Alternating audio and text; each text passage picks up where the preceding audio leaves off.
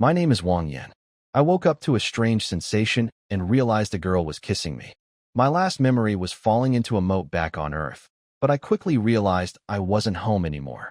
The girl who saved me had real fox ears and a tail, which was definitely not cosplay. As I regained consciousness, a mechanical voice in my head informed me that I had reincarnated into a world called Wall Abyss and was now bound to the Universal Encyclopedia system.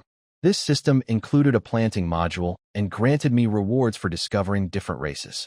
By meeting this fox girl, Ingluo, I unlocked the Fox Clan entry and gained a passive skill called Blessing of the Sun, which makes me stronger and faster in sunlight. Ingluo insisted on taking me to her village because they need men to grow stronger. Although I was hesitant at first, the system explained that this world is a massive vertical wall where dangerous monsters emerge at night. Realizing I wouldn't survive alone on the cliffs, I decided to follow her. She led me to a hidden home on a cliffside where I met her sisters, who are all different types of beast folk. I met Zhuohua, a kind salamander girl who acts as the leader, a mouse girl named Jiji, a cat girl named Huaiwe, and a cold snake girl named Yoli. By interacting with them, I unlocked more entries in my system and gained useful skills like night vision and rapid clotting. Zhuohua invited me to stay with them, and I gratefully accepted. Life here is simple but safe. I discovered that my planting module allows me to grow food at incredible speeds, which will be essential for our survival. I also found a store and a prize draw feature in my system, which gave me helpful items like a Swiss Army knife and salt. Although some of the girls are still skeptical of me, I am determined to use my unique powers to help this small family thrive in this dangerous new world. I followed Ingluo along a treacherous mountain path, with a high wall on one side and a deep drop on the other. Eventually, we reached what looked like a dead end, but she led me through a tiny, hidden gap in the rock. On the other side was a small courtyard and a cave where her family lived. As soon as we arrived, I was swamped by more beast-eared girls. There was Jiji, a small girl from the mouse tribe, and Huaiwe, a graceful cat girl. Then I met Zhuohua, who seemed to be the leader. Unlike the others, she had pink hair and strange, soft horns. My system identified her as part of the salamander tribe. She was very kind and apologized for Ingluo's bluntness. Inside the cave, I also saw Yoli, a sharp-looking snake girl who clearly didn't trust me. I decided to be honest with Zhuohua and explain that I came from another world. While the younger girls were confused or suspicious, Zhuohua believed me. She noticed my fine clothes and realized I had nowhere else to go, so she invited me to stay for dinner and spend the night. While the girls prepared a simple meal of roasted potatoes, I noticed some of their food had sprouted and gone bad. This gave me a chance to test my planting module. I took a spoiled potato and realized I could use the system to grow crops 100 times faster than normal. This meant I could provide an endless supply of food for the group. By observing each girl, I unlocked their profiles in my system: Jiji the mouse, Huaiwe the cat, and Yoli the snake. Each new entry gave me passive skills and unlocked new items in a special shop, like canned beef and tools. I even gained a fast clotting skill from Zhuohua. Although I am still figuring out how to earn points for the more expensive shop items, I feel much more confident about surviving here. I have a roof over my head and a way to help these girls who took me in. By unlocking the Beast Girl profiles, I have gained several practical passive abilities. I now have night vision, increased agility, and the gift of efficient sleep, which lets me fully recharge in just 5 hours. Most impressively, I inherited a blood-clotting skill from Zhuohua, the salamander girl, which allows me to stop bleeding instantly. The system shop also updated with useful items like cotton seeds and iron pots, and even red bricks for building. Dinner was a simple meal of roasted potatoes and dried meat. Despite the lack of seasoning and the meat's strong smell, it was satisfying. Afterward, I watched the girls wash up and relax by the cliffside under the rising moon. The scene was beautiful and peaceful, though it felt surreal to think I was truly in another world. I realized that my growth here depends on meeting more Beast Girl tribes to expand my collection of skills and items.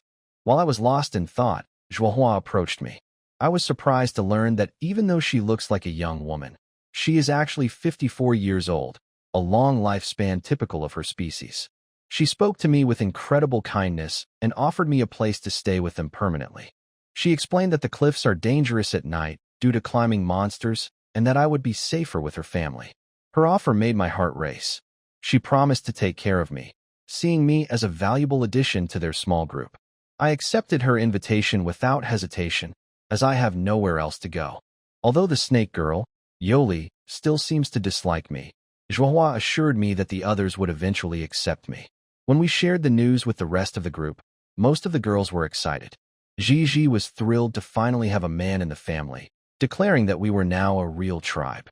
Even Luo, despite being a bit annoyed with me earlier, seemed happy to have me stay.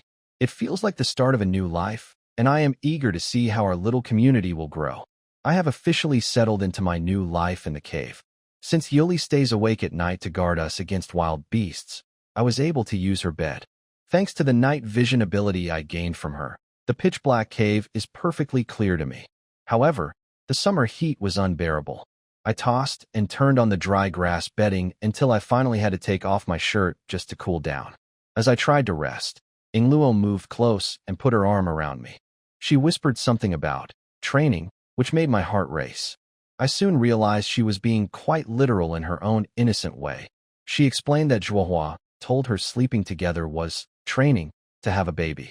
She fell asleep quickly, but between the heat and her closeness, I couldn't sleep at all.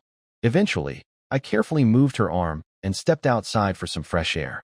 Outside, I ran into Yuli. She watched me with cold, suspicious eyes, and my system even showed her favorability toward me dropping. The atmosphere was incredibly tense, so I sat by the campfire and focused on my system to pass the time. I checked on my crops and realized that with the time acceleration, my potatoes would be ready in less than a day. I also discovered a prize draw feature in the system store. To my surprise, the system granted me a free tin draw beginner's pack. Most of the prizes were basic supplies like summer clothes and energy drinks, but I hit the jackpot with 2 rare items, a Swiss Army knife and a full pound of refined salt. In this primitive world, these are absolute treasures. The knife is a versatile tool for survival, and salt is a luxury that is usually very expensive in the shop. This starter pack arrived at the perfect time, giving me the tools I need to be truly useful to the group.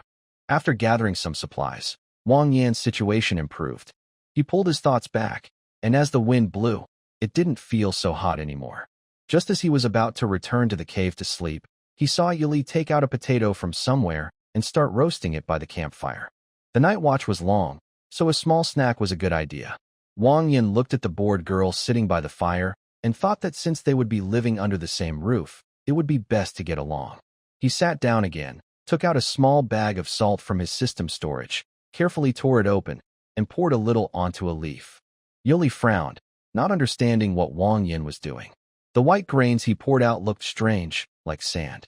Just as she was wondering, Wang Yan looked at her. Holding the leaf, Wang Yan said carefully, "Here, try this. Sprinkle it on the potato, it'll taste really good." Yuli gave a short laugh and said, "You want me to eat sand?" Yuli's favorability -2 in primitive tribes, people usually got salt from animal organs. Salt was extremely rare and valuable, often in the form of large yellowish crystals. No wonder Yuli mistook refined salt for sand. She had never seen anything like it. Seeing her favorability drop again, Wang Yan sighed inwardly. Without explaining much, he dipped his finger into the salt and licked it to show her. Yuli watched curiously. Looking closely, she noticed it did look different from sand. Hesitantly, she dipped her finger in and tasted it.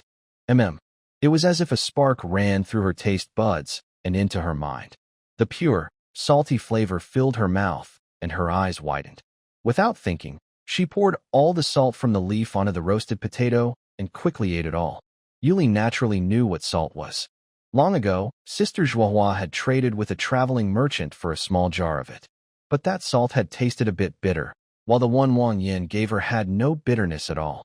After swallowing a few times, Yuli wiped her mouth and quickly asked Wang Yan, "Is this salt? Why isn't it bitter at all?" Wang Yan crossed his arms proudly and explained, "This is the purest kind of salt. See, I told you I wasn't lying." Yuli lowered her head. The salty taste still lingered on her tongue. Even such a simple seasoning could make food taste so much better. She swallowed again, her thoughts drifting. Yuli's affection 7 success. The plan worked. To win someone's heart, you must first win their stomach. And that clearly worked for the Beast Girls too. Yuli's affection had risen again, which was a good start. In fact, the system had also given Wang Yin some ready-made dishes that tasted even better, but he didn't take them out yet. Everything had to be done step by step. Seeing that he had gained some favor, Wang Yin stretched lazily and got ready to return to the cave to sleep. Yingluo was curled up, covered modestly by her large tail. Under Wang Yin's night vision, he could see her clearly. "Don't look, don't look," he muttered to himself. Quietly, he crept back to bed. Though half the night had passed, with the help of his efficient sleep ability, he soon drifted off, ending his first night after crossing into this world. The next morning, Wang Yin was woken by squeaking sounds. The Beast Girls didn't usually eat breakfast, but since it was raining lightly outside, they stayed home instead of going out to work. They sat together under the shelter in the yard, weaving baskets from willow branches. Feeling a bit embarrassed for sleeping in, Wang Yin wanted to help, but he didn't know how. Zhuohua pulled him to sit beside her and patiently taught him how to weave. Though basket weaving wasn't easy, Wang Yin followed Zhuohua's instructions carefully and soon got the hang of it. As he worked, he asked, "Why are you making so many baskets? I saw plenty of empty ones in the cave already." Wang Yin's question didn't surprise Zhuohua. She patiently explained, "Every year, just before winter and again in early spring, traveling merchants visit the tribes to trade. We usually prepare dried fruits in advance to exchange for food to get through the winter.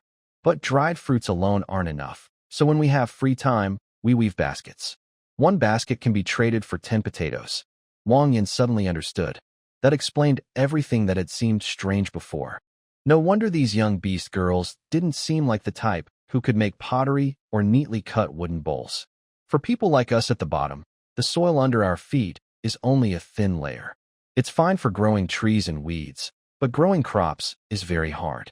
We don't catch much game either, so we mostly rely on trading with merchants for food. You could say our families survive thanks to their help." Zhuohua felt that Wang Yan's knowledge and understanding were greater than hers, so she naturally spoke more openly. Wang Yan listened carefully and fell into thought. So, before winter, merchants would come to buy whatever goods the young Beast Girls could offer, helping them prepare for the food shortage in the cold season. That made sense now. But tonight, he could take out the potatoes stored in the warehouse and share them with everyone. If the harvest was 10 times larger, that meant at least 20 kilograms. No more worrying about food shortages. After spending the whole day weaving baskets with the girls in the shelter, Wang Yin hadn't made much progress, and his hands were sore. Stretching his back, he focused on his farm. The potatoes were fully ripe, 20 kilograms in total, enough to last for quite a while. Each kilogram of potatoes could be exchanged for 1 point, which still felt too little. Wang Yin decided to take them all out. In a primitive society, a person's place in the group depended on how much benefit they could bring, mainly, how much food they could provide. By offering so many potatoes at once, he could surely earn respect among the young Beast Girls. After all, Wang Yin didn't plan to live on plain potatoes every day. With the system's help, he wanted to live comfortably while also helping the girls have enough to eat and wear, building a small group of his own. Without respect and authority, that would be impossible. The light rain was finally easing. The clouds were tinted red, and the sea of clouds looked gray and misty. There was no sign of the cloud whales. Only a few gusts of wind stirred up waves among the clouds. Wang Yin didn't waste any time. He saw that the young Beast Girls were already preparing dinner, and Yuli had just woken up. Acting mysteriously, he called everyone together, leaving them all a bit confused. Huaiwe, looking impatient, flicked her black cat tail. "What is it? Can't you see I'm cooking, meow?" Gigi was already chewing on a piece of dried meat and mumbled with her mouth full. "You called us together, choo-choo. What do you want to say, choo-choo?" Without another word, Wang Yin waved his hand, and suddenly, 20 kilograms of shiny, plump potatoes appeared right in front of him. The sudden pile of potatoes gleamed under the light. For a moment, the Beast Girls thought they were seeing things and just stood there, stunned. Zhuohua rubbed her eyes, her throat a little dry. After confirming she wasn't imagining it, she turned to her sisters, who were all equally shocked. Finally, she asked in disbelief, "Where did all these come from?" Breaking the silence, Wang Yin touched his nose proudly. "This is my special ability. I can create food out of thin air. And this isn't all. I can make more later. Create food. Inglua's eyes widened as she muttered to herself. She had never imagined anyone could make food appear from nothing. It was unbelievable. Unlike her younger sisters, Zhuohua fell into deep thought after hearing his explanation. Creating food from nothing. She had never heard of such a power, not even decades ago when she lived among the upper ranks. Every beastkin could awaken some kind of ability, but none she knew could produce food directly. Judging by Wang Yan's calm expression, it didn't even seem to be his limit. Since she couldn't explain it otherwise, she decided to accept his strange ability as part of his identity as a person from another world. Maybe people from other worlds really did carry a bit of mystery with them. I didn't expect you to have such an ability. Zhuohua had seen much of the world. Although Wang Yan's ability was a bit unbelievable, she quickly accepted the situation. She looked deeply at him, then clapped her hands. Zhuohua's affection 10 all right. Ingluo, Gigi, let's each take some and move all these potatoes inside. Huaiwe, pick a few more, we'll roast extra tonight. She then directed her dazed younger sisters to carry the potatoes into the house, and everyone began to move. Wang Yan didn't realize that his actions had completely changed Zhuohua's thoughts. The ability to create food from nothing was like having a hen that laid golden eggs. Even if he wanted to leave now, Zhuohua would never let him go. At dinner, Wang Yan took out some salt and shared it with the little beast girls. Except for Yoli. Each of them grew 5 points fonder of him. Their relationship improved, making it easier for him to learn more about them later. As she tasted the salty flavor, Zhuohua looked at the clouds resting on the cliff and suddenly said, "Autumn is almost here." Hearing that, little Gigi, her cheeks puffed with food, frowned. It's time to prepare for winter again. I really don't like winter.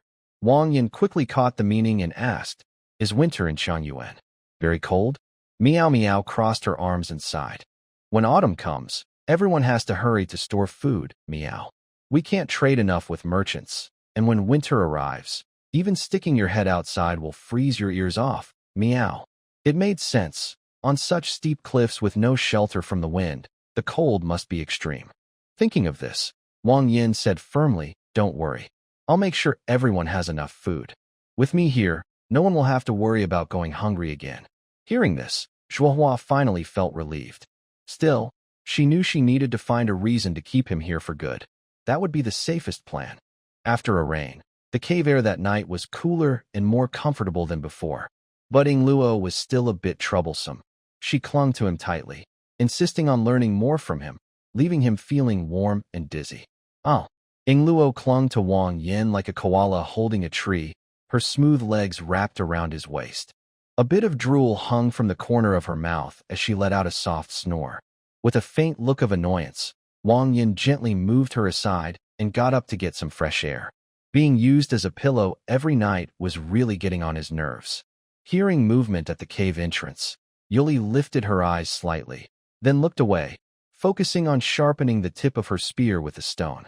The crackling fire cast a dark red glow on her face, making her look both calm and striking. Sitting down slowly, Wang Yan noticed the temperature had dropped compared to the day before. He had already gone through every function of the system, and now, bored, he rested his chin on his hand, staring at the sky above the cliff. The moon was bright. Yuli didn't speak to him, and the moon here looked no different from the one on Earth. Wang Yan gazed blankly at it, lost in thought. Suddenly, a foul smell reached his nose. At first, he thought he was imagining it, but the stench grew stronger, sharp enough to make him frown. He stood up, only to see that Yoli was already on her feet, gripping her spear tightly. Her snake-like eyes gleamed coldly, filled with danger. "Go back into the cave," she said calmly, scanning the surroundings. Wang Yan didn't react right away, but then it hit him. Yoli and the others took turns staying awake at night to guard against wild creatures. Judging by her stance, something was definitely coming. The stench thickened, carrying a hint of decay. 3 creatures, each over a meter tall, climbed up from the cliff. They looked vaguely human but were hairless, their pale skin stretched tight over visible ribs. Their faces were twisted, with long jaws and sharp teeth jutting out, resembling monstrous dogs. On his second night in this strange place, Wang Yin finally faced the danger that came with the darkness. Beasts that climbed the cliffs to attack. Yuli frowned slightly as she looked at the three foul-smelling dog-headed creatures before her. Usually, only one or two appeared at a time. For three to come together was rare, but still manageable. These small dog-headed creatures growled softly, bits of gravel still clinging to their claws. Before they could react, Yuli swung her spear in a wide arc, forcing them back. Get inside the cave. Their blood is poisonous. If it touches you, it'll rot your skin. Don't get in my way. Wang Yin felt uneasy as he looked at the strange, ugly creatures. He nodded quickly, knowing his own limits, and stepped back into the cave. He didn't go too deep, just crouched near the entrance, ready for anything unexpected. Yuli's tall, about 1.75 meters, and her movements were swift and powerful. Against these dog-headed monsters, she clearly had the upper hand. After a few exchanges, all three of them were covered in wounds and couldn't move forward at all. With a dull sound, one of the creatures let out a sharp cry. Yuli had changed her sweeping strike into a sudden, catching it off guard. Her spear pierced through its pale skin, and with a strong motion, she lifted it up and threw it off the cliff. Amazing. Wang Yin stared in awe. Her clean, decisive movements left no room for hesitation. It was clear that only someone with real skill could take on the role of a night guard. After taking down one, Yuli easily handled the remaining two. Her spear flashed again and again, and soon both were defeated and kicked off the cliff. The danger of the night was over. Watching everything, Wang Yin swallowed hard. If it had been him, facing those three creatures would have been a life-or-death struggle. Even with his passive agility skill that improved his dodging, he knew he couldn't have done it without getting hurt. In small settlements like the one the beast folk lived in, attacks from wild creatures usually happened only once a night. So, feeling relieved, Wang Yin returned to the cave. After experiencing such a terrifying attack, he was sure of one thing. He would never want to leave this place again. Today, Wang Yin didn't need Jiji to wake him up. Thanks to his deep sleep, even though he went to bed late, he still woke up at the same time as the young beast girls. Watching them quietly put on their clothes in the morning light was, admittedly, quite a pleasant sight for him. Yesterday, Zhuohua had guessed that autumn was coming soon. She assigned tasks to the others. Ji, Huayu, and Ying Luo were sent to gather wild fruits. As for Wang Yin, he was told to follow Zhuohua, though she didn't say what they were going to do, only that he should come along. The animal hide Zhuohua wore looked a bit tight on her small frame, and her slightly pink skin glowed softly under the sunlight. Wang Yin followed closely behind her. Fortunately, with the blessing of the sun spirit, he could move faster under the sun. Otherwise, he would have had a hard time keeping up. Sister Zhuohua, where are we going? Wang Yin asked curiously. Zhuohua smiled, her large tail curling slightly. Just follow me, and you'll see. Wang Yin didn't quite understand, but continued walking with her. They traveled a long way through the mountains, and by noon, they reached a very secluded clearing. Panting heavily, Wang Yin rested his hands on his knees. Seeing his tired look, Zhuohua smiled gently, helped him sit on a rock, and said softly, "Already tired?" Those few words instantly sparked Wang Yin's determination. He straightened his back, pretending to be full of energy. "Who said I'm tired? I'm fine." Zhuohua didn't tease him further. She stood up and walked toward a small pink tree in the clearing. It didn't look like a cherry blossom tree. Its pink crown looked more like a soft cloud floating above the trunk. Standing on tiptoe, she searched carefully among the branches. After a while, she finally plucked a small fruit, about the size of a cherry, and carefully placed it in her pocket. Then she turned to Wang Yin and said, "All right, let's go." They had walked all this way just to pick one tiny fruit. Why did she even bring him along? Zhuohua's actions were full of mystery, and Wang Yin couldn't figure out what she was really planning. Zhuohua smiled softly, her cheeks slightly flushed.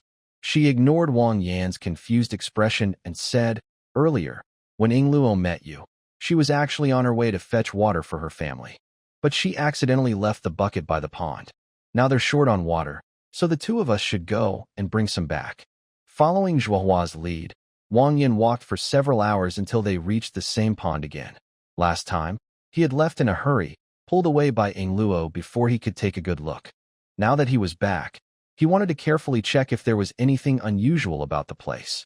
Unfortunately, the pond seemed completely ordinary, just a simple pool of water. Wang Yin couldn't help feeling a bit disappointed. If only it were a portal, he thought. Then I could travel freely between worlds. That would be amazing. Behind him, Zhuohua had already picked up the wooden bucket Ing Luo had left behind, filled it with water, and set it aside. Seeing Wang Yin leaning over the pond, she smiled slightly and popped a freshly picked cherry into her mouth. A sweet fragrance filled the air as she quietly walked up behind him and tapped his shoulder, startling him. You scared me, Zhuohua. How do you walk so quietly? Wang Yin didn't notice anything strange about her. She bent down, her soft pink hair into a ponytail, and said with a gentle smile, Do you remember what I told you before? Come on, let's practice together. A faint pink mist spread around them, making Wang Yin feel a little dizzy. Remembering what had happened with Ing Luo, he assumed Zhuohua just wanted to rest. Zhuohua, maybe not now. It's getting dark. How about later tonight? But Zhuohua didn't seem to be asking for his opinion. She simply leaned forward and gave him a sudden, gentle kiss, leaving Wang Yin completely stunned and flustered. Wait. Humans have many different branches, but overall, it's still very difficult for them to have children with beings like Zhuohua and her kind. They had to rely on some outside help for special assistance. Zhuohua and Wang Yin had traveled a long way to collect a rare fruit called the passion fruit. It wasn't a so-called love potion, but a special fruit that could greatly improve the fertility of beastkin. The fruit was extremely rare. Sometimes a tree might not even bear one. Fortunately, Zhuohua's wide knowledge allowed her to recognize it. Even among the upper ranks, this fruit was highly sought after. Well, it did have a slight energizing effect, but it was mostly used to add a bit of liveliness.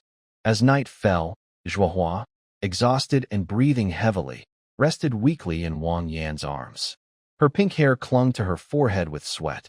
The experience had been overwhelming for her, but it also brought her a new and indescribable sense of joy and closeness she had never felt before. More importantly, a pure and powerful energy had awakened within her, instantly pushing her spiritual salamander veins to the second level, a nearly impossible feat. Beastkin needed to awaken to unlock their special abilities. For the salamander clan, this awakening usually manifested as spiritual salamander veins, which enhanced physical strength and allowed them to absorb salamander energy from the air, somewhat like cultivation on Earth, though in essence, it was still an awakening ability. The spiritual salamander veins were divided into 1, 2, 4, 6, and 8 levels. Awakening even one was difficult, and advancing further was even harder. Zhuohua had always believed she would never reach the second level in her lifetime. But after her close connection with Wang Yin, her entire understanding of the world changed. She was certain that her breakthrough was because of Wang Yin. More precisely, because of his energy. Thinking of this, her already flushed cheeks grew even redder. Wang Yin placed his hand gently on her waist, silent for a while before speaking softly. Zhuohua, shall we go home? But I still feel a little sore. Let's rest a bit longer. Wang Yin sat up, gently brushing her long hair and holding her close. It'll be dark soon. If we go back too late, Ing Luo and the others will worry. It's my fault for not being careful. Let me carry you back. Zhuohua murmured softly, her voice as light as a mosquito's buzz, and buried her head in Wang Yan's arms. After holding her for a while, Wang Yin finally carried her on his back and left the pool. Zhuohua affection 25. He thought it would be impossible to bring the water back like this, but Wang Yin simply opened his system storage and put all 4 wooden buckets inside. This surprised Zhuohua once again. Although Wang Yin was still unfamiliar with the path, Zhuohua, resting on his back, helped him find the way. They managed to return home before the sky turned completely dark. Before they reached the narrow entrance of the house, Zhuohua said, Wang Yin, you can put me down now. It doesn't hurt that much anymore. With the regeneration ability of her kind, even serious injuries could heal quickly, let alone a small one. In truth, she had long recovered. She just wanted Wang Yin to carry her a bit longer. Wang Yin understood her meaning right away. It wouldn't look good if his younger sisters saw them like this, so he quickly put her down, and the two went home together. From that day on, Wang Yin lived a rather peaceful and pleasant life. He had settled comfortably among the young beast girls, didn't have to do any chores, and was often invited by Zhuohua to go out and explore for various reasons. Apart from the simple food and lodging, his days were quite enjoyable. One morning, as usual, the young beast girls went out to gather wild fruits and vegetables. Wang Yin stayed at home, where Zhuohua asked him to help her with some tasks that were a bit hard to describe but completely harmless.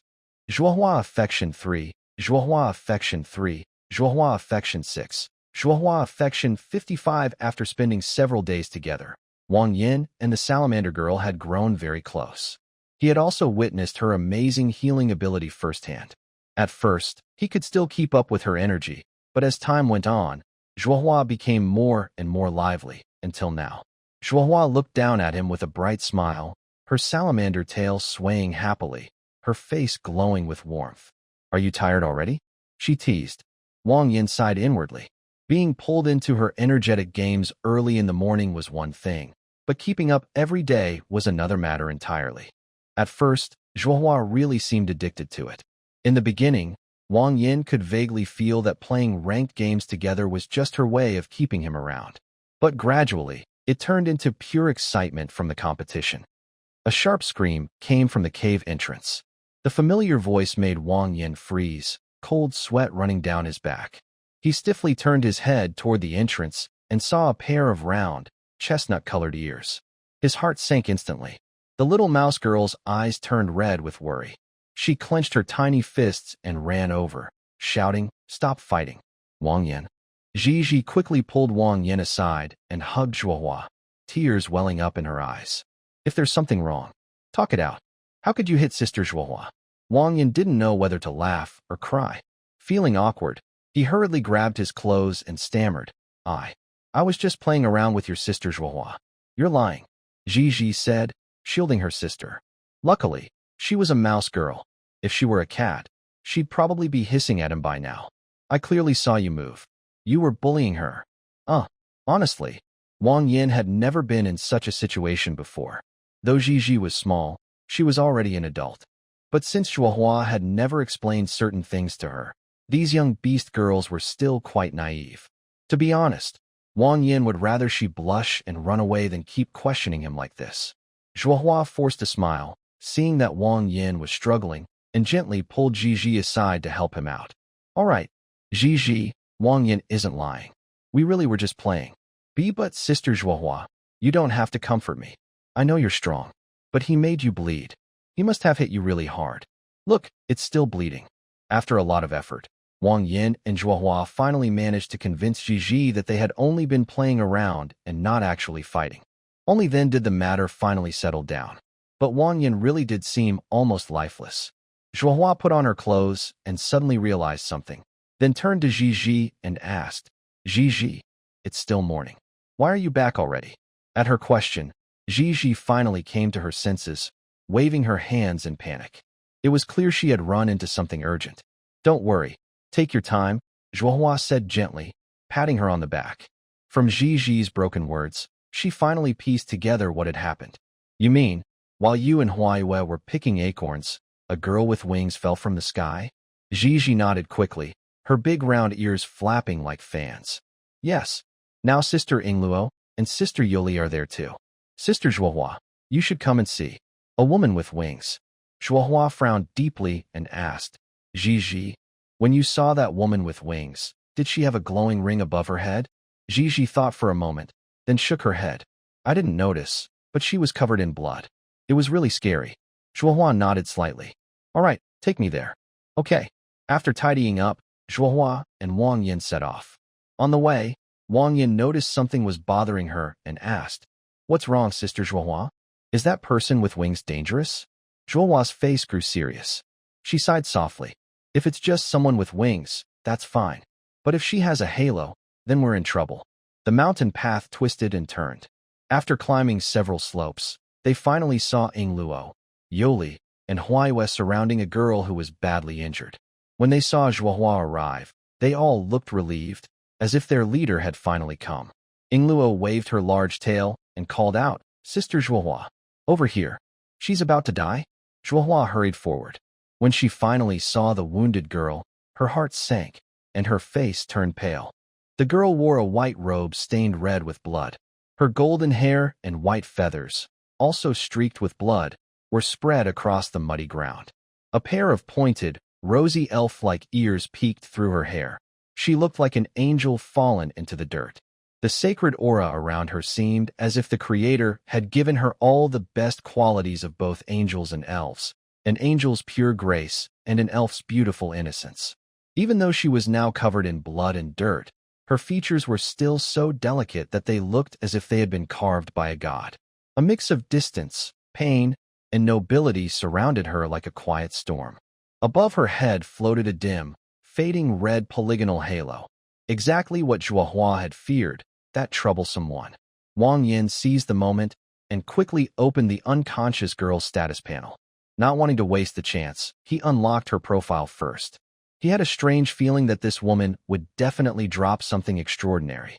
Mishra Delia, Sky Elf Tribe Age, 763 Affection, -100 Talent. Elf Aura, Bound Permission, Soldier, Specialties, Super Intelligence, Social Expert, Wings of the Sky Elf, Machine Control Core, Ding Sky Elf Tribe Profile Unlocked, Passive Skill Gained. Machine Control Core. New items unlocked. Store updated. For a moment, Wang Yan's mind went blank. He staggered back a few steps as a strange feeling filled his head, as if he had suddenly formed a faint connection with something unknown. What on earth is this passive skill? He muttered, tapping his head and steadying himself. Just then, Zhuohua stepped forward, pushing the others urgently while speaking in a low, tense voice. Move. We need to get out of here before we get into trouble. This one is not someone we can handle. The young beast girls didn't understand why Zhuohua was reacting so strongly, almost as if she were avoiding a deadly plague. She was usually the kindest among them. So why would someone as gentle as Zhuohua want to leave this wounded girl behind? Help! A faint, trembling voice broke the silence, leaving everyone frozen in place. Help me! Zhuohua slowly turned her head back, confirming that it was the elf speaking. She initially wanted to ignore her, but the girl spoke again. I promise. The Million group won't retaliate against you. I will show enough sincerity to repay you. Don't. Go. The elf seemed to have used all her strength and finally fainted. Sky elves live in the very upper layers of the world. They hate all lower creatures. However, Delia knew that if she still clung to her so-called pride, she might really die. That's why she desperately begged Zhuohua to save her. Fortunately, Delia's desperate plea worked. Zhuohua stopped and carefully considered her words. In the end, she let out a long sigh and said to everyone, Yuli, carry her back. Everyone was surprised by this. They understood Zhuohua's meaning. They hurriedly helped the girl up from the ground, had Yuli carry her, and quickly moved her back home. At this moment, Wang Yin couldn't understand what was happening. He asked Zhuohua, Zhuohua, who is this woman? Zhuohua looked at him calmly and explained, the Sky Elf Malira. A very proud race. They hate all lower beings. In the upper layers, their reputation is terrible. From what little she said, Wang Yin could tell that Zhuohua was from the upper layers and had seen a lot. He finally understood why his status bar's favorability was -100 earlier. It's because they are like the Sky Dragon people, which made sense. He continued to ask, what is this Million she mentioned? Hearing this, Zhuohua's expression became serious. Malira is a group of iron lumps that imitate her appearance. I am most wary of these. If we rescue this woman without understanding, and she doesn't appreciate it, she might call those iron lumps. Then, our whole family will be in trouble. But since she asked us for help herself and even offered a reward, we can consider it. Although Malira's reputation in the upper layers is a bit bad, they are still reliable when it comes to trustworthiness. Let's just think of her as a fat sheep we're saving. Being able to control a mechanical body, with a control range of no more than 5,000 meters. Wang Yin looked at the machine control center on the status bar in front of him, and his mouth twitched slightly. What is this? Mechanical bodies are here? Is this all so abstract? He thought he had traveled to a traditional medieval fantasy world with swords and magic, but now it seems a bit far-fetched. Mechanical bodies too? Looking at the small beast girls covered in animal pelts, isn't the gap a bit too big? Mechanical or not, in this situation, whether we can survive the winter is already a problem, let alone making mechanical bodies. Isn't that just a waste of the number of copies? The passive effect was completely useless, so Wang Yin turned his attention to the new items in the shop. Sunlight fruit seeds. 1,200 points. Unbelievable. Another money-burning item. Selling seeds for 1,200 points. What good things could grow from these? He checked his balance. Although he had been frugally harvesting potatoes these days, the little beast girl's appetites kept growing. Xiao Zizi, for example, could eat 5 roasted potatoes in one meal. Earning points was as slow as a turtle, which was maddening. In the end, all his thoughts turned into a long sigh. Basically, he was just too poor. If he had been reborn at the top level, he wouldn't have these worries. The group temporarily placed the blonde to bed. Her injuries weren't too serious. Her bleeding had stopped long ago. Maybe she fainted from blood loss. Zhuahua removed her clothes and simply washed her up, but her blood-stained wings were hard to clean. It took a lot of effort to finish cleaning them. To prevent infection, Wang Yin specially boiled a large pot of water. Without a towel, he had to use his hoodie instead. Honestly, he was reluctant to part with his clothes. He had brought only a hoodie from Earth, a pair of underwear, a pair of jeans, and a phone. The phone had long since run out of battery. The clothes he was wearing were part of the polyester fiber outfit issued by the system, which he rotated with. But he didn't like wearing the system-issued clothes. They were uncomfortable. Many people are familiar with this polyester fiber, but they don't know what it actually is. Just look at your school uniform to find out. In the end, Wang Yin used a system-issued military knife to activate the scissors function, cutting off the hood of his hoodie. He boiled it 3 times in hot water, then tore it into a towel to clean his wound. Since there were no suitable medicines available, he had to do this to prevent infection. The elf girl said she would offer a generous reward, so it definitely wouldn't be something ordinary. Wang Yin couldn't let her die just like that. He remembered her saying she wouldn't let Million attack herself, and combined with Zhuohua's mention of a metal lump, which suggested that Million was a mechanical creation made by this group of chickens. If he could get her to send him a machine girl, which man wouldn't want to own his own machine girl? So, Dilia settled in with the little beast girls. But for some reason, the elf girl remained unconscious. She didn't need to eat or drink, just lying on the bed like a corpse. If Wang Yin didn't occasionally check her breathing, he might have thought she was already dead. But that was actually good, saving him the trouble of feeding her. He only needed to turn her over now and then. However, these days, Wang Yin felt a bit strained. The sleeping space was already tight, and with a patient lying there, everyone had to squeeze to sleep. For some reason, Zhuohua also shifted her position, so now Zhuohua was leaning against the wall. Wang Yin was close to Zhuohua, and Yingluo was close to Wang Yin. At night, both of them would cling to him, asking him to sleep with them. But Yingluo was fake, and Zhuohua was real. Her small hands often acted mischievously, grabbing Wang Yin from time to time, making it quite difficult to handle. It's been 10 days since Wang Yin arrived in this world. He finally adapted and accumulated enough 100 points. Without hesitation, he activated the second plot of land. Currently, many places lack points, and the only way to earn points is by improving efficiency. One plot produces 20 kilograms of potatoes a day. 2 plots produce 40 kilograms. Since each potato is worth 1 point, he earns 40 points daily, double what he used to get. Currently, the most urgent task is to increase the speed of earning points. This means mainly cultivating land, while also paying attention to other plants to see if they can be transplanted into the system. The goal is to replace potatoes with higher yield crops. That day, Wang Yin, wanting to get familiar with the environment, specifically asked Yingluo to take him to the wild outdoors. He wanted to see if he could find any familiar wild vegetables to transplant into the farmland. Unfortunately, the system's farmland seemed to have very strict restrictions. Many common wildflowers and grasses could not be transplanted. After a whole morning, he didn't find a single plant that the system would accept. This made Wang Yin quite frustrated. "Why are you picking wildflowers and grasses all morning, Wang Yin?" Yingluo asked. To Yingluo, Wang Yin's behavior seemed a bit strange, almost like he was acting nervously. Wang Yin didn't explain much, just said he wanted to see what was edible and pick some wild vegetables. Yingluo's fox ears twitched, and she clapped her hands, suddenly understanding. "Oh, so you want to pick wild vegetables? You should have told me earlier. Today, we're out to pick wild fruits. If you want wild vegetables, I can take you to find some. She then tried to lead Wang Yin to a place where wild vegetables grow. Honestly, Wang Yin didn't recognize many wild vegetables himself and needed Ying Luo to point them out one by one. He managed to dig up a few edible wild plants, hoping to see if they could be transplanted into the system. Unfortunately, even if they were edible, they were basically wild grasses. It seemed the system's rules were very strict. Wang Yin could only sigh helplessly. Finding suitable crops was extremely difficult. After all, many vegetables and fruits started as wild grasses. People select from many plants, then spend hundreds or even thousands of years domesticated them, eventually transforming them into what we see today. He shook his head lightly and gave up on this idea. It was more practical to buy seeds from the store.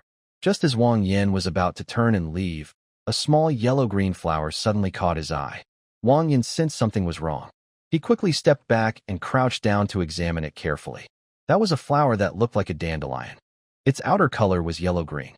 Small white flowers with pointed tips formed a radiating pattern around a tiny round ball, just like a dandelion that wouldn't be blown away by the wind. It looked very ordinary, so much so that you might accidentally step on it. However, at this moment, Wang Yin was lying on the ground, eyes wide open, breathing a little unevenly. He had only seen this kind of thing in some online videos. If his guess was correct, thinking of this, Wang Yin tremblingly reached out his hand, trying to add it to his farm. Ginseng is warm in nature and highly nourishing, known as the king of herbs. Legend says that 1,000-year-old ginseng can even help a dying person hold on for a little longer. But of course, this is just a legend. Wang Yin panted heavily, staring fixedly at the small yellow-green flower. His heart was pounding fast. Although he couldn't recognize some rare medicinal herbs, ginseng is a common topic in many online marketing videos. Even if he didn't study pharmacology in detail, he could roughly identify it. When his palm touched the small yellow-green flower, it was instantly absorbed into his system farm without any resistance. Wang Yin was shocked inside, but then felt ecstatic. It worked. He really managed to add it. Without hesitation, he opened his farm. He clearly saw that the ginseng had already been planted quietly in the empty farmland. Yes, it really works. For special crops like ginseng, the farm has its own unique rules. Just by looking at it, Wang Yin understood these rules completely. As a rare medicinal herb, ginseng doesn't grow like typical crops with obvious planting, flowering, and fruiting stages. Instead, it keeps aging over the years. The one in his farm was 134 years old, with a substantial weight. Its price had already reached 1,340 points. It seemed that this type of ginseng increased in value by 10 points for each year of growth. Using a 100-fold growth rate, 1 year could make this ginseng grow by 100 years, which would be worth 1,000 points. Although this increase might seem small over a year, and perhaps not very cost-effective, Wang Yin couldn't guarantee that after surpassing certain ages, the value of the medicinal herb would change dramatically. Modern medical research shows that ginseng typically lives up to about 200 years. The idea of a 1,000-year-old ginseng doesn't really exist. In fact, ginseng that is 200 years old has more medical value and produces better effects. It's not just a little bit better than 100-year-old ginseng. But I'm getting a bit off topic. Wang Yin didn't really want to plant this ginseng. Right now, it looks like this ginseng is just a gift with a lot of points, about 1,300 points, enough for him to exchange for many things. This also reminded him of the farm's extra uses. He didn't have time to grow ginseng himself. Exchanging points directly was more cost-effective.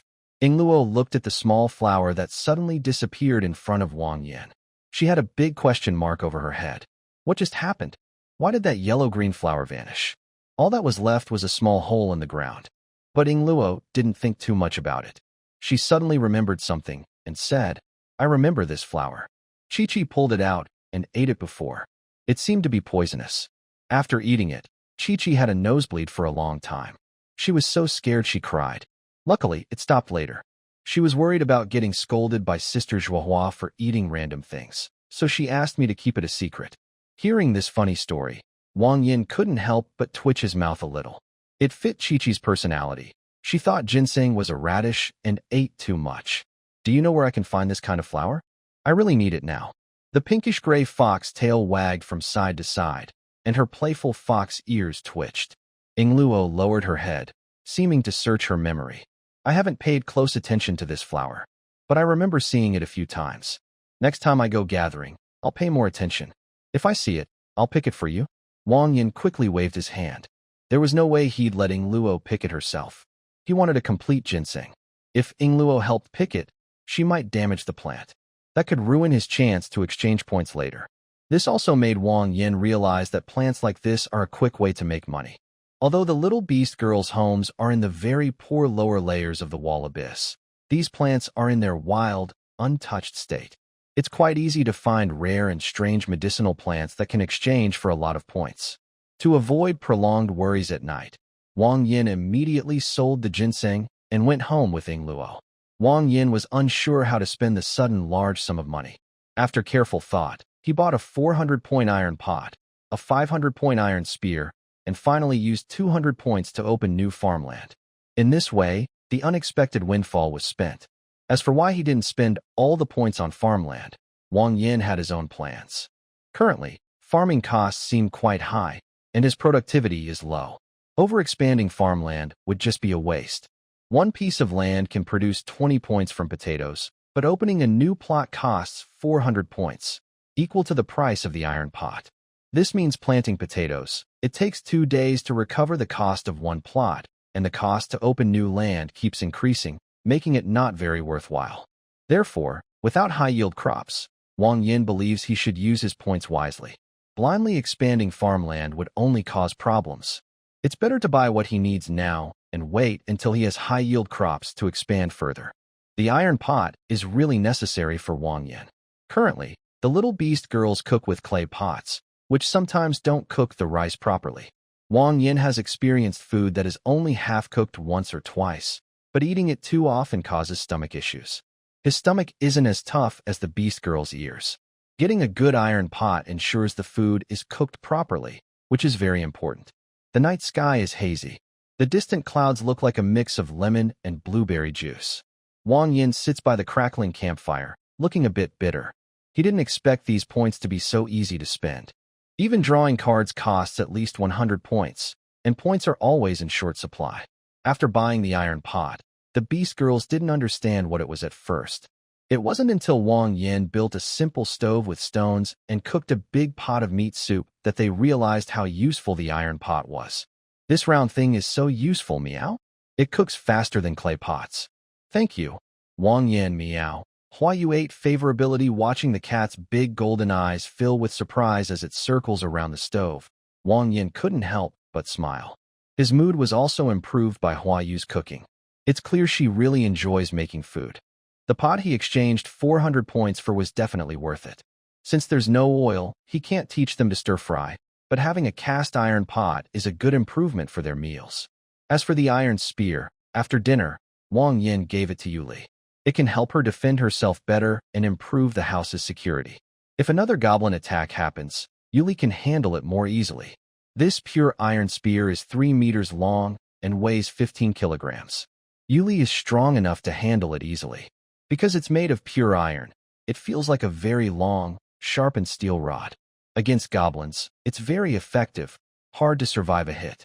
Yuli took the heavy spear, and her usually serious face showed a rare hint of warmth. She looked very happy with the weapon. She slowly looked up and asked carefully, "Is this a gift for me?" Wang Yin nodded confidently and patted her shoulder. "Yes. With this, you don't need to worry about beast attacks anymore. Do you want to try it out somewhere?" Yuli shook her head gently, and a faint, almost shy smile appeared on her face. "No need. I like this weapon very much." Yuli 10 favorability well. Buying 2 items to improve life quality unexpectedly increased her favorability. Sigh, subtle flirting is the most deadly. After earning a large sum of points, Wang Yin recently started going out to gather resources. Although he doesn't know much about herbs, he tries everything strange and new. This has helped him find many herbs, earning over 6,000 points in a week. This is also a learning process. By adding herbs into the system, he can see detailed information about them, like Dendrobium, Polygonum multiflorum, and Panax nodoginseng. This also improves Wang Yin's knowledge of medicine. Over the past few days, the blonde fairy lying on the bed showed no signs of waking. If Wang Yin hadn't occasionally checked her breathing, he might have thought she had died in her sleep. For now, he decided to leave her on the bed. He would feed her some meat soup each day to keep her alive and not worry about her. Wang Yin had more important things to do at the moment. The fourth and fifth plots of farmland needed 400 and 800 points each. After several days of saving, Wang Yin had accumulated 7,000 points. He spent 1,200 points to expand the farmland to 5 plots. The remaining 5,800 points would be used to improve his family's living conditions. Honestly, there aren't many items in the shop that can really improve life quality. Most of the upgrades come from unlocking new tools through lucky draws. Wang Yin first spent 300 points to buy cotton seeds. With these, he could make a simple spindle to produce cotton thread. He remembered seeing his grandmother use a spindle when he was a child. It was quite easy to make, but he wasn't sure how to weave. Still, he believed he could figure it out. First, he needed to produce cotton thread. Maybe later, he could get a textile machine from a lucky draw. Even if he couldn't weave, the cotton thread could be used to tie things or sew clothes, which is much better than using grass ropes. As for other items, Wang Yin didn't plan to buy them now. The 4,500-point Heavenly Cauldron core probably wouldn't be useful yet, so he decided to save his points for lucky draws and stock up the shop with goods. Right now, opening land doesn't seem worth it because the returns are very low, just a potato, and he doesn't know when he'll break even. Lucky draws are more valuable. They can unlock new items and sometimes give useful supplies, like clothes or military knives. He wondered if he could get a firearm. If he did, he could finish the game quickly. He spent 3,000 points on 30 draws and received 5 purple quality items: a quilt, a set of warm cotton clothes, a bottle of medical alcohol, a bag of cement, and a knowledge capsule whose purpose he didn't understand. Wang Yin nodded. Most of the items were very practical daily supplies. Aside from the mysterious knowledge capsule that seemed useless, the rest were mostly various vegetables and fruits. However, the system wouldn't let him exploit this bug. Crops obtained from the system's lottery couldn't be planted. That's a bit disappointing. The remaining items included some pre-made canned foods and drinks, modern industrial products. He could occasionally give these to the little beast girls to improve their meals and increase their goodwill. As for unlocking items, he unlocked 4 essential goods: cement 500 points per bag, iron axe 600 points, leather armor 500 points, soap 300 points per bar now. The shop had unlocked basic building materials like cement and red bricks, so he could try building simple structures. For example, constructing a brick wall with a door and windows at the cave entrance. Currently, only one side was covered with leather, which was fine in autumn, but winter would be a big problem. But there was no rush. Wang Yin still had 1,800 points left. His initial salt supply was almost gone, so he spent 1,000 points to buy a set of seasoning packs. Besides a 300-gram bag of salt, it included soy sauce, vinegar, a small packet of MSG, and a small barrel of cooking oil. Overall, spending 1,000 points for so many items was quite worthwhile. After more than half a month of saving, only 800 points remained. Wang Yin shook his head lightly. He was just getting started. Even the little beast girls were satisfied, but he still wasn't fully content. So, he quickly set out again with Ying Luo, continuing to search for herbs. When Ying Luo learned that Wang Yan's delicious foods were all made from strange flowers and herbs, she seemed enchanted and lost interest in foraging for wild vegetables and fruits. Instead, she focused entirely on helping Wang Yin find medicinal herbs, which made Wang Yin both amused and a bit helpless. The fluffy fox tail wagged left and right. The big fox licked its lips and, bending over, stared intently at a patch of grass, as if trying to see something. Herbs. Herbs. Where are they? Wang Yin thought the big fox looked quite cute in this state. He stepped forward and gently patted her back, explaining, "Finding herbs isn't so easy.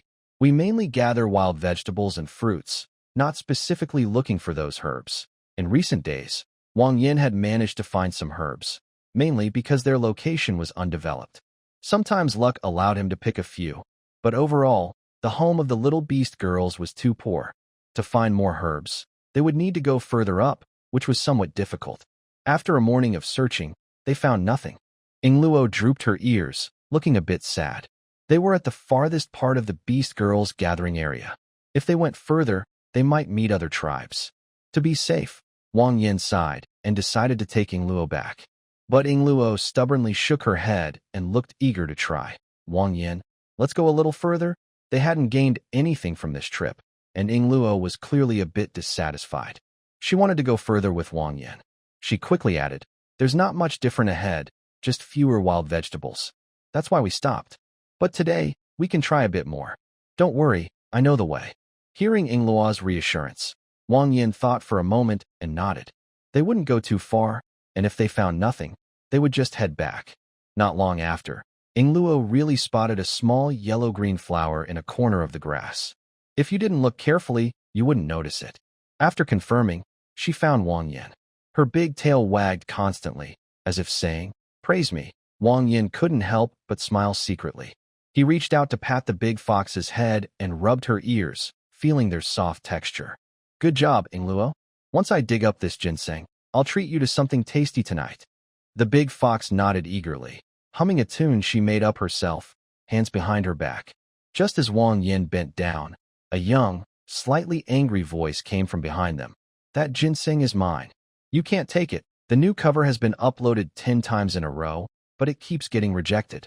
I think there might be a problem with the account, so I'm considering changing to a new one to post again. Wang Yinming suddenly stood up and turned around alertly. To his surprise, he saw 2 small children standing in front of him. These little kids had familiar features, big round ears and tiny tails behind their backs. They looked like little mice. The 2 mice were one behind the other. They weren't tall, about 1 meter each. They wore rough cloth clothes, but they looked much better than Yingluo's animal hide outfit. The brown-haired little mouse in front looked angry, with her face flushed. She held a small shovel. Behind her was a long-haired brown mouse who looked scared but still gathered courage to scold Wang Yinming. That herb was mine first. I just went home to get my shovel. You're not allowed to take it. Wang Yinming looked at the 2 mice glaring at him and checked his status bar for information. Hey Tanghua Little Biscuit Mouse Clan Age. 11 Favorability. -30 Talent. Not awakened skills. Basic mining, gluttony, resilience. Hey Tanghua Little Cake Mouse Clan Age. 11 Favorability. -30 Talent. Not awakened skills. Basic mining, cheerfulness, sharp eyesight. Little Biscuit and Little Cake? Besides their small size, their faces flushed with anger, they looked terrified of him. But their bravado was kind of cute. However, this ginseng root was a huge treasure for Wang Yinming. Just because the other side was 2 kids didn't mean he would give in easily. If these little mice insisted on glaring at him, Wang Yinming didn't mind playing a game of rock, paper, scissors, only with rock and paper. The short-haired mouse in front, seeing Wang Yinming ignoring them, gathered her courage and shouted at him, her voice trembling. You, stop. Don't touch my herb anymore, or I will. Wang Yinming heard Biscuit threaten him. He gently raised his eyes and said calmly, what are you going to do? Upon being frightened by Wang Yin, the 2 little mice squealed loudly and started crying. The mouse in front, holding a small shovel, immediately knelt on the ground, crying as she said, Big brother, please don't dig anymore. This is grass I want to take to save my mom. Our mom is going to die. I want to use this ginseng to make soup for her. Seeing her older sister kneel and cry loudly, the younger sister, who was already timid, sat down on the ground and also started crying. The 2 mice's loud sobs were deafening, which made Wang Yin pause in surprise. Stop crying, Wang Yin shouted, and instantly the 2 mice shut up. From the short-haired mouse's words, he learned that these 2 little mice had a mother who was somewhere unknown. He frowned and turned to ask Yingluo.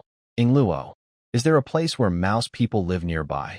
Yingluo was also confused for a moment and shook her head. I've never seen one. The closest place to us is a human village, but it's a day and a half away to get there. That's strange, Wang Yin muttered to himself. Then he looked at the 2 trembling little mice and said, I'll ask questions, you answer. If you lie, I'll beat you. Understand? The 2 little mice hugged each other in fear. They answered whatever Wang Yin asked, not daring to lie at all. After some questioning, Wang Yin finally understood what was going on. It turned out that besides their mother, there was a very young mouse who hadn't been weaned yet, and they had escaped from a faraway place called Mouse Potato City. Mouse Potato City? Escaping from danger? Wang Yin caught on to these key words and asked Yingluo about it. But Luo knew nothing, so she asked Little Biscuit again. However, Little Biscuit's answer was a bit vague. Because of the child's innocence, her words weren't very clear. All Wang Yin learned was that Mouse Potato City had been invaded by outsiders, and their mother had led the 3 little mice to escape here. Wang Yin thought for a moment and then said to the 2 little mice, "I'll give you this ginseng, but you have to take me to see where you're living now. If you try to lie to me, I will definitely give you a good beating." The Little Biscuit was stunned for a second, then quickly thanked him and ran back toward the ginseng, carefully digging it up with the shovel. Regarding the little mouse girl, called Little Cake, although she stopped crying, she couldn't speak when asked questions. If she hadn't just been crying loudly, Wang Yin might have thought she was a little mute. After a moment, Little Biscuit carefully dug out a small ginseng root. Honestly, this ginseng wasn't very big, probably less than 100 years old. If it was just 2 mice trying to help their mother recover, Wang Yin didn't mind giving it to them. However, it was important to find out where this new neighbor lived. So, Wang Yin followed the 2 mice to a quiet corner. At first, he wondered if they had led him to a trap, but then he saw Little Biscuit lying down by a bush, pulling it aside to reveal a narrow hole. Turning to Wang Yin, she said, "Big brother and sister, the entrance is inside. Let's go in." Wang Yin was cautious and didn't let Luo go inside. He whispered a few words to her, telling her to call Zhuahua for help if he didn't come out soon. They crawled into the hole, which was a small, simple cave. It was clean, with some items neatly arranged in the corner, a simple wooden table and chairs, and a straw bed. As the 2 mice said, on the straw bed lay a very weak mouse lady, holding a tiny mouse baby wrapped in a blanket. Seeing strangers suddenly in her home, she nervously sat up. "Little Biscuit, Little Cake, who is this?" Little Cake quickly hid in her mother's arms. Little Biscuit explained about the ginseng, but the mother looked worried. Their family was fleeing and chose this hidden place to avoid being found. Now, they had been spotted. She didn't know if Wang Yin was good or bad. If he had bad intentions, her family would be in danger. After confirming there was no danger, Wang Yin called out to Luo outside the hole and told her to come in. Inside, only a small torch cast faint light, making it hard to see anything clearly. Wang Yin looked up and carefully checked the status bar of the mouse mother to gather some information. Begonia flowers and ginkgo mouse tribe age, 24 liking, -10 talent, not awakened skills, basic cooking, sharp hearing, hunger endurance overall, there is nothing suspicious. Wang Yin nodded gently, confirming that the Little Biscuit was not lying. The mouse mother indeed looked very sick, almost to the point of death. It was just a ginseng root, which he decided to give to her. "Wang Yin, maybe we should leave quickly. It's getting late, and if we stay longer, it will be almost dark." Wang Yin shook his head. Going back now is a bit risky. To be safe, he decided to stay here for one more night. The mouse mother, Ginkgo, protected her 2 little mice behind her and stared intently at Wang Yin, testing him. "Our family is very poor, just these few things. You can take what you need, sir." This made Wang Yin feel a bit annoyed. Does he really look like a thief? "I'm not here to steal. Your family is too poor for us to want anything. But we need to stay here tonight. Would your wife mind?" Ginkgo nervously waved her hands, her face turning pale. No. She wouldn't mind. "You two can stay here, as long as you don't cause us trouble." Wang Yin felt a bit helpless and rubbed his forehead. He was tired of dealing with Ginkgo. "Wang Yin, if we stay here for one night, will Sister Zhuahua and the others worry?" The big fox held Wang Yin's hand, clearly worried. Wang Yin thought about it too, but he could only shake his head. "No use worrying. To be safe, we can only stay here for one night. Tomorrow morning, we'll get up early and leave quickly." He and Luo had come out to pick wild vegetables. When they saw strangers approaching, Wang Yin naturally wanted to find out who they were.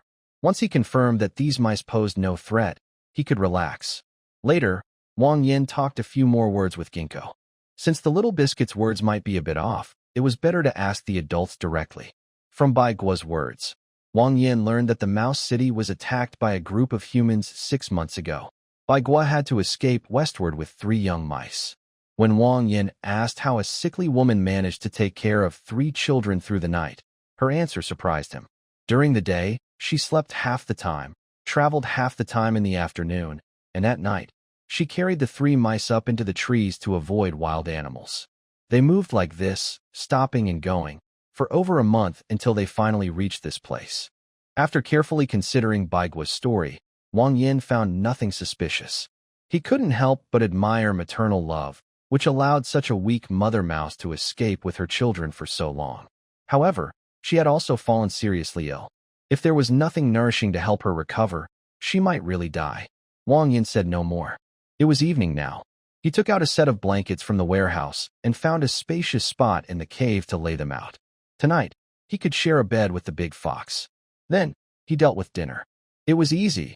He had a lot of prepared food and canned goods from previous lucky draws.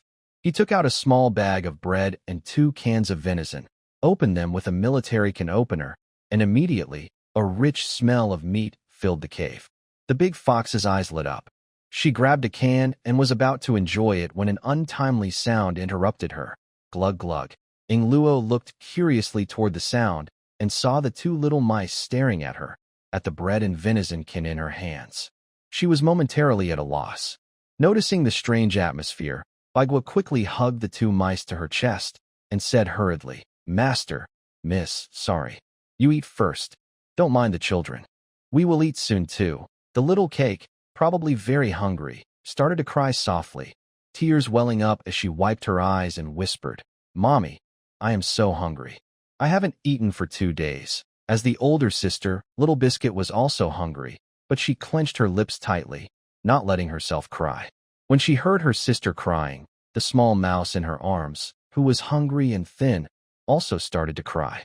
Baigua didn't know what to do and quickly stroked the heads of the 2 children, placing the small mouse into Xiao Bingan's arms, and said to the little mice, "Don't cry, don't cry. Mom will go outside to find some food for you." Seeing this scene, Ing Luo drooped her ears and suddenly felt that the delicious canned food didn't taste so good anymore.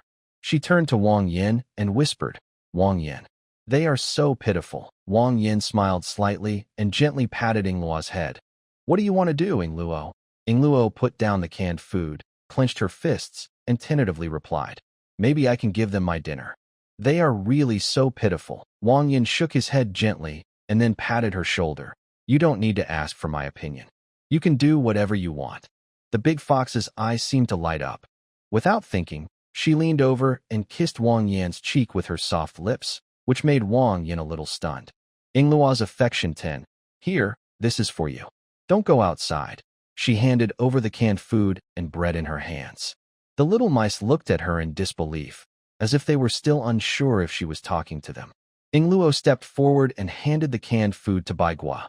"This is for you. It's almost evening now, so don't go outside anymore." Baigua didn't seem very happy. Instead, she instinctively looked confused and pushed the food back. "No, this can't be. Take it back quickly. Outside. Outside there are plenty of wild vegetables. We have food." Baigua, due to long-term illness, had lost the ability to go out and find food. Even walking was difficult. The family relied on the 2 small mice to pick some wild fruits to survive. But wild fruits weren't that plentiful. Otherwise, they wouldn't have gone several days without eating. Because of malnutrition, the small mice, still in their infancy, had even lost the strength to cry from hunger. How could there be enough food? Wang Yin quietly watched this scene. He wasn't lacking food himself. With the farm, his supplies were unlimited. He was happy to give to a family on the verge of collapse. After all, exchanging some food for their sympathy and emotional support was quite satisfying. He was quite happy that his girl was kind and a bit naive. Ing Luo did not ask Wang Yin to bring food to share with the family, but carefully asked if he could give her his dinner. At that moment, he suddenly realized how much he liked this kind and slightly silly fox. "Fool, give her your dinner." "What are you eating?" Ing Luo shyly scratched her head and smiled shyly, saying, "Before Wang Yin came, we often couldn't afford to eat. I can skip a meal, no problem, hee." Wang Yin helplessly shook his head. This silly fox was really hard to deal with. He took out a few cans of food from the warehouse, and even a bottle of milk, placing them on the ground. "Take these." Baigua looked at the beautifully packaged food on the ground, especially the bottle of milk, and finally tears burst out. She no longer refused but pulled the 2 children along, bowing repeatedly to Wang Yin and Ing Luo. Baigua finally let the children have a full meal. The sweet milk was held close to her warm chest. She then asked Wang Yin to help open it, and fed it to the little mouse in her arms. The rich aroma of meat made the small biscuits and cakes, which had been hungry for days, feel very satisfying. She wanted to eat more out of greed, but was stopped by Bai Gua, who didn't want the two mice to overeat and make their stomachs hurt. Ingluo watched the scene in front of her, her eyes shining as if filled with light. Her grayish plush fox tail wagged happily, showing her joy inside. But without dinner, her stomach was still hungry. Wang Yin reached out and put his arm around her shoulder, teasing, "Are you hungry?" The big fox lifted her head proudly, trying to act tough. But after a busy day, how could she not be hungry? Her stomach suddenly growled loudly, making Ingluo lower her fox ears in embarrassment. Hee, of course, his silly girl deserved to be spoiled. Wang Yin couldn't let the big fox go hungry. He took out a piece of bread and a can of meat stew from the warehouse. Ingluo's big eyes sparkled like little stars. She once again hugged Wang Yin's neck and kissed his cheek, making him feel a bit shy. That silly fox. Where did she even learn that? After a full meal, Little Biscuit carefully placed the leftover food in the corner of the cave, then wrapped the ginseng in a piece of cloth. Since they couldn't make a fire inside, she would have to wait until morning to cook soup for her mother outside. She had once seen that the nobles of Mouse Potato City loved this kind of soup. With it, her mother would surely get better. After tidying up, and with Wang Yan's permission, Baigua put out the torch and blocked the entrance with a large stone. Then the two little mice, barefoot, climbed onto the bed, placing the smallest one near the pillow. They nestled close together, and the little family of four slowly drifted into sleep. It was their first full meal since escaping from Mouse Potato City. The lingering taste of good food made Little Biscuit and Little Cake smile even in their dreams, as if they were still enjoying another feast. Wang Yin also pulled Ingluo into the blanket. The soft bedding felt 100 times more comfortable than straw mats or animal hides. As soon as she lay down, Ingluo almost fell asleep from the comfort, but she held on, wanting to stay close to him. She wrapped her arms gently around his neck, and the two of them lay very close. Wang Yin could clearly hear Ingluo's breathing, warm and steady against his cheek, making his heart race a little. Without thinking, Wang Yin leaned forward and gently touched her lips with his. The big fox didn't quite understand what he was doing, but her heart beat faster, and she found herself liking the warmth of the moment. Perhaps by instinct, Ingluo responded softly, and their gentle kiss deepened naturally, just like the first time they met, when he had given her artificial respiration. When the kiss finally ended, Ingluo hid her face against his neck, breathing quickly. Their hearts seemed to beat in the same rhythm. They didn't speak a word, only shared a quiet, tender moment. Ingluo knew she had come to treasure this feeling.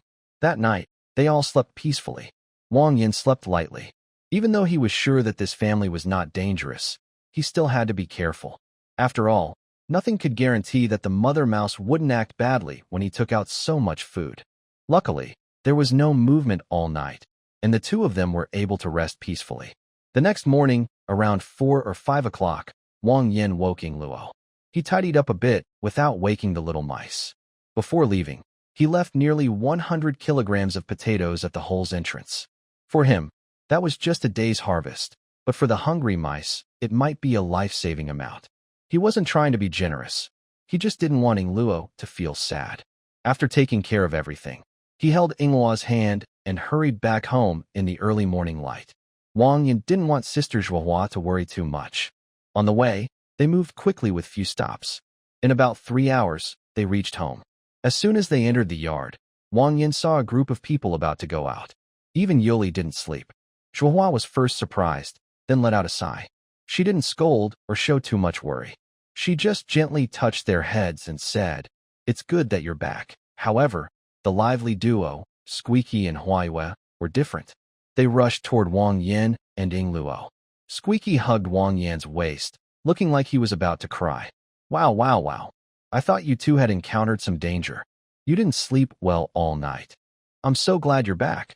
Wang Yan's mouth twitched slightly. If someone didn't know better, they might think something serious had happened. But Squeaky was just too worried about himself. Wang Yin couldn't say much, so he looked at Zhuohua seriously and said, "Yesterday, Ingluo and I went out gathering and met 2 young mice from the mouse tribe. They said they escaped from the distant mouse tuber city.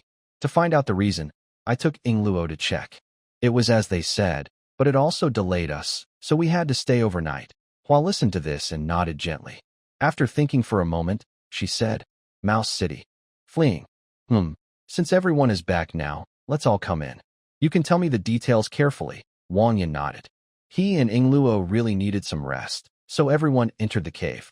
As Wang Yin recounted yesterday's experience, everyone learned that they now had a new neighbor. As for whether this new neighbor was good or bad, Wang Yin had already checked. It was just a family of mice who couldn't even afford enough food. But since there was a neighbor, Hua thought she should try to help them. After all, they had 3 hungry children, which reminded her of her own past, and she felt sympathetic. So, they agreed that in a few days, they would visit the neighbor together. After a small incident, the matter was settled. The family continued their usual life of stockpiling food. At first, Wang Yin wondered why he should keep stockpiling food if he could just make it appear. Hua explained that even if they didn't eat it, they could dry and store it, or trade it when merchants came. It was better than doing nothing. This made Wang Yin curious again. What exactly was this mysterious merchant Hua mentioned? Basic. Capsule building. Looking at the quiet blue capsule floating in his hand, Wang Yin examined it from all sides, but couldn't tell what it was for. He got this strange item from a card draw. Since he didn't know what it did, and there was no explanation, he put it in his storage. Tonight, feeling bored, he remembered he had this thing and took it out to look at. Yuli carried a shiny silver iron gun. The flickering fire cast an orange glow on her face. She looked at Wang Yin calmly and asked, Can't sleep again? Hearing this, Wang Yin felt a bit amused. It wasn't because Ingluo was too clingy this time, but because after they kissed last time, the big fox seemed to have become addicted. Every night, she would hold him and kiss him. Sometimes it was fine, but she did it every night. Moreover, this guy seems completely unaware of how attractive his body is. He ignores everything else and just wraps his arms around Wang Yin's neck to kiss him. Wang Yin isn't a saint with strong willpower. If he weren't constantly being pulled away by Zhuahua to do chores, he probably wouldn't even be able to hold his gun steady. It was only because Ingluo was bothering him so much that Wang Yin decided to step outside for some fresh air and to spend a little time with Yuli. Wang Yin was sure that the capsule in front of him was a special item belonging to the system. After searching around without success, he finally reached out and gently touched the capsule. The moment his finger made contact, a stream of very pure knowledge flowed directly into his mind. It was like a sudden enlightenment, and he instantly understood some basic building skills, as if he had become a skilled construction worker.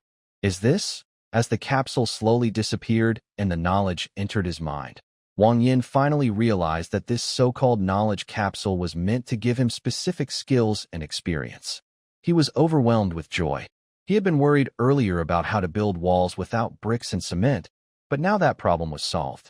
Seeing Wang Yan's increasingly excited expression, Yuli's usually cold face suddenly showed a hint of surprise. What was he doing? Why was he sitting alone and suddenly laughing foolishly? But before she could ask more, a foul smell suddenly filled the air. Wang Yin was immediately overwhelmed by the stench and understood what was about to happen. He quickly took a few steps back. Yuli's expression turned cold. Her dark green scales shimmered with a cold light as she suddenly stood up, holding a shining iron spear, glaring at the cliff, ready to face the coming threat. Gurgle, gurgle. Shell? Shell. It sounded like something was knocking repeatedly, followed by an increasingly strong rotten smell. The stench was dozens of times worse than what Wang Yin had smelled before, almost making him instantly. Yuli's grip on her spear turned white. She knew very well what this growing foul odor signified. A pale, giant hand, as if it had been dead for days, slowly emerged from the cliff wall. It seemed to clutch the rock crevice tightly, causing tiny cracks to form. Then, a disheveled, long-haired giant crawled out from beneath the cliff. It was about 2.5 meters tall, with messy, grayish, dry hair tangled in knots. Its limbs were unusually long, and its body looked sickly and thin, like a skeleton wrapped in skin. Its entire body was as pale as a corpse, with faint patches that resembled death marks. The most disturbing feature was its face, which looked somewhat like a human face, but with unnaturally protruding lips, revealing uneven, jagged teeth. It resembled a dog face. The giant dog-headed creature made a kurr sound in its mouth. It supported itself on its limbs, with two smaller dog-headed creatures nearby. Unlike the smaller ones, which barked and showed their teeth in warning, this creature moved on all fours, with its back arched, pacing in place. Yi took a deep breath, cleared her mind, and focused intently on the three strange beasts in front of her. Then, she struck first, moving like a streak of dark green lightning wrapped in silver glow through the night. Fortunately, she had a pure iron spear given by Wang Yin. She was experienced in combat, her strength was strong, and she just needed a suitable weapon. Even facing such a huge dog-headed beast, she felt a bit nervous but could handle it. She stabbed several times, and the three ugly monsters were instantly pierced, resembling a beehive. Then, one of its long legs was lifted high, and she kicked it off the cliff. These monsters' meat couldn't be eaten because they contained deadly toxins. If left to rot, they would produce poisonous mists within a day. So, they had to be dealt with quickly. After witnessing this scene at the cave entrance, Wang Yin quickly stood up and hurried over. Before asking for Yu Ye's opinion, he lifted her hands to check her. Sure enough, she was trembling slightly. Wang Yin wanted to scold her, but seeing her stern face, he could only sigh and ask, "Has this monster appeared for the first time today?" Yu Yi, held by Wang Yin, blushed slightly and softly replied with a, "It's been 3 days. I don't know what's happened recently. The night beasts seem to have become more aggressive and harder to deal with. Why didn't you call for help? I can handle it myself." Feeling the slight trembling in his palms, Wang Yin suddenly thought that the girl might have some issues, similar to her somewhat introverted personality. She had mentioned that the situation at night had been ongoing for several days. This kind of thing should have been told to him long ago, but Yuli hadn't said a word. If he hadn't gone out tonight for some fresh air, Wang Yin wouldn't have known how long she had been hiding it. "Yuli, I know you're not very talkative and tend to be cold, but I also know you're a very sensible girl.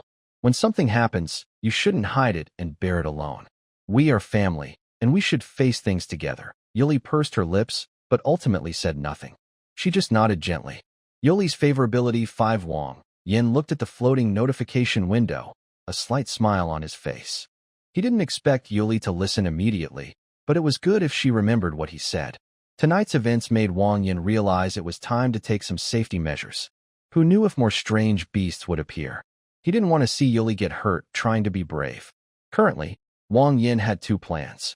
The first was to build a brick wall along the edge of the cliff, leaving only one gap, and enclose the entire yard. This way, strange beasts could come out through that gap, and as long as they guarded it, they would be safe. However, Wang Yin wasn't very optimistic about this plan because the giant dog-headed creature was very strong. In the short term, it might be okay, but over time, the brick wall would likely be destroyed within a few months. It didn't seem very worthwhile. The second plan was to hide completely in a mountain cave, similar to the one they used before at the Baigua family's place. The entrance was just a small dog hole. Although traveling was a bit inconvenient, at night they could just block the entrance with a large stone, so no need for night watch. But this kind of cave depended on luck, and their family had 6 members, which was too many for such a small space. Wang Yin thought that in the coming days, he should pay more attention to some remote caves when going out. If he found a suitable one, they could move there. He stayed with Yuli for a while. Usually, there was only one attack at night. After chatting casually for a bit, Wang Yin returned to the cave to sleep. The next morning, Zhaohua woke Wang Yin early. Since the weather was still good today, she decided to take Wang Yin to meet that family of mice. The 2 of them left early. Wang Yin is not from this area. To understand more about these new neighbors, it's best for Zhaohua, who is well informed, to see for herself. On the way, Wang Yin told Zhaohua about what happened last night. Zhaohua looked a bit helpless, but mostly she seemed to feel worried. "Yuli." "Oh." Wang Yin asked a question from his heart. "Yuli, why does she like to act tough so much?" When he mentioned this, Zhaohua pursed her lips. Wang Yin has now become part of their family, so he should know about these girls' backgrounds. Yuli is someone I found later. The story is long, so I should start with my own background. As they walked, Zhaohua kept her hands behind her back, as if she was taking a stroll. "I originally come from a place in the upper world called the Cuckoo Kingdom, a country ruled entirely by salamander people. Because of some difficult-to-talk-about things, I was forced to leave my hometown and wandered around. Later, by a strange twist of fate, I adopted Ingluo, Zizi, and Huaiwe, 3 young girls. That was a trading group that sold beast-human hybrids to humans to satisfy their strange tastes. Xiaohua spoke calmly, as if she was talking about something very ordinary. But she didn't notice that her tone seemed a little dark. I killed someone and pulled out 3 trembling little ones from their cage. I originally wanted to adopt all 3 of them, but who would just adopt beast-human hybrids for no reason? At first, I only saw that they were small and trembling in the cage, looking very pitiful. I was just feeling impulsive. But when it came to how to take care of them, I was at a loss. I wanted to give them some money and let them fend for themselves, but my conscience wouldn't let me. So, I made a tough decision and adopted all 3 of them at once. So, she took them to a remote place to live in hiding. Although life was a bit hard, it was enough to ensure they grew up safe and healthy. After hearing Zhuohua's story, Wang Yin felt very emotional. Zhuohua truly considered him family, confided in him, and he suddenly understood why Luo showed kindness when she saw Baigua's family. It turned out Zhuohua's situation was like that. That's how I lived with my 3 younger sisters for a few years. One day, we found Yuli in a cave. When she saw me for the first time, she suddenly went crazy and started biting me. I turned her around and saw a decayed female corpse deeper in the cave. I quickly understood her situation. Later, I couldn't leave that girl alone, so I often brought food to visit her. But it was clear what would happen. She would bite me and leave me covered in wounds, even biting off some flesh, but that didn't matter much to me. After all, I am from the Newt tribe. I could just go back and rest. It took about a month or 2, but I finally calmed down that fiery little girl, and she was the first to walk out of the cave with me. 3 are raised, 4 are also raised. Later, I adopted Yuli. From her, I learned that the woman who died in the cave was her mother. She was so shocked that she attacked me. Maybe because of that, she's been silent and guilty ever since she came home, always trying to make up for something. But we are family, so there's no need to feel guilty. I just couldn't take it anymore. I cut off my tail right in front of her. I held the still wiggling tail and said, "Look, this doesn't matter to me at all." But instead of calming her, she cried even harder. Wang Yin listened quietly, feeling a mix of emotions. Suddenly, he understood the weight behind Yuli's silence. It's not just guilt, but also a cautious way of protecting her new family after losing her loved ones. She was afraid of losing them again, and her way of guarding was clumsy but sincere.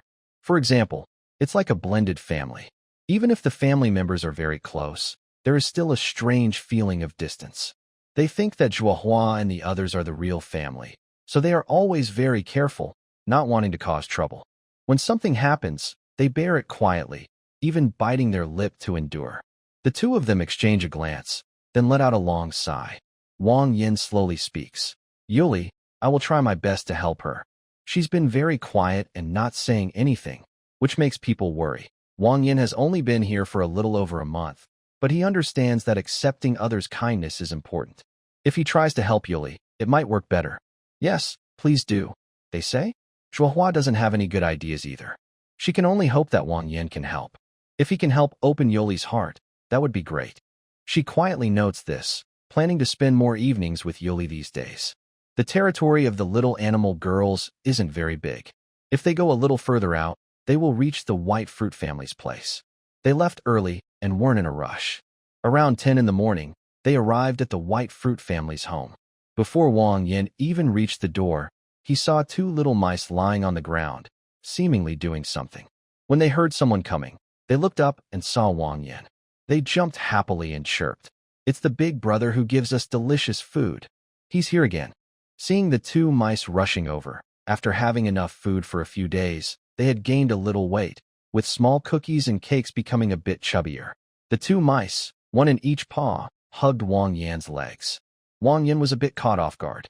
Seeing this scene, Zhuohua gently turned her head and covered her mouth to laugh. Wang Yin said to the 2 mice, "What are you 2 doing lying on the ground?" The little mouse cake let go of Wang Yan's leg. Its paws, covered in dirt, made Wang Yin feel a little uneasy. Then he looked at his dirty pants and felt a bit annoyed. "We're watching ants move their home." The little cookie also nodded repeatedly, but suddenly remembered something and shouted, "Oh no, We're out picking wild vegetables.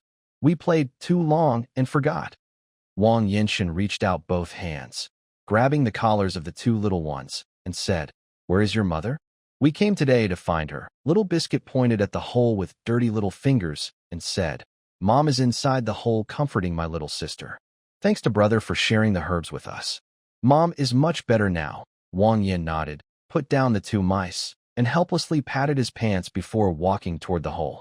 Zhuohua covered her mouth and chuckled softly, saying, "It seems you really like children." Hearing this, Wang Yin frowned and waved his hand.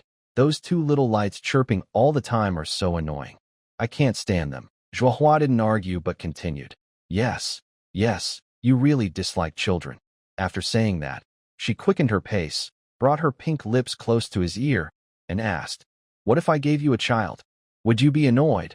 His face turning red, Wang Yin planned to ignore her, but his reddening ears made Zhuohua see clearly. Since she started being honest with him, she had been working hard toward the goal of having a baby. However, transforming into a beast-human hybrid and reproducing was very difficult, and there was no movement in her belly. Looking at Wang Yan's back, Zhuohua gently licked her lips. "It seems tonight. I need to try harder." Wang Yan didn't hear her muttering and walked to the entrance of the hole. The hole was very small. The petite body of the mouse tribe could pass through easily, but for an adult man, it was a bit difficult, and even more so for Zhuohua. Although she was also small, her thick tail took up a lot of space. If he pulled her through the hole together, her tail would definitely get cut. So, Wang Yin bent down, called out loudly to Baiguo outside the hole, and waited outside for her to come out. Hearing Wang Yan's voice, Baiguo quickly placed the mouse she was holding onto the bed, scrambled to climb out, and upon seeing Wang Yan, immediately knelt down. "Master, benefactor, thank you for your kindness. If it weren't for your great mercy, our family would be doomed." His voice trembled slightly, clearly overwhelmed with excitement. Wang Yin looked up and saw that his good feeling score had already reached 100 points, which was genuine, not fake. He waved his hand and said, "These are for you. They are from the girl who was with me before. If you want to thank someone, thank her. If it were only me, I wouldn't even bother to look at you." Baiguo buried her head in the ground and knelt down very sincerely. Tears of excitement filled her eyes. The 100 kilograms of potatoes could sustain her family of 4 through the winter for 3 months if they ate sparingly. This gave Baiguo, whose heart had been broken, new hope to keep her children alive. Wang Yin could truly be called their savior. "That fox girl is very kind, and you are very kind too. You are both good people." As she spoke, Baiguo got up from the ground, grabbed the hem of her rough cloth dress, and tore a patch from it. A shiny, golden object rolled down. Baiguo quickly put it into her arms, carefully wiped it with her sleeve, and then, as if presenting a treasure, handed it directly to Wang Yin. "Master, I really don't know how to thank you. Please accept this pocket watch. I hope you won't mind." "A pocket watch?" Wang Yin raised an eyebrow, interested, and looked at the shiny, golden round object. He took it without hesitation. The golden pocket watch looked very small. In Wang Yan's hand, it was like a wristwatch. Its size was suitable for a mouse-sized creature. It was shiny and bright. He pressed the button on top, and the case opened. Inside was a slowly turning dial and a gray-white photo. Interesting. This pocket watch clearly contained 2 pieces of information: highly precise mechanical craftsmanship and camera technology, which made such a delicate watch possible. Zhuohua poked her head out and also stared at the pocket watch for a while.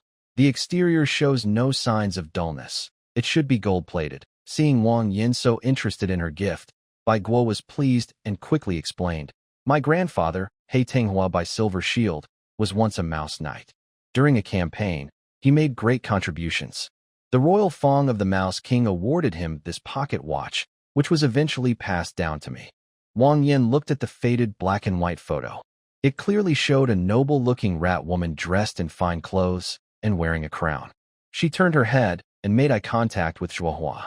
Zhuohua gently shook her head and said, "It probably isn't fake."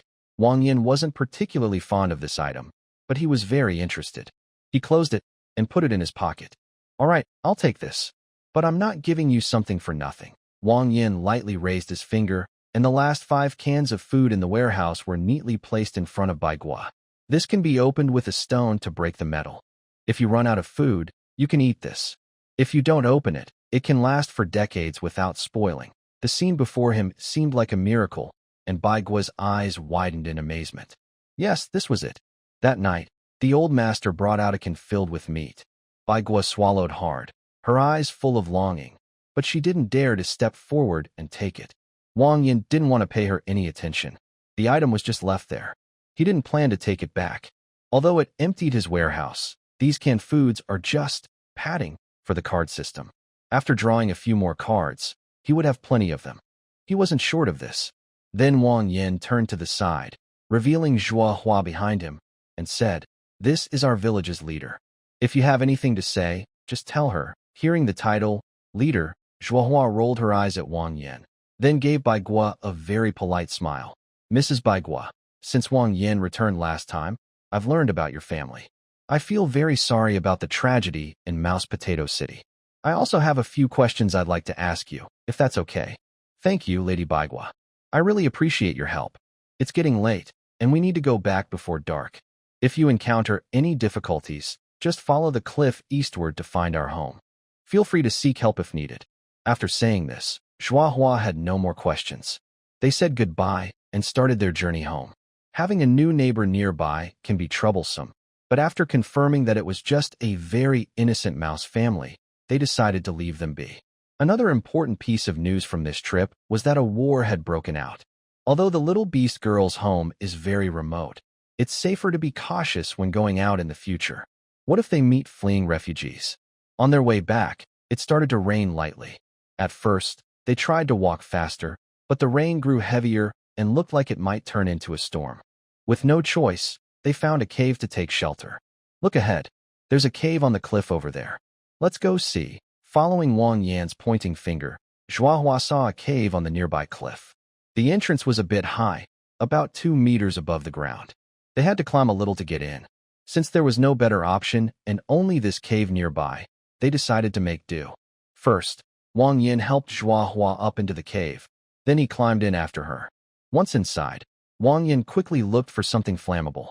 Both of them were soaked and needed to start a fire to dry off.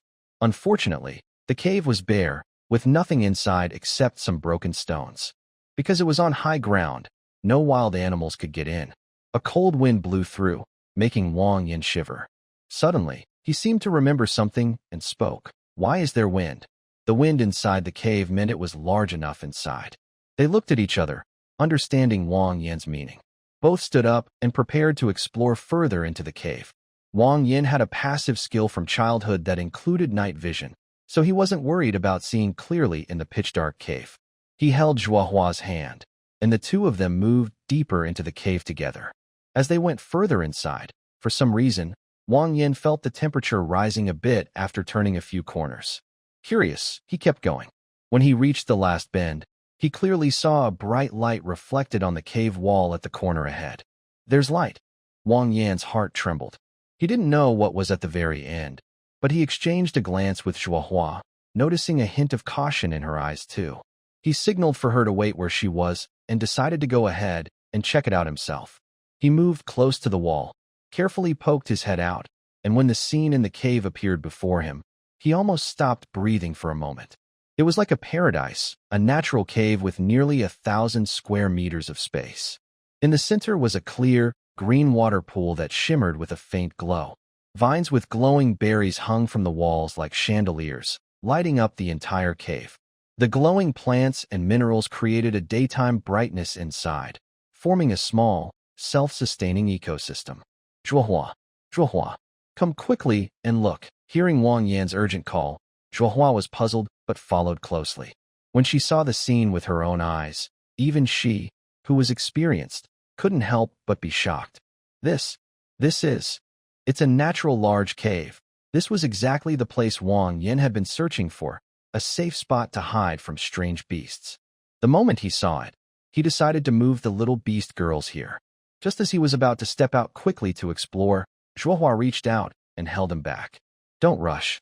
Let's go together." Wang Yin realized he had been reckless. They knew this was a good place, but what if others found out? If there were people inside, it would be safer for both of them to go together. Together, The two carefully entered the cave side by side. Fortunately, after a thorough search, they found only some naturally growing plants, a few field mice or wild rabbits, and no large animals. This is really a good place, Wang Yin said, hands on his hips, looking around the cave. Zhaohua saw his idea and asked, "Do you want to move here?" Zhaohua was clever and quickly understood Wang Yin's thoughts. Wang Yin nodded gently, but Zhaohua expressed her doubts. "It's a big place. Where should we settle?" "Well, don't worry about that." Wang Yin hummed a couple of times, then used 2 points to exchange for 2 red bricks, which appeared in his hand. Use these. Zhaohua naturally knew what these were. She didn't expect Wang Yin could even turn bricks into this. She couldn't help but laugh softly. Oh, you really can do anything." Since the location and building materials were settled, they hurried to move their things. They wanted to finish before winter came. That way, even if they stayed in the cave without wearing winter clothes, they could stay warm through the whole winter. It was getting late. After some effort, they knew they couldn't go back tonight. Wang Yin cleared a spot to start a fire for warmth. His clothes, soaked and cold, needed to be dried quickly. "Take off your clothes and dry them. I brought a blanket. After you dry yourself, come inside." Zhaohua watched Wang Yin scramble around and smiled slightly.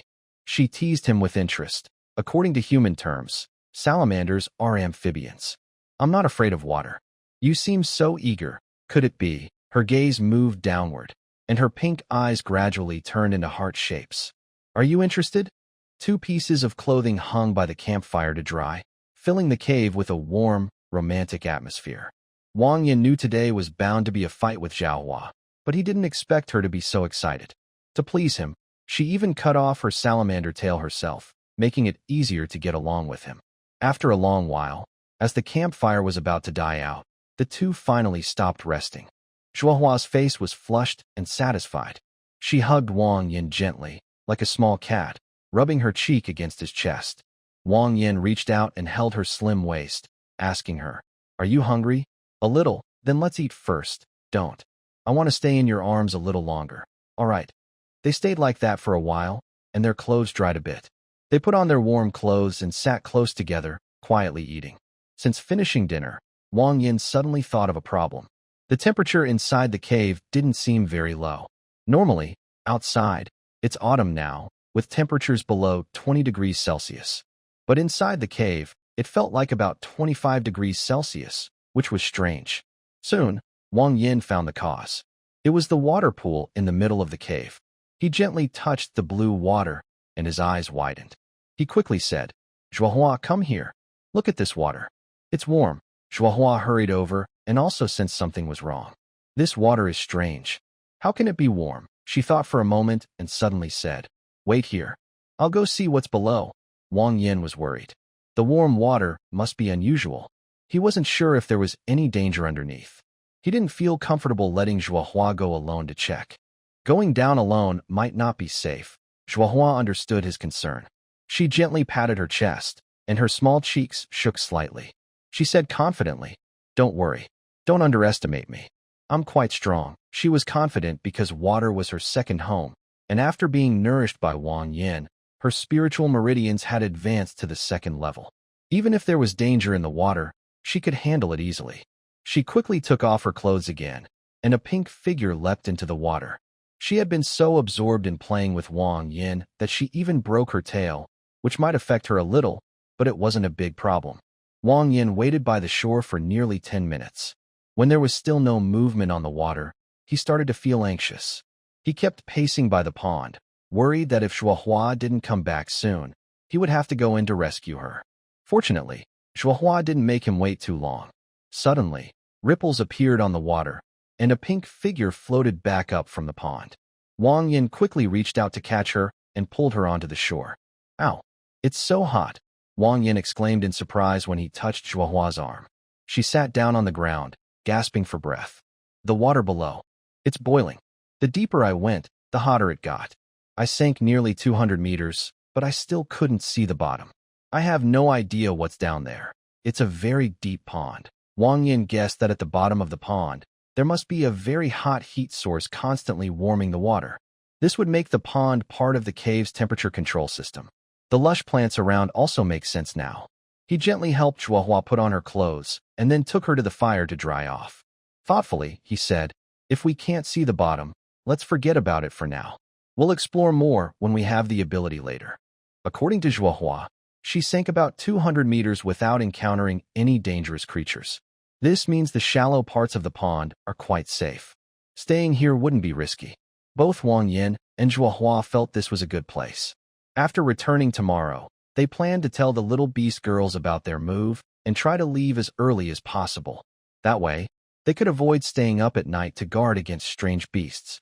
They snuggled under the blanket and fell asleep together, silent for the night. The next morning, Wang Yin and Zhuohua got up, packed their clothes, and hurried back home. It took them about an hour to arrive. The little beast girls at home weren't too worried about their overnight absence, because the strongest fighter in the family wasn't Yin Gui, but Zhuohua.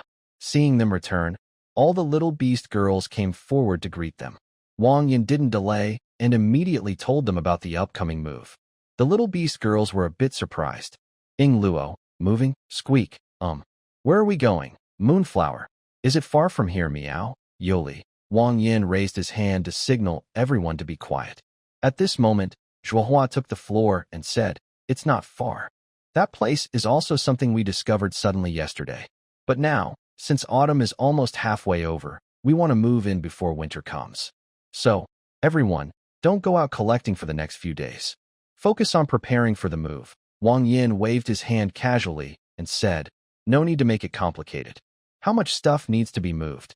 Leave it to me." The storage system in the system warehouse is based on weight, with a maximum of 1 ton, which is enough for the move. For some reason, Moonflower shook her head and reminded Wang Yin, "It's not that I'm worried about how to move things, meow.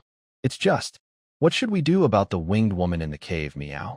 Talking about Dilia, Wang Yin couldn't help but feel a headache. This fairy who fell from the sky, he initially thought to let her rest at home to recover. But she got addicted to sleeping, and now it's been almost a month with no sign of waking up. Wang Yin was quite annoyed. "I'll go check on her," he said, about to go inside and try some special methods to wake up the sky fairy. Moving soon, and she's still sleeping? After some days of rest and recovery, Dilia's injuries had long healed, but her face still looked a bit unnaturally pale. Wang Yin gently raised his hand and patted her cheek. Sure enough, there was no response. But that was exactly what Wang Yin expected. Zhuohua seemed to have thought of something. A strange smile appeared on her face as she quickly leaned in close to Wang Yan's ear and whispered a few words. Hearing Zhuohua's malicious plan, Wang Yan's eyes widened in shock, and he whispered, "No way? Are you serious?" Zhuohua blinked playfully. "Anyway, these Malira aren't good stuff. If she doesn't wake up, you can have some fun. What do you think? Want to give it a try?" Wang Yin ultimately decided not to follow Zhuohua's suggestion to do that kind of thing with the elf. He felt it might be inappropriate. Dilia, as a noble sky elf, had a delicate face with a touch of elegant nobility. Her long golden hair spread across the bed, looking like a pure and flawless sleeping beauty. Just her perfect appearance made it hard not to like her. As for any other thoughts, Wang Yin was just afraid that if he made a move, he might wake her up with a single piercing action. He remembered Zhuohua's words earlier. These elves didn't play with bows and magic like others. They had even more extraordinary powers. Wang Yin looked at the elf lying quietly in front of him, pondering silently. She seemed to have no injuries now, probably in a state similar to a vegetable. Right? What's that scene in the TV drama again? I think it's talking to the patient to stimulate her to wake up, muttering to himself. Wang Yin suddenly thought of a good opportunity.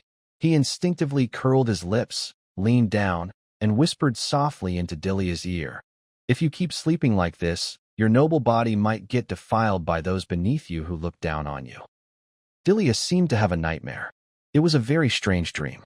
She dreamed of a big rat staring at her, then climbing up her smooth white silk dress to her thighs. But in the dream, she couldn't move at all, only watching that terrifying scene unfold before her. As a noble sky dragon of the wall abyss, her greatest fear was being defiled by those lowly beneath her. She was suddenly jolted awake by the nightmare, her dark golden pupils wide open. No, Wang Yin rubbed his ears. He knew this method might work, but he didn't expect the elf to react so strongly. He steadied himself, curled up in the corner of the bed, and saw the frightened Dilia wave her hand. Hey, you're finally awake? Delia covered herself with her large wings, curling into a ball. After a long while, her vision gradually focused and memories flooded back into her mind. Ayu. This. Wang Yin nodded with satisfaction, feeling proud as he said to the little beast girls, see? Just one sentence was enough to wake you up. Delia recalled her past before losing consciousness. She remembered falling and desperately calling for help from a salamander tribe. Now, this place should be their home. Cave, straw mat, animal skins. When Delia saw the surroundings, her face darkened instantly, and her wings even trembled a little. Was this where I spent my unconscious time? Wang Yin didn't expect her first words to be like this. He spread his hands and said, yes, and you were drinking the cheapest, unseasoned meat broth. Every night, you were sleeping with us, the lower-class people, still not understanding the current situation? Used to being a dragon person. Huh? Sure enough, after Wang Yin finished speaking, a look of shock appeared on Delia's face. Instinctively, her stomach churned, and she quickly got up. But because she had been unconscious for a long time, her legs were weak. She took only a few steps before falling to the ground. She didn't care about that and crawled to the edge of the cliff outside, starting to. This scene made Wang Yin find it somewhat amusing and also made him realize that sky elves are really delicate. After a long while, her stomach spasms finally stopped. Delia wobbled and tried to stand up, but her legs suddenly went weak, almost falling off the cliff. Fortunately, a large hand grabbed her arm and prevented her from falling. Feeling better now? Once Delia steadied herself, she quickly broke free from his arm, supported her forehead for a moment, then tidied herself up. She looked at Wang Yin and the little beast girls and said, I'm very sorry for losing my composure. I have remembered what happened before. I won't forget to pay you for your help. As a noble and elegant sky elf, even though she was overwhelmed with discomfort, she quickly regained her composure, appearing aloof and speaking in a calm tone. Wang Yin, feeling lazy to argue, simply said, no need for small talk. Where's the payment? Hurry up and give it to us. When Wang Yin said this, Delia's gaze awkwardly drifted to the side. For someone used to looking down from above, this was a strange experience. The payment will be delayed for 2 days. At that time, my servants will bring it. After Delia finished speaking, Zhuohua suddenly remembered a rumor about the Sky Elf tribe. She tiptoed and whispered into Wang Yan's ear, Malira can't do much. Their daily life is all managed by their iron gadgets. Without those iron things, they can't survive. Maybe she's already started calling for help, and it will take 2 days for them to arrive. Wang Yin nodded gently, thought for a moment, and then whispered to Zhuohua, do you think, once her iron gadgets arrive, she might suddenly change her mind? Probably not. These chickens care a lot about their reputation. Although she said that, it's best to stay cautious. Wang Yin spread his hands and said to Delia, all right, we'll trust you this once. 2 days it is. Delia nodded in thanks, still looking cold. Thank you very much. When my million arrives in 2 days, I will reward you generously. If this woman stayed for 2 more days, Wang Yin planned to delay the move for a couple of days. Once this trouble was gone, he would consider moving. He mentioned to the little beast girls that, although they wouldn't move now, it was still good to get familiar with the area. Since they needed to build a house in the cave later, Wang Yin asked Zhuohua to stay at home. He took Yingluo, Zizi, and Huaiwa to the cave to explore the area and clear a space for future building. After Wang Yin and the others left, only Delia, Zhuohua, and the sleeping Yoli remained at home. Gecko people probably can't appear in the lower levels, Delia said slowly. Both the Gecko tribe and the Sky Elves are powerful at the top of the wall abyss, so they wouldn't appear here without reason. But Zhuohua didn't want to bother with her. She casually made up a reason and replied, I'm a wild child. So what? Not okay. Zhuohua always looked down on the Sky Elves, so she didn't bother to have a real conversation with Delia. Delia was not too upset by Zhuohua's attitude. She had expected this outcome, as she had dealt with the Yuan tribe before and knew they were often difficult to communicate with because of their bad temper. Neither of them spoke further, and the atmosphere fell into a strange calm. Meanwhile, things were lively over with Wang Yin. Several small beast girls had never seen such a scene before. As soon as they entered this lush green world, they happily ran around. The little mouse happily looked around the cave, finding everything new and interesting. Her big chestnut eyes sparkled like stars. She asked Wang Yin in disbelief, "Wang Yin, are we really going to live here in the future?" Wang Yin was standing with his hands on his hips, looking around the cave to find a good spot to build a house. When he heard the mouse's question, he smiled and replied, "Yes, in the future, this big area will all be ours. So, Squeak, you need to help out quickly. Let's work together to finish building the house as soon as possible." Build a house. A few of the small beast girls, who had lived in caves since they were young, also became interested. They looked at Wang Yin with eager faces. At this moment, Meow asked him, "What will you use to build the house, Meow?" Wang Yin snorted softly through his nose and casually took out a brick. However, these little beast girls didn't recognize what he was holding. Seeing this, he didn't explain much, just told them to quickly clear the designated area so they could move in later. After Wang Yin chose a spot with good lighting deep inside the cave, the whole family started working eagerly, removing weeds, small stones, and other debris. To Wang Yin's surprise, the soil here was very soft and fertile. After thinking for a moment, he realized that the lush vegetation had grown naturally for many years, forming a thick layer of humus. This meant they could set aside some land for farming, allowing the beast girls to grow vegetables when they had free time. The only problem was the lighting. The cave was bright because of many glowing plants, but these couldn't replace sunlight. Wang Yan's passive skill, Heavenly Sun's Blessing, copied from Yingluo, was not active now. It seemed he needed to pay more attention to the system and see if he could find a way to solve this problem with system assistance. After a busy day, the family returned home before nightfall. All day, Zhuohua sat quietly in the yard weaving baskets. Dilia didn't bother to talk to her first. It wasn't until Wang Yin returned with his sisters that Zhuohua's calm face showed a faint smile. For dinner, they simply roasted a few potatoes and ate some dried meat strips. Because Dilia was there, Wang Yin didn't want to reveal too much. But as a noble sky elf, how could she eat such things? She knew that drinking meat broth made her uncontrollably, so she refused to eat the potatoes. No matter how the little beast girls shared, she wouldn't accept it and kept shaking her head. Wang Yin didn't want to spoil her bad habits. After refusing twice, he told them not to bother her anymore. Basically, she wasn't hungry enough. Since the family's food was simple, if she didn't eat, she would just go hungry. After dinner, everyone finished washing up. It was time to sleep, but Dilia still refused to go into the cave. She curled up on a small stone bench in the yard, wrapping herself in her wings, which made Wang Yin roll his eyes. Forget it. If she doesn't want to go in, that's fine. She's almost better now. Sitting in the yard for a couple of days won't hurt. If she doesn't want to, we shouldn't force her. Not planning to talk much with this noble guest, Wang Yin finished his own washing and told the little beast girls a few words. He didn't go into the cave with them. Instead, he sat by the campfire, idly poking at the crackling fire with a stick. Yuli looked at him with pursed lips. She didn't understand why Wang Yin was sitting with her. Shouldn't he be going to sleep? But she didn't say anything. She decided to let him sit if he wanted. When he was tired, he would go back naturally. Wang Yin watched the girl with her lips pressed, her dark green ponytail, scales on her cheeks, and her mysterious green snake eyes. She looked like a cold, noble lady. But in Wang Yan's eyes, her little pout made her look very cute. "Yuli, why haven't you told anyone about the strange monsters at night recently?"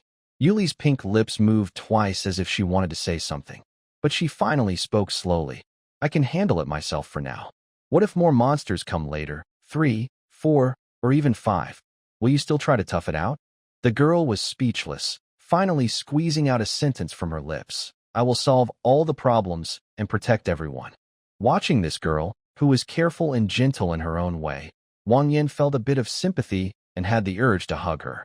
"Yuli, if you try to be strong alone and end up getting hurt, who do you think will be the most sad in the end?" Yuli lowered her head without speaking. "Zhuohua has already told me about you. I understand you, Yuli. You're a good girl, but a bit reserved. Can you talk more with everyone?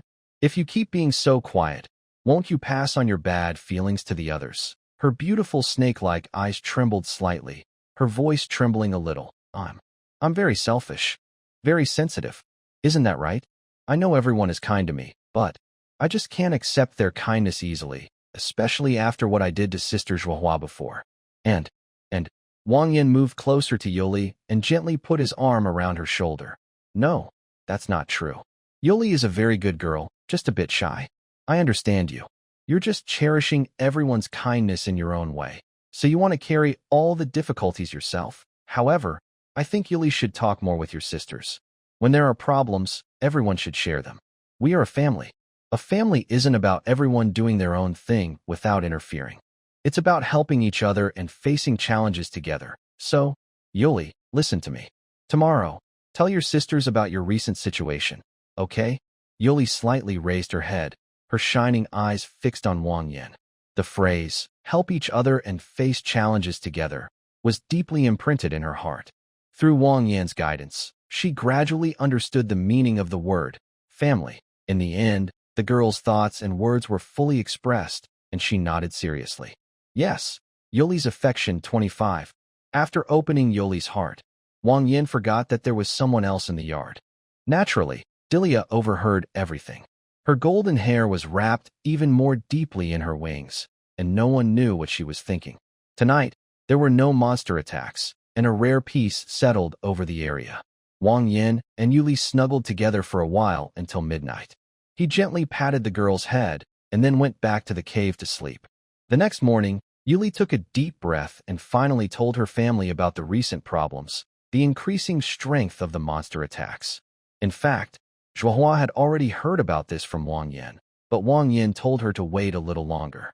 He wanted to try to help Yuli feel better herself, believing it was best for her to say it out loud. Zhuohua smiled slightly. She didn't expect Wang Yin to open Yuli's heart so quickly. She felt a bit happy inside. Looking at Yuli, it was clear her attitude was changing. She was starting to try talking with her family, though she was still a little shy. I understand, Zhuohua said softly. Then she gently hugged Yuli. Good sister, thank you for your hard work. You don't need to stay up tonight. I will take your place. Yuli's eyes widened. She quickly waved her hands. No, that's not possible. Zhuohua smiled slightly, tiptoeing to pat Yuli's head. All right. Don't argue with me. Didn't Wang Yin say we're moving soon? Once we get to the new home, you won't need to stay up anymore. I can watch over you for a few more days. You've already done very well to stay so many days, Yuli. But just to be safe, if the monsters get stronger again, what will you do? Maybe let your sister take over. Zhuohua's strength was undeniable. If she didn't have some ability, how could she have safely led the children to the lower levels? After hearing about Yuli's situation, the whole family agreed with Zhuohua's idea. Squeaking happily, her big round ears flapped like fans. Yes, I think Sister Zhuohua is right. We only have a few days left. Yuli, haven't you seen how safe the new house Wang Yin took us to is? Once inside, we won't need to stay up anymore. Hua Yu nodded in agreement, though her words carried a hint of blame. Yes, Yuli, let's prepare for the move together these days. It's really unfair that you didn't tell us about such a big thing happening. Ingluo stepped forward and gently held Yuli's hand, softly saying, Yuli, just listen to your sister. Rest well these days. You've already done very well. Everyone. Yuli's voice trembled slightly, and her cold snake-like eyes now showed a faint redness at the edges. Wang Yin watched the scene before him and nodded instinctively. That's right. Family helps each other and understands one another. That's what a family should be like. That night, Zhuohua and Yuli took turns on watch. Yuli also joined in moving things. Everything was heading in a good direction. Another peaceful day passed. Today, no one went out. Wang Yin requested this because it was the day Delia was supposed to leave. Someone would come to pick her up today. Honestly, Wang Yin was quite curious about how she called for help. He had no idea how deep the wall abyss was, but from what the little beast girls had said, it was at least deeper than Earth's diameter. The more he thought about it, the more he found Delia's story unbelievable. Could the communication distance really be that incredible? In the past 2 days, the little beast girls hadn't spoken much with Delia. She had been hiding in the corner of the yard, wrapped in her wings, as if someone had bullied her. At noon, the family checked the time and realized it was time to eat. Just as Wang Yin was about to prepare a meal with Hua Yu, carrying a bucket of water, a fast-moving object like a shooting star suddenly crashed down. Wow! Wang Yin cursed under his breath. This mechanical device, coming in such a big way. Boom! A loud explosion echoed through the yard. Smoke and dust swept everywhere. Wang Yin quickly pulled Hua Yu close, covering her head with his hand. Once things settled, he slowly peeked out. A huge crater had been smashed into the center of the yard. Spiderweb-like cracks spread out. Firewood piles, water tanks, and other items placed in the yard were destroyed by the impact. A silver-white figure slowly stood upright. It was a humanoid figure clad in silver-white armor, with faintly glowing yellow patterns. A diamond-shaped mask covered its eyes. It held a heavy, mechanical-looking sword. Silver hair fluttered in the wind, resembling a cyber warrior descending from the sky. Beep. Target location of the ruler detected. Clearance mode deactivated. Beginning rescue operation. A mechanical female voice spoke from the machine. The curled-up Delia quickly jumped out and waved at the machine. Here, the machine turned its head, and the diamond-shaped mask rapidly scanned her. Ruler detected. Rescue complete. Scan shows 15 hidden injuries on the ruler, along with severe malnutrition and exhaustion. Has the ruler been mistreated? Seeing the mechanical female warrior, Wang Yan's eyes lit up. He didn't expect Million to look so cool, wearing mechanical armor and wielding a large sword. He liked her very much. But when she asked Delia about it, Wang Yan's brow furrowed. Is this woman suddenly going crazy and claiming she was mistreated to get revenge on us? Fortunately, Delia just shook her head lightly. The machine received an order and slowly moved behind her. Indeed, with the mechanical unit nearby, Malira was truly Malira. The machine stood there, and even though Delia looked thinner after 2 days of hunger, she still maintained a dignified and elegant posture, hands folded in front of her, calmly saying, "People of the Quen tribe, I think I can now pay my debt." She reached out and fiddled with the machine, removing its belt. This is Million's military shield belt. For you low-level folks who only fight with cold weapons, the shield's energy could last a lifetime. She held the belt as if it were nothing special. Shuahua and Wang Yin exchanged glances and nodded. Wang Yin took a few steps forward, shaking his head lightly, and said, "We don't really need this." Then, Wang Yin pointed at Delia, or more precisely, behind her. "Can we have one of these?" Hearing this, Delia frowned but didn't seem surprised. Million's equipment wasn't very valuable in the Sky City. She just wondered why a lowly human like him would want it. Million, as the most important technology of the Sky City, is just a shell to you as a human. Oh, I understand now. Wang Yin was confused about why Delia suddenly shouted, but he saw her still with a look of sudden realization. She continued, "Million is also a companion model for our Sky Elves' daily life." I understand now. Wang Yin didn't quite understand what she had realized, but he had a very bad feeling in his heart. I need to go back to the Sky City first, and then send Million here. It will take about 30 days.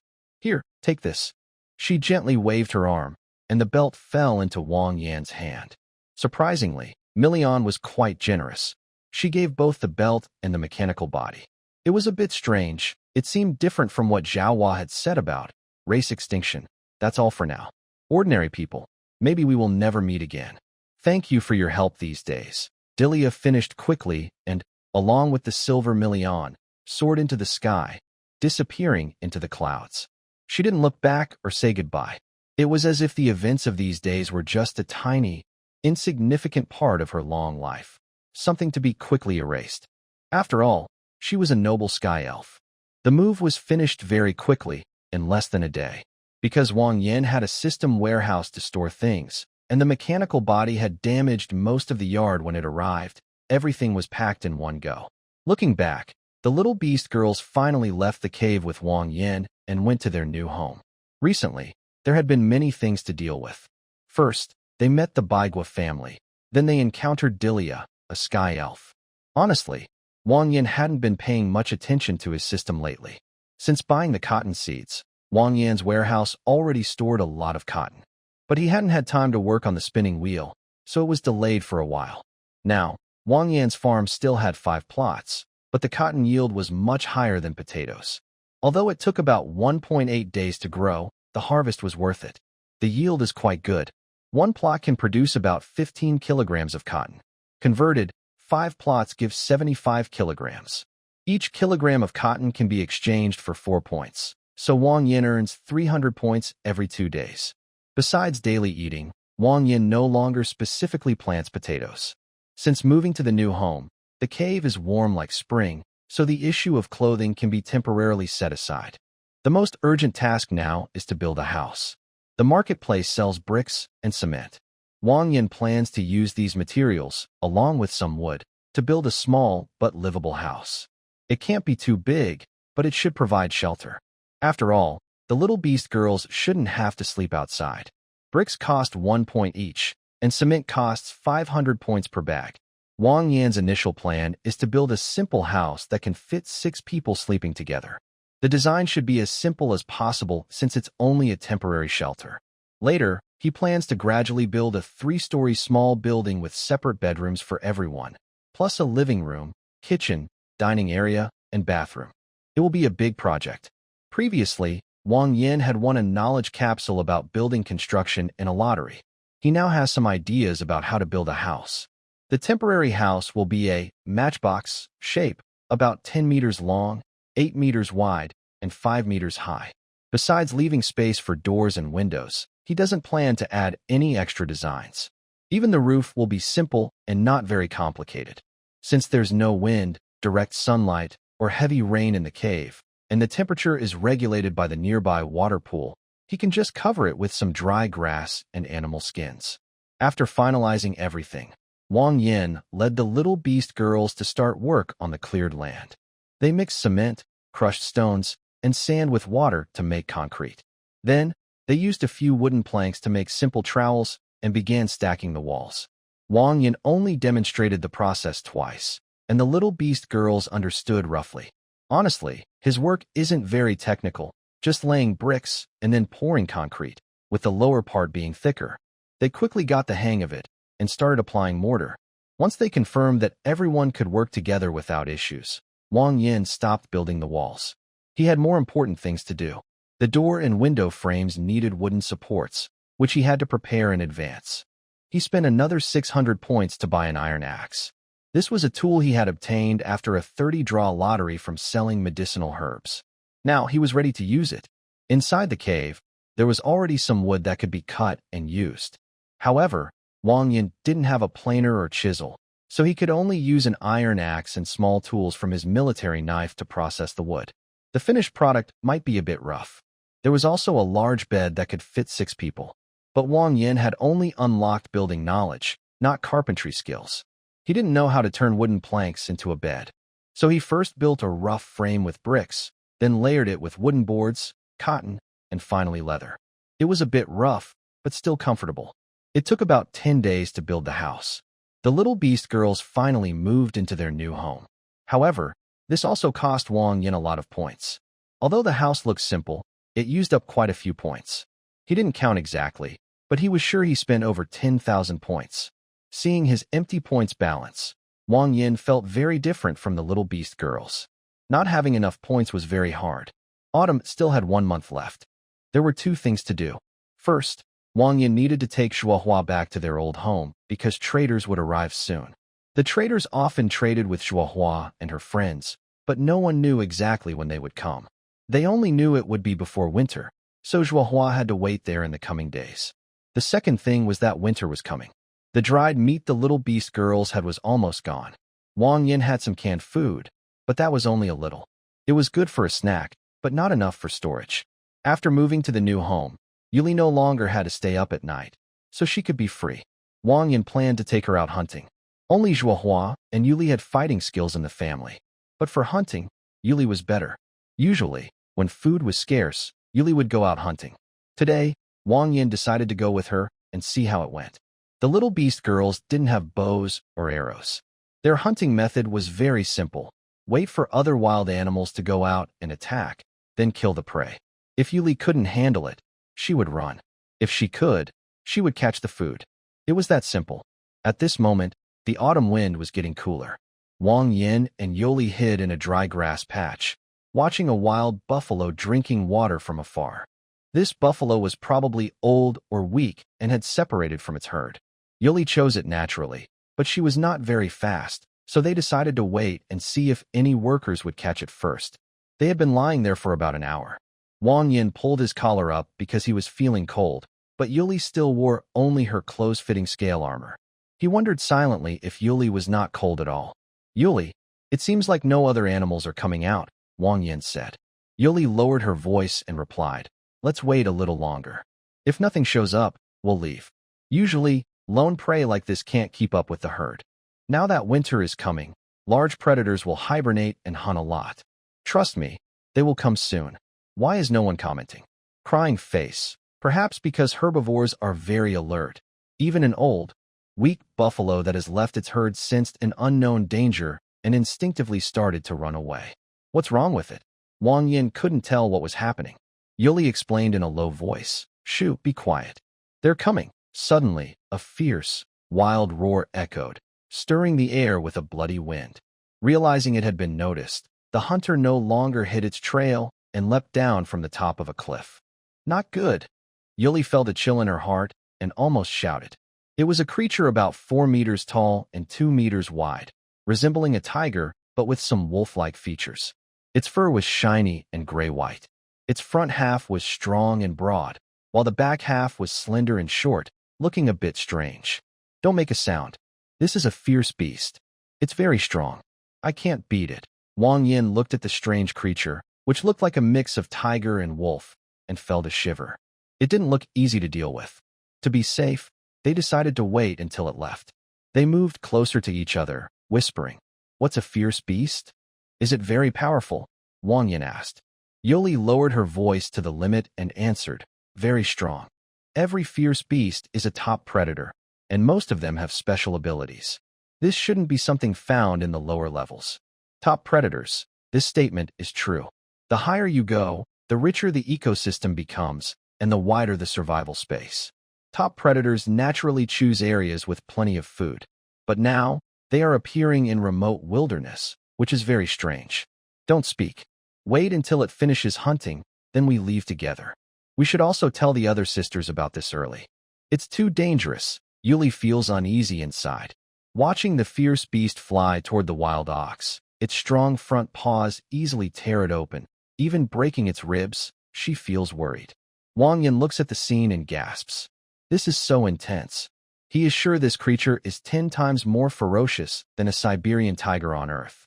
To be safe, Wang Yin reaches for his waist and pulls off the shield belt he got from Dilia. He hands it to Yuli, telling her to wear it. Put this on quickly. If we can't escape later, it will protect you.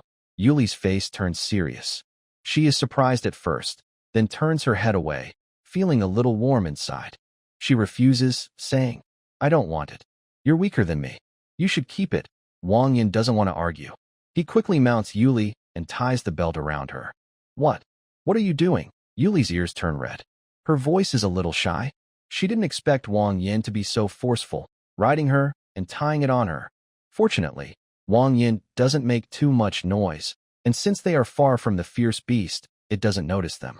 He continues to lie beside Yuli without explaining much. He has the burning flower ability, which can quickly stop bleeding and heal even serious wounds, unless limbs are broken. But Yuli is different. Wang Yin plans to give her this life-saving gear. Wait a bit longer. We might not be seen, Wang Yin whispers to Yuli. But right now, her mind is a mess, stuck on Wang Yin's strong action just now.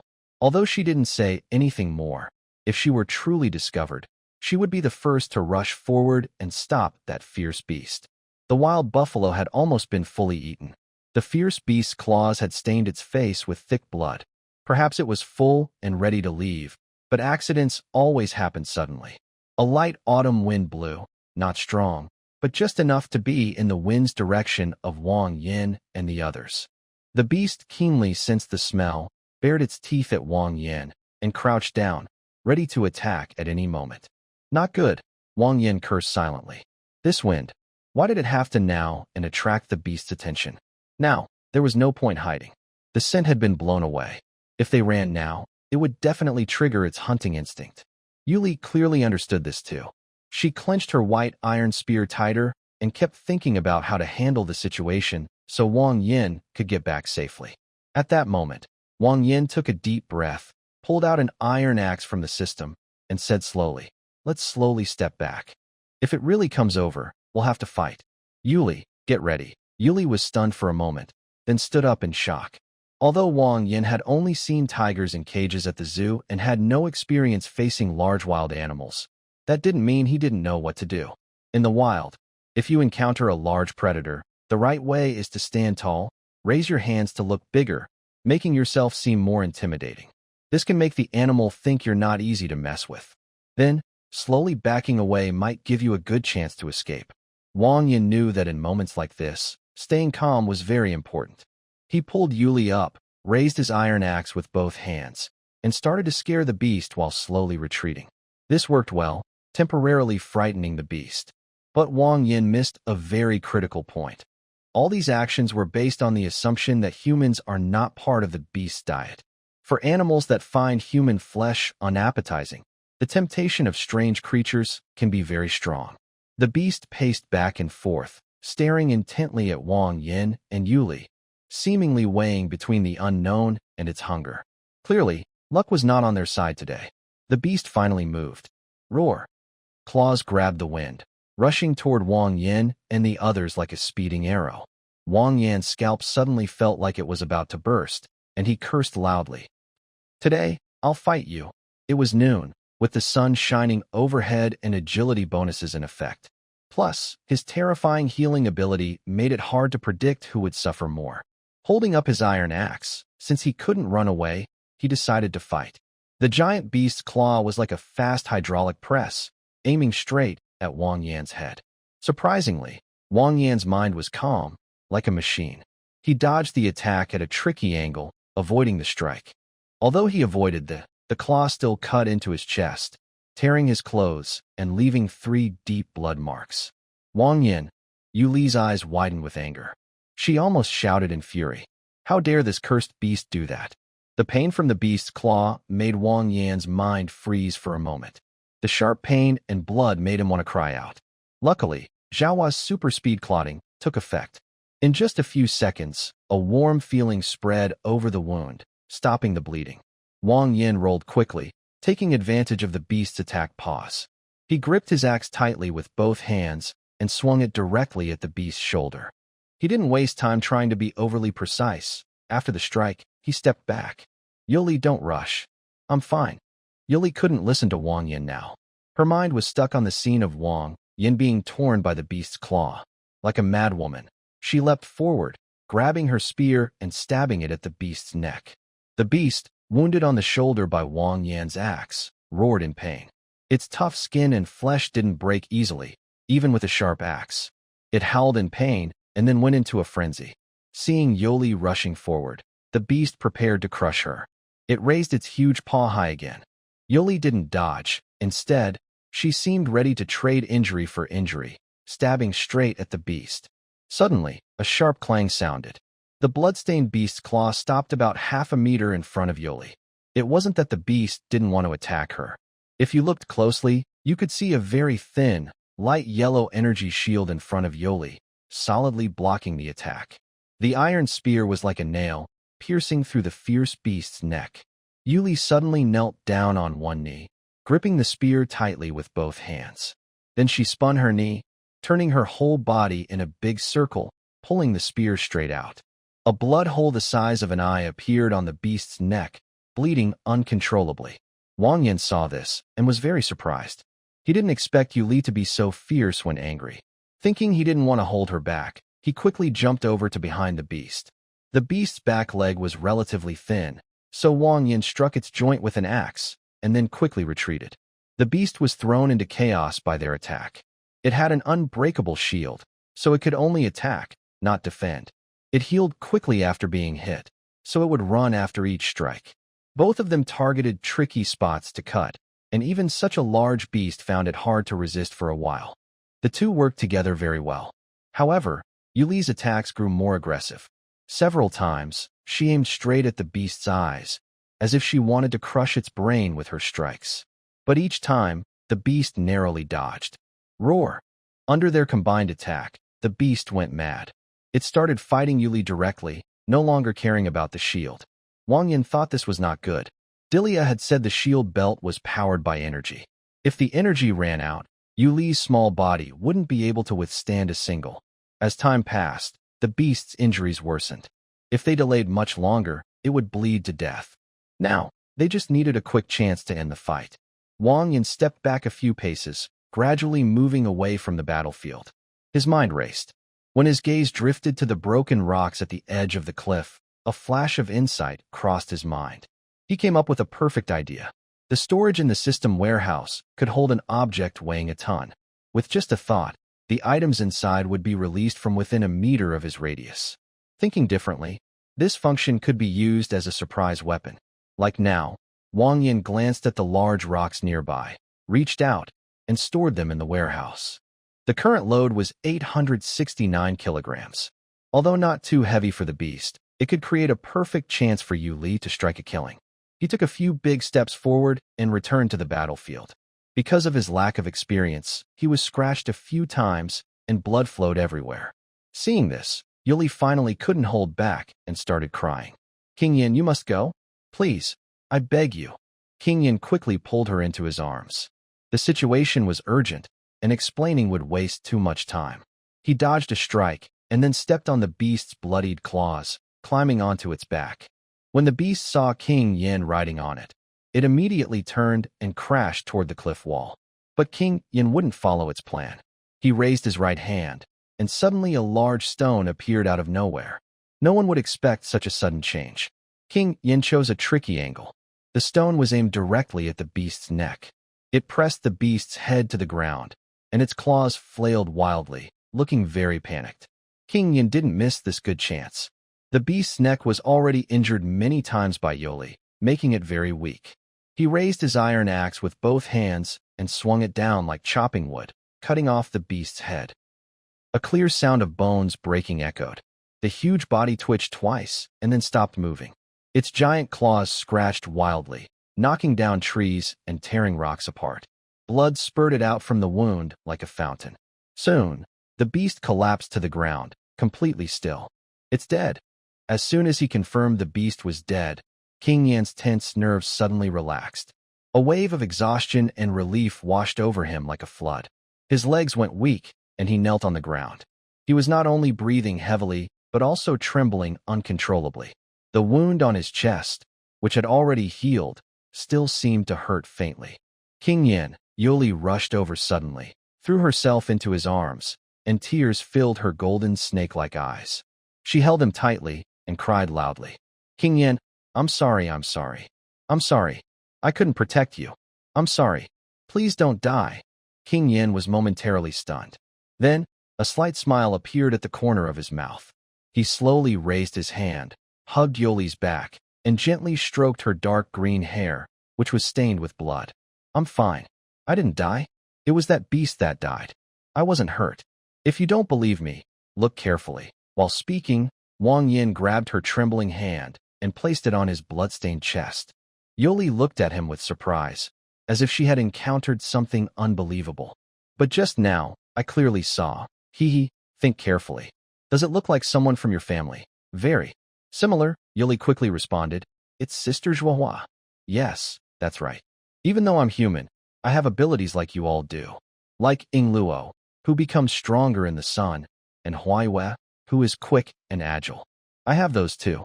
Sorry I didn't tell you earlier, Yu Li. I didn't mean to worry you." Wang Yin wiped his hand on his pants until the blood was gone. He reached out to wipe Yu Li's tears, but only left a faint red mark, which looked funny and cute. You're really so mean." Fortunately, he wasn't hurt.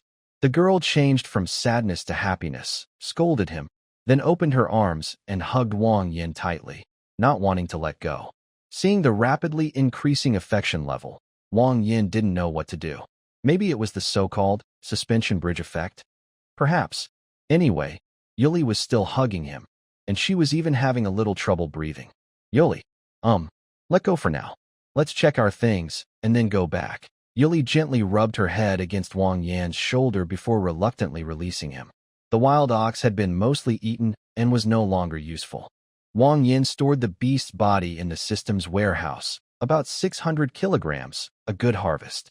After such a big event, they didn't dare to delay any longer and headed back home. When they arrived, it was getting late. Zhuohua had also returned. Wang Yin immediately went to talk with her, explaining everything that had happened today. When she heard about the fight with the beast, her heart tightened with concern.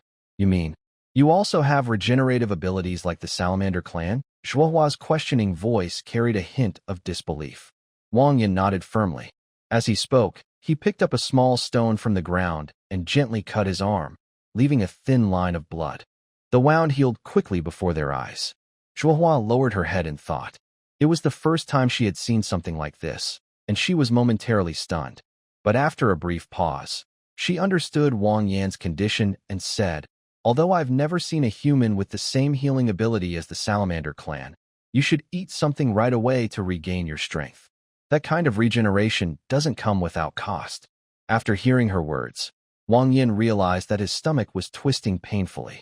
It wasn't normal hunger. It felt as if every cell in his body was crying out in emptiness. He had thought it was just stress, but now he understood the reason.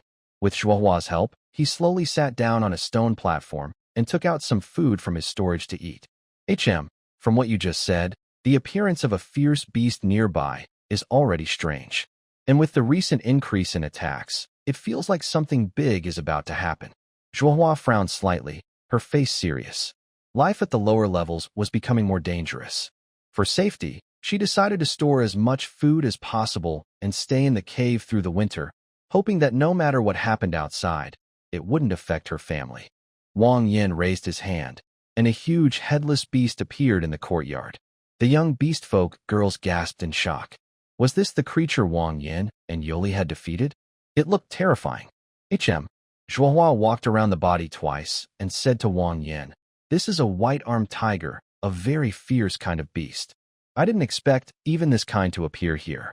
If it had been a smaller creature, Zhuohua could have comforted herself that it wasn't serious. But if even predators like the white-armed tiger were coming down, it meant something was terribly wrong above. Perhaps a powerful beast had disrupted the balance of their habitat, forcing them to move downward.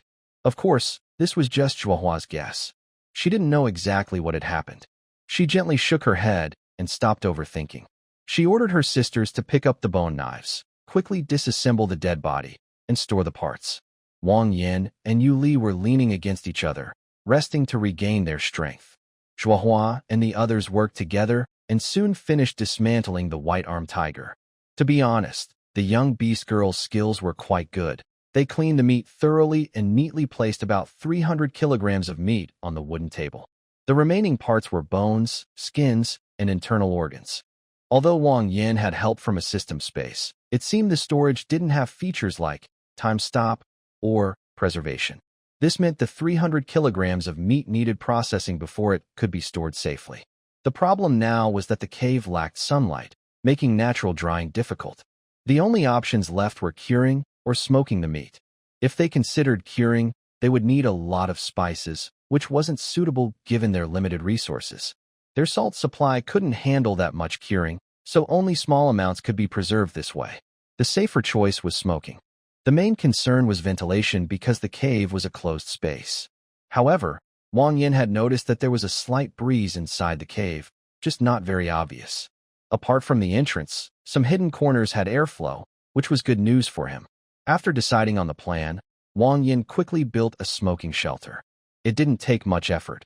He hung up 250 kilograms of meat, leaving 50 kilograms for eating or curing later. Once everything was prepared, it was already late. The whole family was waiting for him, and even little Zizi was starting to feel sleepy. When they heard Wang Yin was going to cook himself, they all became interested. He poured oil into an iron pot. Since they didn't have a good stove, Wang Yin had to make soup to feed the young beast girls. Regarding how to properly handle the meat of fierce beasts, Wang Yin was actually unsure because it involves a natural rule. The higher the predator in the food chain, the poorer the taste of its meat. Being at the top of the food chain, some metabolic substances can accumulate in their bodies, affecting the meat and causing a earthy smell. These are basic biology knowledge that Wang Yin naturally knew well. All he could do was blanch the meat a few times, then stir-fry it with strong spices, add water, soy sauce, MSG, and wild vegetables, and simmer a rich soup. That was all he could think of. When the dish was ready, the rich aroma of the meat immediately spread out and entered everyone's noses. Wang Yin wondered inwardly, what is going on? It looks like I did a good job. It turned out that Wang Yan's worries were a bit unnecessary. The meat from the white-armed tiger was not as dry or earthy as he imagined. Instead, it had a texture similar to beef, tough but not greasy. This made him very curious. Why was it like this? How could fierce beast meat taste so good? His family had already started eating happily, bowls in hand, feeling warm and satisfied from the hearty soup. But Zhuohua suddenly noticed Wang Yin holding his bowl in deep thought and asked curiously. Only then did Wang Yin understand his doubt and was relieved. Fierce beasts and humans are natural enemies. Even when facing beast-human hybrids, the same applies. Human meat has a deadly temptation for fierce beasts, and vice versa. A good piece of fierce beast meat can even fetch a good price in the upper markets. Moreover, Zhuohua smiled slightly, lifting her bowl from her lap. Don't you feel a warm sensation in your body after eating fierce beast meat? Besides being very delicious, it also has the effect of strengthening the body. Unexpectedly, fierce beast meat had such effects. Wang Yin instinctively clenched his fists. The emptiness and hunger he had felt disappeared completely, and he felt a warm flow moving through his limbs. As Zhuohua said, it really could enhance physical strength. This stuff is really not bad. If possible, I might need to get more of it in the future, Wang Yin thought secretly. But this idea was quite dangerous. Beasts that others avoid might become targets for hunting if he started playing such a big game. After putting away his thoughts, dinner was over. Wang Yin and Yuli still had layers of blood on their bodies. Others had finished washing up and were preparing to go back to their rooms, but the two of them were still cleaning. To avoid dirtying the water in the basin, everyone used bowls to pour water and wash on the shore. Removing all the blood was clearly a bit difficult. It was quite troublesome, so Wang Yin decided to indulge himself a little. He spent 300 coins to buy a bar of soap. He rubbed it on himself a few times, then handed it to Yoli and said, "Here, this is for you. Just rub it on your body a few times, and it will be easy to clean." Honestly, soap isn't a daily necessity. Wang Yin only bought it now because he had some money. Yoli tilted her head and looked at Wang Yin with a bit of confusion. She took the soap and rubbed it on herself a few times. Seeing the white, smooth foam on her skin, she instinctively leaned in to smell it. "Smells so good. Hee hee, this stuff is very useful. Just spread it all over your body, and after washing, you'll smell nice." Yuli's big eyes sparkled with tiny stars. Then, to Wang Yan's surprise, her scales slowly faded away, revealing a beautiful figure before his eyes. As a proper person, Wang Yan knew he shouldn't look at a naive girl with inappropriate thoughts. But the secret dam inside him wouldn't listen. Honestly, Yuli's figure was probably the best in her family. She didn't seem like someone who would be hungry for attention. Wang Yin found himself staring a little too long, almost forgetting to wash. Yuli carefully rinsed the foam off her skin with clean water. For some reason, her ears turned slightly red, and her movements became lighter. Do I look good? Huh. Wow, she understood. Oh no. This was going to make him seem like a pervert. Wang Yin hurriedly waved his hands, looking flustered. I just wanted to see if you might be uncomfortable using this." That's all. Then, I've already finished washing," she replied. Wang Yin looked as if he had seen a ghost. On her usually cold face, a faint, almost teasing smile appeared. She didn't say much, only shifted slightly toward Wang Yin without any hesitation. She carefully washed herself, and perhaps it was just his imagination, but Wang Yin felt her movements seemed slower than before. The scene in front of him made Wang Yin feel excited and a bit overwhelmed, so he looked away, feeling a little embarrassed. Seeing this, Yuli couldn't help but cover her mouth and laugh softly. Her scales spread again, and she turned back toward the cave with a wooden basin, not looking back. Before leaving, she secretly threw a charming glance at Wang Yin. Who did she learn that from? Honestly, for a moment, Wang Yin really wanted to challenge her to a game. But since he had used up too much energy today, he felt he was too tired and gave up. But he knew he would definitely win her over someday. It was too bold of her to throw a charming look at him. In the following days, everything went smoothly. However, because of the appearance of fierce beasts, the hunting trips were always with Zhuohua and Yuli. Wang Yin stayed at home with the little beast girls, busy building a new house. Life was quite peaceful. They also hung the extra meat in a smoked shelter, but one shelter seemed a bit small, so they built another one. Anyway, they wouldn't lack food this winter. That day, Wang Yin was working on the foundation with a few others when he heard the sound of running. He looked up and saw Zhuohua coming over. She said, "Wang Yin, the traveling merchant has arrived. Come with me to take a look." Wang Yin was a little surprised, realizing winter was almost here. The mysterious merchant finally showed up. He put down his wooden shovel, brushed off the dirt, and went out with Zhuohua. A few little beast girls also carried some items to exchange from the corner where supplies were stored. It was lively for a while. The merchant first went to his hometown, then was led here by Zhuohua, saving a lot of trouble. When Wang Yin stepped out of the cave, a cold wind blew past, making him tighten his clothes. Then he saw the giant whale docked at the edge of the cliff, carrying many goods on its back. A person appeared, and the back of the giant whale skillfully jumped down. Looking around, the girl seemed to be about 1.5 meters tall, with long water blue hair tied into two ponytails on each side. She wore a small frog-shaped glasses on her nose and a very exaggerated gold chain around her neck. Her black robe with green patterns looked expensive, though the material was unclear. It had a strong merchant vibe, very obvious and unmistakable.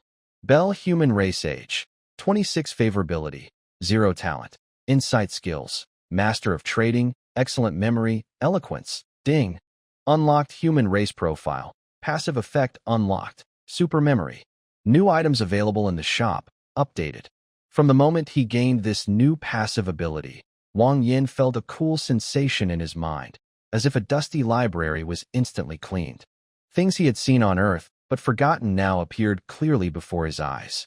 This ability not only deepened his memory, but also greatly increased his mental strength, allowing him to recall many skills and knowledge he had not intentionally learned on Earth, such as short educational videos for daily life and various book knowledge. Now, he could remember everything clearly. Looking again at the shop, Wang Yan's eyes lit up. Wow, a loom costing 5,000 coins was available. That's exactly what he needed. With it, he could produce endless fabric. Seeing the small figure in front of him, Wang Yin smiled happily. This little thing was truly his lucky star. It had just met him and already brought him a big gift. Little Belle and Zhuohua had known each other for a long time. She was well-informed and naturally understood the status of the salamander race in the wall abyss. Honestly, when she first saw a man come out of the cave, she was quite surprised. Among the beast-human hybrids, he seemed to have a leadership aura, which was very intriguing. But why did that guy smile foolishly and grin when he saw her for the first time? Could he be a pervert? Belle's favorability -5. Wang Yin was reminded of something and quickly realized his mistake. He withdrew his gaze. At this moment, Zhuohua spoke. "Belle, this is a new member of our family. His name is Wang Yin, and like you, he is from the human race." Belle nodded gently and asked with some curiosity, "Human race? Are they recently captured wild people? They look a bit different." Hearing Belle's subtle questioning about Wang Yan's identity, Zhuohua naturally understood her meaning. She simply shook her head slightly and explained, "He is a lost traveler. I think he looks decent, so I brought him back to breed with, and I decided to raise him." The breeding part was true, and he did look decent, but the rest was false. Zhuohua's half-truth explanation was to prevent Belle from knowing Wang Yan's true identity and abilities. Although Belle knew her, she was still a traveling merchant. If she found out Wang Yan's secrets, those details might be sold as goods someday. After all, someone who could conjure food out of thin air was too extraordinary to ignore. Hearing Zhuohua's explanation, Belle finally understood what Wang Yan's gaze meant earlier. So he was a stud, and Belle had just been tested? Belle's favorability -10. Belle's disgusted expression was obvious. She believed most of what Zhuohua said, and then stopped discussing the topic, turning to negotiate a deal with her.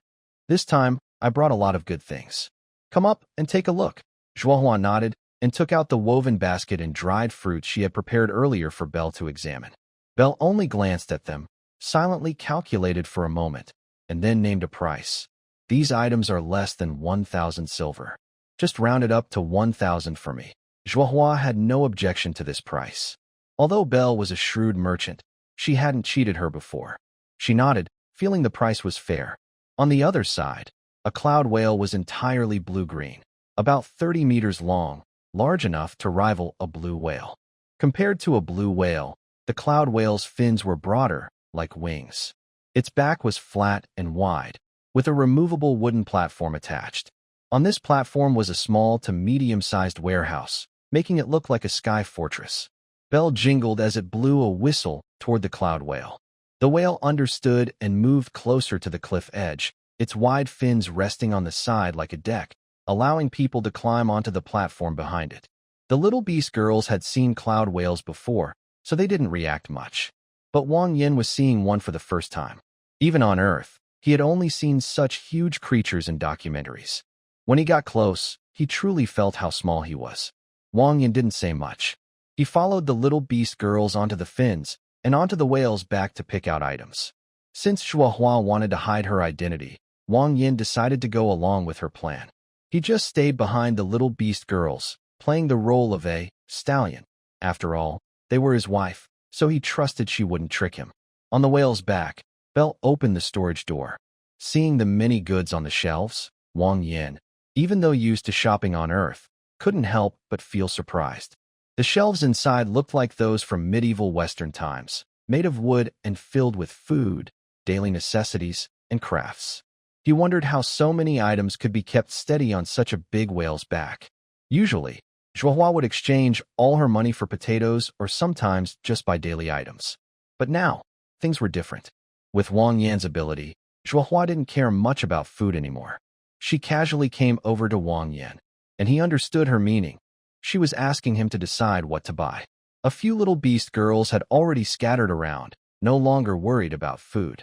Zhuohua had promised them earlier that this year, when they traveled for trade, each could pick one item to buy. So, only Zhuohua was helping Wang Yan choose. Now, including Zhuohua, all the little beast girls looked to Wang Yan as their leader.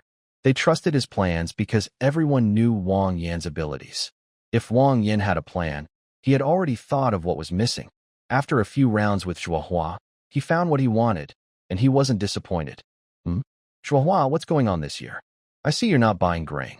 Why are you buying these things? As a result of a few people shopping, Zhuohua picked up a jar of coarse salt, 2 simple spindles, and a carving knife, along with some miscellaneous items bought by others.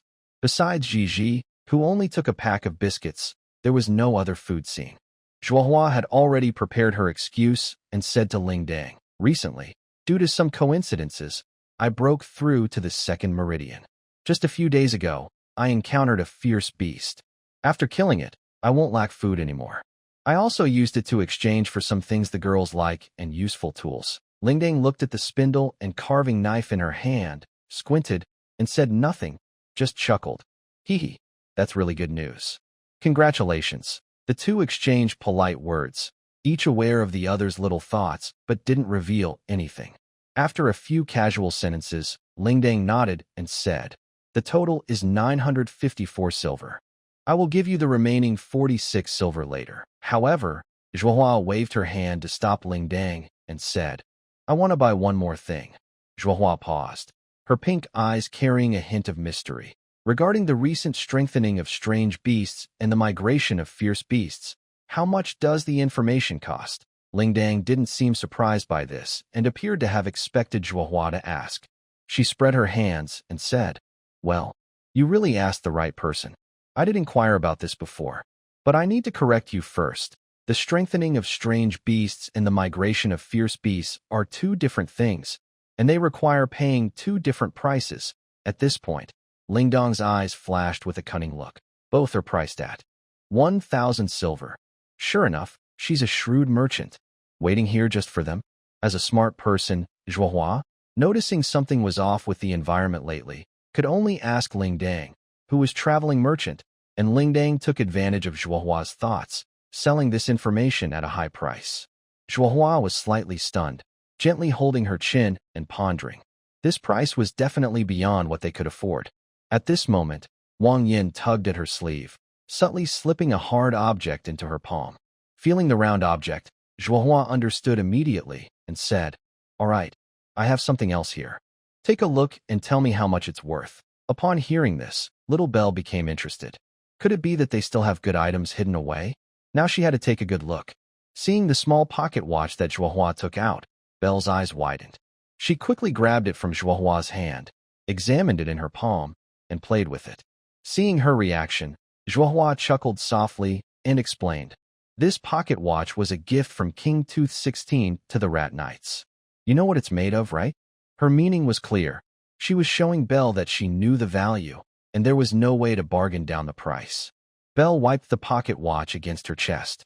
Its shiny gold exterior looked simple yet noble. She turned her eyes a couple of times before replying. This is a good item. It was given by the royal family of the Rat Kingdom. Even I don't see such things often. But I remember that these special royal pocket watches usually have a photo of the Rat King inside. Why isn't there one here? Before handing the pocket watch to Belle, Wang Yin had torn off the photo of King Tooth 16 inside it. It might be useful later if she met other rats, but Zhuohua didn't know this. She just looked up slightly and answered her question. This watch was given to us by a rat woman we rescued from Rat Potato City. She wanted to thank us, so she gave it to us. When we got it, there was nothing inside. Belle had heard about Rat Potato City's fall. Her explanation made sense.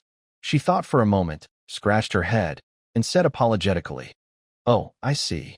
It's definitely made by rat craftsmen, but without the Rat King's photo. It's hard to tell if it's a royal gift. How about this? 2,000 silver coins. That's enough to exchange for 2 pieces of information. Neither side loses out. What do you think?" Zhuohua sighed slightly, but she could accept this result. She only wanted to get the information from Belle. Since Wang Yin wanted to trade the pocket watch, it meant it wasn't very useful to him. She could step back a little. All right then, the pocket watch is yours. Now, tell me about your information. Belle chuckled, and then put the gold-plated pocket watch into her pocket, snapping her fingers. Indeed, you are from the Salamander tribe, straightforward and honest.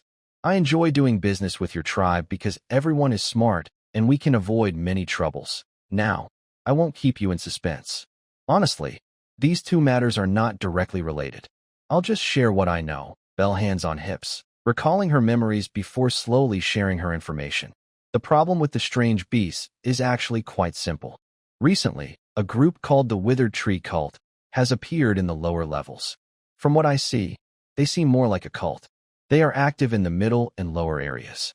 I don't know exactly what they are doing, but it seems they can control the strange beasts' movements, which has caused a lot of panic among the middle-level folks.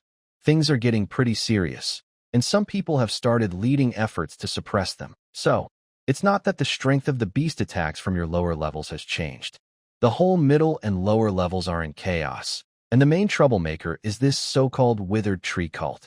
I remember they are said to perform sacrifices involving living people. Oh, and the fall of Mouse Potato City is also connected to this group. Apart from Wang Yin and Zhuohua, the other little beast girls looked confused. What were they talking about? Cults? Sacrifices? They couldn't understand it all. That's about it. But controlling the strange beasts is definitely very unusual.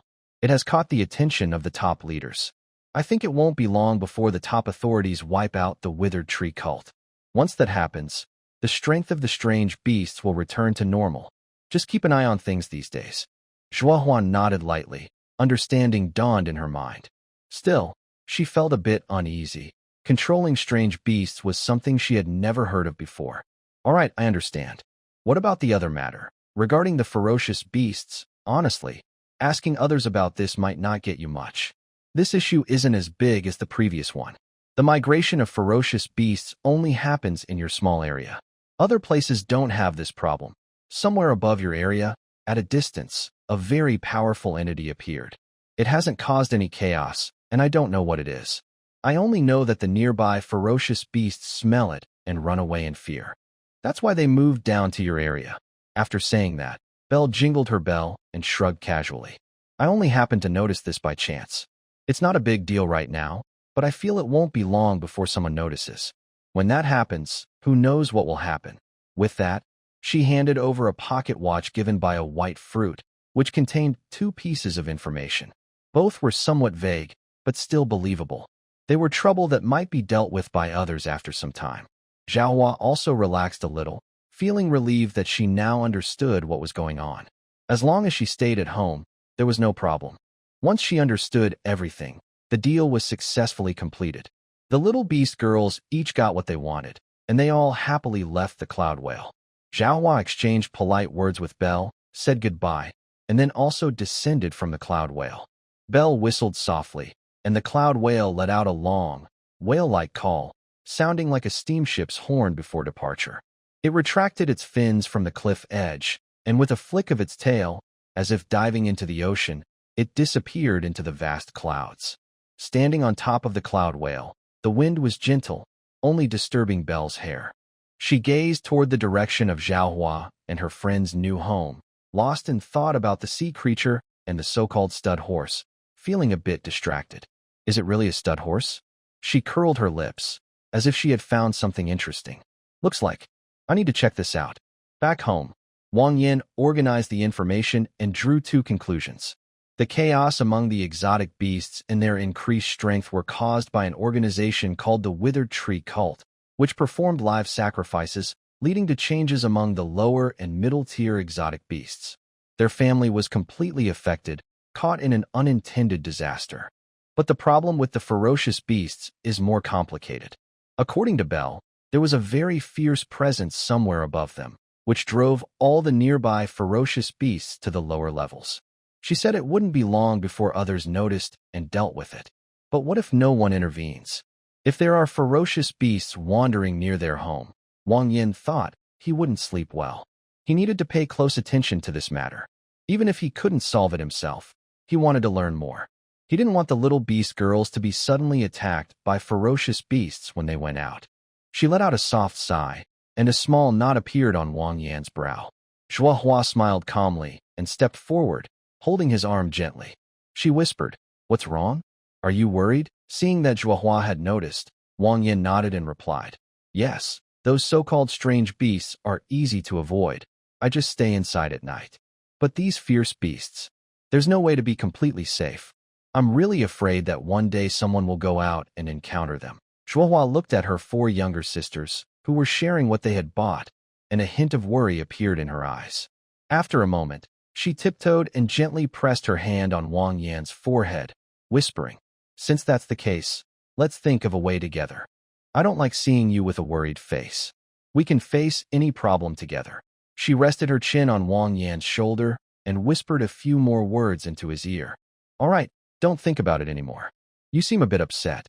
How about we go out for a walk?" Wang Yan knew what she meant by going out for a walk. Recently, he had been very busy, and it had been a while since they shared their supplies. Zhuohua took his hand, and before he could answer, she led him out of the cave. "Hey, it's already this time." Zhuohua and Wang Yan went out together.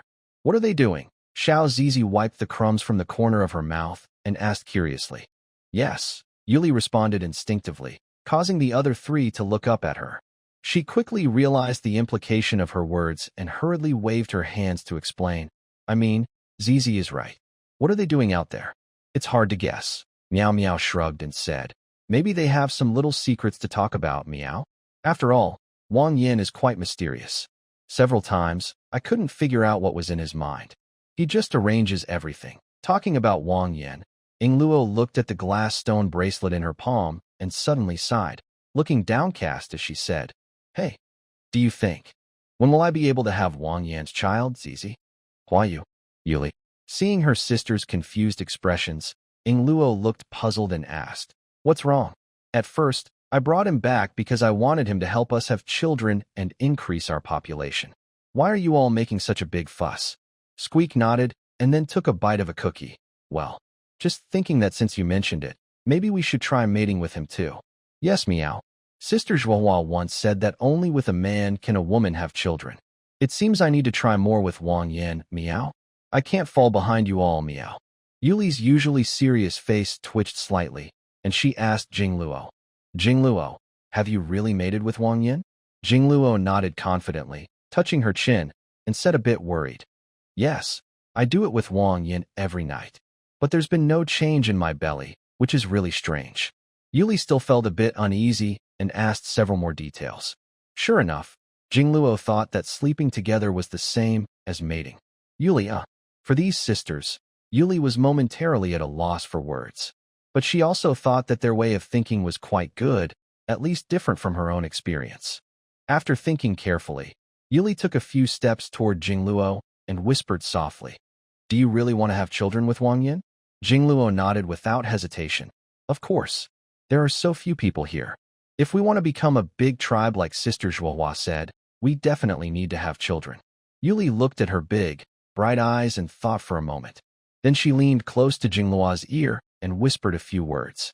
Jingluo was initially confused about what Yuli was going to say, but after Yuli finished, she just imagined it in her mind. Her ears turned red, her heart pounded, and her legs felt a bit weak. Yuli, is this really okay? Yuli patted Jingluo's shoulder and gave her a reassuring look. Just do as I say when the time comes. You'll understand then. Squeak, what are you all talking about? Why does everyone sound so secretive? Yingluo awkwardly smiled and waved her hand, changing the subject. Honestly, it was the first time she learned such straightforward facts about relationships. If she really were to be with Wang Yan. No, just thinking about it made her legs feel weak. The merchant left, which meant autumn was almost over. Because they were running low on supplies, their top priority was to gather fabric. Wang Yan had been saving points these days to buy a loom from the marketplace. With it, they could make suitable cotton clothes for everyone at home. During this time of saving points, Wang Yan was not idle. He bought 2 spindles from Xiaolingdang. They were very easy to use.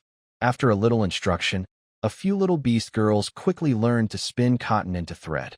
Wang Yan also used a carving knife to work on wood, which made things much easier. This tool helped shape the wood more neatly and made the board smoother. As a result, the quality of the wood they processed improved. Now, inside the cave, with everyone working hard together, everything looked lively and prosperous. There was plenty of food, vegetables, and meat, and the temperature was mild and refreshing. Honestly, this was the happiest time the little beast girls had ever experienced. They didn't have to worry about food or the weather. It was wonderful. Also, there will definitely be no scenes involving mythical creatures or inappropriate content. If such scenes appear, I will delete the story immediately. Rest assured, it's suitable for all readers. The last autumn leaf was carried away by the cold wind, and the first snowflake eagerly fell to the ground. Soon, everything was covered in a layer of silver white. Wang Yan felt the cold snow melt in his palm. He knew winter had arrived. Just as Wang Yan looked up at the sky, suddenly, the sky darkened without warning for a few seconds. But it quickly returned to normal. Wang Yan frowned and asked Zhaohua beside him about it. Zhaohua was also confused. She had never experienced such a sudden dimming of the sky during the day before. However, Wang Yan didn't take this matter seriously, thinking it was just like witnessing a solar eclipse. After all, he had experienced similar things on Earth before. Zhuohua told him that the first snow in Wall Abyss would last for several days. Wang Yan took her into the cave, sealing the entrance with a large stone. They would wait until everyone's winter clothes were brought out before going outside again. Wang Yan had used all his points to buy bricks and cement. Honestly, he didn't have much money left. He checked his points. There were still 3,250. He shook his head lightly. That wasn't enough. His current rate was about 300 points every 2 days, which was starting to feel insufficient. So, Wang Yan spent some points to buy 2 more plots of land, costing 1,200 and 1,600 points respectively, totaling 2,800 points. Now he owned 7 plots. With this, considering that cotton yields 15 kilograms per acre and each kilogram sells for 4 points, Wang Yan's points earned every 2 days had increased to 420. It wasn't a lot, but it was better than nothing. Next, he faced a long wait. A weaving machine would cost 5,000 points. At his current rate, it would take about 11 days to save enough. As he mentally calculated, Wang Yan suddenly remembered that in a few days, he had a scheduled meeting with Dilia. He needed to return to his hometown. Since he hadn't taken Dilia to their new home, he guessed the mechanical device they planned to deploy would arrive at the original location. A few days passed outside, but Wang Yan himself didn't realize it. Inside the cave, there was no sense of time. The family relied on instinct to plan their daily routines. Wang Yan didn't know if it was still snowing outside, so he decided to go out and check. Just then, Zhuohua suddenly called him, looking a bit nervous, as if she wanted to discuss something important. Her pink eyes looked up at Wang Yan and slowly said, "Wang Yan, I want to talk to you about something. The rat family from the Mouse City that's fleeing." As soon as Zhuohua spoke, Wang Yan immediately understood her meaning. Not wanting his woman to be troubled, he quickly replied, "Oh, I remember what you're talking about. I was just about to discuss that with you too. While speaking, Wang Yin rubbed his hands and smiled flatteringly at Zhuohua, explaining, I want to bring that family here. After all, it's freezing outside, and if they freeze to death, it would be a waste. It's better to bring them over, give them some food each day, and they can help us work. Right now, we really need more people. You wouldn't oppose this, would you? Zhuohua was a bit stunned. She didn't expect Wang Yin to say exactly what she was about to say. A warm feeling rose in her heart. This guy was really thoughtful. She could tell he was just trying to take care of her, which was why he said that. A weak, sickly mouse woman, along with 3 hungry mouse children, couldn't do much work. Bringing them here would only be a burden. Leaving such a family in the freezing cold outside would surely get them killed. Zhuohua felt sorry for them and told Wang Yin so. But all the good life they had now came from this man in front of her. She couldn't ask him to take on more burdens. She could only discuss it gently. To her surprise, Wang Yan's concern for her feelings made Zhuohua's eyes sting a little, but a sweet smile appeared on her face. Her lonely heart, long silent, now tasted a hint of sweetness. Could this be love? Zhuohua wasn't disappointed. She cooperated with Wang Yan, placing her hands on her hips, looking a bit reluctant, and said, Fine, I agree. But be careful and come back soon. Wang Yan clapped softly, acting playful. He gently kissed her on the side of her face and whispered very softly, I knew it. My wife is the best. Zhuohua's mind went blank. Honestly, it was the first time someone called her that. She didn't know why, but her heart was pounding hard. She clutched her fur inner garment tightly over her chest, her face blushing like a peach blossom, lips moving slightly. She looked like a girl in love. How could he call me wife? Wang Yin didn't realize how much his words affected Zhuohua. He had already gone inside to change clothes. He had once drawn a lottery and received a set of cotton clothes, which he was just about to wear now. Wearing her clothes tightly wrapped, Wang Yin finally prepared to break open the rocks and leave the cave. However, before he could step out, a voice called out from behind him, stopping him. Wang Yin, he instinctively turned around and saw Yingluo looking at him with a hopeful face. Yingluo wagged her big tail and clenched her 2 pink fists, saying, Wang Yin, I just heard you say you're going to bring back that little mouse from before. I want to go with you. Wang Yin frowned slightly and said, It's very cold outside now. Just wait at home for me. At this moment, Squeak came over and pretended to put a hand on Yingluo's shoulder. But since he was only about 1.5 meters tall, it looked a bit funny. He agreed. Yingluo is the most resistant to the cold among us. If not her, then it should be me and you. Bring her along. That way, you and Yingluo can look out for each other. Resistant to the cold? Wang Yin looked a bit confused. Then he thought it over and realized he should find someone to go with him. Not to mention those 2 little mice. If they couldn't walk, he would have to carry one. He really needed a helper. All right, Yingluo, you can come with me first. But if you start feeling cold, tell me right away, understand? Yingluo saw Wang Yin agreed, and her pink-gray tail wagged faster. She quickly nodded and followed Wang Yin briskly. After many days, Wang Yin finally broke through the large stone blocking the cave entrance. The 2 saw the sunlight again. Wang Yin instinctively raised his hand to block the sun and squinted. The setting sun was blood-red, contrasting sharply with the silver-white snow, like orange-red ink spilled on white paper. Is it almost evening? We've been in the cave so long I forgot the time. All right, let's hurry. Wherever we go, that's where we'll stop. Quick comments. I'm about to make a fuss. I already am. Fortunately, it seemed she wasn't very cold. Wang Yin carefully observed her for a while. She didn't appear to be pretending. He reached out and touched her small hand, which was very warm, like a heating pad. Only then did Wang Yin feel relieved and focus on leading Yingluo along the way. If they left from the new home, Wang Yin estimated it would take about 3 hours to reach the Baigua family's place. However, in this snowy, icy weather, the travel time would likely be shorter because their speed would slow down. After about an hour of walking with Yingluo, it became too dark to see the road clearly. There was no choice but to find a cave to spend the night.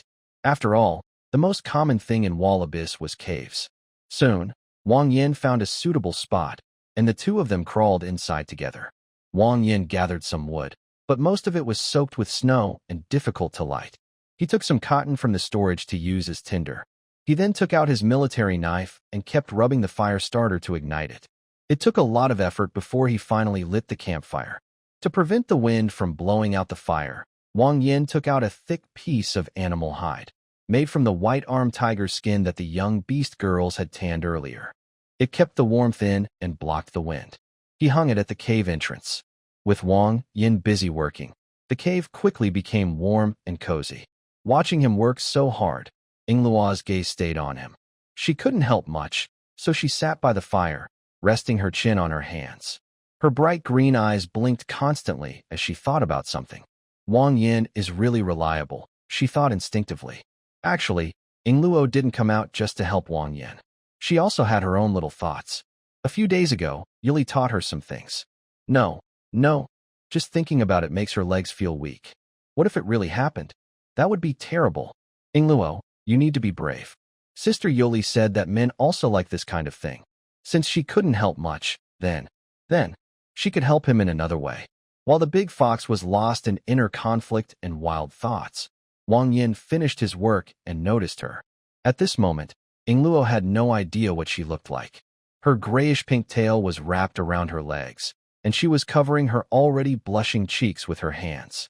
Her lively fox ears drooped down, unaware of how adorable her shy behavior appeared. Wang Yan's throat went dry.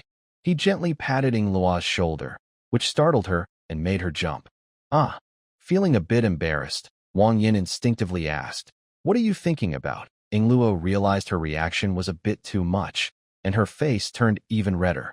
The crackling campfire flickered softly, casting an orange-red glow over her face like a veil, making her look both charming and cute. It's getting late. Let's rest now. Wang Yin was a little surprised.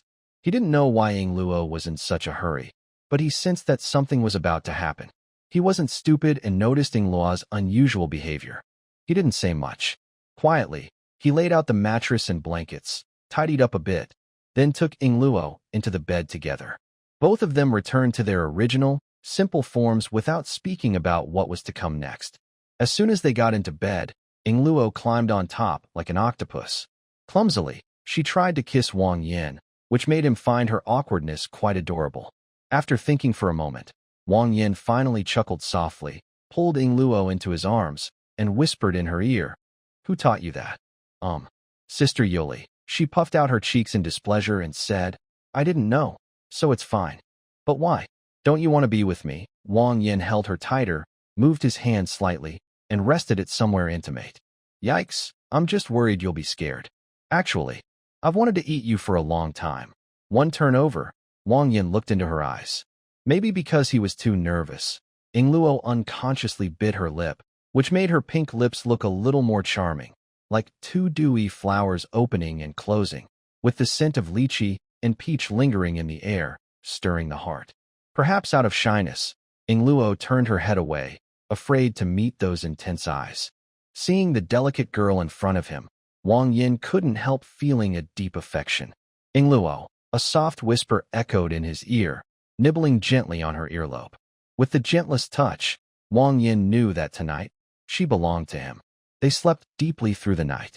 The young fox, having tasted the forbidden fruit for the first time, was uncontrollable. For a moment, Wang Yin found it hard to handle her. Fortunately, when they woke up the next day, it didn't affect him much. Yingluo's face showed no signs of tiredness, but instead had a rosy glow. The only change might be that she seemed to have transformed from a girl into a woman. After being intimate with Wang Yin, Yingluo seemed more clingy. As soon as she opened her eyes, she snuggled into his arms, wanting a hug. Her tail gently swayed under the blanket, like a happy little dog. Wang Yin looked at the silly girl in front of him, feeling a wave of sweetness in his heart. But since they had a task to do, he had to hold her head and say, all right, no more hugging now. We need to get up. Once we bring the Bai family back, you can hug as long as you want." "Huh?" Yingluo pouted, seeming a bit reluctant. But she wasn't the unreasonable type. She understood the importance of the matter. Though a little unhappy, she nodded obediently. To make up for the young fox, Wang Yin gently kissed her on the head, which improved her mood. The two dressed and prepared to leave the cave. "By the way, Wang Yin, I wanted to tell you something last night." Yingluo touched her lips with her finger, as if thinking. After last night, I felt something very special. It's strange, I can't quite explain it. It's like feeling hot all over. Ingluo also knew that her explanation was not very clear and felt a bit annoyed. She continued to try to explain, well, it's just kind of like it's about to catch fire. Catch fire? Ingluo wasn't sure how to describe that feeling. She kept recalling the special sensation from last night. Somehow, her body seemed to grow hotter and hotter, and then she ignited. Wow, yes, literally. Ingluo's whole body was on fire. The intense heat melted the snow beneath her feet. The scene in front of her made Wang Yin almost drop his jaw in shock. Please write a book review and give a 5-star rating. I want 5 stars. I need a 5-star review. Her light gray hair and fluffy fox tail suddenly turned into blazing flames. Wang Yin instinctively took 2 steps back.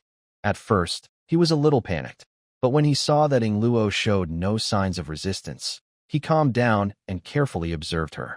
All her hair has turned into flames, and they are warm, but they haven't burned her clothes. That's strange. Ingluo, are you feeling uncomfortable anywhere? To make sure there was no danger, Wang Yin asked her carefully.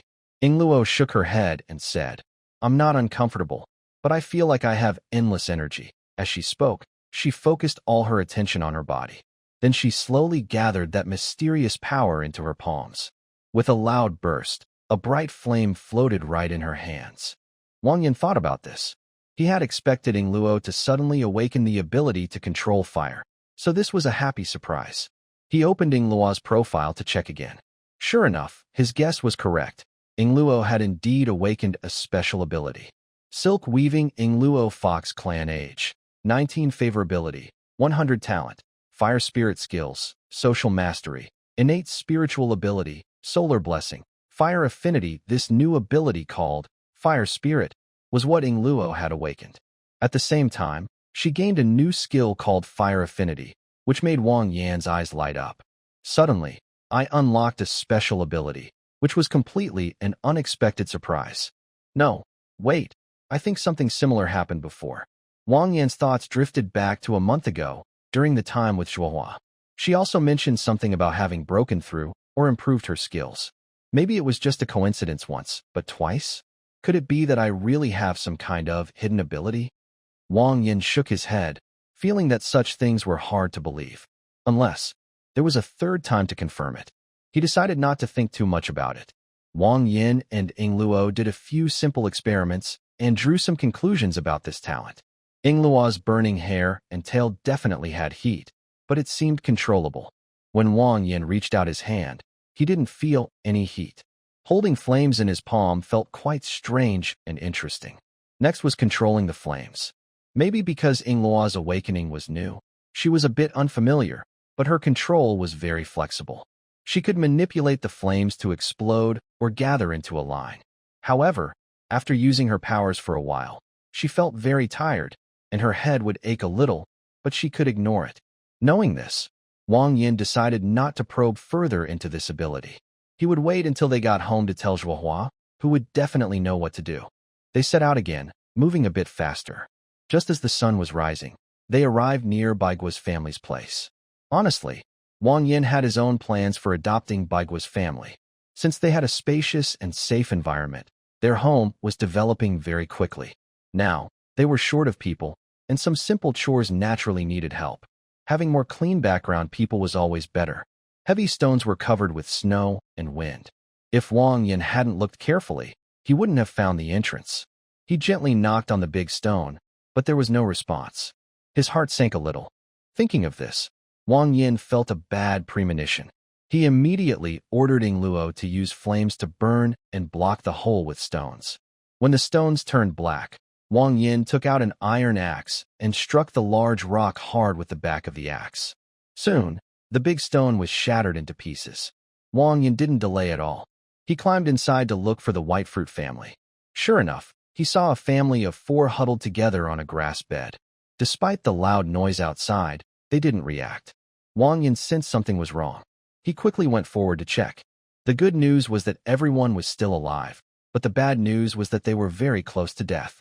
White Fruit and Little Biscuit were lying on opposite sides, protecting the small cake and tiny mouse in the middle. Wang Yin checked their breathing. Except for the tiny mouse still in the blanket, the others had swelling or even sores on their skin. If he hadn't come in time, the whole family might have died here. Ingluo saw what was happening and covered her mouth with her hands, her eyes trembling slightly. She asked softly, Are they all dead? Wang Yin gently shook his head and explained, No, not yet. Ingluo, go outside and find some firewood. As much as you can. They are all frostbitten, so we need to hurry. Hearing that they weren't dead, Ingluo relaxed a little. She quickly climbed out of the hole and prepared the firewood efficiently. A spark caught, and the bonfire started to burn. Frostbite has 4 levels. First degree is the mildest, causing redness and itching. Second degree involves sores and ulcers. Wang Yin checked them carefully. Luckily, only white fruit had some sores. The others only had redness and swelling. As long as it wasn't 3rd degree or worse, it could be treated. Wang Yin laid a mat on the ground, took out a white arm tiger fur to block the wind, and helped everyone up. He covered them with leather to keep warm. The bonfire burned very brightly. Wang Yin added more firewood. The potatoes he left for White Fruit's family earlier in the cave had frozen into ice blocks and couldn't be eaten anymore.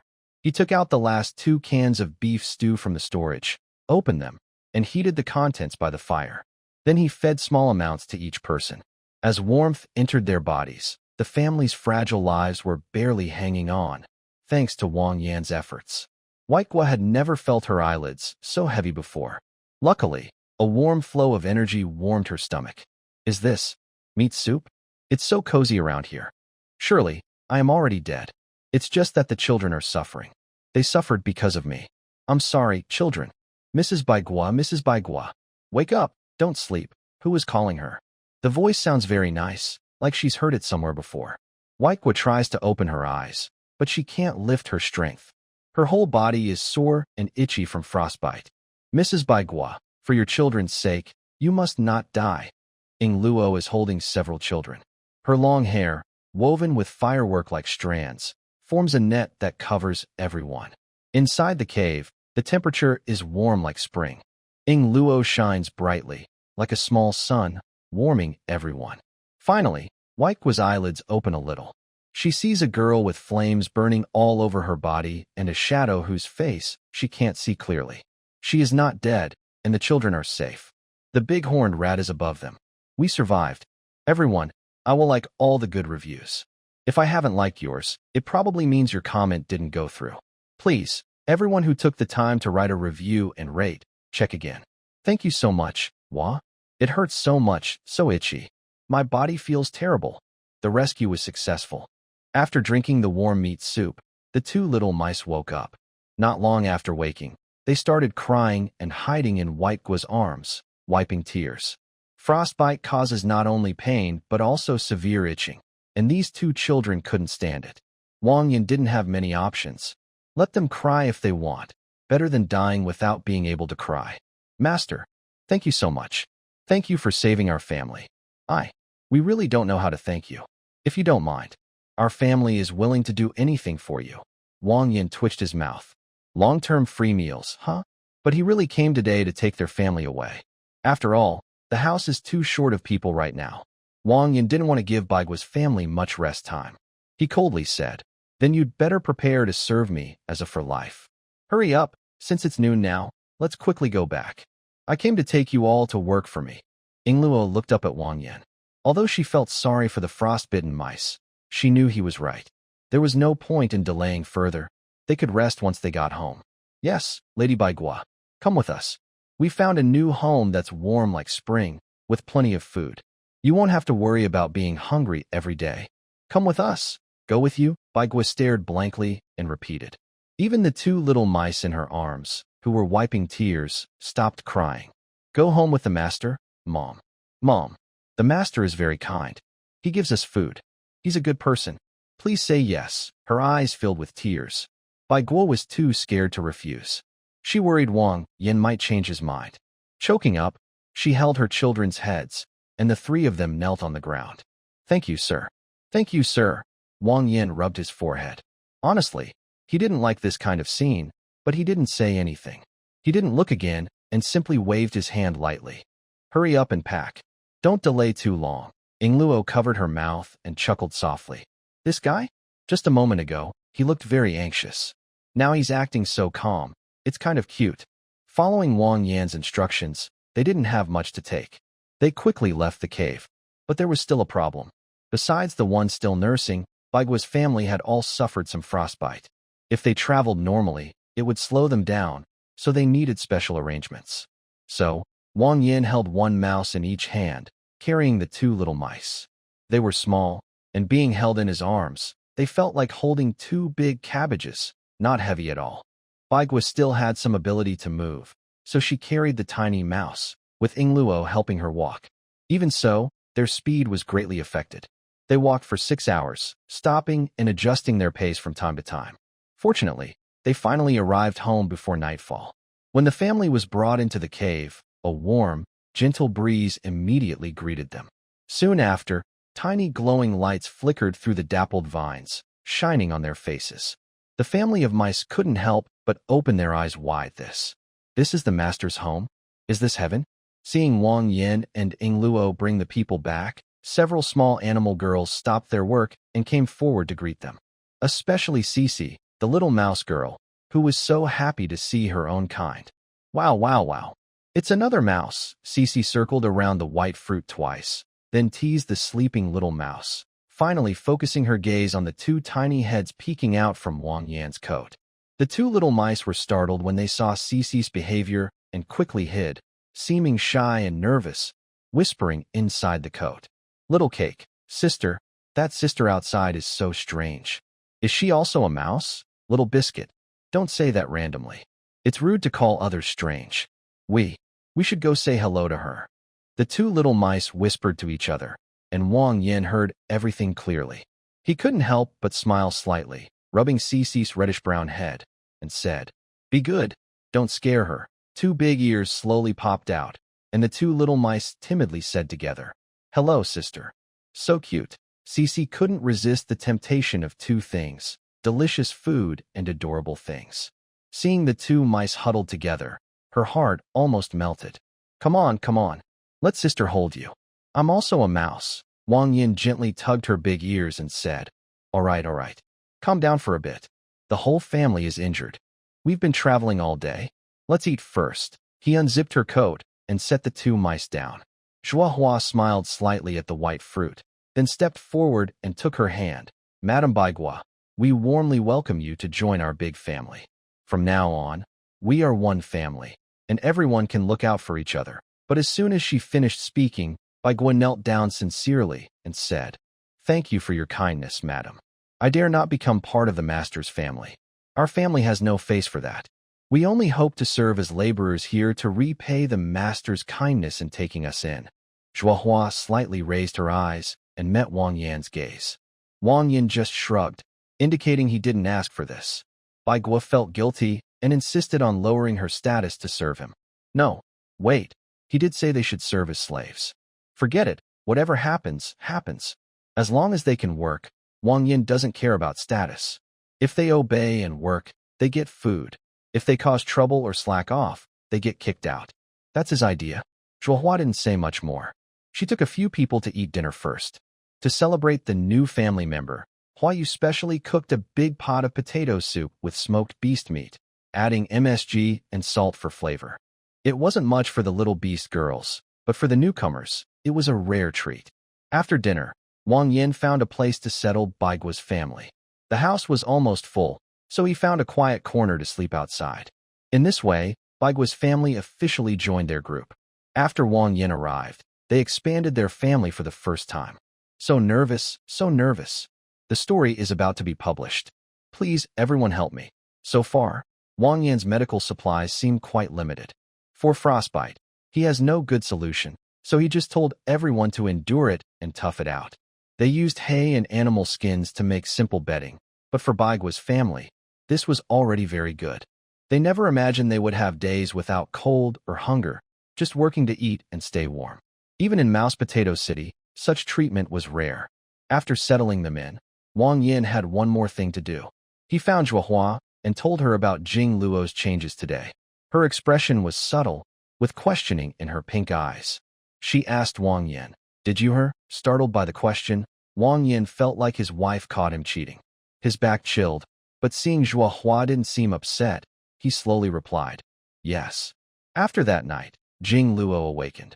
Zhuo Hua lowered her head, thought for a moment, and then continued, I've only had guesses about this kind of situation, but it seems you really do have this ability to help Beastkin awaken. Wang Yin frowned and said, could it just be a coincidence? Zhuo Hua spread her hands and shook her head. I don't think so. Let's not even talk about the first awakening ability. For a Beastkin to awaken, they usually need very special methods. But sometimes it can happen suddenly, like you're eating, and the next second, you awaken. Only 1 in 10 Beastkin can awaken.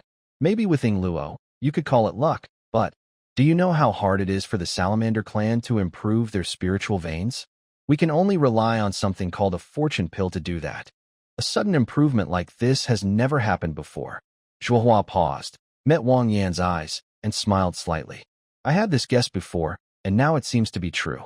She didn't finish her sentence, but now that it was clear Wang Yan had this ability, she was already thinking about introducing her other sisters to him.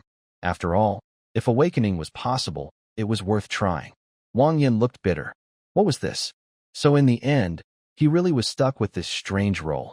Zhuo Hua lowered her head and chuckled softly, then whispered near his ear, all right, since you've already helped Sister Ying Luo awaken, then later, I'll call her to join us too, Wang Yan. That night, they all rested peacefully. The Baigua family needed time to recover, so Wang Yan didn't plan to assign them any work yet. Since they hadn't earned enough points, they spent their days spinning cotton thread with a spindle, while Wang Yan worked on shaping wooden boards.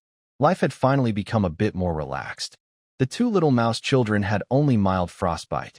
After a few days, it still itched a little, but not enough to make them cry in their mother's arms. Gigi liked the 2 little ones very much. She acted like their big sister and happily gained 2 little followers. You too. Why is the older sister called Little Biscuit and the younger one Little Cake? Little Cake pursed her lips, her big eyes full of thought. Her round ears wiggled twice before she softly spoke. Mom told us that when we were very small, she hadn't given us names yet. We cried when we passed by a bread shop, so Mom took us inside to look. I clung tightly to my cake, refusing to let go, and my sister kept crying while pointing at the cookies. That's how we got our names. As she spoke, Little Cake seemed to realize she was a bit embarrassed. A blush appeared on her small face, and she shyly lowered her head. Chi-Chi couldn't help but giggle and laughed while covering her stomach. Greater than over equal to less than over equal to, huh? One of you wouldn't let go of her cake, and the other kept crying and pointing at cookies. You two are so funny. You made me laugh so much. At this moment, Huaiwe slowly approached, having overheard Chi-Chi and the children's conversation. She chuckled and playfully teased, don't laugh at them. You're not much better, you know. Haven't you noticed that among us, your name is the strangest? When Sister Ying Luo was choosing names for us, you couldn't speak yet and only clung to her leg, making noise. Sister got so annoyed, she named you Chi-Chi. Oh, how embarrassing. Huaiwei really shouldn't have revealed that in front of her little brother. Oh, what a shame. Huaiwei ignored her and, feeling playful, decided to tease the 2 mice. By the way, does your sister have a name yet? Little Cookie shook her head and said, no, not yet. Mom wanted to take her to the bread shop again, but since Mouse City was gone, she put off naming her for now. Huayue's lips twitched in amusement. It seems their family's names are all based on bread shops? That's pretty funny. Seeing the girls gathered together, Wang Yin didn't know what they were talking about. He put on his coat and said, I'll go out for a bit. Dilia's things should be arriving soon. Stay at home and wait for me. Who is Dilia? Chi-Chi tilted her head, full of questions. Huayue patted her on the head. She's the winged woman who stayed with us before. What a silly pig brain. Little Zizi covered her head and giggled softly. She remembered something and tiptoed to wave goodbye to Wang Yin, telling him to stay safe and come back early. Wang Yin sighed helplessly and quickly left the cave. But not long after, a grayish figure caught up. Since Ying Luo awakened her new ability, she was no longer afraid of the cold. Even in the freezing winter, she still wore her animal hide underwear and a leather coat. Why did you come along? The big fox wrapped her arm around Wang Yan's, feeling the warm touch clearly through their clothes. I just wanted to spend a little time alone with you, Wang Yan sneered. If he hadn't seen the love hearts in her eyes, he might have believed her. We're going back to our hometown to pick someone up. Don't take too long, okay? Ingluo nodded, then asked curiously, picking someone up? Is there someone new joining us? Wang Yin didn't know how to explain. He guessed that a few little beast girls wouldn't understand the idea of mechanical beings. So he tried to explain, well, it's not exactly a person. It looks like a person, but it's not really human. You can think of it as a tool that looks like a person, just like the one who came to pick up Delia earlier. It only looks like a person. That's hard to understand. Wang Yin decided not to explain further. He figured she'd understand more slowly over time. It's now available. Everyone, please support me. Keep the updates coming. Rate, comment, and share your thoughts. If there's anything you think could be better, let me know. Please support me. Oof, Wang Yin. Don't. Due to Ingluo awakening her new ability, Wang Yin just did a few yoga poses with her, without doing anything else. Ingluo's neck was sweaty, her face flushed like a ripe lychee, shiny and moist. When they first arrived, the mechanical being hadn't come yet. Wang Yin couldn't resist Ingluo and did some stretching exercises with her, making her sweat a lot and her legs a bit unsteady. However, the two of them did not get too carried away or cause a big commotion. They first cuddled for a while, then suddenly heard a dull thud, like something heavy falling. Wang Yin thought to himself, then quickly composed himself and went outside. What he saw was a huge crater with a spiderweb pattern, matching the one from before. He couldn't help but smile faintly. Was Million always so violent in her entrances? Wang Yin sighed softly. Since no one was living here anymore, he decided to just accept it. The most important thing was to get the mechanical device out. After waiting so long, he could finally see what this so-called machine control center was really for. As the snow mist slowly cleared, Wang Yin stood at the edge of the crater and saw a curled-up, white cocoon-like object in the center. Before he could look closer, the glowing cocoon gradually disappeared, revealing a girl hugging her knees. A mechanical sound, like a startup noise, echoed. The girl was dressed in a suit that fit her perfectly, with lines on her cheeks that added a mechanical style. Her long silver hair shimmered brightly in the sunlight, making it hard to look directly at her. The girl floated up, stretching her body like a goddess descending from the sky. Despite her mechanical appearance, she seemed almost sacred, strange yet real. Compared to the mechanical figure Wang Yin saw earlier, who was armed and armored, this girl had no armor or weapons. She only wore a sleek, delicate suit that made her look fragile. The girl slowly opened her eyes. Her bright yellow eyes shone like powerful lamps. After layers of glowing rings overlapped and faded, hundreds of rings gathered in her pupils, which then focused on Wang Yin. It was as if she was checking his identity. Destination reached. Host identity verified. Wang Yin, human male. Target confirmed. Partner model 0348. Deployment complete. Binding successful. Wang Yin looked at Million with some confusion. There was something strange about her, but he couldn't quite put his finger on it. He took a few steps forward, just about to get a better look, when the mechanical girl's eyes suddenly projected an image. Startled, Wang Yin stepped back. When he looked carefully, he saw it was a projection of Delia. When you see this projection, human, I believe you have received the Million. As you requested, I carefully selected this partner model, specially designed with deep female features, assembled with composite biomimetic materials, and a full-scale, realistic replica of the sky spirit's body. I also set up 34 different postures for deep learning to meet your special needs. Because your basic technology is quite outdated, I had to make some special modifications. Now, she has a biomimetic reactor stomach inside, which can generate energy by eating. In addition, I programmed some basic functions so that even if you cannot control her, she can perform simple tasks through voice commands. That's all for the instructions. Human and salamander people, my payment has been delivered as agreed. We owe nothing to each other. If all goes well, we won't have further dealings. That's all. Goodbye. Still looking down on others, still dismissive of humans, Wang Yin has somewhat gotten used to this grumpy attitude. But once the item was delivered, her projection was like a user manual, helping Wang Yin quickly understand how to use it. What really upset Wang Yin was, what does full-scale realistic replica mean? And what the heck is 34 types of deep learning? Alright, so it's really just a fancy way of saying it's a high-quality imitation, huh? Just a big joke.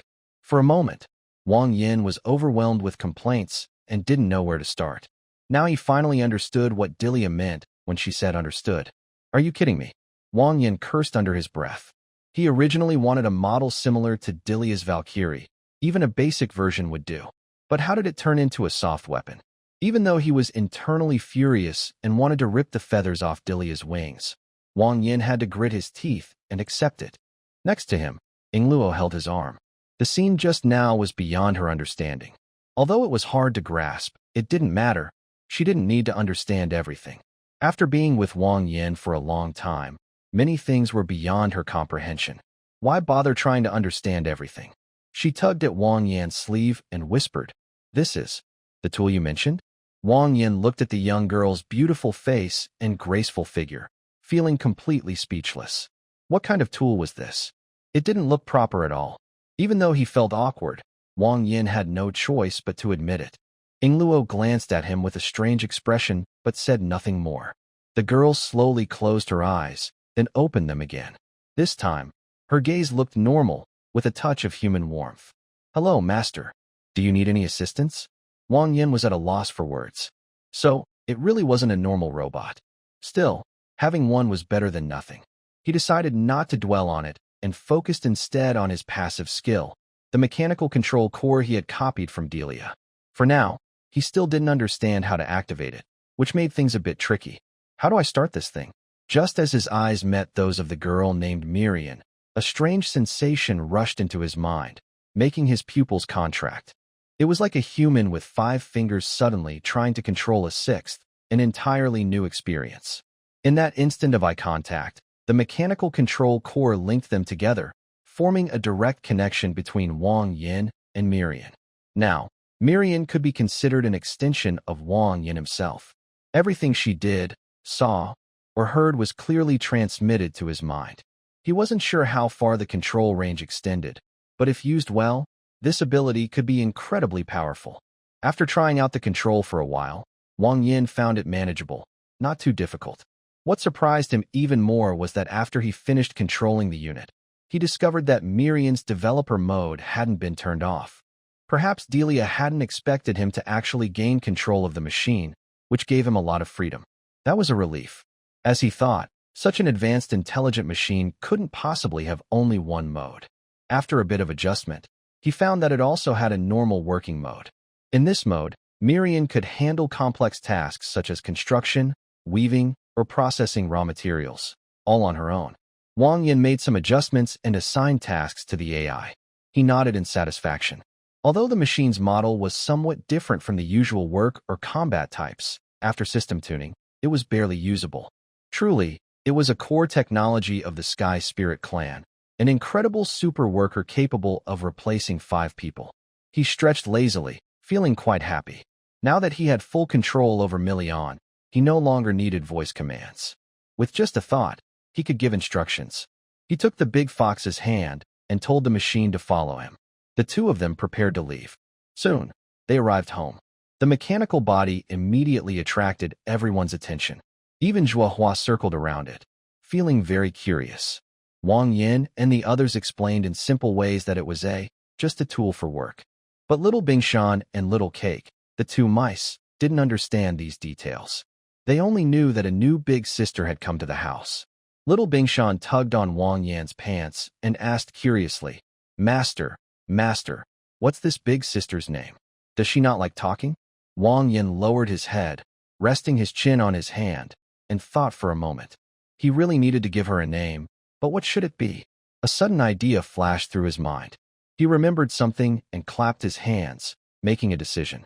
He looked down at little Bingshan and replied, "This big sister's name is Jiplier. Let's call her Little G from now on." Hua Yu seemed not to hear clearly and suddenly asked, "Little what, meow?" Wang Yin.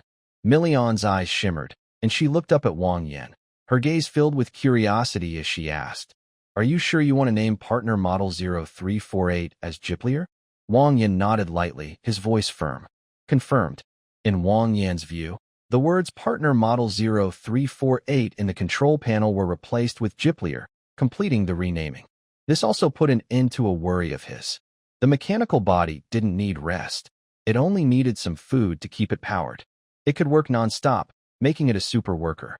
In the future, the household's development would progress much faster. After a few ordinary days, Wang Yin built a simple wooden shelter for the mouse family, so they wouldn't have to sleep outdoors. After several days of rest, Bai Guo was able to do some light work, such as cleaning and spinning thread. She was very diligent and quick at her tasks. Compared to the little red-haired mouse at home, Bai Guo was much more capable. Wang Yin also compared Ji and Bai Guo and noticed that Ji seemed a bit larger than Bai Guo. The whole Bai Guo family was quite small. Both mice were 11 years old, but only about 1 meter tall. Bai Guo was an adult mouse, about 1.4 meters tall. However, Ji was different. Her height of about 1.5 meters made her one of the shorter among her sisters. But compared to Bai Guo's family, she was quite big. Wang Yin guessed that maybe Ji had developed faster and grown quickly. No, that might not be right. The more likely explanation was that Ji and Bai Guo's family were different types of mice. This was the most reasonable guess. After several days of saving points, Wang Yin finally accumulated 5,000 points. He took a deep breath, happy that with this, the cotton thread in the house could be turned into many pieces of cloth. The little animals no longer had to wear only animal skins to keep warm. The quality of life in the house improved greatly. Wang Yin just tried using the weaving machine and quickly understood how it worked. It wasn't very hard to use, though it was a bit slow. Still, it was better than nothing. Recently, since there wasn't much work to do, the house's cotton thread was plentiful. The weaving process started smoothly, but since the thread wasn't dyed, the fabric was a dull yellowish white and not very dirt-resistant. To dye the cloth, plant dyes are usually used. But since Wang Yin tried in the cave and didn't find any good dye plants, he decided to wait until spring. For now, they would sew some white cloth and animal skins to get through the winter. After receiving the passive reward of a small bell, Wang Yin fully remembered how to make clothes and weave fabric. However, knowing how to do something was different from actually doing it. Wang Yin realized he couldn't handle this task himself. However, just because he couldn't do it, doesn't mean others can't. Jipliel has very strong work skills. She can clearly see everyone's body measurements just by scanning once. Plus, she works tirelessly day and night. Even plain white cloth can be combined with animal skins to make beautiful warm clothing. The white tiger leather, after some processing, was turned into a large cloak by Jipliel. It kept out the cold very well, though it was a bit heavy. When worn, it looked like a mountain eagle, giving a very impressive appearance. After working overnight, with non-stop labor, they finally made 2 sets of cotton clothes for Yoli and Zhuohua. Now, the members with fighting ability could go outside. Wang Yin also thought that since there wasn't much work to do now, it would be good to go hunting and gather more food and leather for the family. At first, Wang Yin took Ying Luo, Yoli, and Zhuohua with him. They were mainly hunting fierce beasts. But after 2 days of wandering, they hardly saw any fierce beasts, not even common wild animals. They only caught small rabbits and a wild badger. It seemed more like a family outing than a hunt. Strange, why haven't we seen any fierce beasts? I thought they were all driven down from the mountains. Why haven't we seen a single one? Wang Yin wondered silently. Could it be that the mysterious presence had already been dealt with by a skilled person? Maybe the beasts that were driven out of the territory had gone back? If that was true, it would be great news for Wang Yin. A threat was easily removed. But he also wondered, how could it be so quick? Just a few days ago, he saw a fierce beast, and now it was gone? It can now be confirmed that it was targeted by the heavenly path. It's not that the author doesn't want to write, but that those eyes are watching me. I dare not. Also, everyone can tell what the original of the sky spirit race is. If anyone knows, please share in the comments. Since there were no more prey to find, Wang Yin changed the hunting team from 4 people to just 2. Only he and Yuli went out together. Currently, since it is winter, there isn't much work at home. Besides normal spinning, weaving, and tailoring, the main task is maintaining the smoke furnace. Regarding building a new house, I estimated the budget simply. If I want to build a small villa for 6 people with complete facilities, I would need at least 200,000 red bricks, not counting other building materials. Wang Yin sighed softly. Since each red brick costs 1 point, with his current income, he probably wouldn't save enough for a long time. So he decided to put this plan aside for now and focus on developing himself first. To increase his points, the only options now are expanding his land plots, discovering new high-yield crops, or digging up rare medicinal herbs that are several years old. After some thought, he realized that with only 7 plots of land, it was a bit tight. Wang Yin decided to upgrade his land to 10 plots first to boost crop production. Upgrading from 7 to 10 plots costs 7,800 points, which is a large sum. For crops, Wang Yin plans to unlock 2 items in the shop first, the Spirit Sunflower and the Sunlight Fruit, since he currently has no other options. The Spirit Sunflower and Sunlight Fruit are unlock items for the Fox tribe and the Sky Elf tribe, respectively. Since he doesn't understand their specific functions, Wang Yin hasn't paid much attention to them before. Now he wants to see if these seeds can bring him any surprises. The Spirit Sunflower costs 300 points, while the Sunlight Fruit costs 1,300 points, a difference of 1,000 points. He plans to plant both and observe the results. These 2 crops also have different growing times. The Spirit Sunflower takes 1 day, while the Sunlight Fruit needs 6 days. It seems he will have to wait a few days to see the results. Having planned his next steps, Wang Yin now considers earning some extra points by digging for medicinal herbs. However, with the current situation, the snow covering the walls is deep, about half a palm, making it very difficult to find useful herbs. Plus, he has daily expenses like buying seasonings and soap, which makes him feel quite troubled. Why does it feel so hard to buy a house and make money in this strange world? What is the point of his crossing if all he does is worry about these things? Sighing in frustration, Wang Yin complained that these days, he really had nothing to do except go hunting. It was understandable, as he spent his days wandering the mountains and caves with little beast girls, sometimes bothering a sleepy little creature. Let's go? We're going hunting. This time, Wang Yin was leading Squeaky, the little mouse girl. Not that he really wanted her to hunt with him. Squeaky has a special talent called sharp eyes, meaning she has the best eyesight in her family. With her, they could spot tricky mountain caves, maybe even find hibernating animals inside. Squeaky happily nodded. Even though their cave was big enough, she wanted to see the sky outside. She had been cooped up for over a month and was eager to go out. When she heard she could go with Wang Yin, she was more than willing. Squeaky put on a cotton coat tailored for her by Jippy. Besides the thick leather and cotton coat, she also wore cotton gloves, a scarf, and snow boots, basically wrapping herself up like a little rice dumpling, worried about getting cold. Let's go? Time to hunt. Little brother 1. Little brother 2. When big sister comes back victorious, I'll bring back some good loot. Her pre-hunt speech made her sound like a general about to go to war. Before she could finish her little pep talk in front of her 2 brothers, Wang Yin grabbed her big round ear and pulled her away from the house, muttering, "Come on, stop showing off. Today, you have to find me some big game, or else you'll regret it." Squeaky. After a small detour, the 2 pushed aside the large stone covering the cave entrance and stepped outside. The weather was perfect, bright sunshine, a clear sky, and calm sea of clouds. A gentle breeze blew, causing Squeaky's reddish hair to sway lightly. She stretched lazily, took a deep breath of fresh air, and let out a long, satisfied call. "Uh-huh. So good." Wang Yin waved his hand impatiently. "Stop making noise. Hurry up and help me find something. If you do, I'll cook you a nice meal tonight." Yummy food. Squeaky's eyes sparkled with tiny stars. She quickly straightened up and said seriously, "I promise to complete the task." Wang Yin had underestimated the true value of his so-called sharp eyes. He originally thought this skill only meant having good eyesight, but who could have imagined it was sharp enough to rival an 8x zoom lens? A cave nearly 800 meters away was spotted instantly by the little creature, Gigi. If she hadn't personally led him there, Wang Yin probably would have strained his eyes in vain trying to find it. After searching the whole afternoon with the help of the treasure-hunting mouse, Wang Yin's work became almost effortless.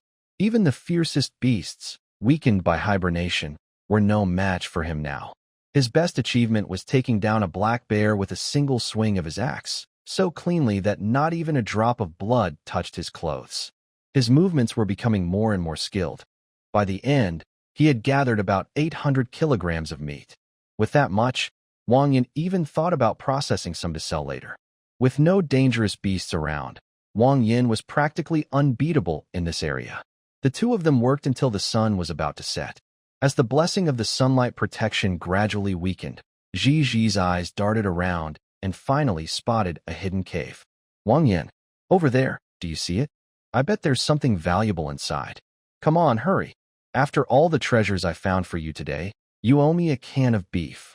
Looking at his full system storage, Wang Yin couldn't help but feel cheerful. It was only 100 points. Ji had done a great job today. He wouldn't just buy 1 can, but 3. She could eat all the beef she wanted tonight. He gently patted Ji on the head, which made her very happy. She rubbed against his hand twice, and Wang Yin readily agreed to her request. After opening this last mystery box, they planned to head back. The readers from his previous life might already guess who's about to appear next. The cave entrance was small, so it probably didn't house any large predators. Holding Ji, Wang Yin took a few cautious steps forward. As expected, there was indeed a living creature inside, but what they saw deeper in the cave was completely unexpected. At the end of the not-so-large cave was a pile of stored nuts, and lying on top of that small mound was a silver-haired beast girl, unconscious and motionless. This beast girl has long silver hair, similar to Yoli, and some scales on her body. Unlike Yoli, she has fewer scaled areas, and her scales are larger and diamond-shaped. She is covering her body not. Looking at her appearance, Wang Yin guesses she is also a snake-type beast girl like Yoli. The girl is lying deep inside a cave during the cold winter, and he instinctively thinks she is a refugee fleeing from danger, just like the Baigua family. He frowns slightly. The temperature is below -20 or 30 degrees. Lying in a cave in such cold weather, she might already be dead. But Wang Yin glances at her. Noticing her smooth belly still has faint movements and breath, she can still be saved. His family is very short of help right now. Wang Yin is willing to save anyone he can, as long as it's not too dangerous. Following the usual rescue steps, fire, warmth, feeding, he does it all in one go, but the results are minimal. When Wang Yin picks up the girl, she is icy cold, like a block of ice. It's clear how serious her hypothermia is. If he hadn't checked her nose for breath and felt a faint, weak breathing, he might have thought she was already dead. Squeaky is also very nervous, crouching on the ground, staring anxiously at the unconscious girl.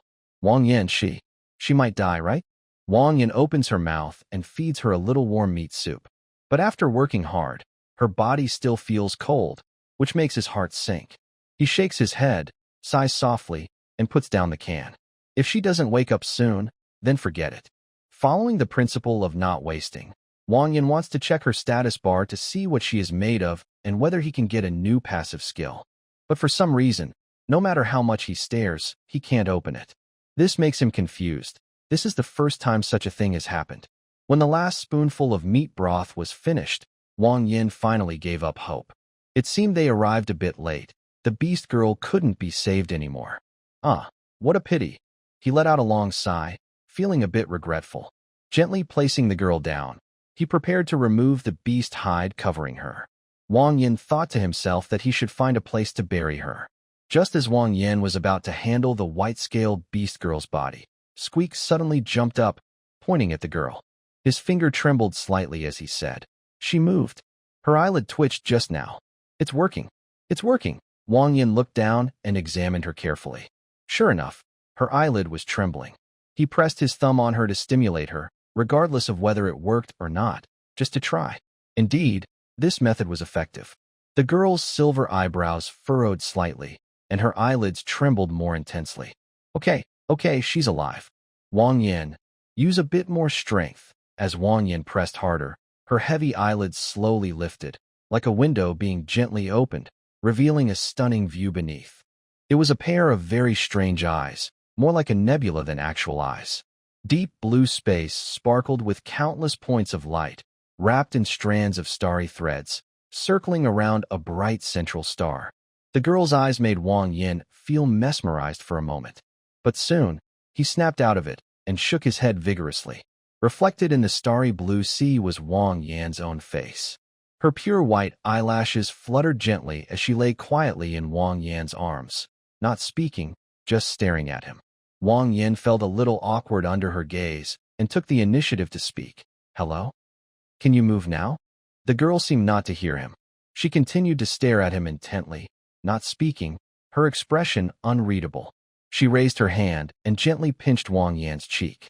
Wang Yan didn't understand what she meant, so he had to push her hand away and let go. It seemed the girl had some issues with her head. As soon as Wang Yan released her, she didn't make any adjustment and simply fell onto the ground. She looked down at the beast hide wrapped around her, frowning slightly. Suddenly, with a tearing sound, the hide was easily ripped apart like plastic film. Then he turned over and kept staring at Wang Yan. Xiao Zhizhi also felt that this woman might have some issues. She moved closer to Wang Yan and quietly whispered, "Is this woman a fool?" Wang Yan didn't reply. Instead, he took another can of beef from the system warehouse, opened it, and roasted it over the fire. Then he handed it to the girl lying on the ground. The girl with silver scales and white hair seemed attracted by the smell. Her small nose twitched, and she stopped staring at Wang Yan. Her eyes shifted to the can in his hand, but she didn't speak. She just looked at it. Wang Yan reached out and handed her the can. She politely raised her hands to take it, then tilted her head back and started eating. Although this girl was very beautiful, with a good figure that was just right, her way of eating was a bit hard to watch. She tilted her head back, pouring the contents of the can into her mouth. The juice dripped from the corners of her mouth onto her soft silver hair, sliding over her tall body. It was quite a messy sight. Hungry, so she eats. Not too stupid, Wang Yan nodded lightly. Honestly, he didn't really want to keep this half-silly beast girl. She might have trouble working for him, and she'd probably just eat for free if he kept her. He thought that maybe her unconsciousness and shock earlier prevented him from checking her status. Now that she was awake, Wang Yan decided to try again.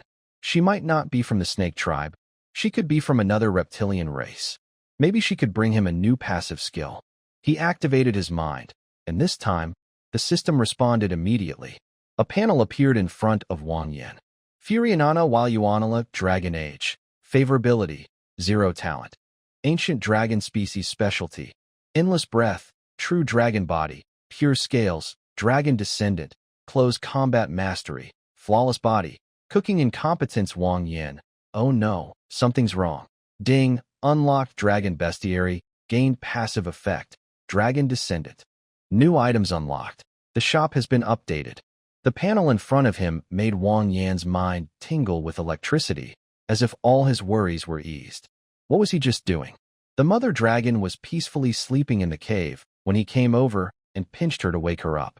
He remembered that the mother dragon had been staring at him intensely, making his heart race and cold sweat break out on his back. Even by the standards of cultivation on Earth, a shape-shifting creature like her would usually be a powerful demon. She looked just like a normal person, but he knew her strength must be terrifying.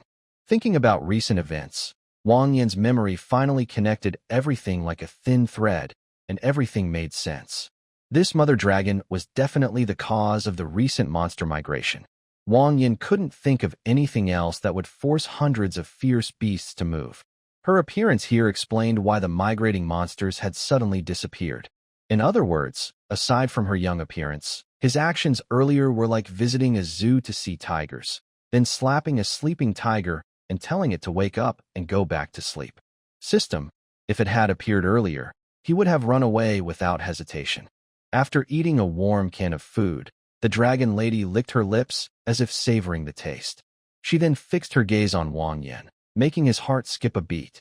Afraid to say anything, Wang Yan quickly used his last 500 points to buy more cans, giving them all to her. He cautiously took a step back, worried about provoking this fierce creature. It seemed to work well.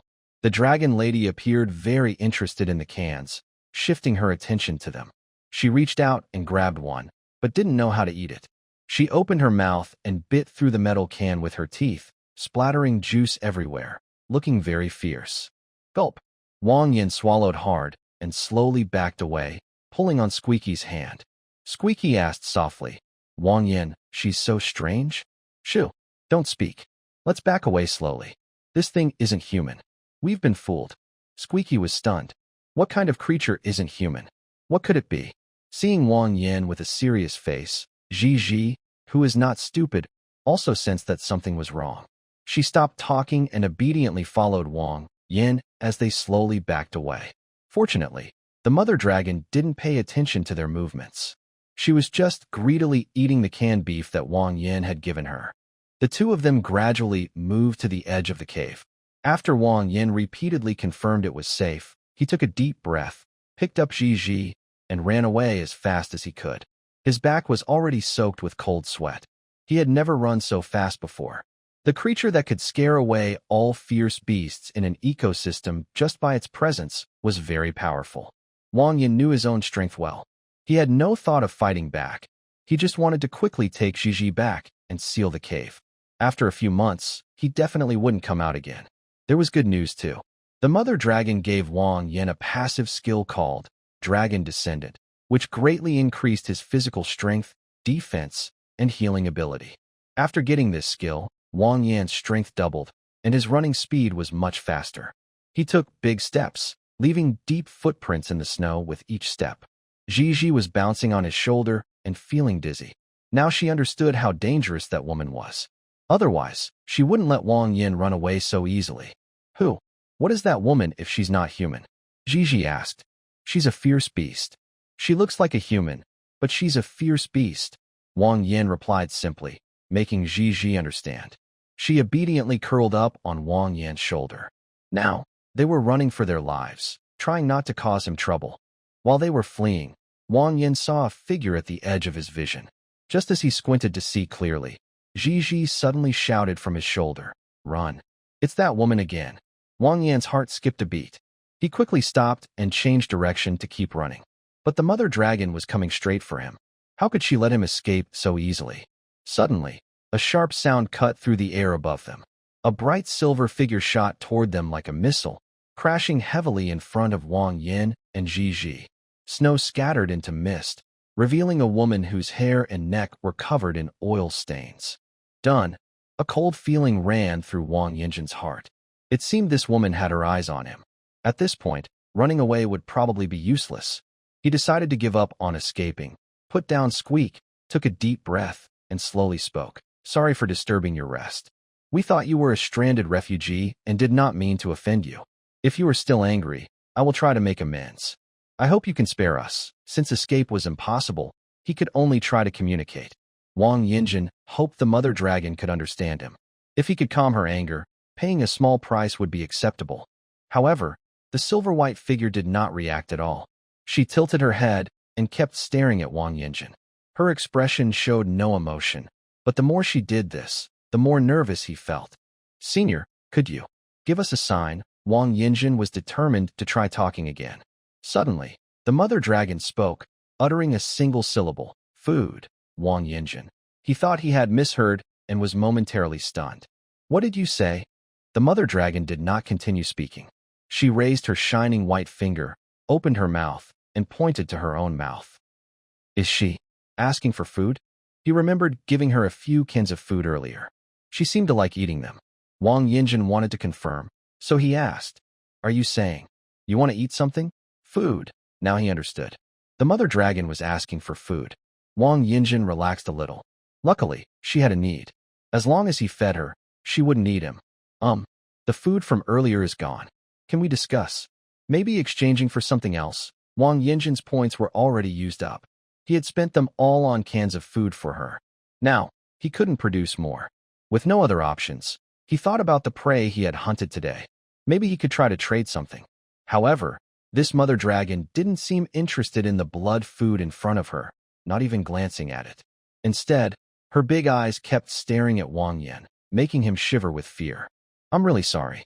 If you still want that canned food, it's gone now." The sky was gradually getting darker. Wang Yin couldn't understand what the mother dragon wanted. He couldn't give her the canned food now, and she just stared at him silently, which was very frustrating. He instinctively took a few steps back and awkwardly said, "If you still want the canned food, you can let us go first. Don't worry, I will come back and bring you more cans." "How about that?" She still didn't speak. Wang Yin gave up, realizing that the mother dragon probably couldn't communicate. The two sounds she made earlier were probably her limit. Seeing she didn't move, Wang Yin took a deep breath, grabbed her hand, and took a few more steps back. Since she didn't say anything, he thought she was agreeing. Then, "We'll go now, okay?" Wang Yin and the mother dragon exchanged glances, then stepped back a few more times. When she didn't chase after them, he gathered his courage and quickly retreated a few more steps. To his surprise, a heavy object suddenly grabbed his right leg and dragged him down, making it impossible to move forward. Startled, Wang Yin looked back. When he saw what was in front of him, he honestly felt like he was about to die. The small silver-haired mother dragon was hugging Wang Yan's right thigh with her hands, kneeling in the snow. She slowly lifted her head, blinking her big eyes that seemed to hide the starry sky, and stared at Wang Yan. "Food," she said. Wang Yin was stunned. What kind of situation was this? He was confused and didn't know what to do. "Let go. Food. Can you let go first, please?" "Food." It was over. Wang Yan's face turned pale. He tried to pull her hand away, but it was as if it was made of iron, firm and unmoving. There was no way out. The sky was getting darker. Wang Yin had to try dragging her a little, but she refused to let go, which made him very annoyed. Wang Yin sighed helplessly. It seemed that this mother dragon wasn't very aggressive, but she was really difficult to deal with, making his scalp tingle. His points in his pocket were already spent, and the prey she didn't even look at. What could he do? Since she wasn't aggressive, Wang Yin felt a bit more confident. He told Chi-Chi to hold on to her ankles from behind, lifting her up first. It was getting late, and going home was the most important thing. Although some time was lost, they didn't encounter any danger on the way. Everything went smoothly. The three of them moved in this strange way until around 8 or 9 p.m. when they finally arrived home. Hua Yu wagged her cat tail, and her bright yellow cat eyes immediately saw the three people coming out of the cave. She stood up and waved to greet them.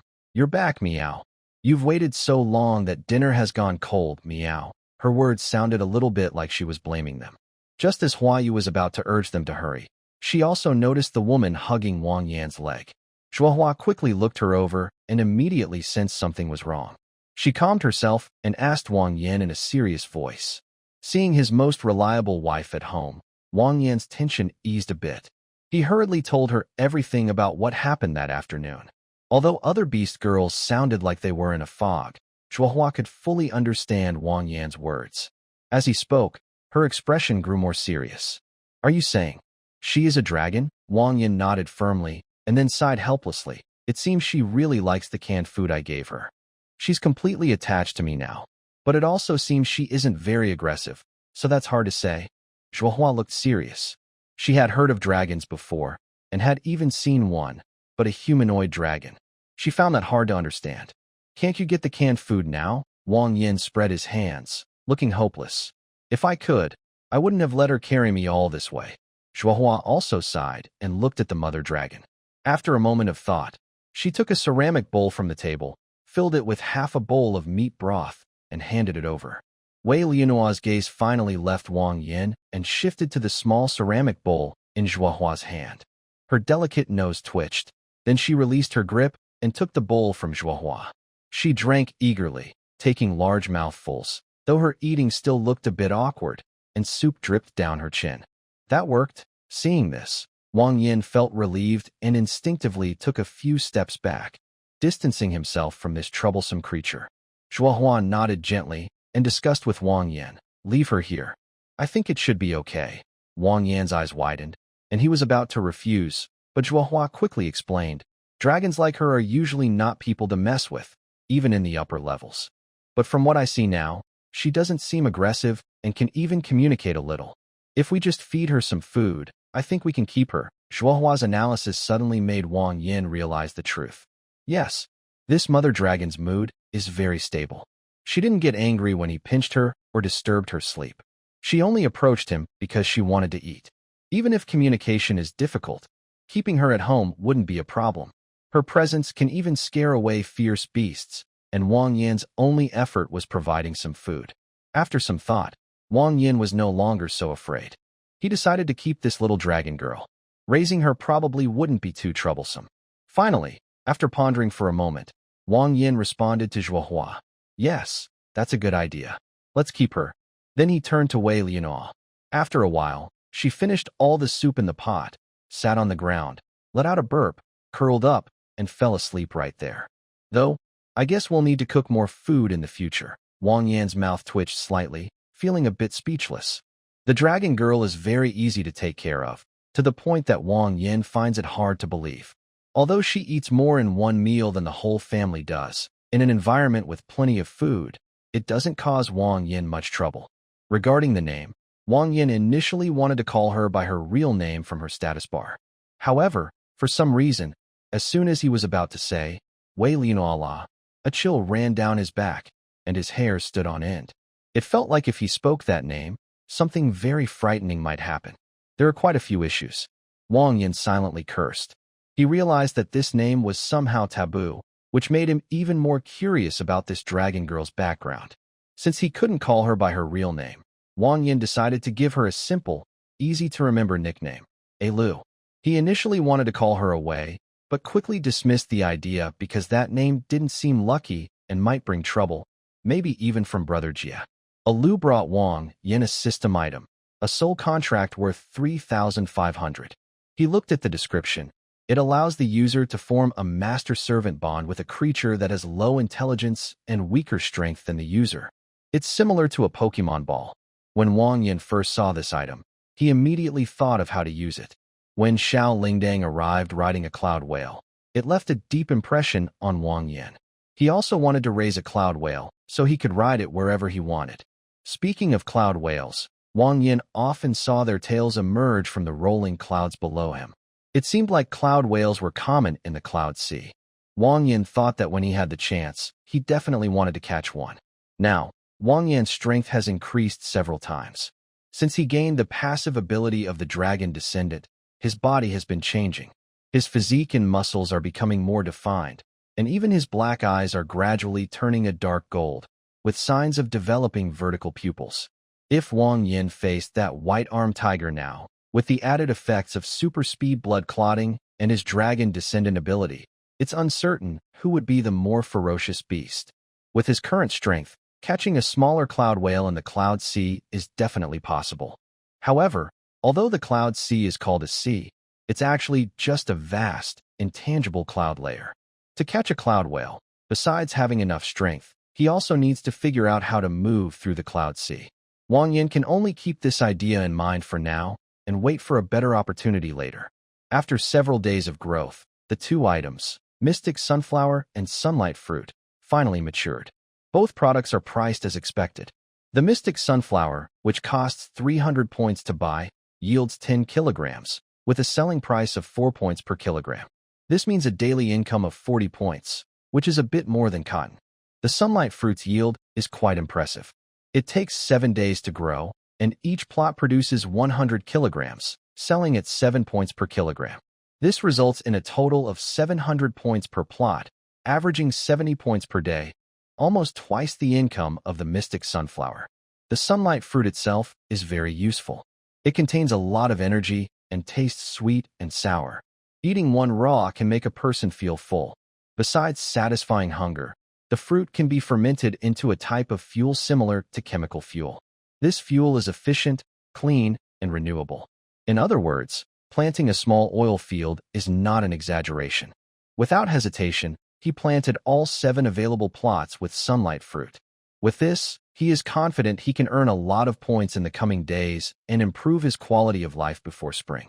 Winter has entered its last month, and the coldest days are ahead.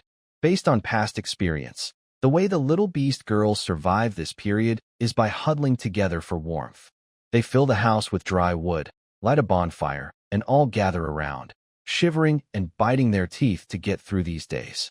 There are no days like now, where they eat well, sleep, and then wake up to play. During these cold days, Wang Yin didn't bother going out to hunt for wild game. He sealed the cave entrance, but there wasn't much work to do at home. Occasionally, he could sneak off with Ying Luo and Zhuohua for a quick game, but they couldn't do this all day long. That would be too much. So, during his free time, Wang Yin plans to do something big. He wants to build a large bathhouse with red bricks and cement. Although the little beast girls are very clean, washing with wooden basins isn't enough. It would be much better to fill a big pool with hot water so everyone can enjoy a good bath together. No, I didn't think about taking a bath with the little beast girls just out of curiosity. I acted quickly. Wang Yin immediately came up with a simple plan. He decided to build a small partition under the bath, then place some glowing charcoal to keep the water warm. He would just pour hot water in from outside, one pot at a time. The bath is square, 1.2 meters high and 3 meters wide. It's not too big or small, just right for a few little beast girls to fit comfortably. However, Wang Yin spent some time thinking about the inner wall. Since he didn't have tiles, he considered other options. In the end, he decided to line the inside with polished wooden boards, so it wouldn't be too uncomfortable to sit in. After everyone worked together, the bath was finally finished. Wang Yin surrounded it with a wooden fence and left the top open. The little beast girls couldn't wait to try it out. When Wang Yin confirmed the water was dry and ready, they hurriedly started heating water and adding charcoal. Everyone wanted to see what it felt like to take a bath. Watching the little beast girls crawl into the bath one after another, with their white, smooth thighs showing, Wang Yin felt a bit dizzy. All his busy days had been worth it. Wang Yin didn't hesitate. His original goal was to bathe with the little beast girls. He took off his clothes and got into the bath too. Ugh, so hot, so hot. Xiaoji was squealing and panting, but she didn't look uncomfortable. Instead, she looked very happy. Huayu wiped sweat from her forehead and sat gracefully at the edge of the bath. TSK, look at you. To enjoy a bath, you should be quiet like me. Luo didn't think the water was too hot. She even managed to heat the water from below. She obediently leaned against Huayu, took out a prepared soap, and gently scrubbed her wet tail. Yuli was the last to get in. She removed all her scales, revealing a stunning figure that could impress anyone. She didn't speak, but sat very noticeably opposite Wang Yin, glancing at him from time to time with a slightly blushing face, curious to see his reaction. And what about Zhuohua? Zhuohua entered after Wang Yin. Wang Yin was looking around when suddenly a cute figure sat on his lap. Zhuohua leaned back slightly, as if searching for a comfortable position, then nodded in satisfaction. She didn't know why she had cut off her tail, but because of that, she could sit close to Wang Yin. Wang Yin thought she wanted to be affectionate and didn't think much. He reached out to hold her, but Zhuohua suddenly moved, fussing about something, and then, guess for yourself, I sincerely ask for mercy. Wang Yin didn't expect Zhuohua to go this far. What should he do? Anyway, Zhuohua didn't move after that. She sat quietly in his arms. If not for, Wang Yin might really think she was just peacefully soaking in the bath. Hey, Sister Zhuohua, why are both your face and Wang Yin so red? Is it too hot? Squeaky crawled over and sat in front of Zhuohua. Seeing their faces so flushed, she wondered if the water was too hot. Zhuohua waved her hand and explained, it's nothing, just a little hot. I'll wait a bit. Wang Yin moved slightly, which really startled Zhuohua. Squeaky looked at Zhuohua with concern and said, are you really okay? Wang Yin just told us that staying in too long can make you faint. Sister Zhuohua, don't push yourself. Squeaky stretched lazily and sat next to Wang Yin. Huaiwa leaned on the edge of the bath, her black cat tail emerging from the water, spinning in circles and creating a small whirlpool. She took a deep breath and let out a contented moan. This bath feels so good, meow. My whole body is almost soft from soaking. I want to sleep now, meow. Zhuohua kept her voice steady and said, if you're sleepy, then hurry to get out, dry off, and go back to sleep. Luo wiped her sweat with the back of her hand. She paid no attention to Zhuohua's movements. The family knew she was the most serious about bathing. She couldn't help. Her fluffy big tail was too hard to clean, making her sweat profusely. Yes, Huaiwa, I've almost finished washing. Let's go together. Hey, I'm almost done too. Wait for me. Squeaky raised her hand to stop Luo, and the group left the bath together. Now, only Wang Yin, Zhuohua, and Yuli remained in the bath. Yuli was not as simple-minded as the other three sisters. She had already noticed what was happening with Zhuohua. Her face turned slightly red, and she slowly moved closer. Yuli, aren't you going with them? Zhuohua asked softly. Yuli smiled gently, but didn't say anything. She leaned toward Wang Yin, then lifted her chin and kissed him. I can't write this anymore. I'm too nervous. Sorry, I didn't mean to go too far.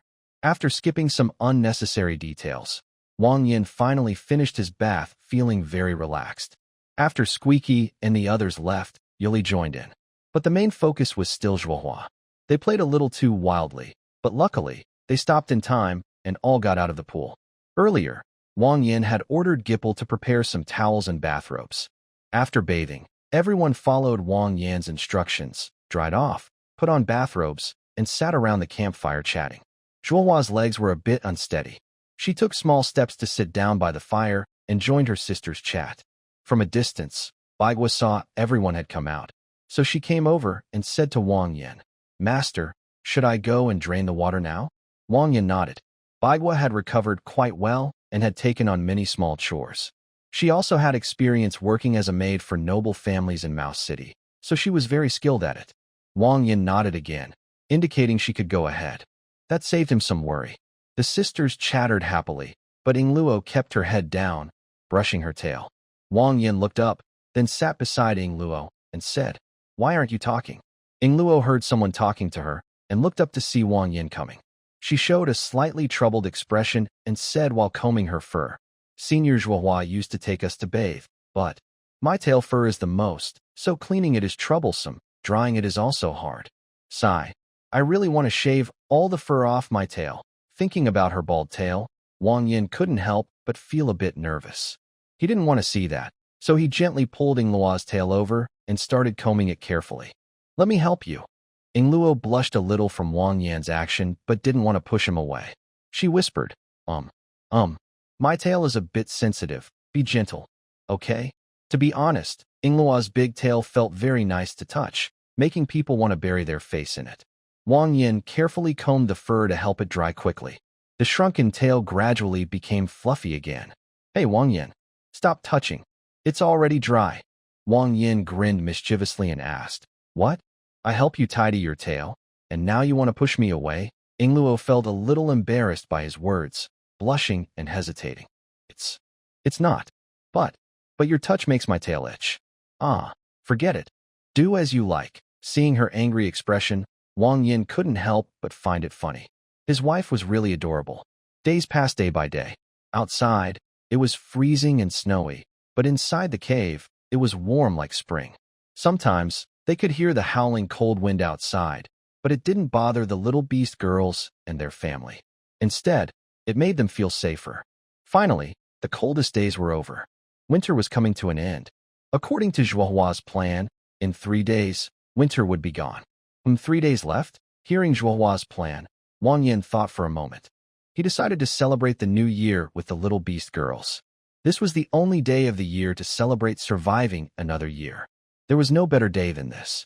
When Wang Yin shared his idea, it caused confusion among the little beast girls. "New Year? What's that?" Even the knowledgeable Zhuohua had never heard of this saying. She asked Wang Yin, "Wang Yin, what exactly is the new year about?" Wang Yin looked at his curious family and cleared his throat proudly. He replied, "It's when everyone in the family gathers together, with lots of delicious food on the table. We chat, eat, and celebrate all the hard work we've done over the year. It's the most important day of the year. Once again, I ask everyone to leave comments. Some comments from brothers don't count, but I will like all the visible ones. Please help me out, everyone." QEQ. To prepare for the new year, Wang Yin used all his remaining points to participate in a lottery. He spent 6,400 points on about 93 plots of land, which wasn't a lot left over. However, Wang Yin still saved up enough for 30 draws. This time, he got 5 purple items, all very useful. They included a box of ibuprofen, a pack of bandages, a large knife, a double bed mattress, and surprisingly, a pair of white silk stockings. Ibuprofen is a versatile medicine that reduces inflammation and relieves pain. Even though he only got 1 box, in this environment with limited medical supplies, it could be a lifesaver in an emergency. The bandages were also a big help.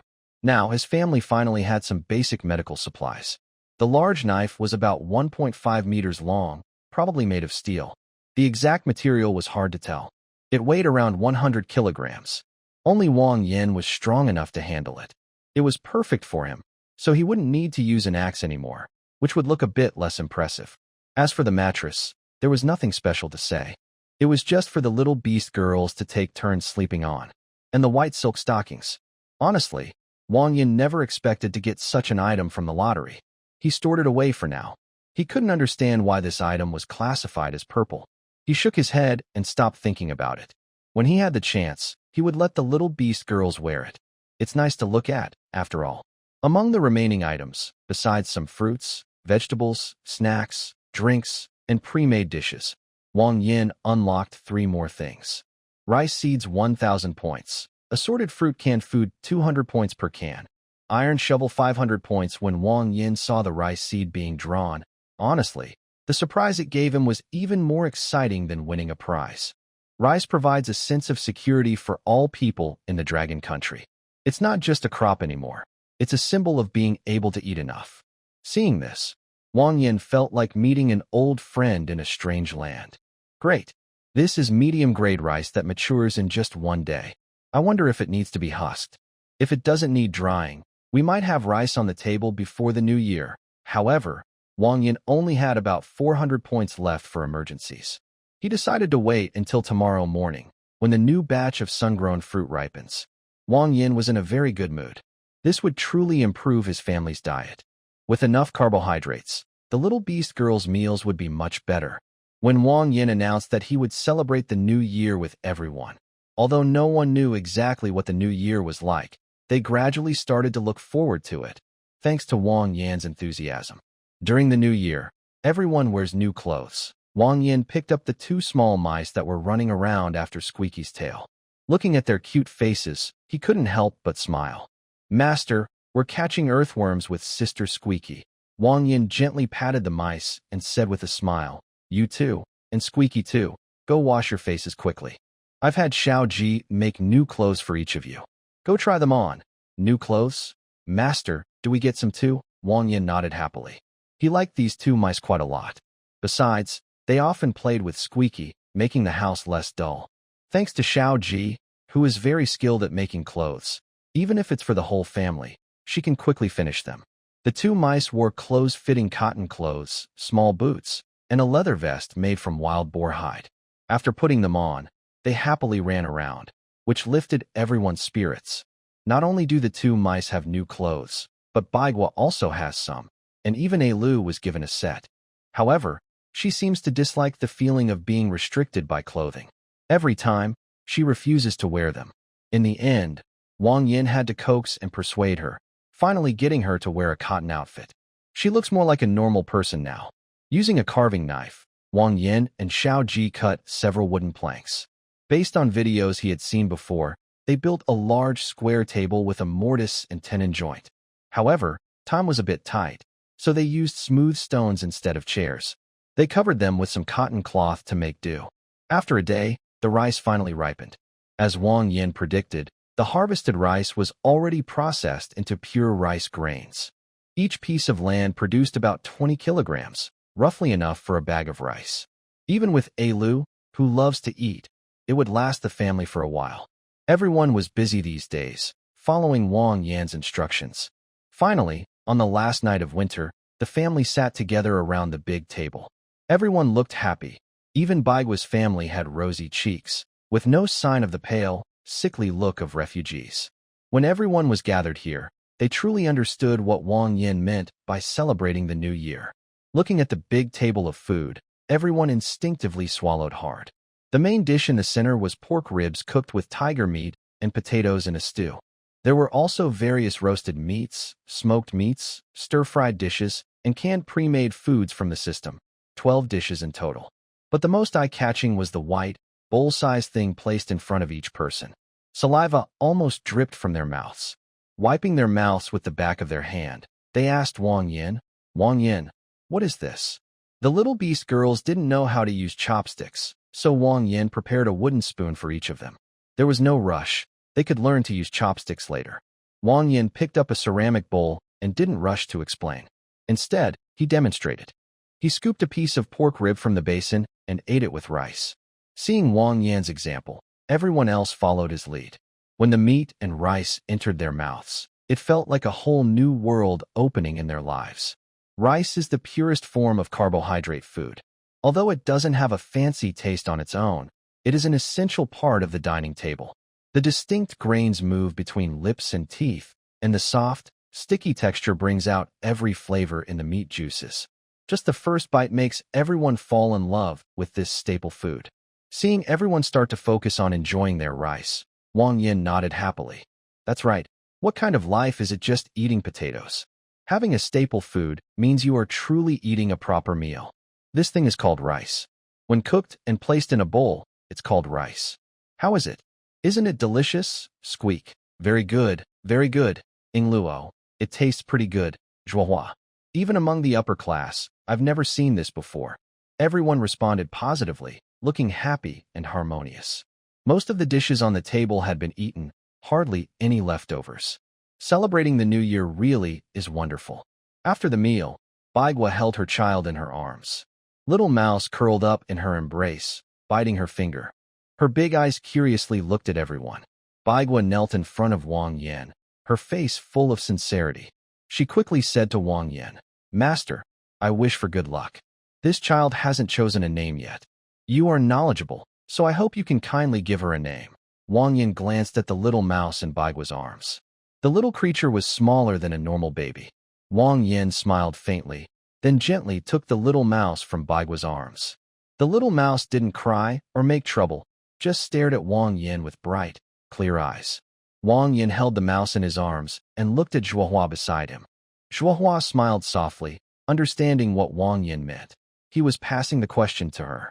She thought for a moment, then reached out and gently poked the chubby cheek of the mouse, smiling as she said, "Let's call her Little Rice. 100,000 words, 100,000 words, 100,000 words." Happy. Dear readers, please give me lots of ratings. I really need your good reviews. Inside the cave, it was hard to tell the time. Only a rough estimate was possible, so Wang Yin didn't take the little beast girls to stay up late. After cleaning up, he went back to rest. Wang Yin also celebrated his first new year in the wall abyss. After waking up, Wang Yin and a group of small beast girls pushed aside the stones blocking the cave entrance.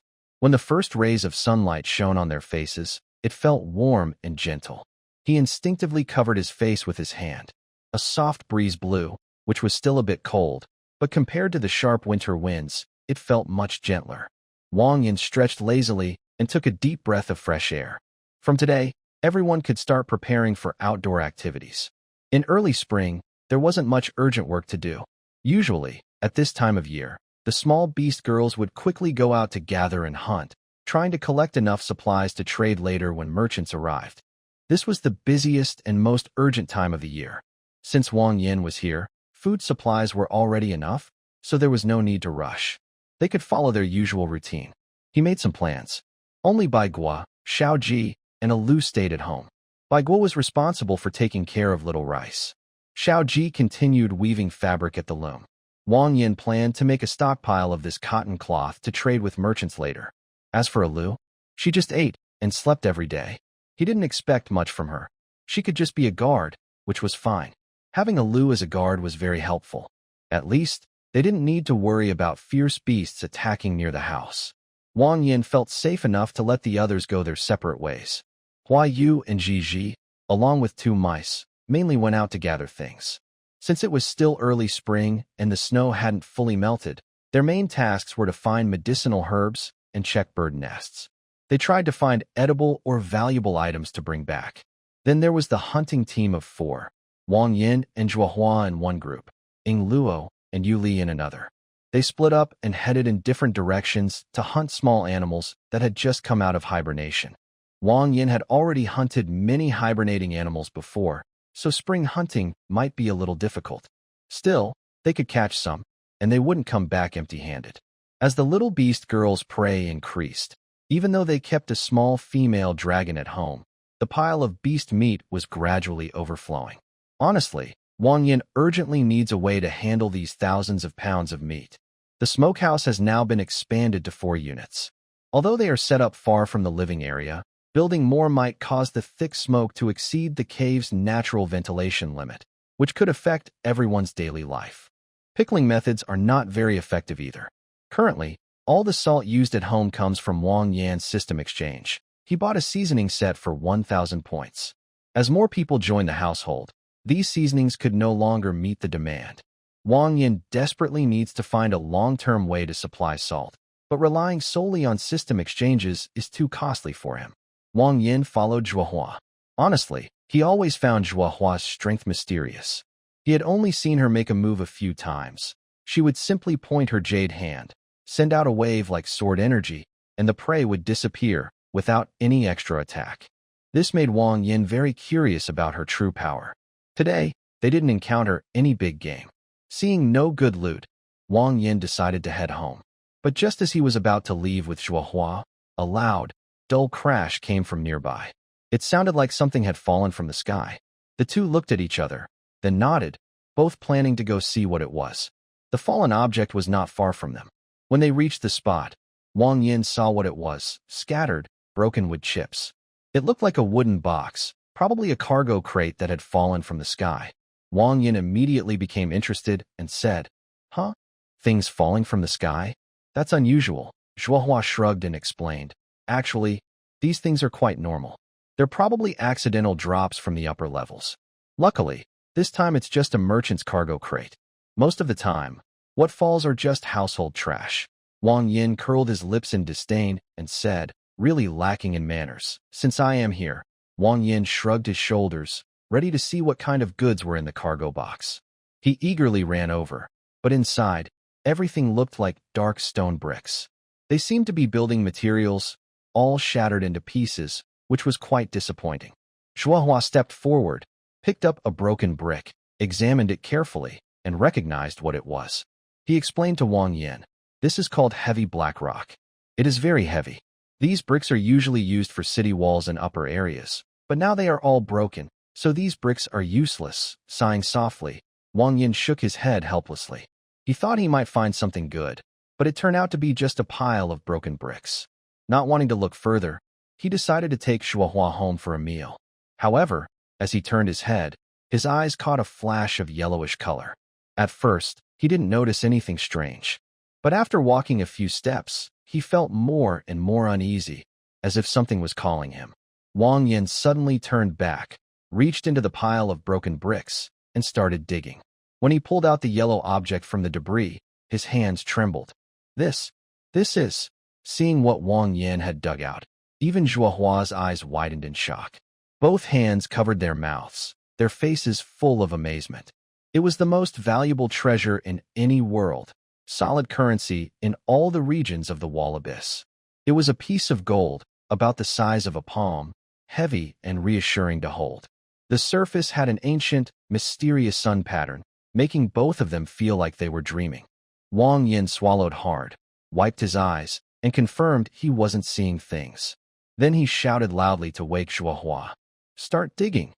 No one expected that among all those heavy black rock bricks, there could be so many gold pieces hidden. Wang Yin and Zhuohua worked together, digging through the broken bricks with all their strength. They had to find and remove all the bricks as quickly as possible. They didn't stop for a moment. After nearly an hour, they cleared out the entire warehouse. They found 25 identical gold pieces, all hidden inside the bricks. Each one weighed about a pound. After collecting all the gold ingots into the system space, Wang Yin and Zhuohua exchanged a quick look, clearly understanding each other's meaning. They hurriedly cleaned up the destroyed warehouse area, throwing away the broken wood chips and shattered black rocks down the cliff. After finishing these tasks, they quickly left the place of trouble. Wang Yin had seen similar scenes many times in Western action movies. Gang leaders losing money, which is then picked up by a poor person, leading to a chase with the gang. It was obvious that these gold ingots hidden in stone bricks were not meant to be seen, and it was likely someone would come after them later. But Wang Yin didn't care about that. The warehouse that collapsed was his territory, and no one could make him give up the items. What if someone comes looking for trouble? Oh well, I am just a weak scholar who doesn't understand these things. You should talk to my silly little white-haired girl at home. In any case, Wang Yin had unexpectedly gained a large sum of money. Maybe later he could sell these items to the upper world to get some necessary resources. The two of them ran quickly and soon returned home. After entering, Wang Yin hurriedly sealed the entrance with a giant stone, catching his breath. He kept thinking to himself, "I've made a huge profit this time." "Wang Yin, can I see that gold ingot just now?" Zhuohua asked. Without hesitation, Wang Yin took it out from the system space and handed it to her. Zhuohua carefully examined its appearance and then said slowly, "This pattern. I haven't seen it much. It doesn't look like currency, more like some kind of craftwork. But from the shine, it's definitely pure gold. She looked at it several more times, then returned the gold ingot to Wang Yin and advised him, "Keep this safe with you. It's better than leaving it somewhere else. For now, don't tell your sisters about this. When the bell comes in a few days, give her some money and ask her to take you to the upper world to find a place.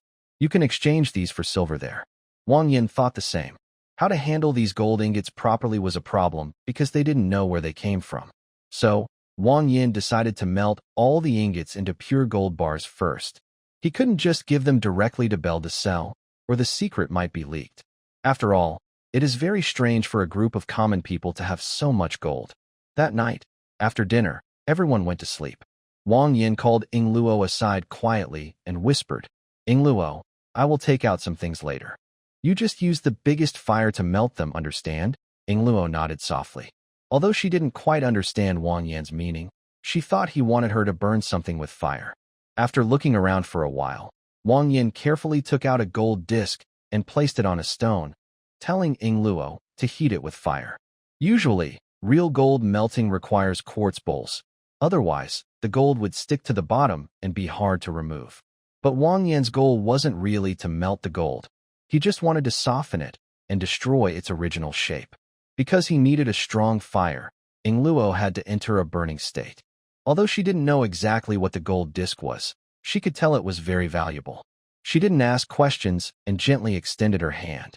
A compressed flame wrapped around the gold disc, quickly turning it into a very soft shape. Wang Yin immediately stepped forward, grabbing a military knife and messing around with it until it finally became a lump of gold, then stopped. Wang Yin wiped the sweat from his forehead, satisfied and nodding. Perfect, it no longer looked like the original. That was the effect he wanted.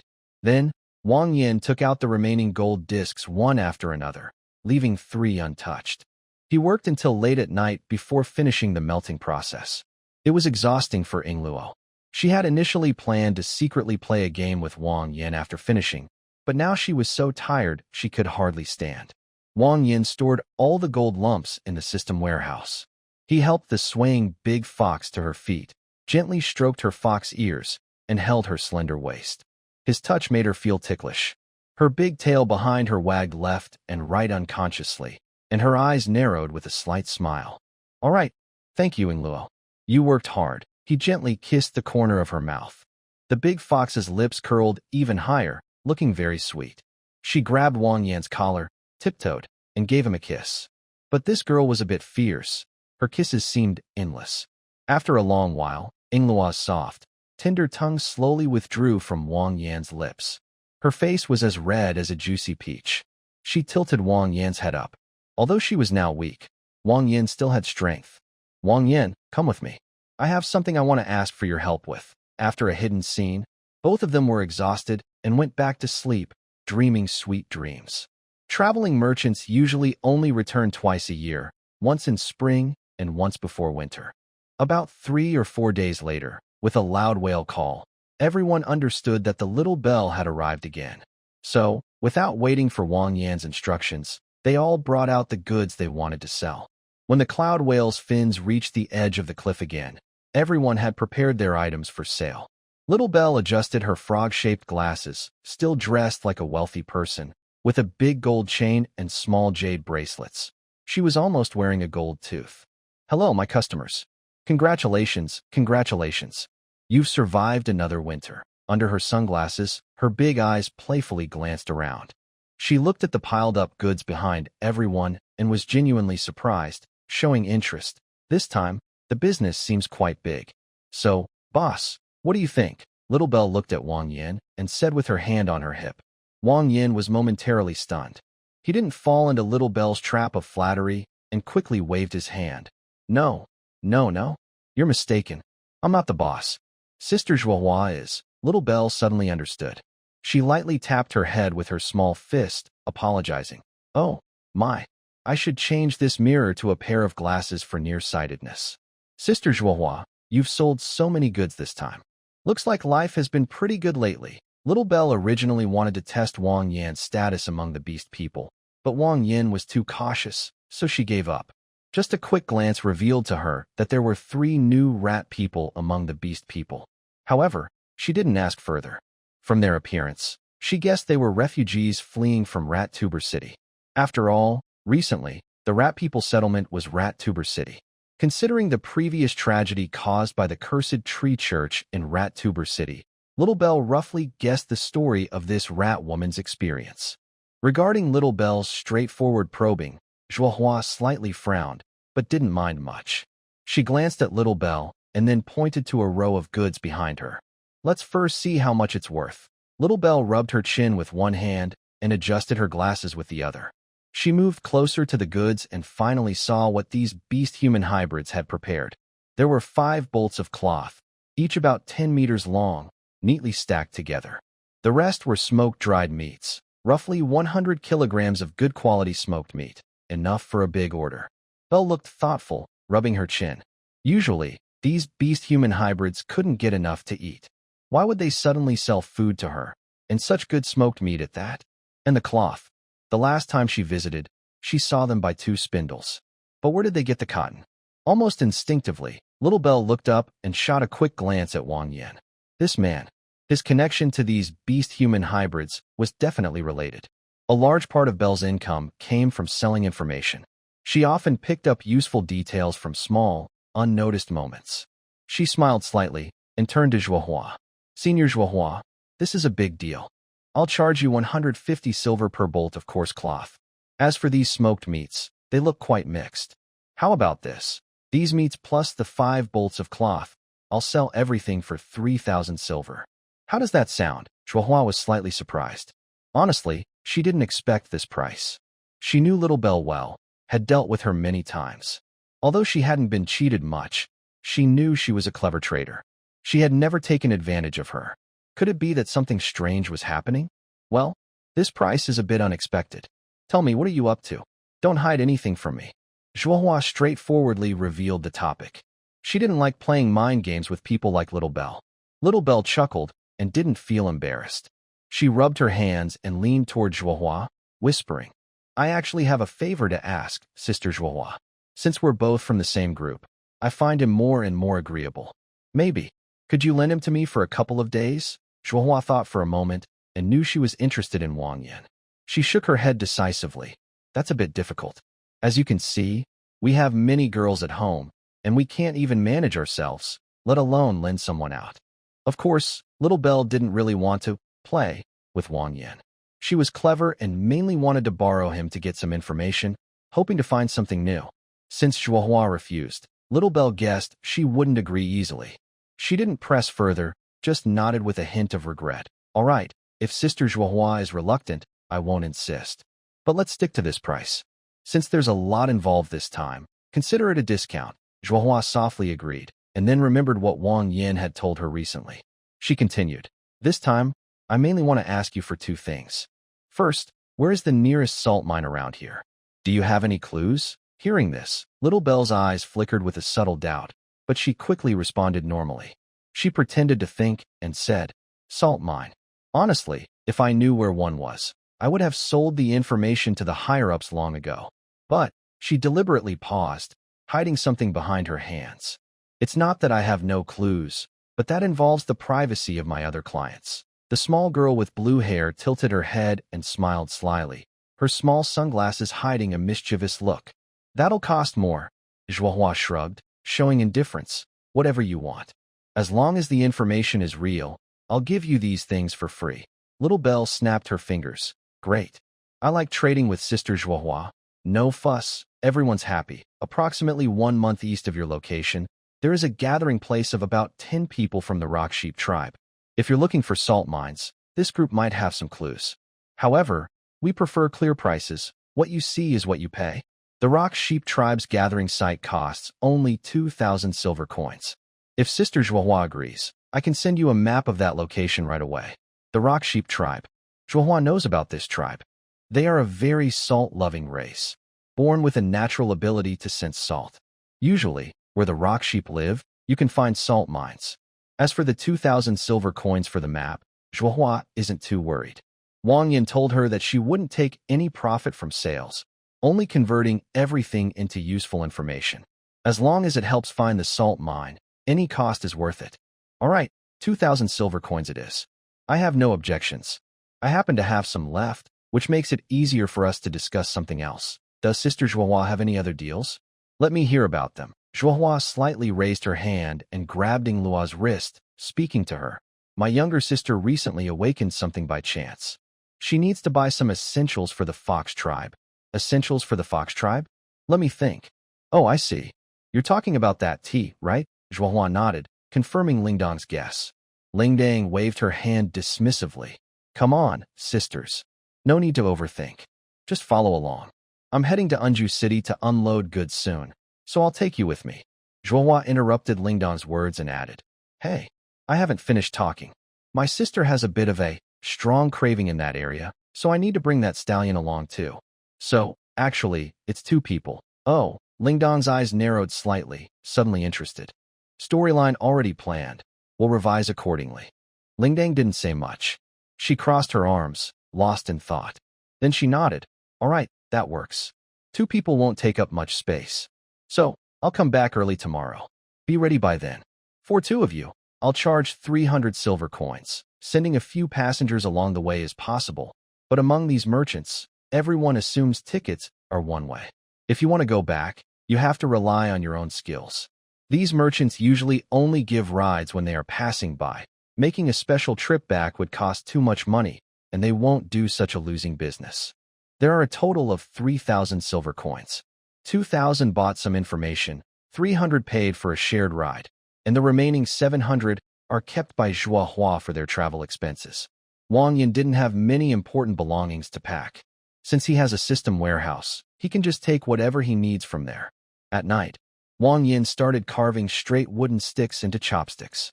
He gave each person a pair and began teaching them how to use chopsticks. However, learning to use chopsticks isn't easy. Everyone struggled to control their hands, looking quite funny. Squeaking in frustration, Gigi wanted to put down her chopsticks and said annoyedly, This thing is so hard to use. It's much easier to just eat with a spoon. Wang Yin smiled gently and demonstrated how to use chopsticks. He quickly picked up some meat from the pot and placed it into a bowl, then took a bite with rice. Once you get the hang of it, chopsticks are very convenient utensils. You can eat more food in one meal. Wang Yin knew how to guide Gigi. After hearing this, the little mouse girl didn't say much and kept practicing with her lips, trying to tame the chopsticks, which made others smile. Learning to use chopsticks was still a bit difficult. Wang Yin didn't make them use chopsticks all the time. Later, everyone used spoons. Today was just practice. While the family was sitting together eating, Wang Yin felt Bai Gui seemed to have something to say. Every time he looked up, she would quickly lower her head, as if she wanted to speak, but hesitated. Wang Yin didn't bother to ask too much. After the meal, he asked Bai Gui, do you have something to tell me? You can speak freely. When Wang Yin asked, Bai Gui looked tense, and her words became hesitant. Well, I do have something. I want to humbly ask the Lord for a favor. Go ahead and tell me. Wang Yin looked at Bai Gui with a calm expression, waiting for her to speak. Bai Gui waved to the little mouse-shaped girl and quickly pulled her to kneel with her, bowing her head. Master, today I heard that you plan to go to Unju City with the merchants tomorrow.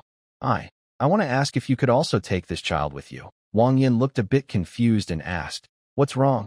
Bai Gui lowered her head even more and said, Unju City. This child has a distant uncle in the Crimson Rose Knights. I want you to take her along so she can go to her uncle and become a Crimson Rose Knight too. When she grows up, she can have skills to serve you. Crimson Rose Knights? Wang Yin repeated, and Joie, standing nearby, explained, The Iron Mountain Kingdom is the largest rat tribe kingdom in the middle and lower classes. Under the royal Yasi family, there are 3 main knight groups, and the Crimson Rose is one of them. After hearing Joie's explanation, Wang Yin understood more. He remembered the gilded pocket watch Bai Gui had given him before, though he had sold it for information, which seemed to be a reward for his service in the knight group. It seemed Bai Gui's family had a tradition of joining the army. Wang Yin had no strong opinion about it. Since she wanted to send the child, he would just send her along the way. No problem. One more person is no trouble. You all rest early tonight and prepare well for the child. Tomorrow morning, when the merchants arrive, we'll leave. They slept peacefully through the night. Early the next morning, the family got up before dawn. Baigua bent over, looking at the small mouse in front of her, feeling a mix of emotions. A mother's worry for her child crossing 1,000 miles was universal in any world. She repeatedly brushed the child's hair, trying to make him look more presentable after entering the city.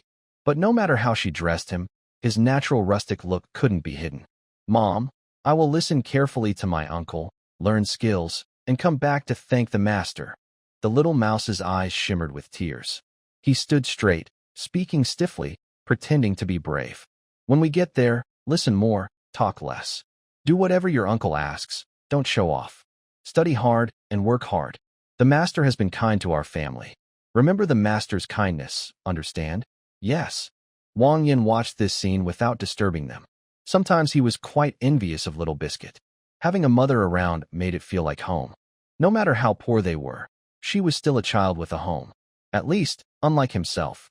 Suddenly, a loud whale call echoed, and the huge body broke through the cloud waves. The cloud whale approached again.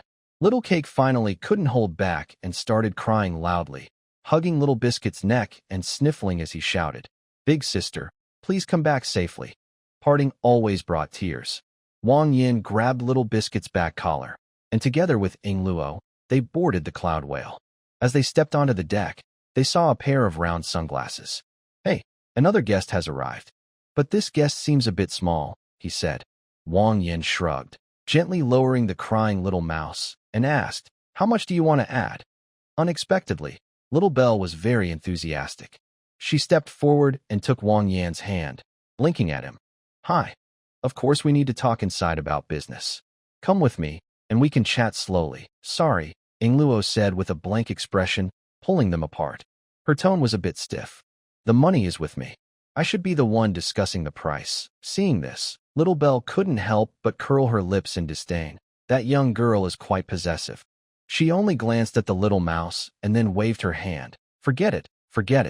I won't ask for much from such a little thing, so I won't go back and be called greedy by Joie. Sigh, a good merchant like me is rare in the entire wall abyss." Little Belle grabbed a special spoon and blew into it forcefully, sending a sharp wave of sound across the entire deck. "Treasure, we're setting off." The cloud whale let out a long call. Its name was originally Zhao Kai, which suited Little Belle's style very well. After a while, a feeling of tilting back came, about 30 degrees upward. The cloud whale had started climbing. To ensure the stability of the cargo, these merchant cloud whales usually follow a zigzag route, avoiding direct vertical paths that could cause chaos. "If we leave now, we'll arrive at Unju City by this afternoon. There are chairs in the warehouse. Just hold on tight and sit comfortably. Otherwise, if we encounter bad weather, don't blame me if you get hurt or bumped." The group heard the bell's warning and stopped wandering around. They all found a safe place to sit quietly. Wang Yin hugged Ing Luo's waist with one arm, while the other held onto the bench. Little Biscuit was tucked between his legs, clutching his pants tightly. They waited patiently and quietly. Riding the cloud whale felt a bit like the takeoff of a plane, but it was just continuously rising. The journey was a little boring. Their seats were a bit away from the window, so they couldn't enjoy the view, which was a bit disappointing. The bench had no safety features, so Wang Yin couldn't move around freely. If he accidentally bumped into something, he might get hurt. Little Belle had returned to a small room deep inside the warehouse shortly after leaving. It looked like a bedroom. She sat there all day, holding onto the armrest of the chair. Gradually, her excited expression softened. The playful sunset broke through the window. Wang Yin knew they were close to their destination. He gently tapped Ing Luo, who was sleeping on his shoulder, and also tugged at Little Biscuit's big round ears, which were holding his pant leg, to remind them. "Everyone wake up. We're almost there." Ing Luo blinked sleepily and rubbed her eyes. Little Biscuit yawned, loosened his grip on his pants, and sat up straight. As the cloud whale let out a long call, they knew they had arrived at Unju City. Wang Yin stood up straight, stretched his sore muscles, and excitedly moved to the window to look outside. This was the first town he saw in this world. It looked a bit small, but comparable to the village where he grew up. The town was shaped like a valley, with half outside and half inside a rocky cliff. Through the window, he saw people of different races walking on the streets, which was fascinating. Overall, Unju City had no roads leading outside. There was only a huge cloud whale port on the shore. Besides Little Bell, 4 other cloud whales were docked there. The town seemed to rely on trade, and its prosperity was obvious. I am about to go to the merchant guild to unload these goods. I remember you want to buy that shiri tea, right? There is a shop that sells tea inside the city. You might want to go in and take a look. After unloading the goods, I will go somewhere else. If you want to go back, you'll have to find your own way. There are many traders coming and going in Unju City, and some may be heading to the lower districts. Maybe you can try your luck at the port later. Ingluo nodded and thanked Lingdang. Then the 3 of them got off the cloud whale and officially entered Unju City. The first thing to do in Unju City was to take the little biscuit to find the Red Rose Knight Order's base. They would send the little one inside to find his uncle. Next, they looked around the city to see if they could find a place to sell the already melted gold blocks. As for the shiri tea Lingdang mentioned, Wang Yin had no intention of buying it. Buying tea was just a cover. His main goal was to get rid of the gold. Also, Wang Yin could produce the shiri tea himself if he wanted to. After awakening his talent, foxes can usually drink a special tea called shiri tea to boost their mental strength and improve their abilities. The raw material for this tea is a plant called the secret spirit sunflower, which he previously looked down on. Now he understood what this crop was really for. The streets were busy with many different people. Wang Yin casually asked a passerby about the location of the Red Rose Knight Order. At first, the person was a bit impatient, but when Wang Yin took out 10 silver coins, his expression turned friendly. The Red Rose Knight Order is inside the city. Go west after entering, and after you see a stone sculpture, turn right.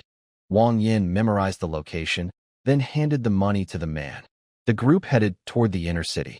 Inside the city, because it was built into a cliff, there were many street lamps that stayed lit all the time, so it wasn't too dark.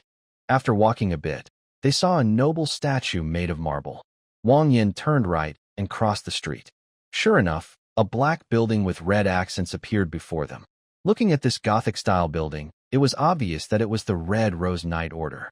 Before they could go inside, 2 guards at the door stopped them. Stop! What are you here for at the Red Rose Knights? Those 2 guards are also mice, wearing simple black and red striped armor, holding long spears.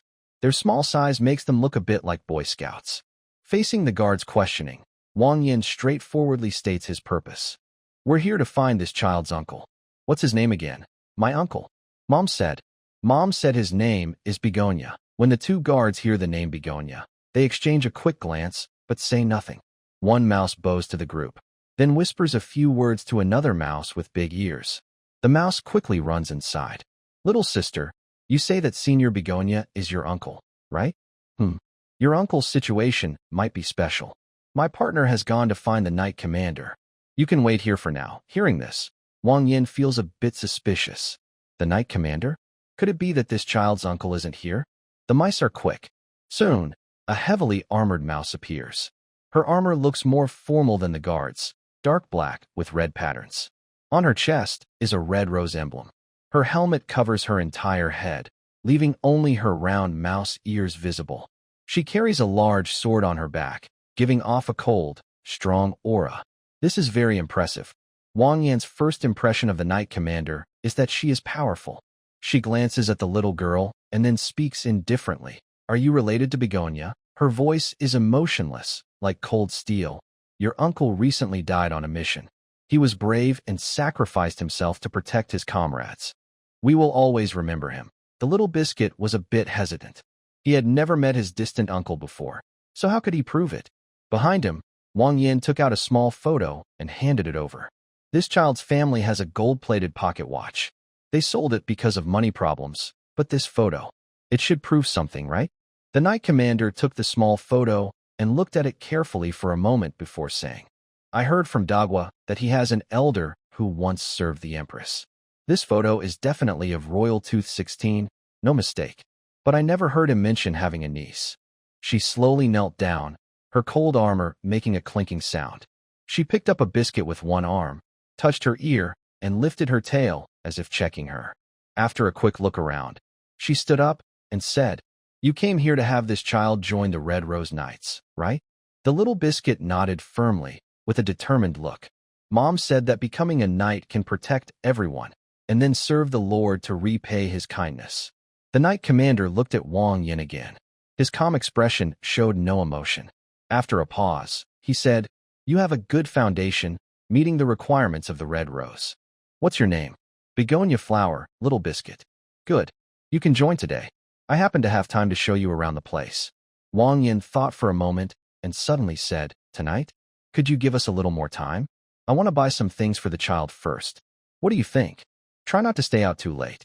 Having received the knight commander's approval, Wang Yin didn't delay and quickly took Little Biscuit into the shopping street. Although she wasn't sure what to buy, she figured preparing as she did before starting school wouldn't be wrong. Even without asking, outsiders could see the location of Unju City's shopping street.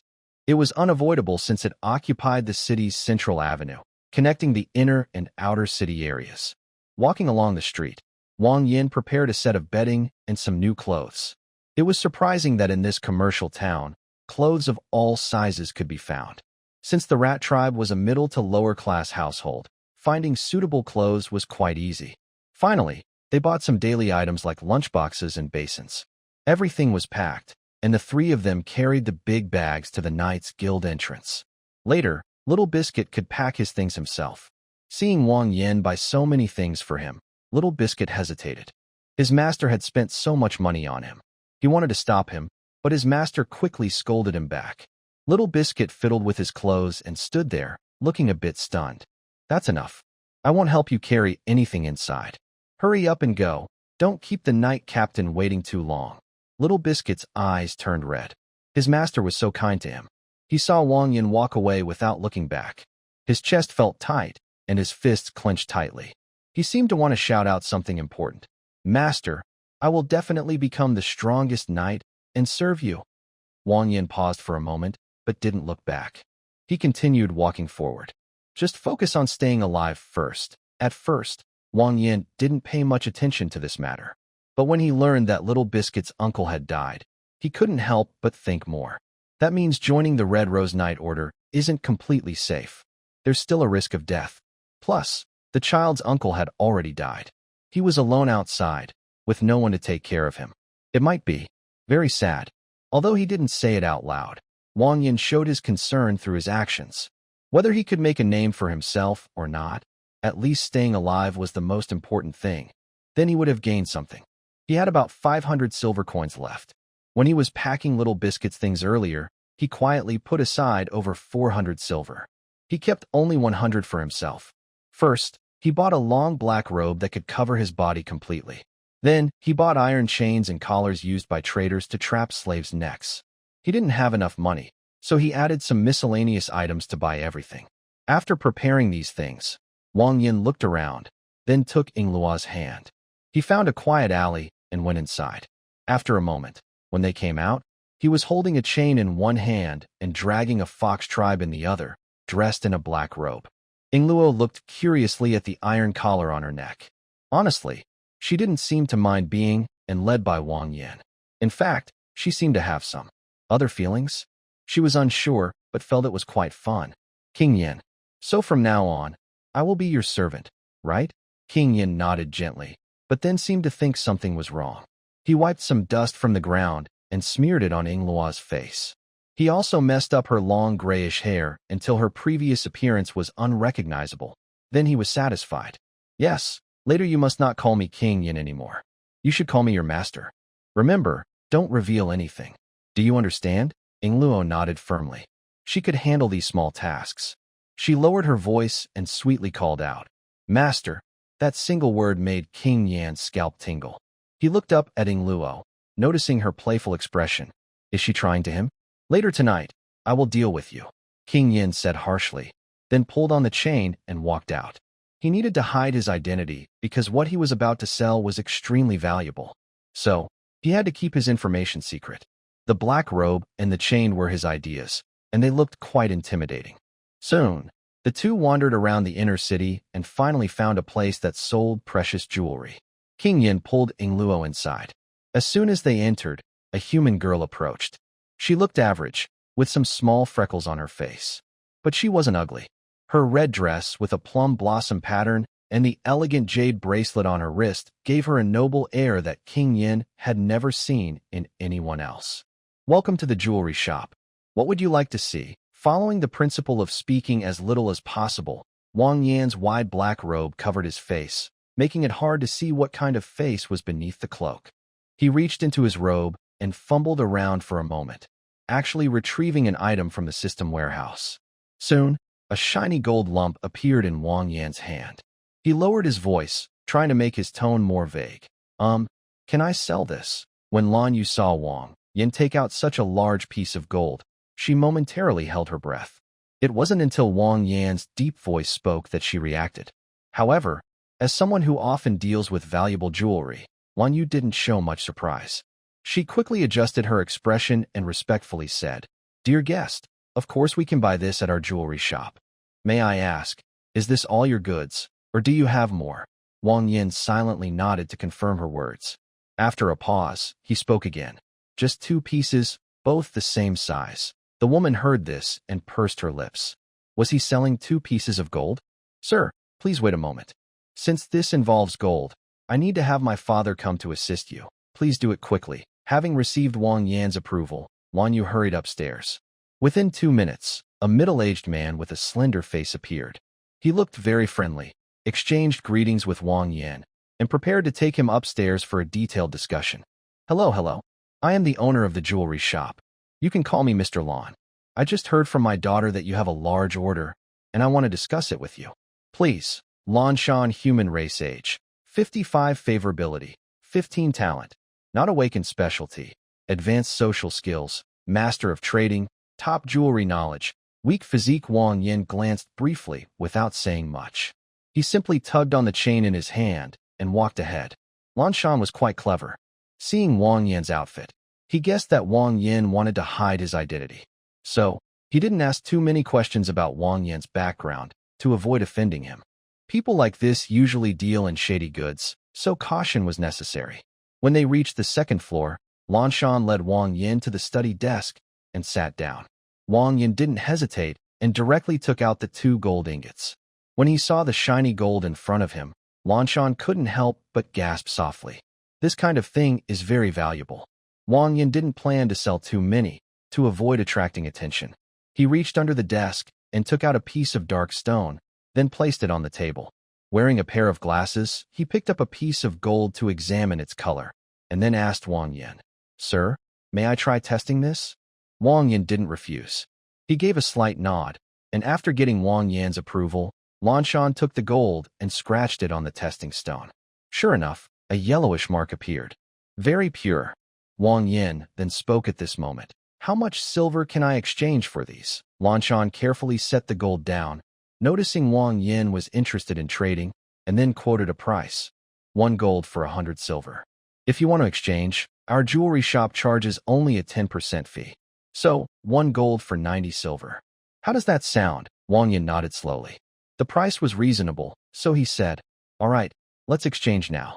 Lan Shan didn't dare delay and weighed the gold. Each piece was exactly 500 grams, worth 10,000 silver coins. After deducting a 10% fee, the final price was 9,000 silver coins. The trade system in the middle and lower levels of Wall Yuan was somewhat chaotic. Since there was no clear currency system, most people used silver.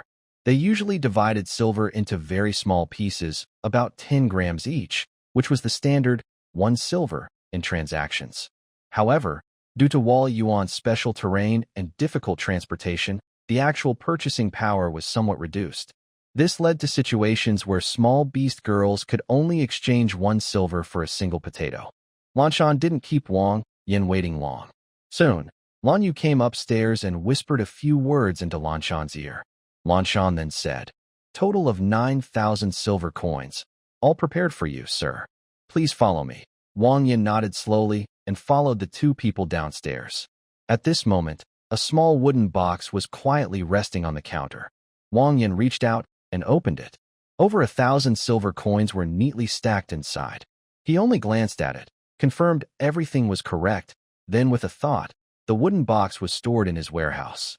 Seeing Wang Yan's careful handling, Lan Shan was slightly surprised and lowered her head even more, not daring to say much.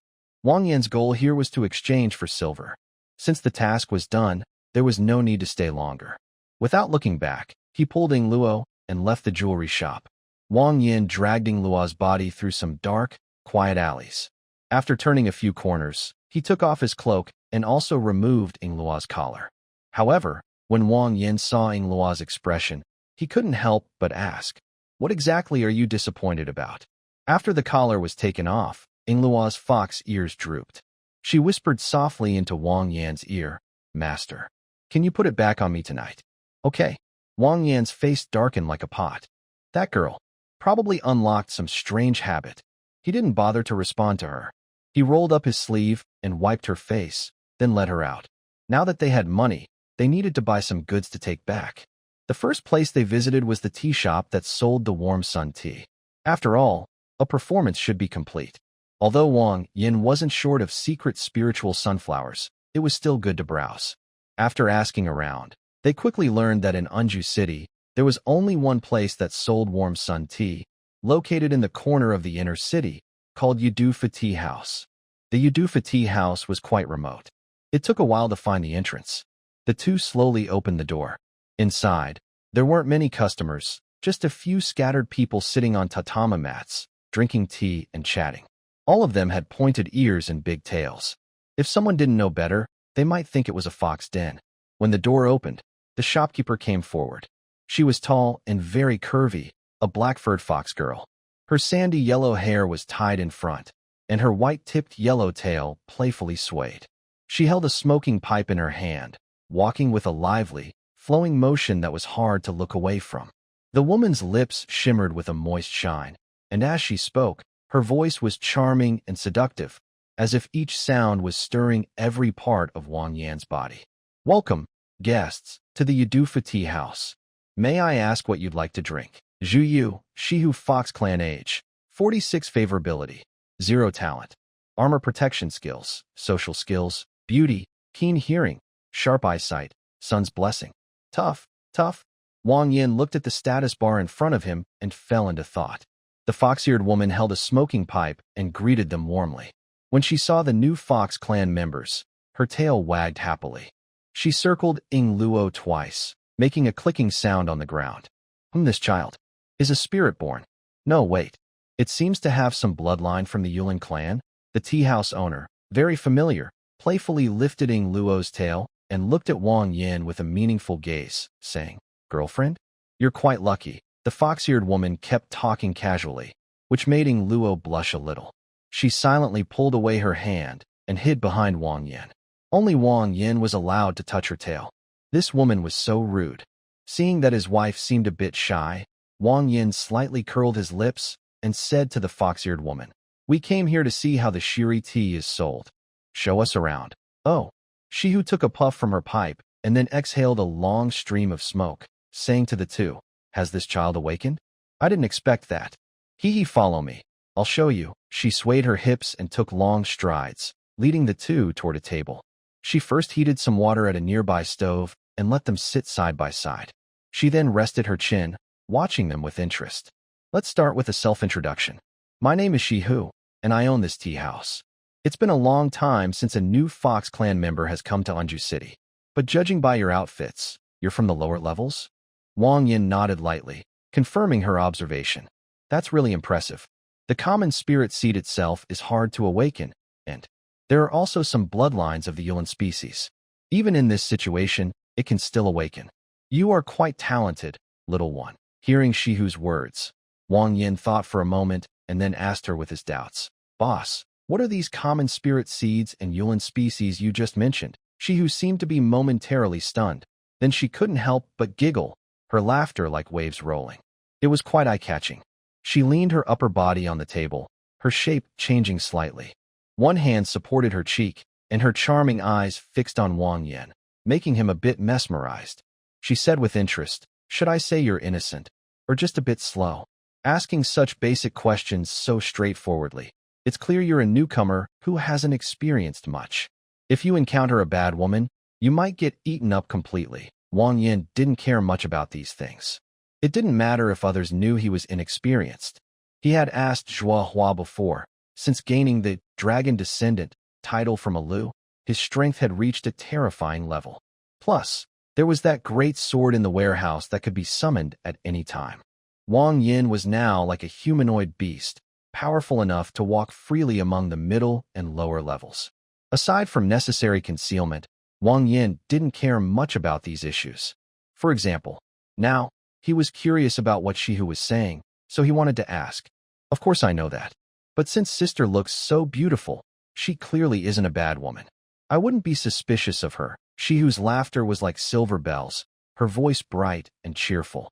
She smiled charmingly, clearly pleased by Wang Yan's words. He, little brother, is really sweet-talking. I love to hear that. Or should I taste?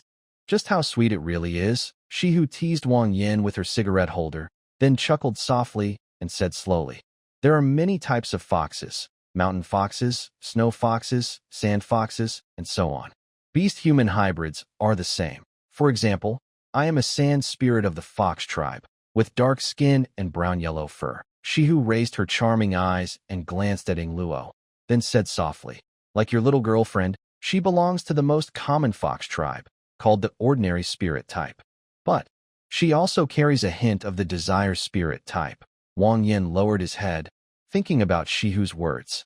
The meaning was not hard to understand. Both are fox tribes, but there are some differences, like the distinctions among humans on Earth, black, white, and yellow races. So, what kind of group is the desire spirit type? Hearing Wang Yan's question, Shihu showed a meaningful smile. Not simple. Come closer, and I'll tell you. Wang Yin did as asked, standing up and leaning in. Shihu crossed her legs, breath fragrant like orchids, and whispered in Wang Yan's ear. "They are called servants." Wang Yan's eyes widened, almost shouting out loud.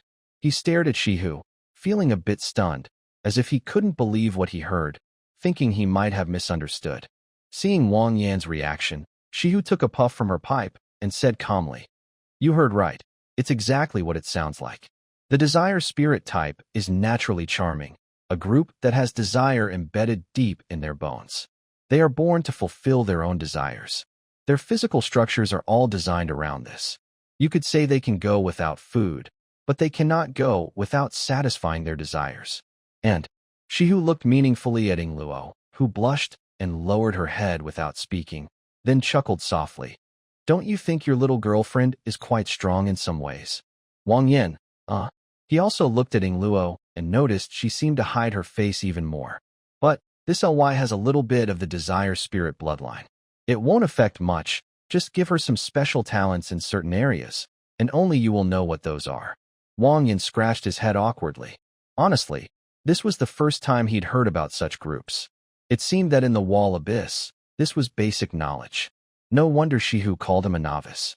Shihu took out 3 cups, filled them with dried purple flower petals, and poured hot water into the cups. She then said to the 2 of them, "This cup is a gift from my sister to you both. After awakening, the fox tribe can absorb the power from the sunflower spirit to strengthen their abilities. Usually, this is an essential item for foxes." Wang Yin picked up his cup and took a gentle sip. The tea itself didn't have much flavor, just a tiny, subtle sweetness. More than the taste, it was the feeling after drinking. The tea, once swallowed, spread out like a gentle wave, penetrating into every part of the body, bringing warmth all over. At that moment, Wang Yin realized how useful this tea was. When he returned home, he definitely wanted to brew some. After a tiring day, taking a bath and drinking a cup would feel so relaxing. The cover has been changed. I couldn't do anything about the previous one being too dull. Brewing tea is just the basic way to absorb the sunflower spirit. There are other methods too, said Shihu, tapping her pipe. She continued, of course, it can also be dried and mixed with a little seasoning to make bright sun smoke. This version works better than the regular tea. Add a little seasoning. Wang Yin listened and felt uneasy about what might be added. But, in my opinion, those methods are a bit outdated. Not long ago, I developed a new way for the sunflower spirit to be consumed, Shihu said with enthusiasm, raising her voice as if she had something exciting to share. She reached into in the ground, digging around. Wang Yin couldn't help but smirk. Do sisters really love hiding things in such a place? Shihu pulled out a flat, small iron box, looking excited. She opened it, and poured out a tiny amount of purple and green powder. She said to the two, "I found that mixing a small amount of spirit leaves with this powder, then using a straw." Just as Shihu was about to mention something inappropriate, Wang Yin broke out in a cold sweat. To keep the world stable, he quickly interrupted her. Hey, let's forget about that. We don't need it. Just give us the regular sunflower tea, please." Hearing Wang Yin suddenly interrupt, Shihu looked a bit bored and reluctantly put the small jar back in place, with a face that seemed to say, "You don't know good stuff." In fact, this item was more like the nasal that Lord Jing used to smell in the past. Shihu had tinkered with it, but since he had received strict drug prohibition education, Wang Yin naturally hated this kind of thing and couldn't accept similar items. "Hey, this stuff hits harder than smoking Yaoyang cigarettes directly." "What a pity." Wang Yin forced an awkward smile, as if he hadn't heard her, and hurried to pay the bill. A tea bag for 1 day's use costs 6 silver coins. A month's supply would be 180 silver coins. Wang Yin reached into his backpack, took out the corresponding silver, and bought the tea bags, thinking to leave this place quickly. Shihu leaned against the doorframe, exhaling a thin cloud of smoke, and smiled at Wang Yin. "Little brother, remember to come again. Even though I don't have the bloodline of Yulin, I'm just as good as your little girlfriend." Ying Luo's ears turned slightly red. She grabbed Wang Yan's hand, quickened her steps, and mumbled something under her breath. "Bad woman." By night, Wang Yin took Ying Luo to the commercial street of Anju City. After receiving a large sum of money, Wang Yin planned to buy some daily necessities and tools, things that were very much needed. He bought several copies of building trowels, carpentry chisels, wooden rulers, and saws, any tools he might need. He stored them in the warehouse. However, these tools were mostly handmade and not mass-produced, so they were a bit more expensive. Next, he bought various seasonings. Although Wang Yin could currently buy seasoning packs through the system, they still lacked some ingredients, like certain spices, peppercorns, bay leaves, star anise, and so on. These were things Wang Yin didn't have yet, so he needed to bring some back. Then, the two of them went to a seed shop. Wang Yin bought all kinds of seeds without much choice, mostly common fruits and vegetables. Nothing too rare. But there were 2 items that caught Wang Yan's interest: chili peppers and soybeans. These were the things he had been longing for, and he finally found them. Chili peppers are such a powerful ingredient that a single plant can define an entire cuisine. Its strength is well known. As for soybeans, they are incredibly versatile with many uses. There is a saying that ancient Eastern and Western cultures followed very different culinary paths, one with dairy, the other with soybeans. Westerners have perfected the use of dairy products, while ancient Chinese cuisine excelled in preparing soybeans. A small soybean can be pressed for oil, ground into paste, or fermented. Its potential is vast. Wang Yan's storage couldn't hold many more items. After buying some necessary supplies, he went to a clothing store. Since he was there, he decided to buy decent clothes for his family. However, these clothes were quite expensive. After purchasing a set for each family member, the total spent on clothes alone exceeded 2,000 silver coins. Fortunately, Wang Yan's money was abundant, so he didn't worry about the cost. Buying clothes for his wives was not a loss. After all, he was the one enjoying it. The big fox happily came out of the fitting room, dressed in a light blue sailor suit that highlighted her graceful figure. Seeing her, it was like a gentle breeze, full of youthful energy. "How do I look? Am I pretty?" Ying Luo tilted her feet, her bright green eyes sparkling. She spun around in front of Wang Yin, happy like a little child. "Very cute." Wang Yin gave her the highest compliment, but Ying Luo didn't seem entirely satisfied with that answer. "Just cute." Super cute." The big fox couldn't help but giggle, laughing softly. She stepped closer and hugged Wang Yin around the waist, her soft cheeks rubbing against his chest, her pinkish-gray tail swaying left and right. "You should be the cutest in the world, right?" As they got older, Wang Yin found it harder to resist such flirtation from a beautiful girl.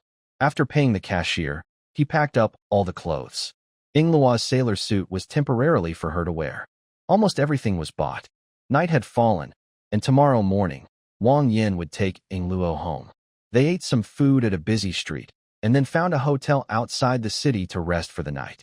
Ying Luo was visiting such a far place for the first time in her life. She leaned by the window, watching the gradually thinning crowd outside.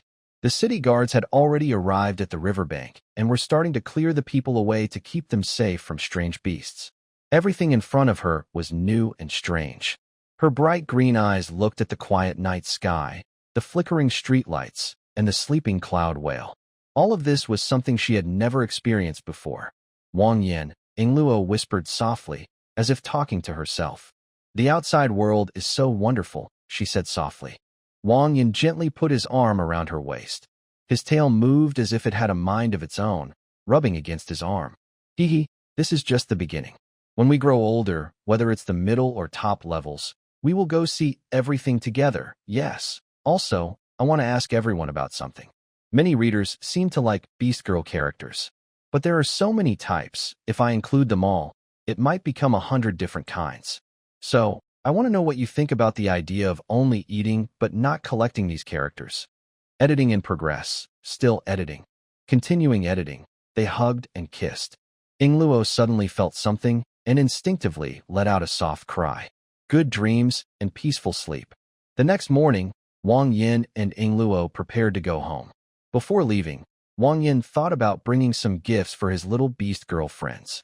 After some thought, he decided that sweets would be best. He wandered around the outside city and finally found a bakery.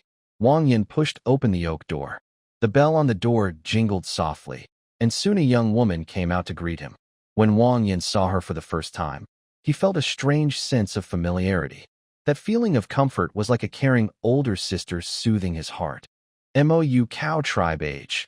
24 Favorability. 20 Talent. Healing Magic Specialty.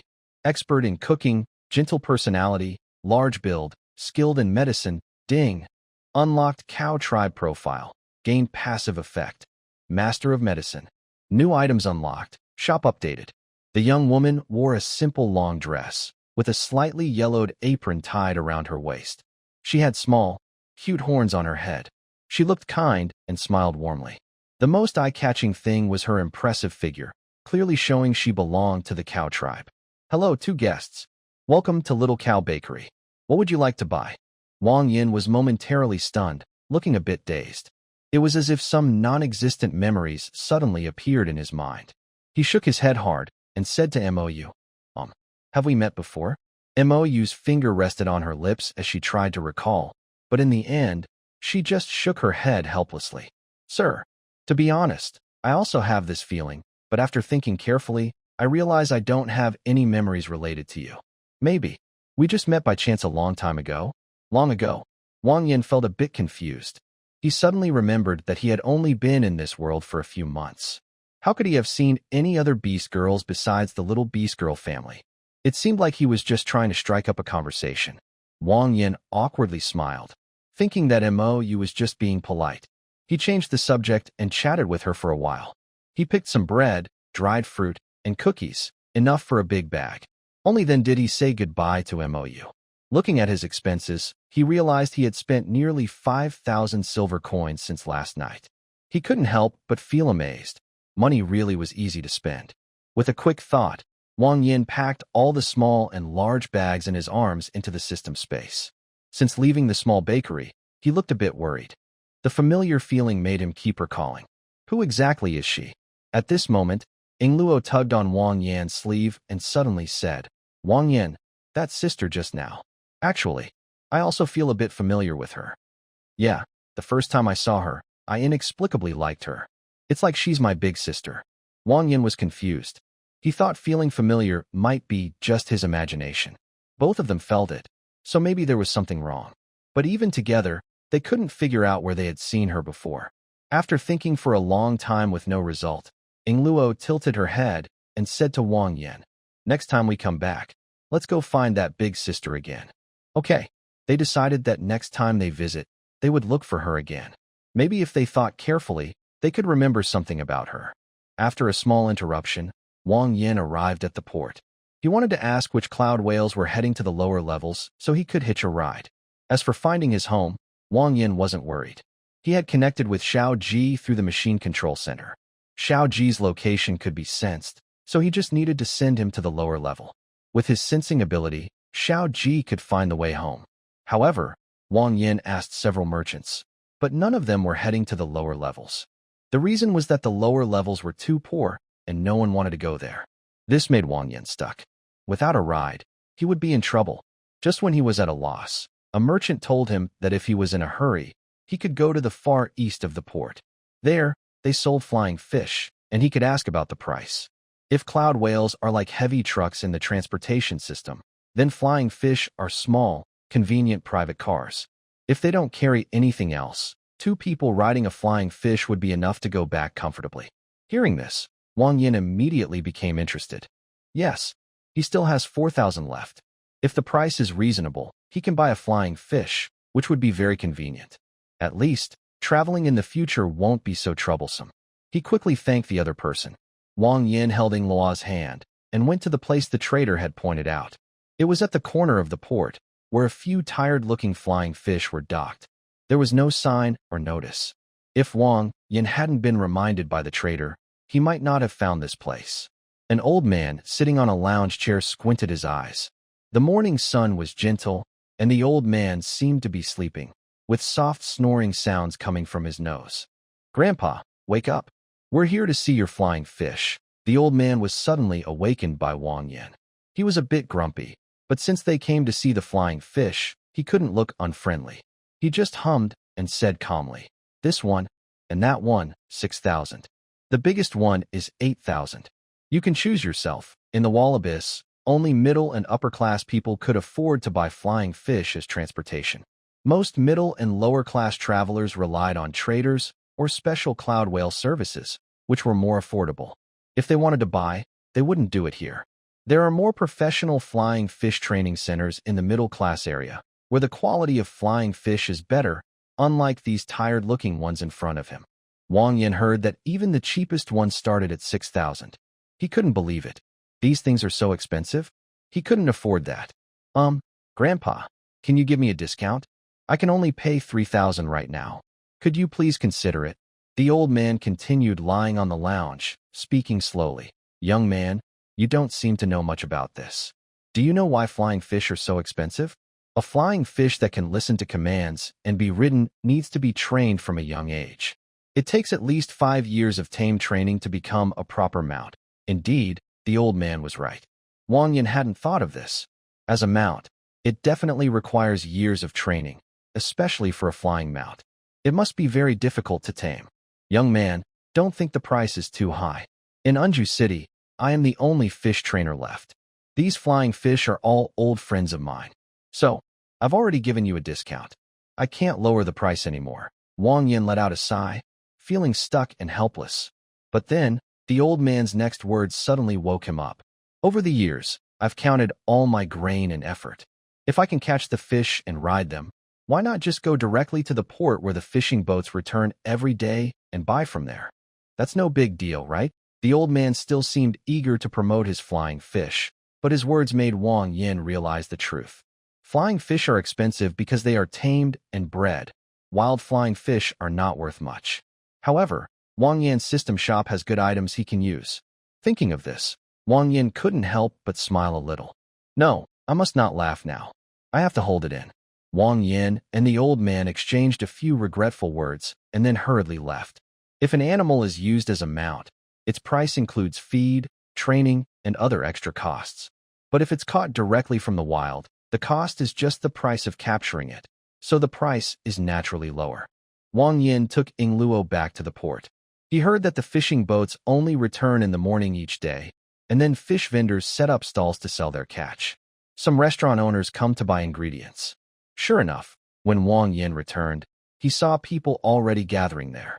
Once he confirmed these people were waiting for the fishing boats to come back, Wang Yin relaxed and waited with everyone. Soon, a whale's cry sounded, and the fishing boat slowly entered the port. The main body of the boat was still a cloud whale, but it seemed to be a different type from the usual cargo cloud whales. This cloud whale looked more slender, probably bred for speed to chase fish in the clouds and sea. The cloud whale slowly approached the shore. The captain hurried down from the deck, sweating on his forehead, and quickly spoke to the buyers waiting in front. "Everyone, sorry for the delay today. There was a special situation on the fishing boat. Please bear with us. But don't worry, today's catch will be sold at a 10% discount.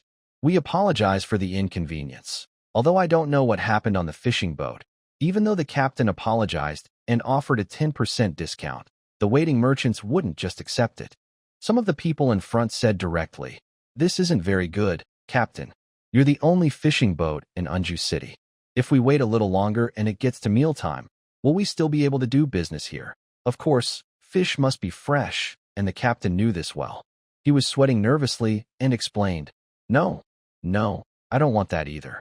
But today, something special happened. When we cast our nets, we accidentally caught a cloud shark.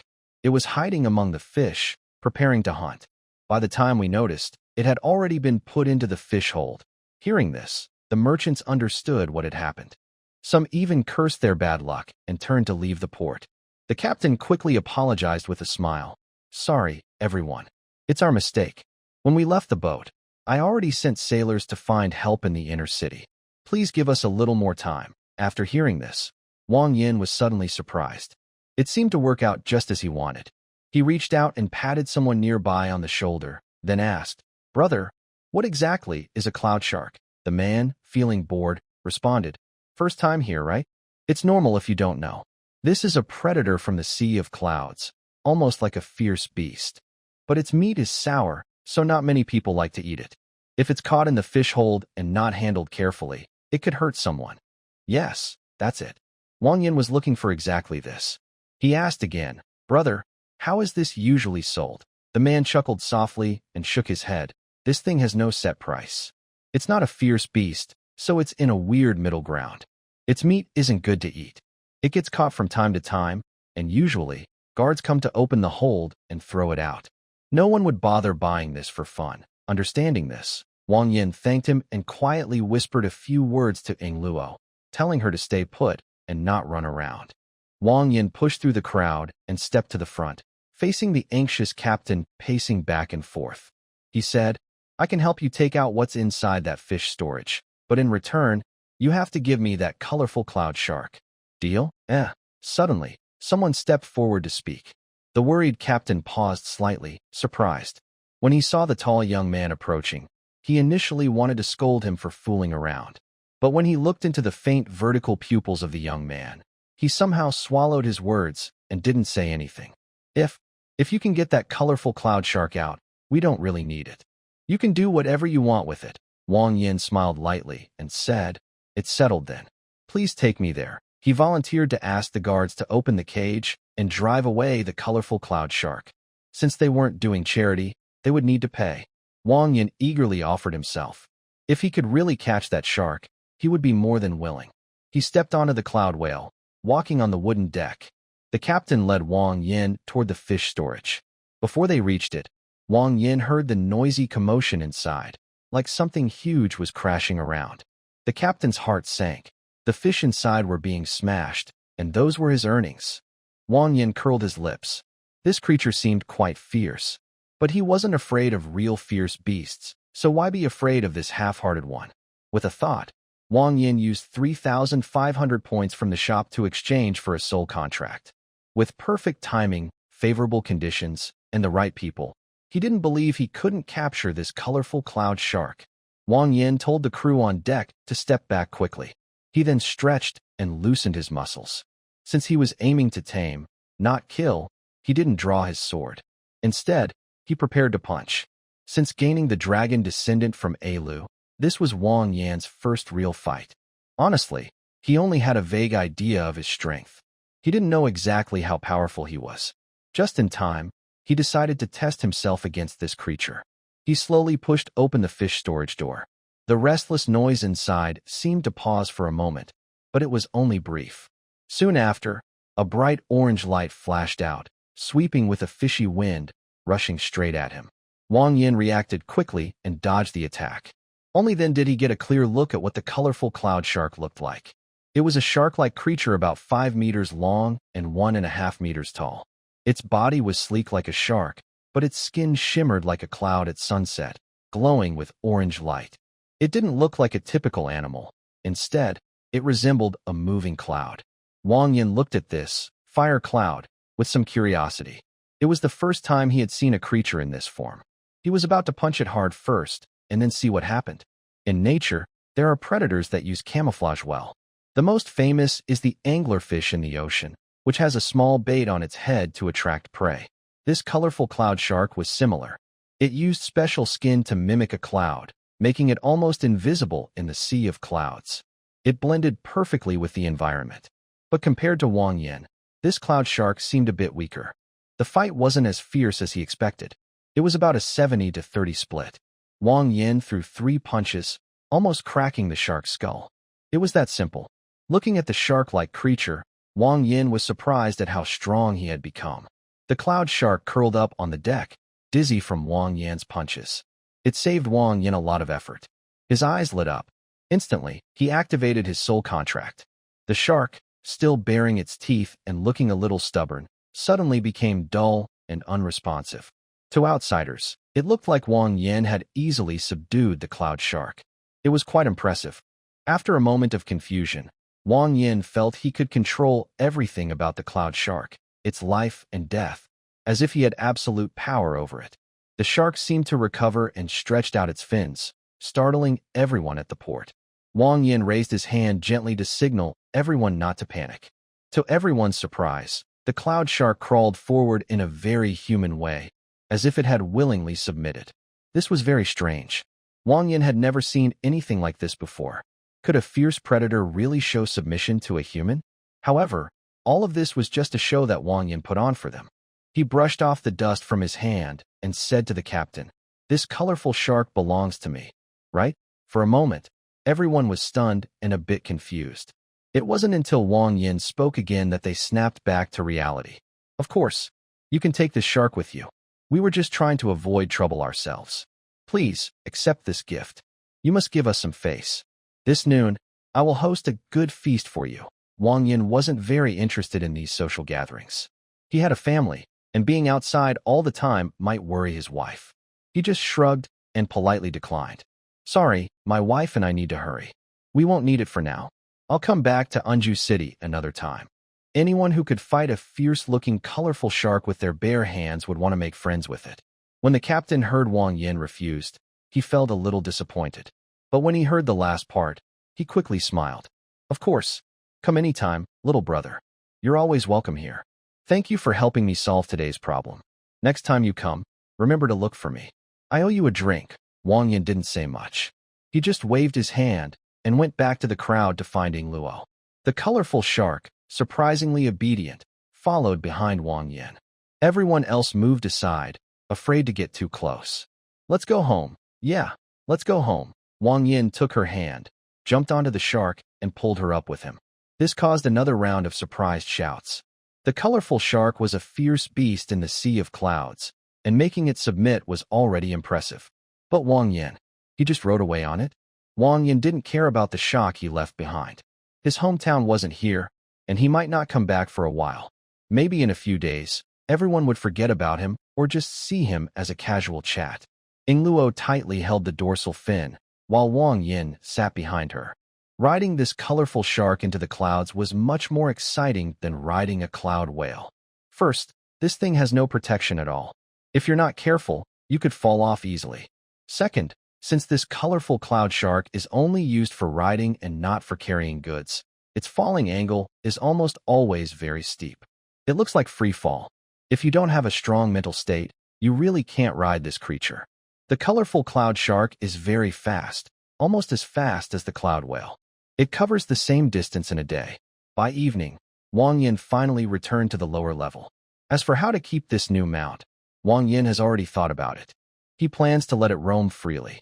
Since he has a soul contract with it, he can summon it just by thinking about it, which is very convenient. When he entered the cave, Wang Yin noticed that the atmosphere at home seemed a bit strange.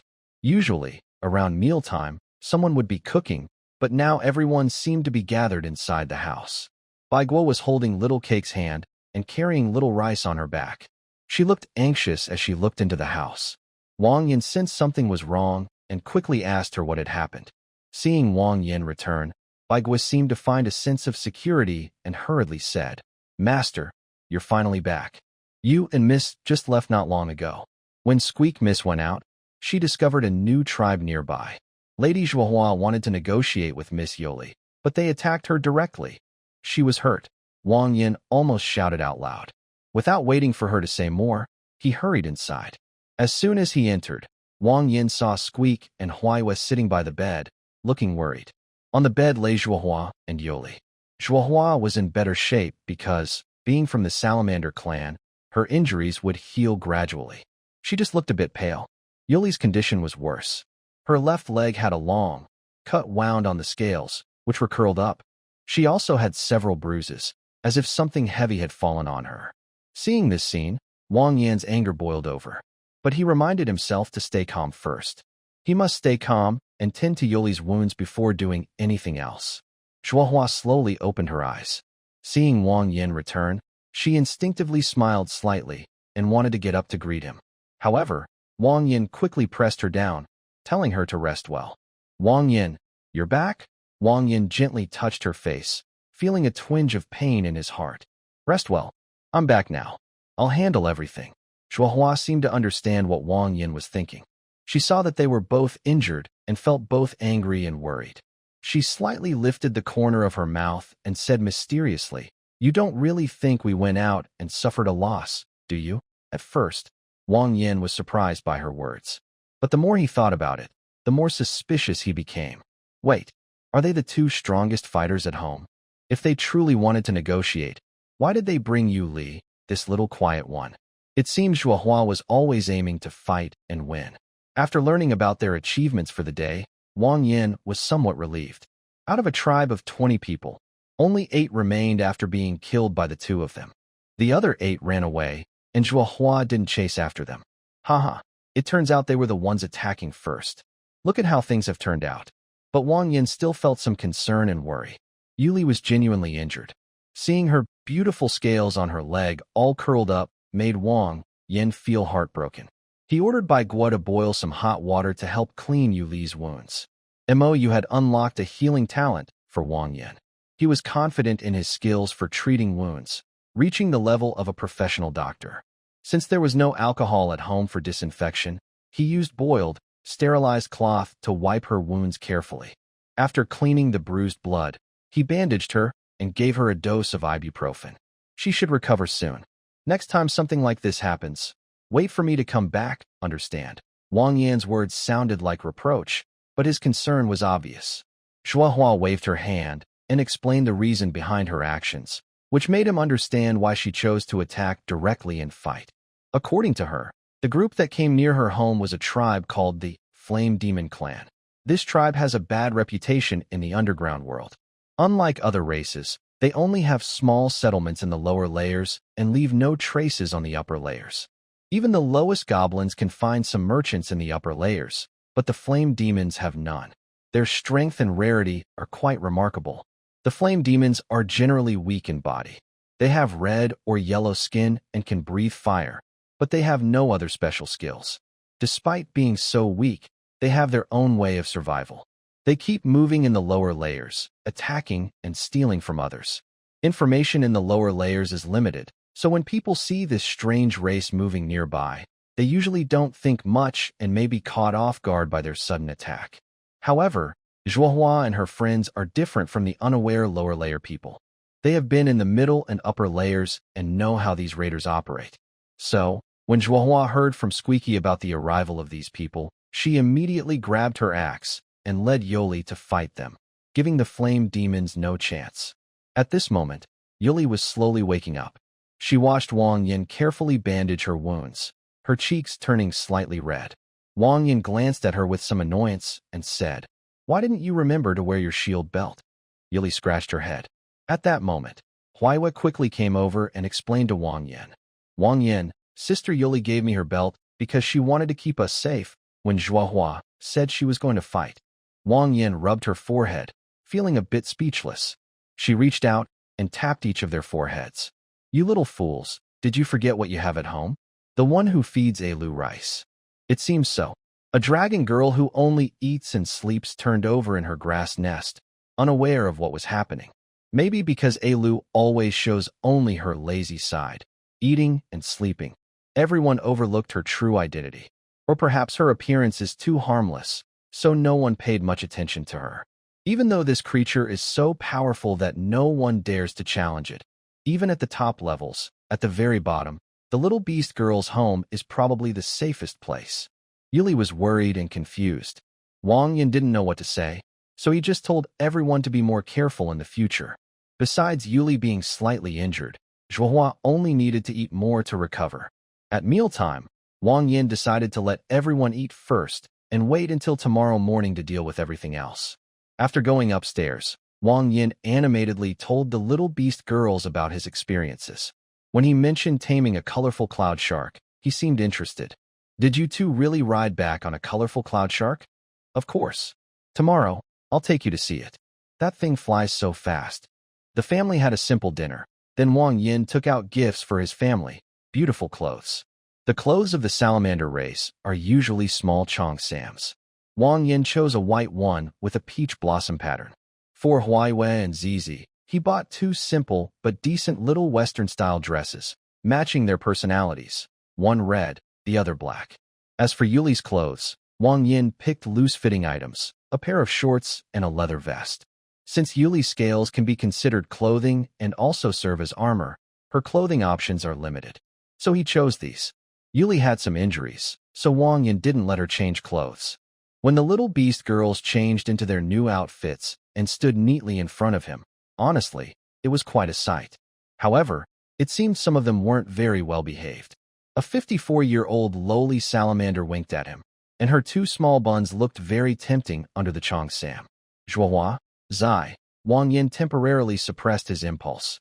He took out some bread and cookies he bought from Moyu. Sweets are very rare and precious to the little beast girls. Their eyes lit up, especially the little red-haired girl, who looked like she wanted to stuff her cheeks full. Wang Yin was momentarily speechless. Could she be a hamster? By chance, Wang Yin saw a small figure hiding behind Bai Gua. He smiled slightly and waved at the little cake. Come here. The little cake didn't expect Wang Yin to suddenly call her. Feeling a bit shy, she peeked out from behind her mother and slowly walked over, fiddling with her fingers. Wang Yin quickly picked up the small girl and placed her on her lap. With a gentle thought, a small cream cake about the size of a palm appeared in front of her. I bought this for you. Eat it quickly. The little cake looked at the small cake in front of her and, upon hearing Wang Yan's words, was momentarily surprised. Does she also get a share? She raised her big, watery eyes and carefully held the cream cake with her small hands, shyly asking Wang Yan, Can I take this back to eat, sir? Take it back to eat. Wang Yan glanced at her, understanding her meaning immediately. He smiled and nodded. Of course you can. The little cake happily ran towards Bai Gua, holding the cream cake high. Mommy, eat first. Her sister had gone far away, so she needed to become more sensible and considerate of her mother. Mom usually had to take care of her younger sister, which was already very tiring. That was what the little cake thought.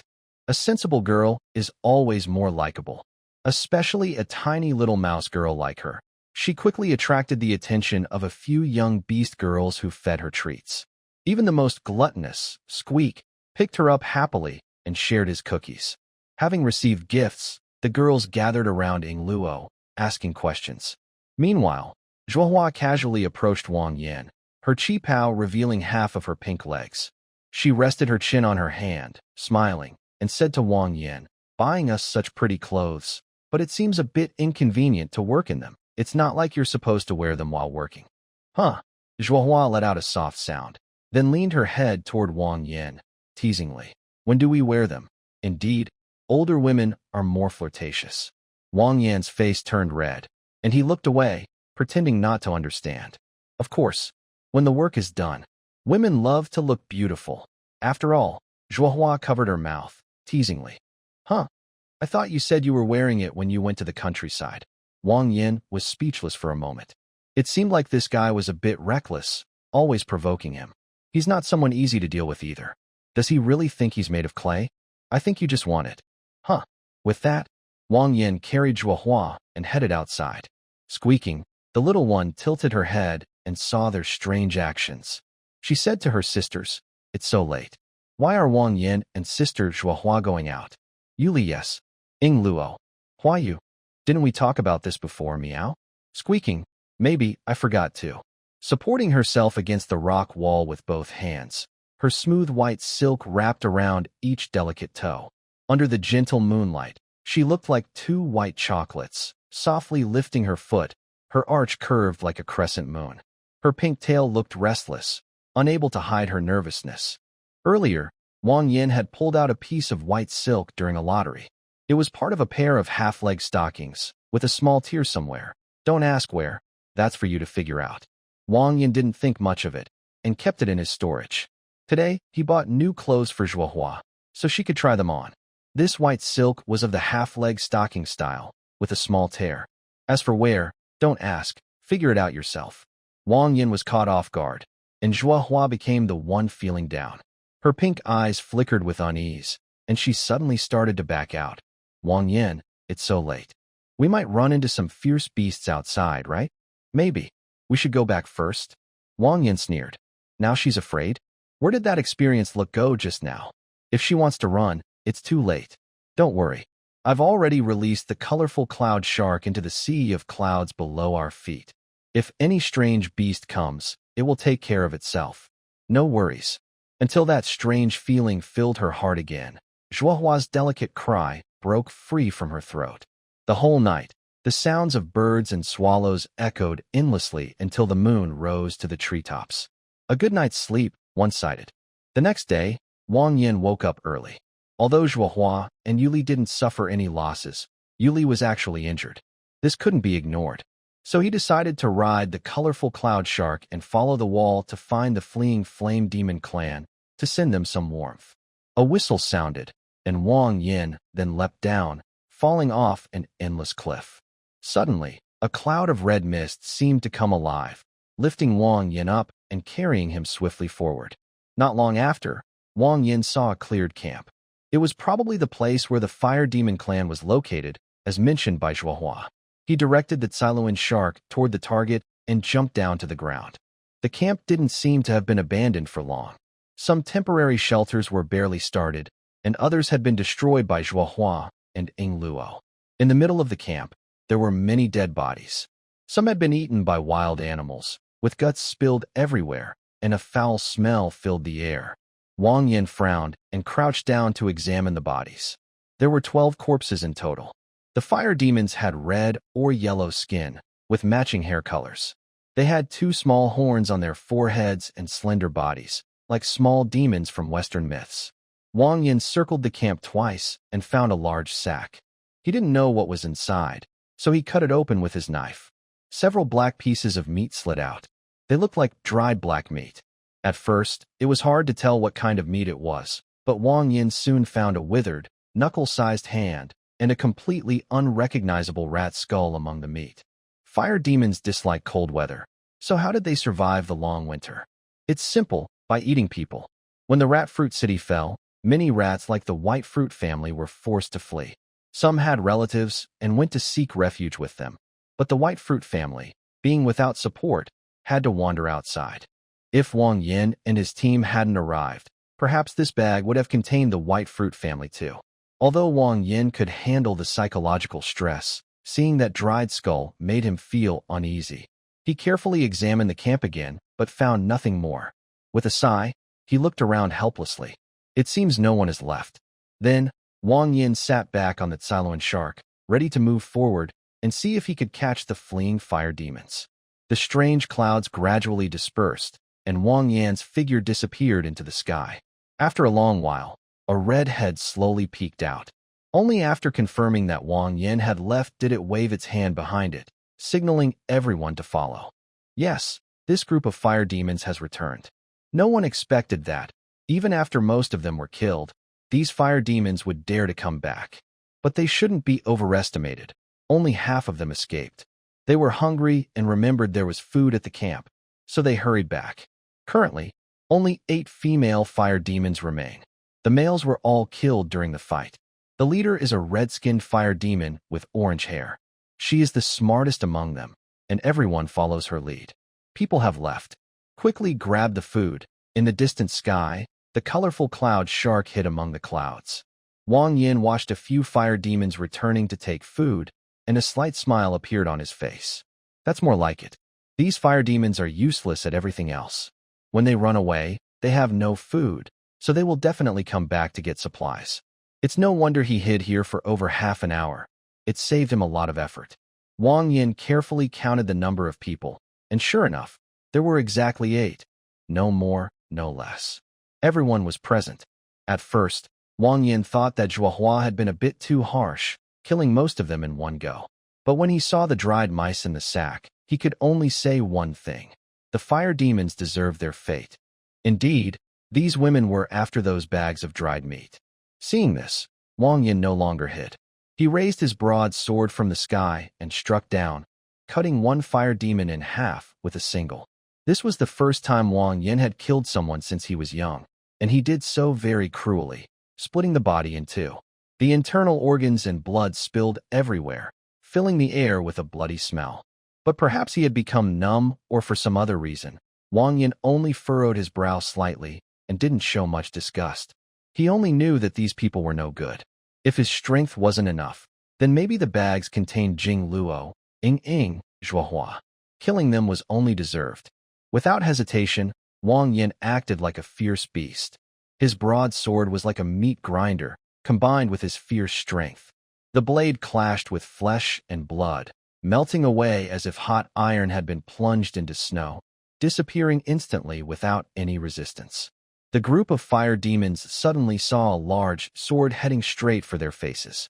Before they could react, 2 of them were already dead. They were extremely shocked.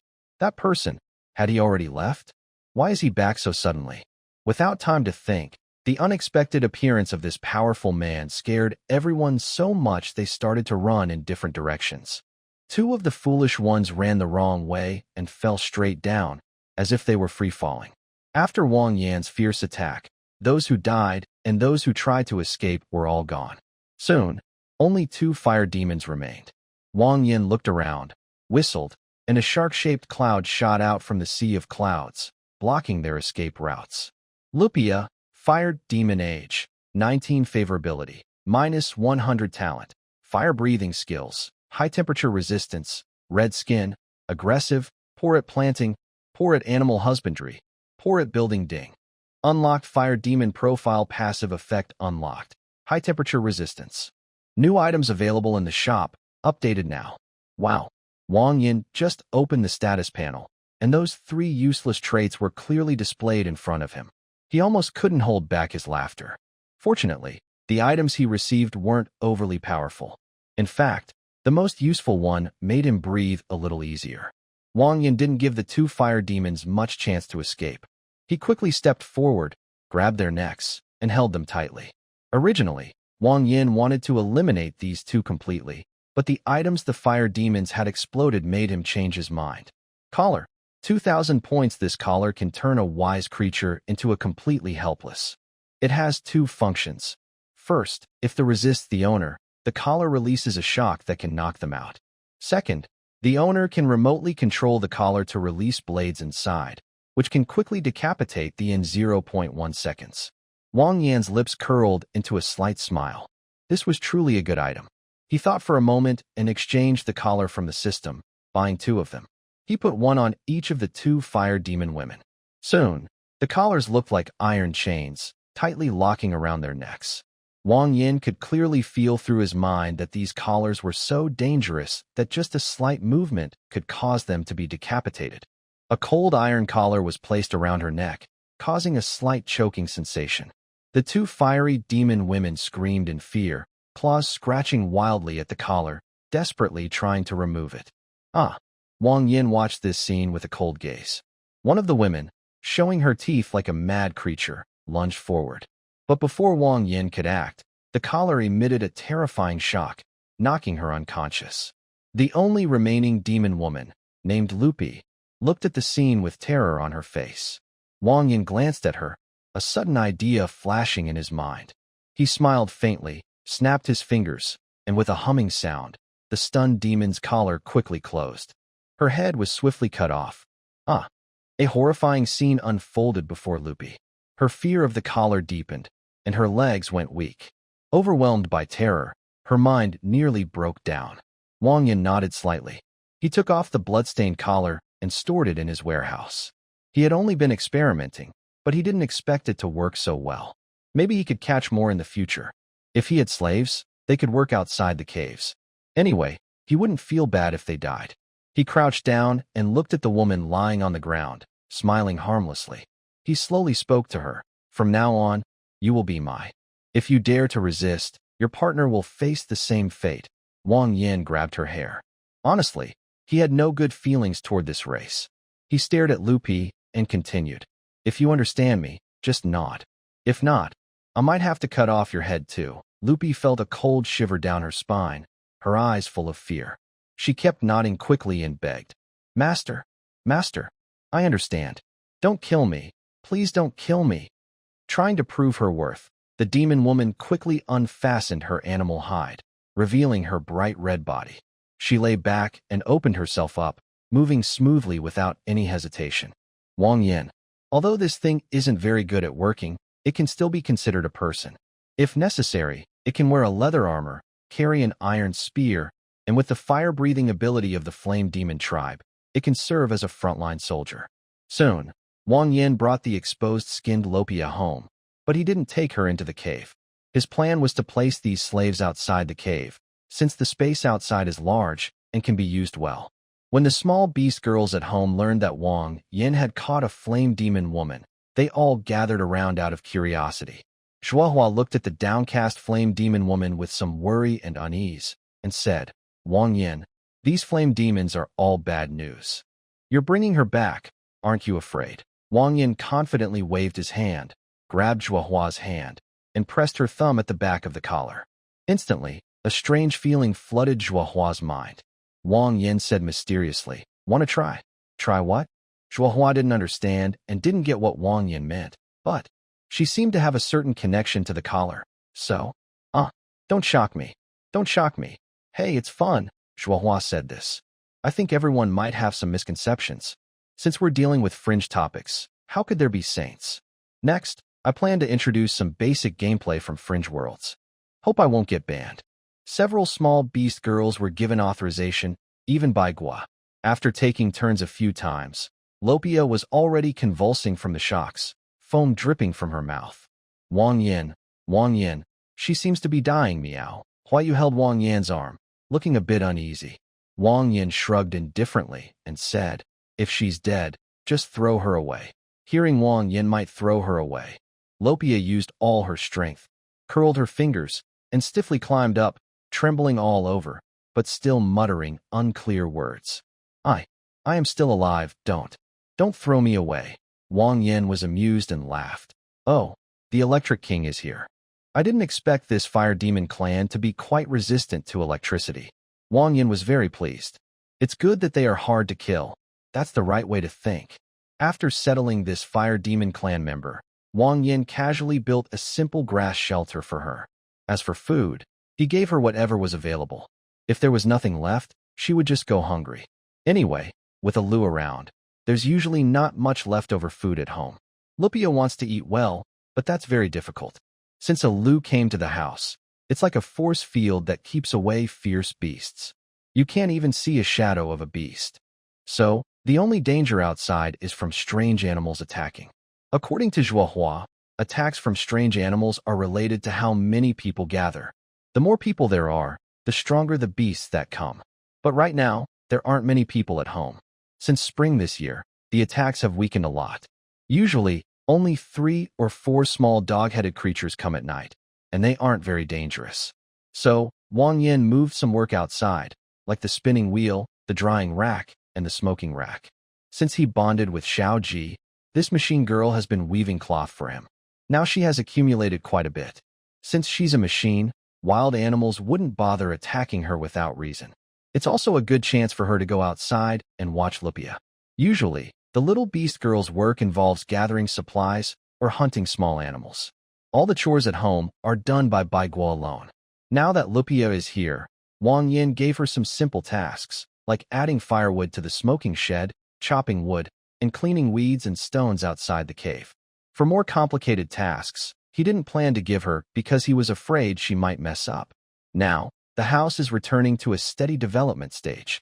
Wang Yin can relax and process the things he bought from Unju City. The items he bought are mostly tools. Wang Yin plans to take out most of them, leaving only a few necessary ones in the storage. The rest will be stored in a wooden box. At this moment, he suddenly remembered there was something in the shop that he could use. With a thought, he found that item and took it out. Beginner Space Box, 500 points. This item has been available in the shop since Wang Yan's early days. It looks like a storage box, so Wang Yan didn't pay much attention to it. However, now he needs a container for his tools, so he remembered this item and casually exchanged it. After spending the points, the space box quickly appeared before him. It looks like a wooden box 1 meter on each side.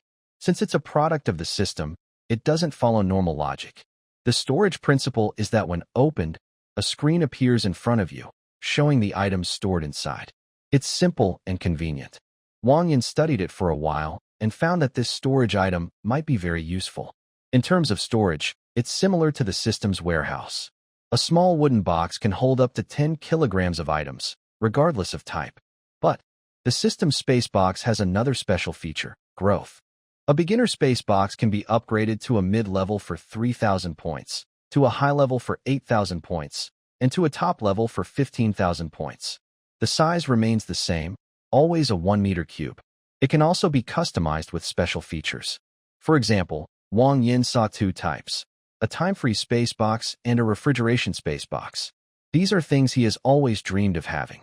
His system warehouse doesn't have a food preservation function, or he wouldn't need to go through the trouble of smoking and pickling food to store it. Thinking of this made him a bit frustrated. He didn't expect to find such options here. In simple terms, it's a bit like the delicate storage mod in Minecraft, but simpler. This small item costing only 500 points could almost be considered a separate system on its own. However, Wang Yin has always been a bit unclear about his system's purpose. The main goal seems to be unlocking the Beast-Eared Girl's catalog, but it also has many functions, like a shop, farmland, and warehouse. These are probably just different modules of his main system. Speaking of which, with this space box, Wang Yin spent half a day making a wooden table using carpentry tools. Relying on his memory from Earth, he built a table 4 meters long, 2 meters wide, and 1 meter 4 tall. He placed the space box on it, so this would be his workbench from now on. Regarding food research, Wang Yin didn't fall behind. He went to Unju City and bought spices and unlocked more than 10 types of vegetables. He also unlocked a special item: milk, 300 points per liter. Unlocking a cow for milk makes sense, right? Thinking of this, Wang Yin couldn't help but recall Mo's gentle and kind face, and, ahem, a kind older sister is always lovely, isn't she? Shaking his head to stop thinking about those things, Wang Yin directly exchanged for 1 liter of milk. It was in a plastic container designed to prevent waste, which would automatically disappear after use or 24 hours. This milk was very different from what he bought at supermarkets on Earth. It was sterile and free of preservatives, but not very durable. Wang Yin picked up the milk container and took a sip. The flavor was rich and pure, with no strange taste. As he had mentioned before, foods from the East and West on Earth are completely different. Now that Wang Yin had unlocked soybeans and milk, his family's meals would soon see a big improvement. Oh no, the data looks so bad. Dear readers, please review my work. I feel like I can't go on like this. This life is so hard. Degree. Actually, Wang Yin initially wanted to make some tofu, but first he needed to grind soybeans into soy milk. That was a bit troublesome because it required a stone mill. Although Wang Yin knew how to carve a stone mill, it would take too much time. It might be easier to buy one directly. So, he decided to process the milk first. Milk is quite convenient. Wang Yin exchanged for 10 liters, filling a large bucket. He just needed to cover it and leave it in a warm, ventilated place to let it settle. He hoped it would naturally ferment into yogurt. If it worked, he could use this yogurt as a starter to make more and more yogurt in the future. Spring has arrived, and Wang Yin originally planned to go out into the wild to find herbs. But after thinking it over, he decided that solving the salt issue first was more important. I previously received a map of the Rock Sheep tribe settlement from Lingdang. However, the journey is long, and even with the Cayenne shark, it takes about 10 days round trip. Before leaving, I must ensure the little beast girls are well taken care of. So, over the next few days, Wang Yin and Xiao Ji built an outdoor storage in the cave, piling up all the vegetables produced by the system. Seeing the storage full, Wang Yin nodded with satisfaction. Now, there should be enough food for his family. For several days, Wang Yin kept preparing food for the little beast girls. Maybe he even forgot that before he arrived, they all lived well without him. Perhaps they were just afraid of starving. During these days, Wang Yin also fermented milk, but it wasn't easy. The first few attempts failed, but luckily, he succeeded once. He gradually learned the right method. As for how to check if the yogurt is good, isn't there already a level D person to do that? After making yogurt, it can be further processed to separate butter and buttermilk. But Wang Yin didn't plan to continue. He just wanted to try making yogurt to see if it was possible. If he wanted to produce a large amount, relying only on the system exchange would be too costly. Unless he found a livestock that produces milk, he wasn't willing to spend points on it. Once the food was prepared, Wang Yin felt at ease and was ready to set out to find the rock sheep tribe. Zhuohua gently held Wang Yin's hand. She knew he was a bit worried about them. As the lady of the house, she wanted to reassure him. Don't worry too much about us. With me here, aren't you still worried? Wang Yin thought so too. Zhuohua definitely trusted him, but he still wanted to say a few more words. If you encounter any danger, run back home quickly. Let Alu go first. Don't let her go hungry, understand? Zhuohua smiled softly, cupped Wang Yan's face with both hands, and tiptoed to kiss him on the cheek. She replied, Okay, I understand. Go early, come back early. I'll be waiting for you at home. While speaking, Zhuohua leaned close to Wang Yan's ear and whispered in a voice only the two of them could hear, Bring that girl Yuli along. Let's try to come back quickly and eat her up. She winked playfully at Wang Yin, then slowly stepped back, causing him to blush.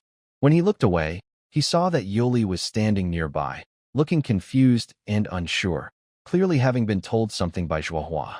Wang Yin smiled helplessly but didn't think it was wrong. Actually, he had already shared a close moment with Yuli once before, during the last time he played with Zhuohua in the bath, when she took the initiative to come forward.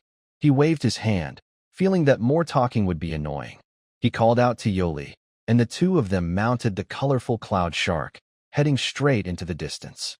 This was the first time Wang Yin had gone far from home since arriving in this world. The map given to him by Xiao Lingdang was hand-drawn, combining pictures and words, and was quite clear in pointing the way. So, Wang Yin just needed to follow the landmarks marked on the map. Thus, under the sunset and clouds, the two hurriedly traveled all day. The colorful cloud shark was very fast, flying close to the walls, with the scenery rushing past in a blur. Only the vast sea of clouds remained constant, changing only in color. As night approached, Wang Yin stopped the cloud shark on the shore.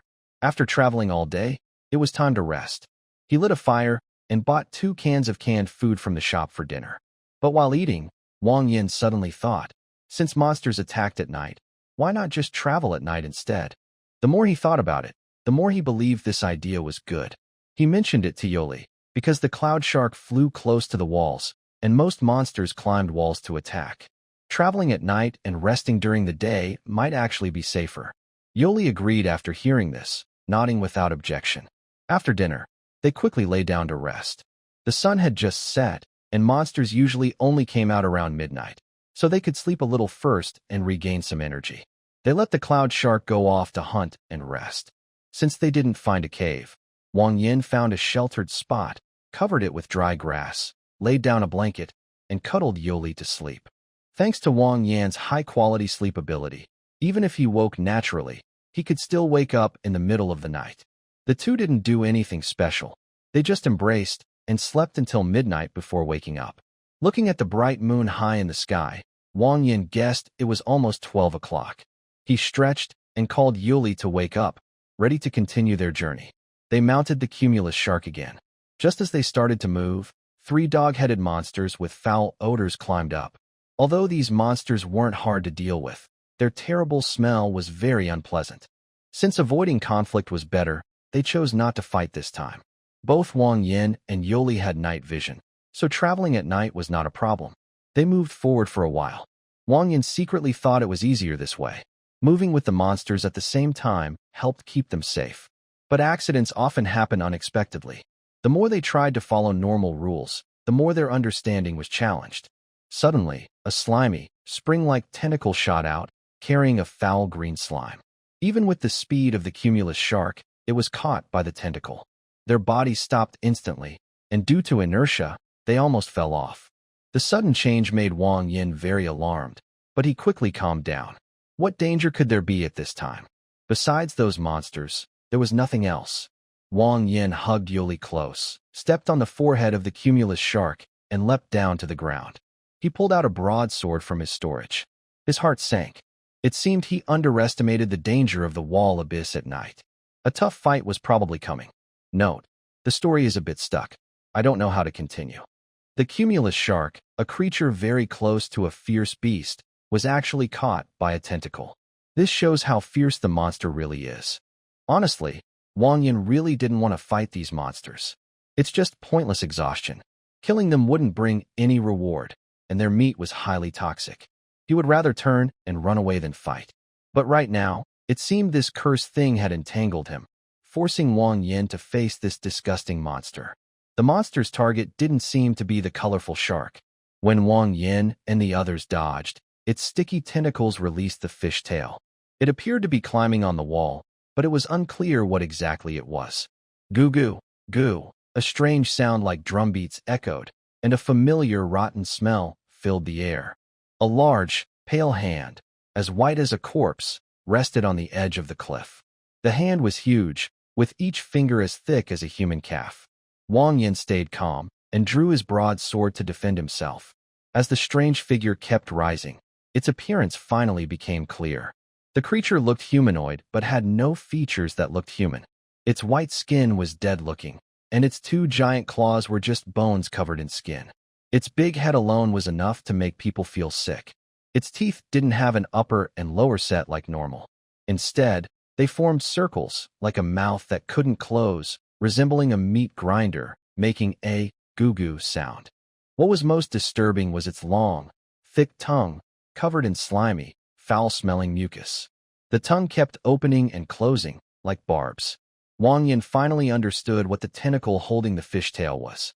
He calmed down and turned to Yuli and asked, "Are you scared, Yuli?" Yuli's face showed little emotion. She simply pulled out her iron spear from her back, standing proud like a brave female warrior. "I'm not scared." She had brought her shield belt this time, which made her feel safer. Wang Yin didn't waste time and decided to kill the beast first. He raised his broadsword. Wang Yin was tough and aggressive, so he took the lead. The long-tongued monster wasn't willing to back down. Its tongue, like a spear, aimed straight at Wang Yin's face, as if challenging him.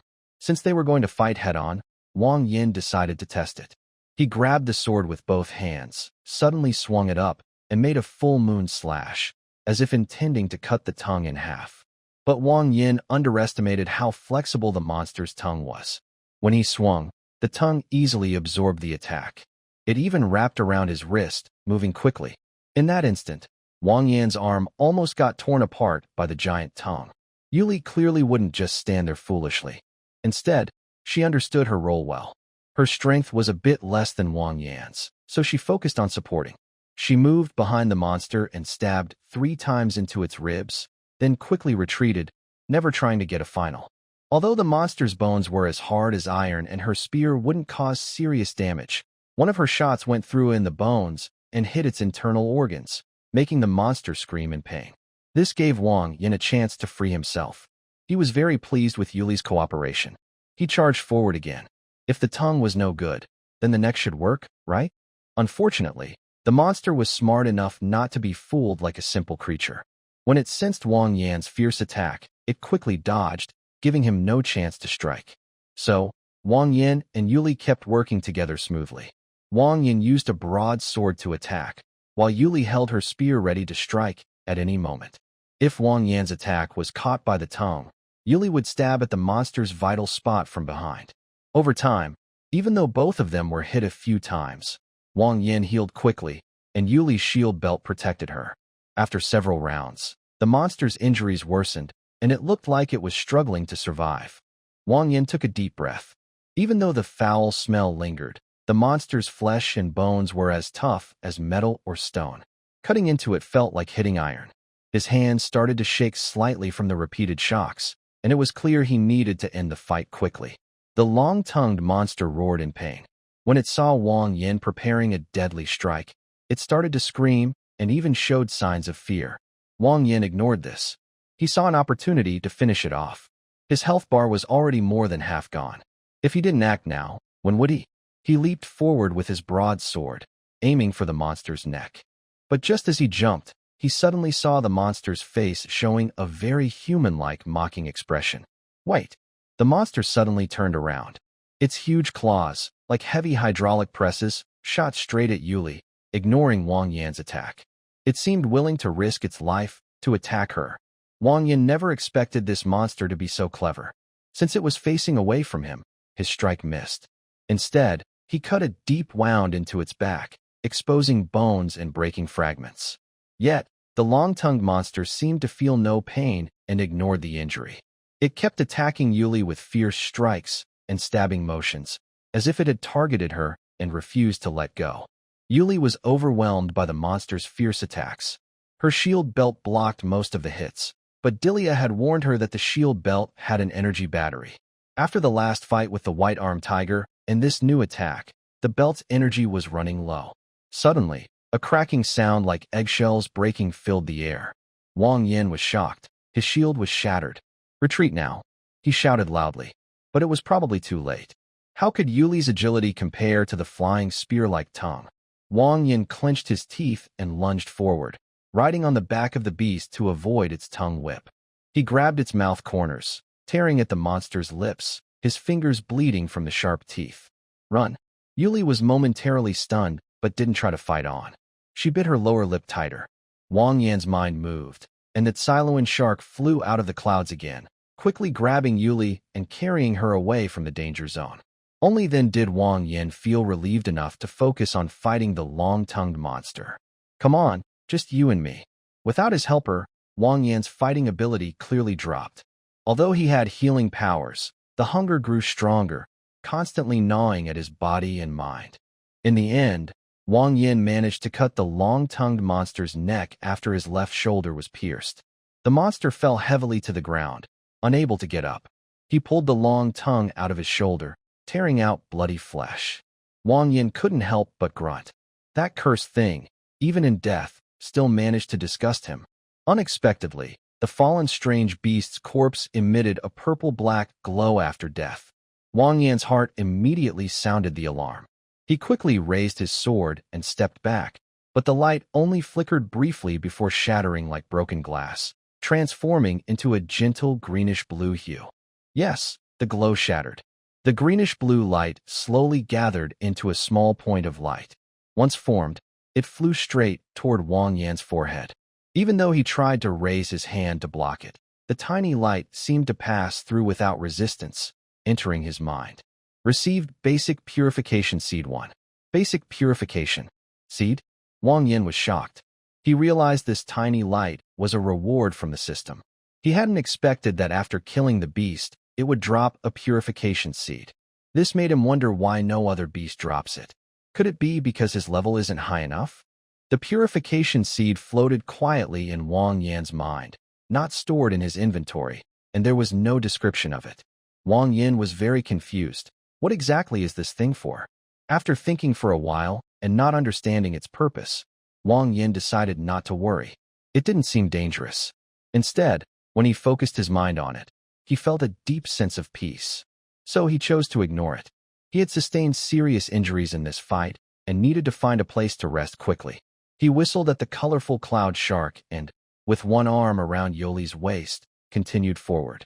Yoli looked at the bloodstain on Wang Yan's shoulder and immediately burst into tears. She couldn't do anything to help, so she bit her lip hard to stop herself from crying out loud. "It's all my fault. I'm so useless. I'm too weak. If only I were stronger, with more strength. How could Wang Yin get hurt?" Wang Yin looked at his wife, biting her lip, and couldn't help but smile helplessly. She was overthinking again. He gently raised his hand and pinched the corners of Yoli's lips, making her loosen her mouth. Sitting behind her, Wang Yin smiled and said, "All right, stop biting your lips.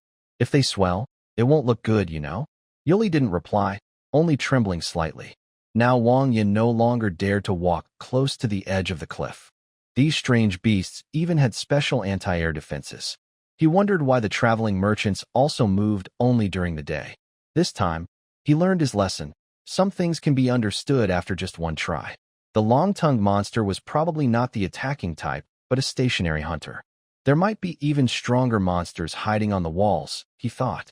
Wang Yin rode his colorful cloud shark close to the ground, constantly watching the cliff wall, looking for a cave to rest and repair.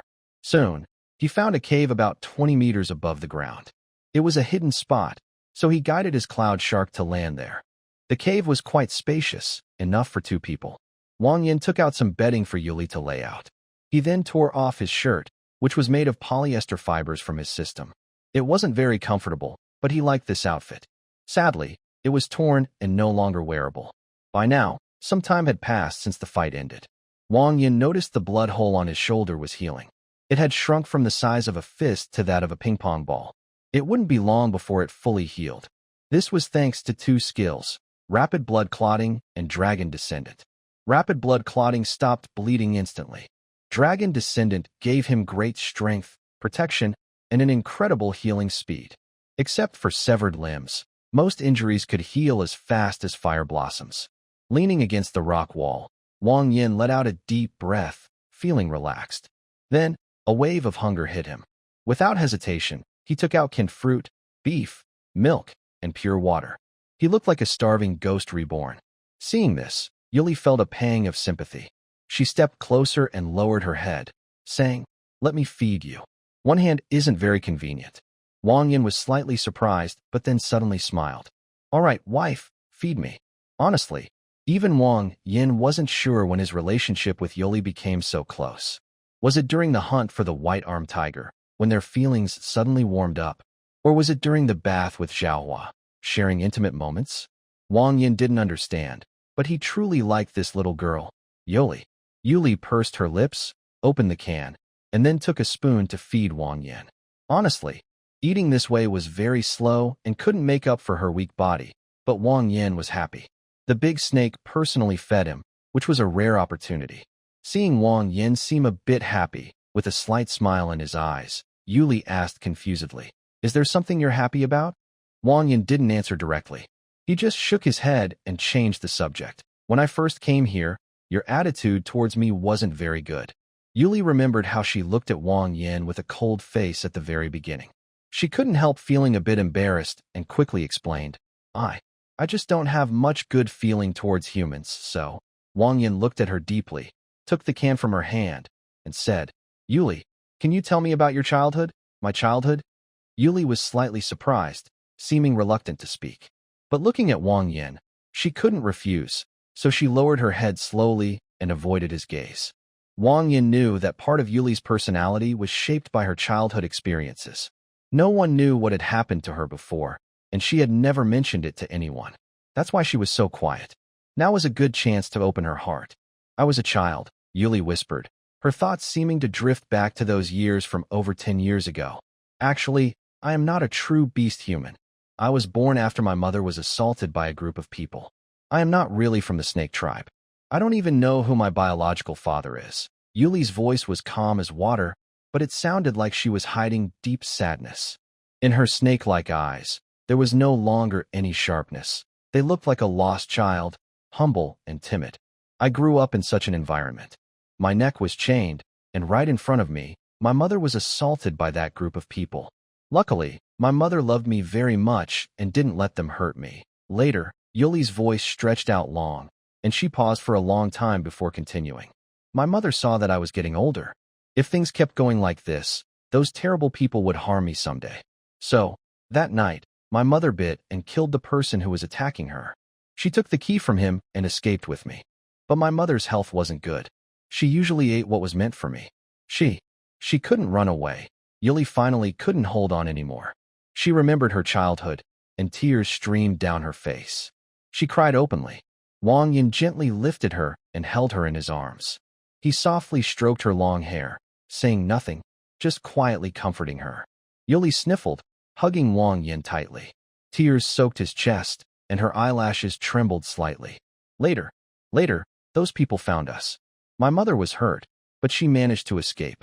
However, because her injuries were too serious, she never woke up again. I thought my mother was just sleeping, so I stayed by her side, waiting and waiting. But after a long time, she didn't wake up. I was very hungry and wanted to cry, but I didn't dare make a sound, afraid of attracting the people chasing us. You probably know what happened next. I met Sister Zhuohua, who took me in. Without her, I would have died long ago. Yuli's story isn't complicated, but it's filled with darkness and dirt. No wonder she grew up so early. She had such a dark childhood. She had never told anyone about these things before, not even Zhuohua. This was the first time she opened her heart in front of Wang Yan. That's enough. Wang Yan gently kissed her on the forehead and then patted her head. It's all in the past now. Isn't Yuli living a happy life now? We all love you very much. I believe your mother also wanted you to grow up well, right? He spoke softly to comfort her, but Wang Yan wasn't just saying empty words. His chest was already burning with anger, and where Yuli couldn't see, his fists were tightly clenched. When we go back this time, will you take me to find that tribe? Yuli froze for a moment. She understood exactly what Wang Yan meant and what he wanted to do. She quickly shook her head. That tribe is very strong. It's one of the biggest in the lower region. I don't want you to take that risk. Please, do it for me, okay? Wang Yan smiled gently and patted her head. I was just asking. All right, I'll listen to you. I won't go. Since Yuli was worried about him, Wang Yan didn't say more. But he couldn't just let it go. Once they returned, he planned to ask Zhuohua about the major tribes in the lower region. With a bit of checking, he would probably find out which one it was. Wang Yan put one arm around Yuli, and they stayed like that for a while. After sharing her worries, Yuli cried quietly against his chest. When she calmed down, they seemed even closer than before. Yuli's affection 80 seeing the affection level maxed out, Wang Yan couldn't help but smile. He quickly treated his wounds, took 2 painkillers, and soon felt his eyelids grow heavy. Yuli, I'm a bit sleepy. I'll rest for a while. Okay, sleep. I'll keep watch. The strange beasts were highly poisonous. They looked human but were nothing like people, like the dark side of all living things, hating and devouring intelligence itself. It was as if they existed only to hunt beings with wisdom. The barbs on their long tongues carried deadly venom. When one pierced Wang Yan's flesh, the worst part wasn't the wound, but the poison that despised all life. Wang Yan was poisoned. Cold, so cold it reached his bones. In a daze, Wang Yan seemed to return to his old life on Earth, in that small rented room. Was it all just a dream? People your age are already married. Your father and I divorced because you never did anything with your life. I must have done something terrible in a past life to have a useless son like you. I can't go on anymore. It's all your fault. If I die, you'll finally understand how to try harder. Am I really so useless? It's so cold. I'm so sleepy. In Wang Yan's memory, images of blood everywhere appeared. His parents fighting, their heads bleeding, shouting and yelling nonstop. He ran away one spring night. He deleted everyone's contact information. He was too afraid to face that heavy, oppressive life anymore. That night, he first tasted what it meant to be free. But why do I still hear those cruel, suffocating words in my ears? Sorry. It's all my fault for being so weak. Don't deny yourself. You're already doing very well. A warm hug tightly embraced Wang Yan in his dark moment, like a gentle sun warming his heart. Even if you don't have special abilities, I will still like you. You are a very caring person. You show kindness in your own way. You are not wrong. You don't need to apologize to anyone. I like you, Wang Yan. If you're cold, hold my hand tightly. His voice was gentle and tender, like sunlight breaking through a sewer, shining on a dirty rat. A drowning person will grasp anything that might save them. Wang Yan's trembling body clung tightly to Yuli's. Their hearts drew closer, each with their own darkness, but they used their own ways to light each other's path. Fortunately, Wang Yan's body was strong enough to withstand the deadly poison. He managed to endure it, though many hallucinations appeared in his mind, bringing back unpleasant memories. His eyelashes fluttered, and his whole body felt as cold as an unmelting ice block. The poison was attacking every nerve in his body. Luckily, Yuli's comfort and warm embrace helped him get through this difficult time. The sun shone gently, and birds chirped. Warm sunlight spilled into the cave. Wang Yan's eyelids twitched slightly before slowly opening his eyes. The scene before me is a peaceful, sleeping face. Yuli's breathing is deep, and she is holding him around the waist, perhaps dreaming about something. Wang Yan's lips curve into a faint smile. He knows everything. He remembers some bad memories. The girl is holding him and saying many things, especially that one sentence. Even without those abilities, she would still like him. Wang Yan leans close to Yuli's ear and whispers softly, "I like you too." Maybe she heard Wang Yan's voice. Yuli frowns and struggles to open her eyes, making soft sounds. It seems she didn't sleep well. She loosens her grip and slowly opens her eyes. At this moment, her mind feels a bit blank. Her eyes focus for a moment and then settle on the figure in front of her. "Wang Yan, you're awake." Seeing Wang Yan safe and sound, the girl's voice is a little lazy, with a sweet, shy tone like a young girlfriend. "What did you just say?" Wang Yan forces a smile and turns his head away. "I won't tell you." "Huh?" But Yuli's face shows a playful smile. She hooks her arms around Wang Yan's neck and says, "If you don't tell me, I already know. I just want to hear you say it again." "All right, then I'll say it again." Wang Yan leans in and kisses her soft, tender lips. After a while, Yuli blushes and feels a bit flustered, her mind going blank. "I said I like you." Hearing him say it directly makes Yuli feel shy. Her snake-like pupils lower, and she dares not look into those intense eyes. I know." Her gaze falls on Wang Yan's strong shoulders. The fierce scar has fully healed, leaving only a faint pink mark. She gently places her hand on it, feeling relieved for Wang Yan. Looking at Wang Yan's bare upper body, Yuli suddenly remembers something Sister Zhuahua told her before. She needs to be close to Wang Yan so she can awaken. Thinking of this, Yuli's face flushes. She and Wang Yan. As she thinks, her hands can't help but reach out and hold him. In this moment, it seems just right. Wang Yan looked at her, who seemed like a ball of fire, and understood her meaning. The girl was eager to act once she saw he was okay. "Okay, then." Wang Yan just patted her head and left a kiss on her forehead, softly saying, "Leave it to me." Love flowed like water. Wang Yan gently moved on top of her. They looked into each other's eyes. Yuli instinctively retracted her scales again. Everything was as beautiful as a spring day, making it hard to look away. Warmth, affection, passion, dreamlike. Even a cold snake could become hot, like glowing charcoal. Her snake eyes had lost their focus. She tightly grasped the pillow with both hands. Wang Yan pressed his hands on her, and their feelings and love filled the air, reaching the horizon. No more words were spoken. The sounds paused. The sun set in the west. It seemed they would stay a little longer. Yuli, feeling sore and tired, had a very rosy face, like a dry seedling after rain. She no longer looked like a snake, but more like a small, obedient cat, snuggling against Wang Yan's chest. For someone who usually seemed cold and distant, breaking down her walls meant she would show her true, unconditional love. Just like Yuli now, who was completely different from her previous coldness. "Are you hungry?" "Yes, but I want to hold you a little longer." "All right then." As expected, Yuli also awakened. Wang Yan opened her status window and carefully checked her details. Yuli's Snake Clan age, 22 favorability, 100 talent, primordial transformation special skills, scaled skin, melee combat, night vision, toxin resistance, resilience. She gained another special skill. Her awakening talent made her resilience very powerful. It could reduce damage by half, greatly increasing her defense. If she put on her scales again now, even without a shield belt, ordinary swords and knives wouldn't be able to hurt her. And this primordial transformation. Yuli, what exactly is this ability? Yuli lowered her head. Since she sensed her ability, she roughly understood it. It's a shape-shifting power.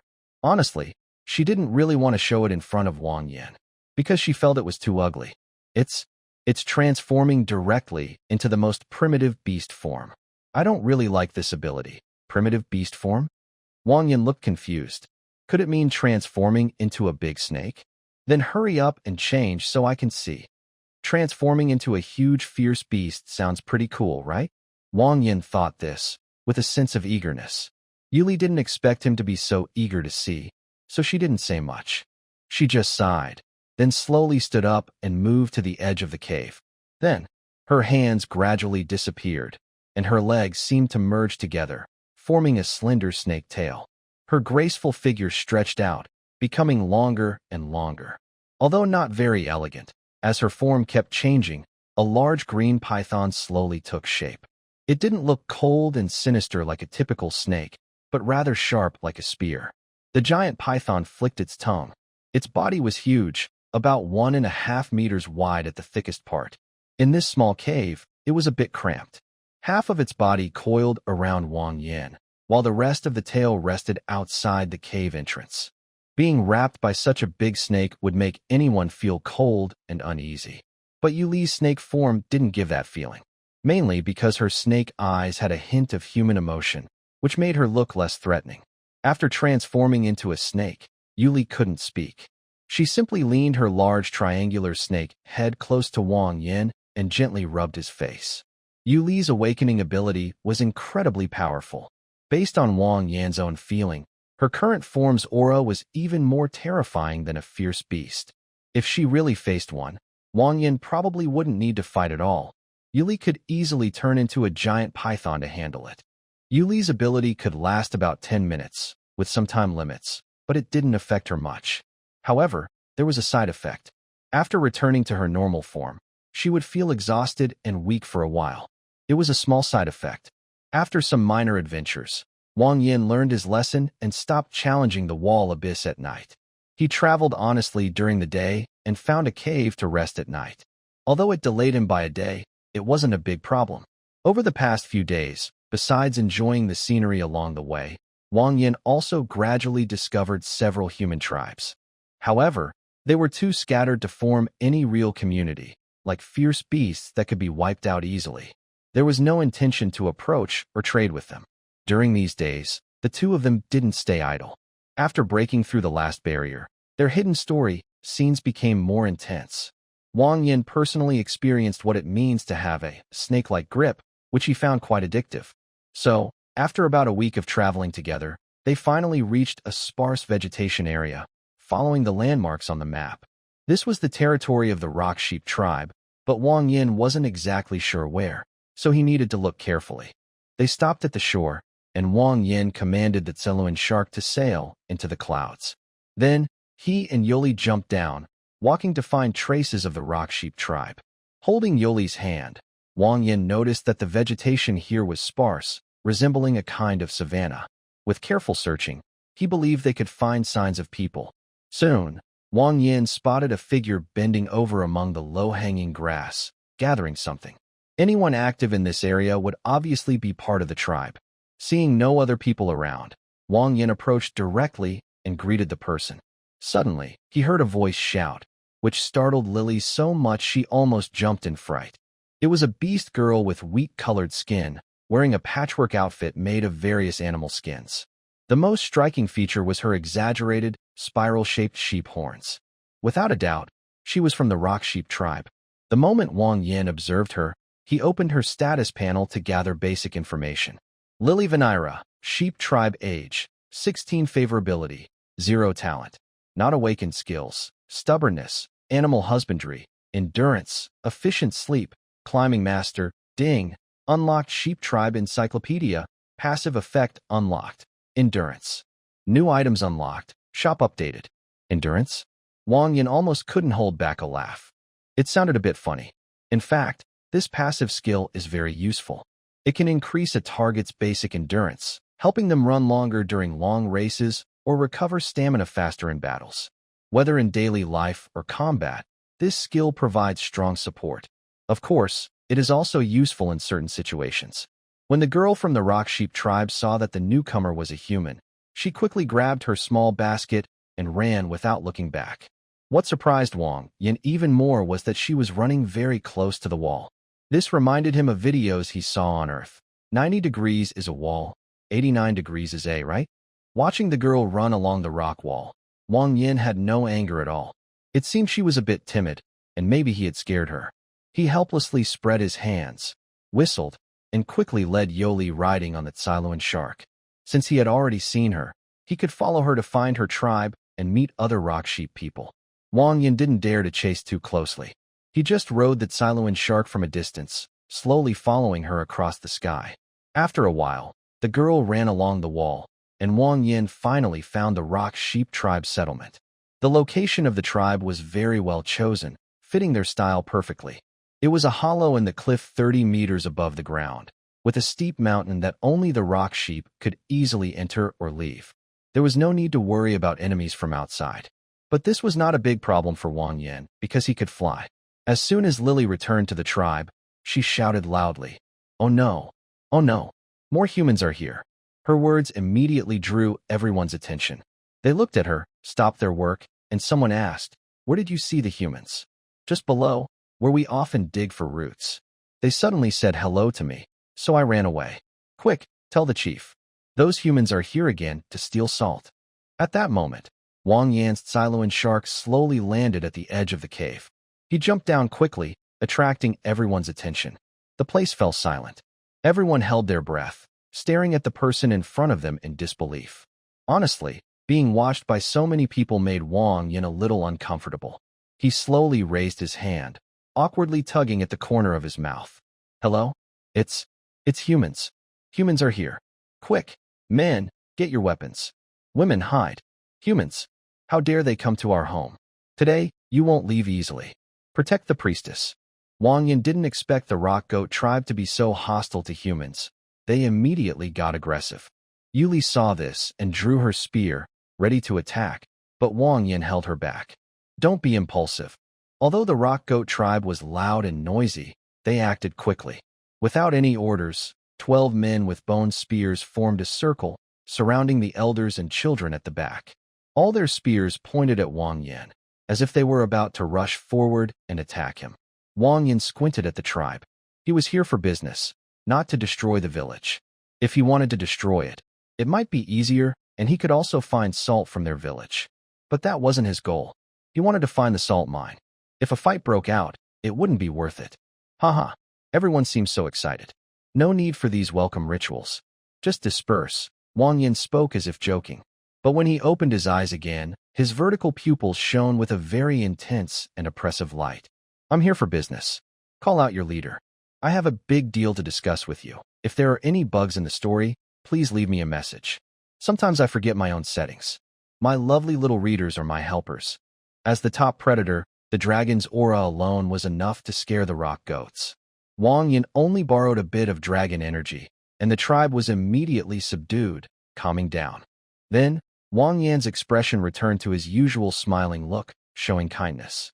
"Can we have a good talk now?" A few rock goat tribe members looked at each other but didn't say anything. Soon after, a strong, muscular man pushed his way out of the crowd. Judging by his size, he was clearly the leader of the rock goat tribe. The leader was over 6 feet tall, with large, intimidating curved horns. He pushed through the crowd and looked at Wang Yin. Wang Yin showed a friendly smile with white teeth, indicating he meant no harm. "Humans are very greedy. We won't give you salt. No matter how much we give, your hearts are like a deep abyss, never full. Please leave here quickly." Wang Yin shrugged and said calmly, "That's not quite right. Even if you dislike humans, surely you wouldn't refuse trade altogether?" "Trade?" Hearing this, the leader of the rock sheep tribe paused for a moment. He looked Wang Yin up and down and shook his head. "If you think you can fool us with such lies, you underestimate us. We can tell right away if someone is a traitor." Wang Yin ignored his words. He raised his palms slightly, focused his thoughts, and suddenly fresh vegetables appeared on the ground. Eggplants, cabbages, radishes, and more. These were prepared in advance. Since they wanted to trade, he brought out the goods first. When the rock sheep tribe members saw the fresh vegetables, they became a bit excited. Although beast-human hybrids aren't exactly like wild animals, they still have dietary preferences. The rock sheep tribe prefers vegetables, especially these fresh ones with water droplets on them. Yum, a small sheep, unable to resist, swallowed nervously. Wang Yin spread his hands and said, "Now you can see I'm here to do business, right?" His tone was calm, but he continued, "If you still want to cause trouble after this, don't blame me for being rude."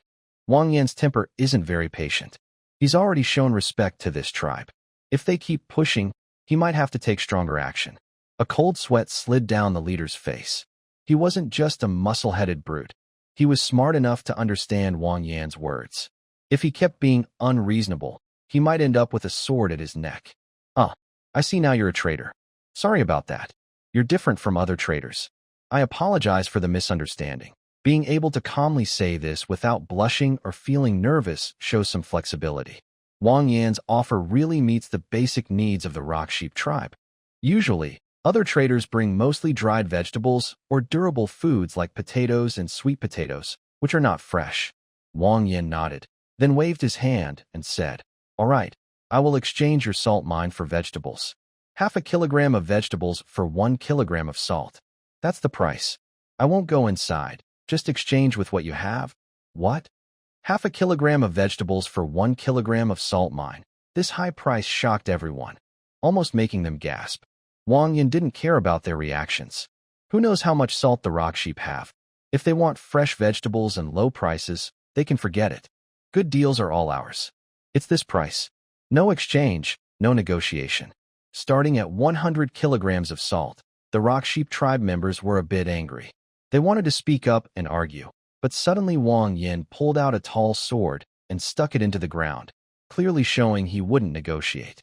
Actually, Wang Yan wasn't being unreasonable or rude. He knew this tribe had plenty of salt mines. Plus, the sparse vegetation here means they probably only get to eat vegetables a few times a year. They usually trade dried vegetables from traders. They would definitely trade, but they just wanted to bargain. The tribe leader looked at him with a feeling of helplessness, sighed, and then slowly said, "Perhaps we should ask the priestess to come out and talk with you." Wang Yan felt curious. The priestess? He had heard someone call her that earlier, but didn't pay much attention. Now, hearing it again from the tribe leader, he became more interested. Behind the sheep, Lily nodded and quickly ran into the deeper part of the tribe. Soon, a figure slowly walked out from behind the rock sheep. When Wang Yan saw the priestess for the first time, he was stunned. It was unexpected. This so-called priestess of the rock sheep tribe was not a sheep at all, but a rabbit? Mystic hair rabbit, tribe age, 3,586 favorability, 0 talent, spirit summon, black snake specialty, gentle jade sound, skilled in socializing, ageless, extraordinary metabolism, desire body, ding, unlocked rabbit tribe profile, gained passive effect, extraordinary metabolism, new items unlocked, shop has been updated. The effect of extraordinary metabolism means more efficient energy conversion. Simply put, it allows you to get more energy from less food. Visually, if Wang Yan is injured again, his hunger might not feel as intense as before, and his healing will be faster. Wang Yan shifted his thoughts away from the new passive ability and focused on the witch. Her appearance was somewhat strange, not because she was unattractive, but because her form was different from typical beast people, like Ingluo and Huaiwe, who look like human girls with some beast features. This witch's appearance leaned more toward beast-like. Her hair was black, and her golden eyes shone brightly, like 2 stars in the night sky. She wore a clean, gray-black traditional witch robe, elegant and pure, as if communicating with divine spirits. Traveling merchant, good day. I am a witch wandering the wall abyss, a messenger purifying the world's impurities, currently residing here. I've learned about your situation from Lily, the girl. Your long journey has brought us fresh vegetables, and your pricing is reasonable. On behalf of the rock sheep tribe, I agree to your trade. Her voice was melodious and ethereal, bringing a sense of peace and relaxation, making people feel enchanted. I will include a picture of the witch here for everyone to see. It's quite nice. Unexpectedly, this big rabbit seemed to hold quite a bit of influence in the tribe. The rock sheep tribe leader simply sighed and said nothing more. Merchant, an accompanying lady, on behalf of the rock sheep tribe, I propose a trade. We will pay 500 kilograms of salt or in exchange for your vegetables. What do you think? Wang Yan had no objections to this suggestion and even felt it exceeded his expectations, so he nodded slightly. The clan leader did not say much further and directed a few rock sheep tribe men to go deeper into the cave to fetch rock salt. At this moment, Xian Yi, with a hint of apology, said, "I'm sorry, traveling merchants. This rock sheep tribe is not greedy. Although they have stored enough rock salt, it is actually a resource that has supported several generations of our tribe's survival. If these salt mines are exhausted, our tribe will have to find a new home, risking life and death." Moreover, because of the salt mines, nearby human tribes often raid us, making our already timid tribe more sensitive and hostile toward humans. Wang Yin was not unreasonable and understood these reasons. The salt mines were resources used by several generations, and once used up, they had to find new ones. But this was not a reason for him to push for a lower price. Seeing that Wang Yin did not speak further, the priestess smiled at him gently and said softly, "Traveling merchants, you will need to wait a while longer. Why not join this young lady for a rest at my humble abode?" Wang Yin initially wanted to refuse, but the woman's voice seemed to have a magical quality, making him nod involuntarily. "Then, please follow me," said Xianyi gracefully, swaying her hips. Her black rabbit tail looked like a small fluffy ball, making her appear quite cute. The cave was quite spacious, and since the rock sheep tribe had expanded it themselves, it was not very narrow. After walking a bit, they reached the deepest part of the cave where the priestess's residence was. Compared to the earthen houses, her home was small but built of wood, with a door and windows. With a creak, Xianyi opened the wooden door. Inside, the decor was simple: a wooden bed, a set of table and chairs, and a small glowing grass plant. The ceiling was decorated with a few luminous stones to provide light. In the corner, there was a small shrine. The room was clean and tidy, filled with a faint scent of orchids. Wang Yin and Yuli sat facing Xianyi. At that moment, the wooden door gently made two soft sounds, and then Lily appeared, carrying a tray of tea, placing it quietly on the table with her head bowed. "Lady Priestess, tea." Xuanran's eyes curved gently as she reached out to touch Lily's small horns. "Good child, you've worked hard. You may go now." Lily smiled brightly at the gesture, nodded, and quietly left the room, closing the door behind her. "Honored guests, this tea is brewed with licorice leaves. Our place is remote and rather simple. Please forgive the lack of refinement." There were 3 cups of tea on the table. Wang Yin and Yuli each picked one up first. Wang Yin deliberately chose the cup closest to Xianran, staying cautious. Xianran smiled softly, blew on her tea, took a sip, and began the conversation. "I suppose you two learned of this place from that blue-haired merchant girl, didn't you?" Before Wang Yin could answer, she continued, "Other than that young lady, I doubt anyone else knows where the rock sheep tribe lives." Turning her head slowly, her golden eyes met Wang Yan's as she said, "I must ask you not to tell anyone about the rock sheep tribe's location. Life is already hard for these children. Salt is very precious in the wall abyss, and if too many people learn of them, it could bring disaster." Wang Yin spread his hands and said, "I have no reason to reveal their whereabouts. In fact, I'd rather keep it secret. I hope to build a long-term trade partnership with the rock sheep tribe, so the fewer people who know, the better." He didn't say the rest aloud. He himself wouldn't tell, but that little bell girl might. After all, she was known to sell information for money. Xianran covered her mouth and smiled gracefully. "With your help, these children might finally enjoy some fresh vegetables now and then. On their behalf, I thank you."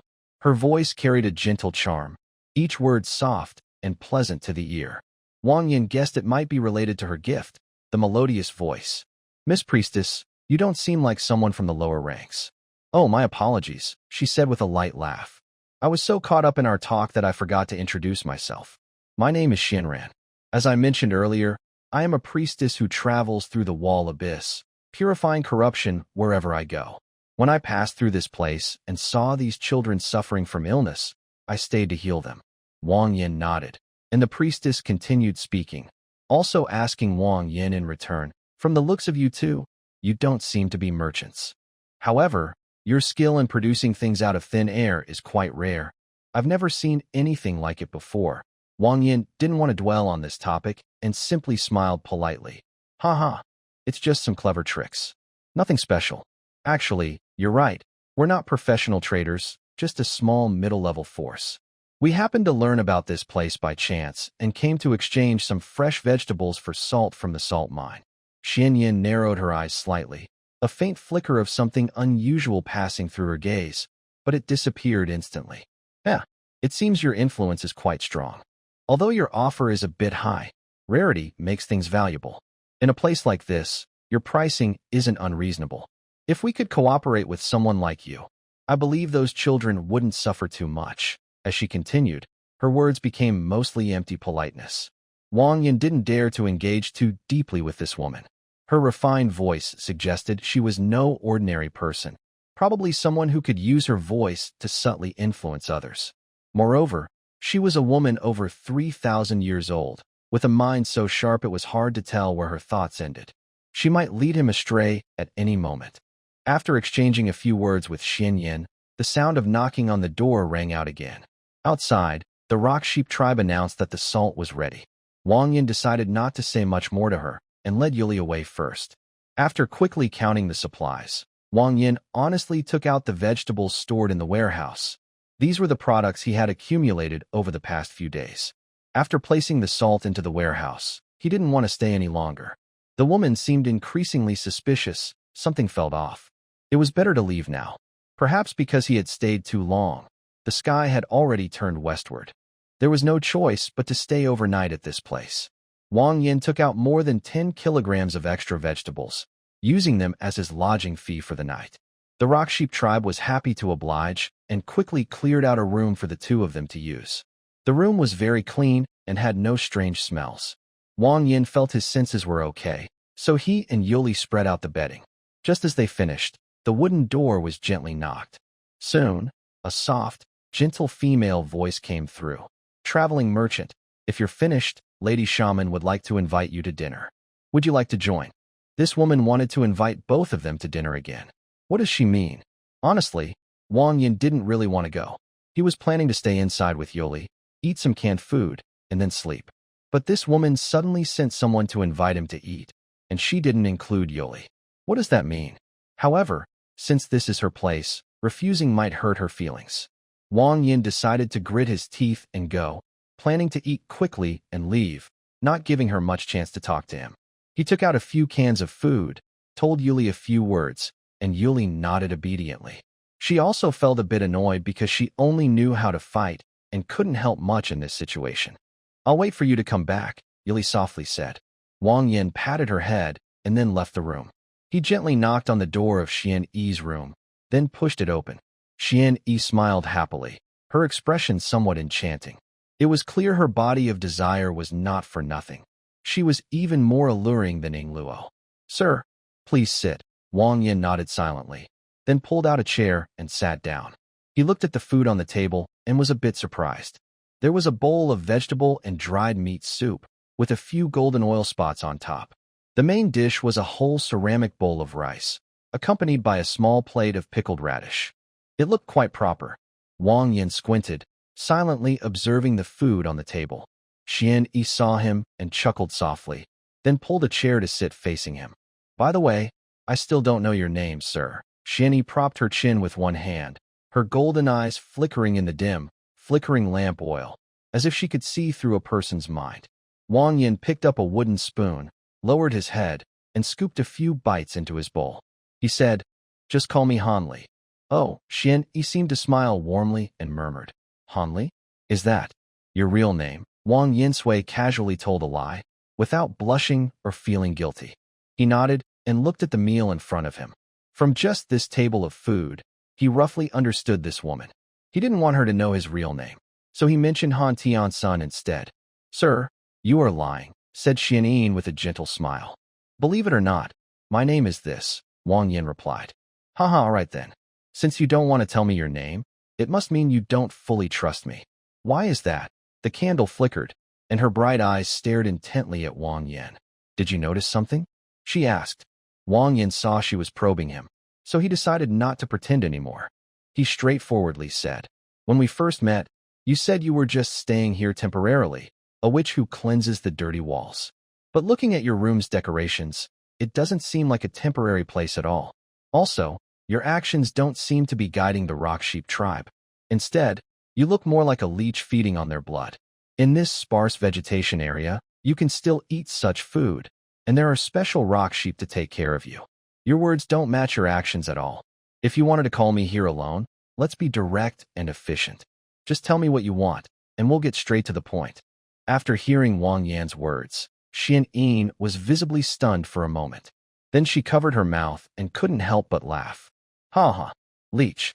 Sir, you are very straightforward," she said, tears almost coming to her eyes from laughing.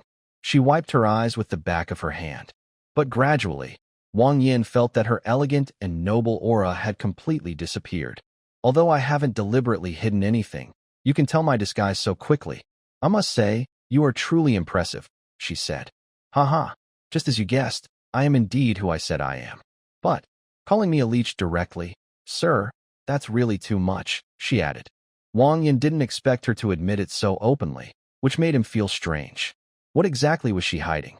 The mysterious woman brushed her black hair and said softly, I do enjoy the offerings from the Rock Sheep clan, but I am not unhelpful to them. Do you know that the Rock Sheep clan has a treasure mountain they are unaware of, and they have suffered many secret attacks? Purifying impurities and walking through the wall abyss are just words. A clan offering support and protection for 100 years. That is the way of survival for the mysterious woman. It's mainly about getting by. Although her words made some sense, even on Earth, salt can be stored as a strategic resource, especially in the scarce wall abyss. Yet, Wang Yin found her attitude a bit hard to accept. Perhaps it was because of her talent for gentle and melodious voice, which made her unconsciously change her views. Only she herself might know the truth. You give me a different feeling, sir. I enjoy talking with someone as clever as you. She propped her chin and suddenly looked lazy, her elegant aura fading. 2 black rabbit ears drooped on her shoulders. Calling him over, she said she wanted to ask him for a favor. Wang Yin crossed his arms and looked into her golden eyes. What's the matter? Feel free to say. I want to help my awakening ability improve further. When she said this, Wang Yan's pupils slightly contracted, but he didn't show any panic. This was his secret, helping others awaken or strengthening those who had already awakened. How did she figure that out? The priestess is joking. I don't have such extraordinary abilities. If you want me to help with that, I'm afraid you'll be disappointed. Her black hair shone with a glossy luster. She ignored Wang Yan's words and said carefully, the seed of awakening is mostly found in intelligent men. After engaging with a maiden, it can use energy to trigger potential or further strengthen existing abilities. Am I right, sir? If the gentleman does not want to mention these things, I can change the subject. Would you be willing to take my first night and spend a wonderful evening together? Wang Yin. Although this woman looks fluffy and not unattractive, with a good figure, Wang Yin ultimately shook his head and refused. After all, Xianyi was also saying that his ability only worked on first nights, but she was over 3,000 years old. How could an old maiden keep her first night for over 3,000 years, only to meet herself one day and give it away? Perhaps, in a world where history spans tens of thousands or even millions of years, this time span isn't unusual. But on Earth, that would be like going back to the Shang dynasty. Just thinking about it made Wang Yin feel uneasy. Most importantly, Xianyi's favorability score had always been at 0, neither rising nor falling. That was very strange. Seeing Wang Yin refuse, Xianyi was not upset. She just smiled lightly and looked at him with interest. Hey, sir, you don't want my first night? That's such a pity. Wang Yin felt this woman was a bit dangerous. After a few more words, they mostly exchanged polite small talk. Fortunately, the meal ended without incident. He stood up to thank her. The uneasy feeling finally faded, and he breathed a sigh of relief. But he didn't notice the strange expression hidden in Xianyi's golden eyes, full of meaning. Well, since you don't want to spend a night with me, I won't keep you. But if you ever want a flavor, you're always welcome. Wang Yin forced a couple of smiles, and then left without looking back. This woman was really difficult. Her goal was to get him to help her improve her strength. But Wang Yin was not eager to agree. More importantly, she had figured out his ability, which was the first time he learned about this so-called spirit awakening seed. He was still curious. How did she see through it? Shaking his head, he stopped thinking about all the confusing things. Honestly, he had already taken 500 kilograms of rock salt from here. After processing, it could last a family for decades. Maybe he wouldn't come back here again. He hadn't even told Xianyi his location. Perhaps he would leave and never see her again. That way is the best. Wang Yin returned to his room, held Yuli lightly, and slept through the night. Before dawn the next day, he woke Yuli up without greeting anyone and directly summoned the colorful cloud shark to leave the village. Overall, this trip was quite fruitful. Besides the 500 kilograms of rock salt, he unlocked 2 new illustrations, gained 2 very useful passive skills, and also unlocked 2 new item purchase permissions. Basic crafting knowledge capsule 1000 points, construction blueprint. Virtual sun 35,000 points. Wait a moment, I understand the first one, but what is the second? When Wang Yin saw this item, he almost dropped his jaw. This doesn't seem right. What is a virtual sun? His chest rose and fell rapidly as he focused on the description of the construction blueprint that appeared before his eyes. By purchasing this, he could provide some materials to directly build a virtual sun that simulates a real sun. It would shine normally during the day and turn off at night. It's perfectly suited for his current home in the cave. Moreover, it seems he wouldn't even need to build it himself. Just place the blueprint and supply the materials. Since it's a system product, it shouldn't be too complicated. With this, Wang Yin could set up a light source in his cave, which would allow him to grow crops and improve his living conditions. However, the cost is quite high, 35,000 points, not counting the materials needed. That's just for the blueprint, which is a bit daunting. Wang Yin's next goal is to buy bricks and build a house. And now there's a virtual sun to create, so his points are going to be in high demand. But thinking too much about it isn't helpful. He needs to take things step by step. For now, building a house is the priority. Living in a big shared bed with small beasts isn't bad, but sometimes it feels a bit restrictive. Also, the virtual sun is just a blueprint. Wang Yin doesn't know what materials are needed. If some difficult-to-get materials are required later, it could be very frustrating. So, he should go back and prepare the bricks first. Once the house is built, he can consider the rest. So, Wang Yin and Yuli quickened their pace. It took them 18 days to complete this journey, and finally, their long trip came to an end. They returned home once again. Nothing important happened at home during the past month and a half. The family was busy with their own work.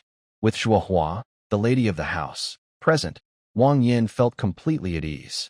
The first thing he did after returning was to have a private talk with Zhuohua. He shared some of his recent experiences. When Wang Yin mentioned traveling at night, Zhuohua showed a strange expression and asked, "Did you really travel at night?" Wang Yin nodded firmly. Zhuohua looked him over twice and then showed a worried look. Nighttime in the wall abyss is dangerous.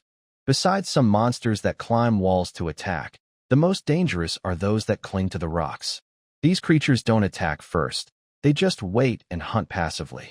But those things are usually very strong. Did you and Yuli get hurt a lot? Wang Yin didn't want Zhuohua to worry unnecessarily. He simplified the story and left out the dangerous details, just saying he was only lightly injured. Zhuohua felt a bit regretful and said, "I should have told you all this earlier. It's my fault." Wang Yin smiled and shook his head.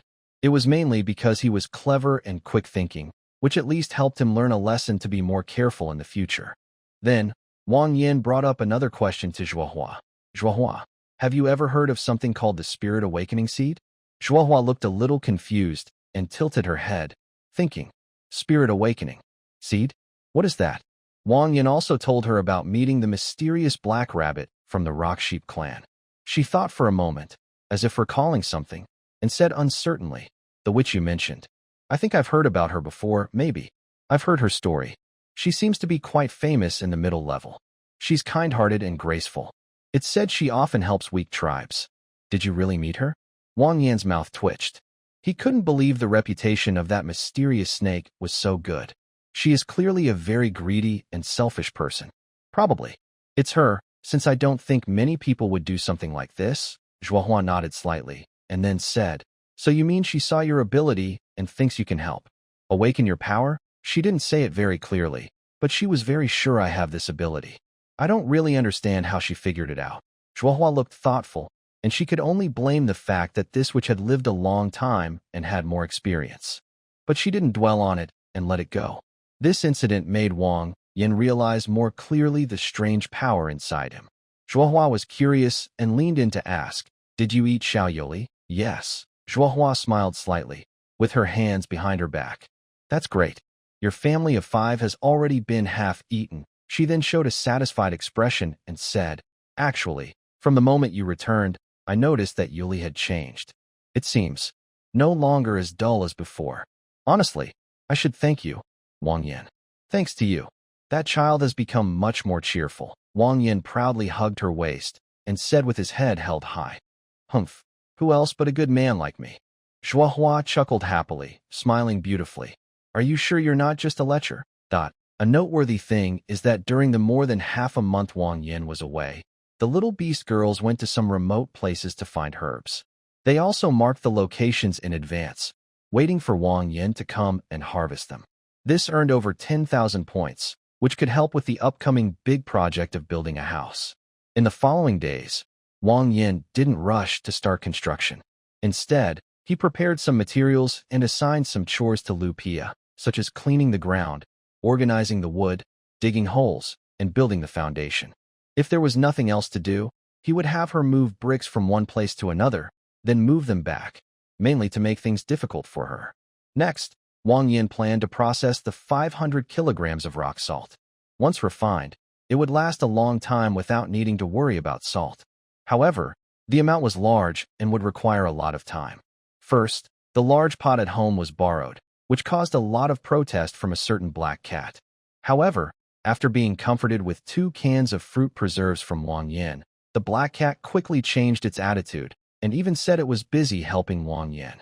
If the rock salt wanted to be processed roughly, the first step was to crush it into small pieces. This was a big task, so the whole family had to work together. Wang Yin made a few simple wooden hammers, and they all sat together to crush the rock salt into powder. Even with everyone helping, this process took almost a whole day. But the result was good. The pink salt blocks turned into fine white powder. Next, Wang Yin just needed to soak the salt in clean water and filter it through a coarse cloth. Then it could be boiled further. Boiling takes time, and Wang Yin didn't have a good way to speed it up. So, he decided to just keep boiling water. He handed this task over to the family's cooking cat, letting her take full responsibility. After that, Wang Yin's main task was to build a house. Only Wang Yin, who had knowledge of construction, and a little Jay, could do the building work. The others could help, but only with rough physical labor. For example, only Wang Yin and little Jay could be considered main builders, while the others were just helpers. This made the building process slower. Wang Yin's plan was for a family of 6, with each person having their own bedroom, a living room, a kitchen, a dining room, a bathroom, and a bath. These were just initial ideas. Little Jay didn't find these plans too difficult to understand. After Little Jay's processor analysis was approved, a detailed blueprint was projected. Wang Yin looked up at the projected house and was very satisfied with its appearance. However, they still lacked building materials, so they could start building now and add more later. The main structure of the house was made of red bricks and cement, but it was decorated and supported with lots of wood. For example, support columns and beams were made from pre-cut wood, since Wang Yin couldn't afford steel reinforcement at the moment. So he used wood instead. The wooden structure gave the house a special charm. Wang Yin used many wooden planks to decorate the exterior, covering the entire outside with wood. From the outside, it looked just like a wooden cabin. However, because of this, the household's wood consumption increased greatly. To help, Wang Yin specially exchanged a knowledge capsule for craftsmanship from the marketplace for Zhuohua. Since Zhuohua has a natural talent for craftsmanship, after using the capsule, she could also do some detailed woodwork to supply the needs for building the house. Everyone was busy working hard. Even Little Cake joined in. Since she couldn't do heavy work, she helped by handing out snacks and watching over Little Rice. Overall, Wang Yin felt there were still not enough workers. Including Lu Pia, the household had only 9 laborers, not counting Little Cake and Little Rice, which was a bit tight. The house design was a 2-story building. The first floor had the living room, dining room, kitchen, bathroom, and other common areas.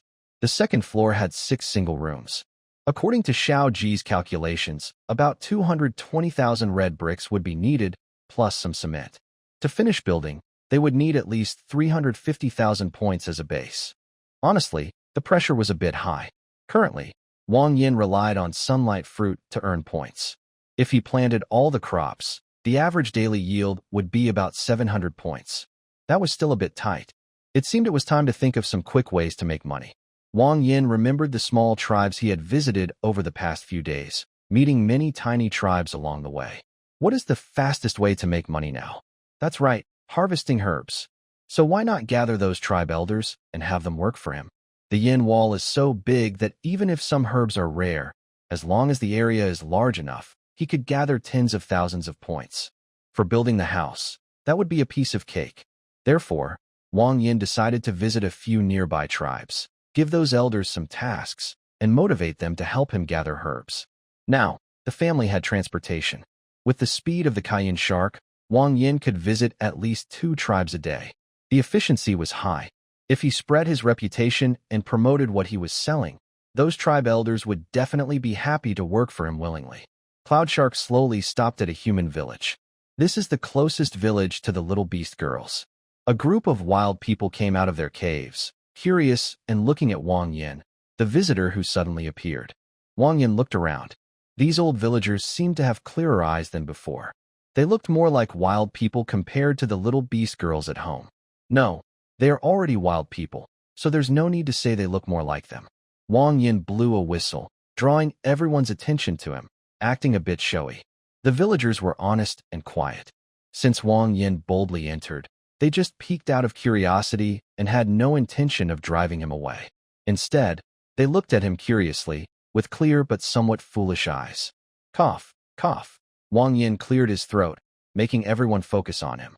He slowly said, I am a traveling merchant from far away. I want to buy something from you. He then took some herbal samples from his system storage and explained, you go to the wild, dig up these herbs, and in a few days, I will come to buy them. The villagers looked at each other, seeming not to understand what Wang Yin said. This made Wang Yin a little frustrated. What are these roots? What are they worth? A big, muscular man about 2 meters tall scratched his face, squatted down, pointed at the herbs on the ground, and asked curiously. Wang Yin sighed lightly, but at least someone was paying attention. He took out a can of beef stew from his system space and opened it right in front of everyone. In an instant, the villagers became excited. Meat, fragrant, hungry. Seeing their reactions, Wang Yin was very pleased. He told everyone, as long as you find these things, you can sell them to me. 1 herb for 1 can of this. What? Roots for meat? Good person. Wang Yin felt a bit embarrassed. How did these villagers survive in the wall abyss? Are they all so simple-minded? Soon after, a middle-aged woman stepped out from the crowd. She looked at Wang Yin carefully and finally bowed politely.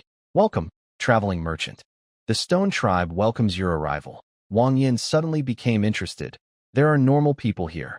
I am the leader of the Stone Tribe. You can call me Redstone. My people are simple-minded, so let me discuss things with you. Wang Yin nodded slowly. He thought, there should be a leader, which saves him some trouble. He then said, Leader Redstone, you can try this jar. I am a merchant from the middle level, here to buy many herbs. For each herb, I can exchange it for a jar of meat. But it must be fresh and not mixed with wild grass. Redstone took the meat from Wang Yan's hand and gently squeezed a piece. His eyes lit up. This was delicious. These canned meats made by the system are all prepared to suit modern tastes. They are soft from cooking and high in oil and salt. To these wild people, it was like a gift from heaven. So, Redstone agreed to Wang Yan's deal immediately, promising to lead some of his tribe members to help gather herbs. Trading herbs for canned meat was a good deal for Wang Yan. A single herb that the system could recover usually sold for about 1,000 points, while a can of beef cost only 100 points. The profit was nearly 900 points, faster than farming.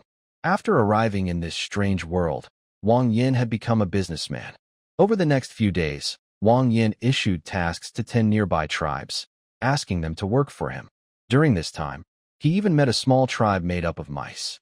The scene was like accidentally entering a lowly island. The mouse tribe's members, both male and female, were very tiny. It was hard to tell their genders, and most were about 1.4 meters tall, almost all like little girls. Compared to canned meat, these mice seemed to prefer sweets. Wang Yin planned to exchange fruit cans for herbs. However, the mice were quicker than humans, so Wang Yin decided to kidnap a few mice to help him build houses. Cough, cough. A small round-headed mouse climbed to the center of the tribe's square, cleared its throat, and then happily shouted, Girls, the kind old master said he will take us to eat delicious food. Every meal will have meat soup, and there will be fruits, even strawberries. Strawberries? And meat? Excited squeals and chatter. The leading mouse paused for a moment.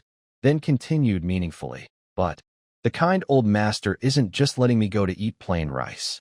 He wants to build a super big house, and when it's done, we will work for him. Work? With meat and strawberries? I'd be happy to work. Nods and excited squeals. Seeing everyone's positive reactions, the leading mouse said, "The master only needs 5 big mice. Those who want to go, line up on my left. Those who can work will get priority." Priority. Me. Me. I want to go. I want to go. Pushing in line and squealing excitedly, Wang Yin looked at this group of young mice. Hiring 5 to help him work could greatly ease his burden.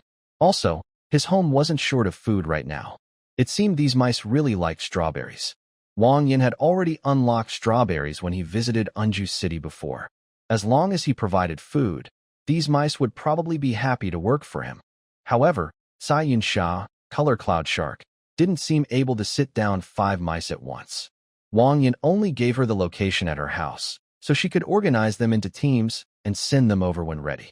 After several days of effort, Wang Yin finally solved the problem of manpower and points. Although he still had to wait a bit, there was no better solution at the moment. Wang Yin didn't mind revealing his home address to these mice. After all, he had a giant food-eating machine at home, so he wasn't worried about anyone coming to bother him once they knew where he lived. It took 3 days for the 5 big mice with round ears to arrive home. Luckily, they didn't encounter any danger. After a short rest, they could start working, saving some trouble. Next to Baigua's family's grass shed, Wang Yin built a separate row to house these new mouse workers. The mice's diet is definitely not the same as Wang Yin's family. They eat a large pot of food made separately, just enough to fill their stomachs, without much concern for taste. However, they do add some salt or soy sauce. For these mice, who haven't seen much of the world, this is considered a very tasty meal. The mouse society has a special structure, with more females than males, usually about 7:3. In this society, females are mainly responsible for production. The 5 mice that came are all strong and healthy female mice. Wang Yin entrusted the task of training these mice to Zizi, since they are from the same group. It's easier for Zizi to manage them. Surprisingly, this young girl manages well, directing the mice to learn tasks like sweeping, building walls, and driving stakes. They work very hard. Wang Yin is not a typical greedy boss who only cares about profit. He also provides some benefits.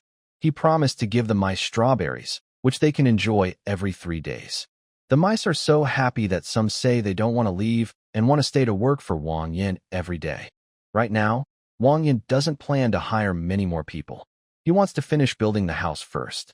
Later, he plans to build a village outside the cave, similar to a city with an inner and outer wall. After these experiences, Wang Yin increasingly wants to build his own power. To improve life, he needs to find ways to get more workers. The outside area can be used to hold slaves or free people, which are all important issues. But besides that, Wang Yin has another urgent problem. He needs to solve the food supply if he wants to expand his team. Currently, the main food source for his family comes from his system farm. Wang Yin has 10 plots of land, but he hasn't cultivated them for a long time. It's manageable for a few people, but if he hires many workers at once, what should he do? He can't just let them go hungry. Time has passed quickly. In March, springtime slipped away unnoticed. When Wang Yin realized it, the sunlight in the sky had become very bright. Summer has arrived. The little beast girls all changed into summer animal skins. Luckily, the house was still quite comfortable, with good ventilation and a cool breeze, so it wasn't too hot. Since it's summer, Wang Yin plans to make some foods that are perfect for the season. This reminded him of the function of the space storage box he had before. Isn't summer incomplete without ice? Of course, he means ice cream and popsicles, not the dried leaves that the old tribe brothers like to chew on. The space box has many branches. From what Wang Yin can see, there are at least 4 types: the time-stop box, the refrigeration box, the living creature box, and the terminal box. The first 3 are easy to understand. They do what their names suggest. But the terminal box is a bit harder to understand. According to Wang Yin, the terminal box is the most amazing feature. It can only be upgraded once, and compared to the small space box, it takes up more space and is less easy to move around. However, this doesn't reduce its incredible power. In fact, The terminal box isn't meant to be moved around. It's an external system storage. It can store items like a normal space box, but by spending points, it can generate terminals. With a terminal, anyone can access and take items from it without limits or distance.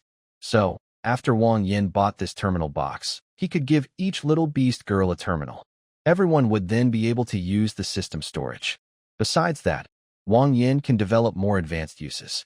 For example, items he just bought from Unju City can be stored in the terminal box, and his family Zhaohua can instantly take them out, achieving a face-to-face quick transfer effect. That's the incredible power of the space box. However, the materials needed to upgrade the terminal box are quite confusing. Wang Yin even finds them hard to understand. He planned to set this upgrade after the virtual sun, which makes him a bit eager, but he knows he has to take it step by step. He then looked at the materials needed for the refrigeration box. This box keeps items at -10 degrees Celsius, so anything stored inside can be frozen or cooled, just like a small refrigerator.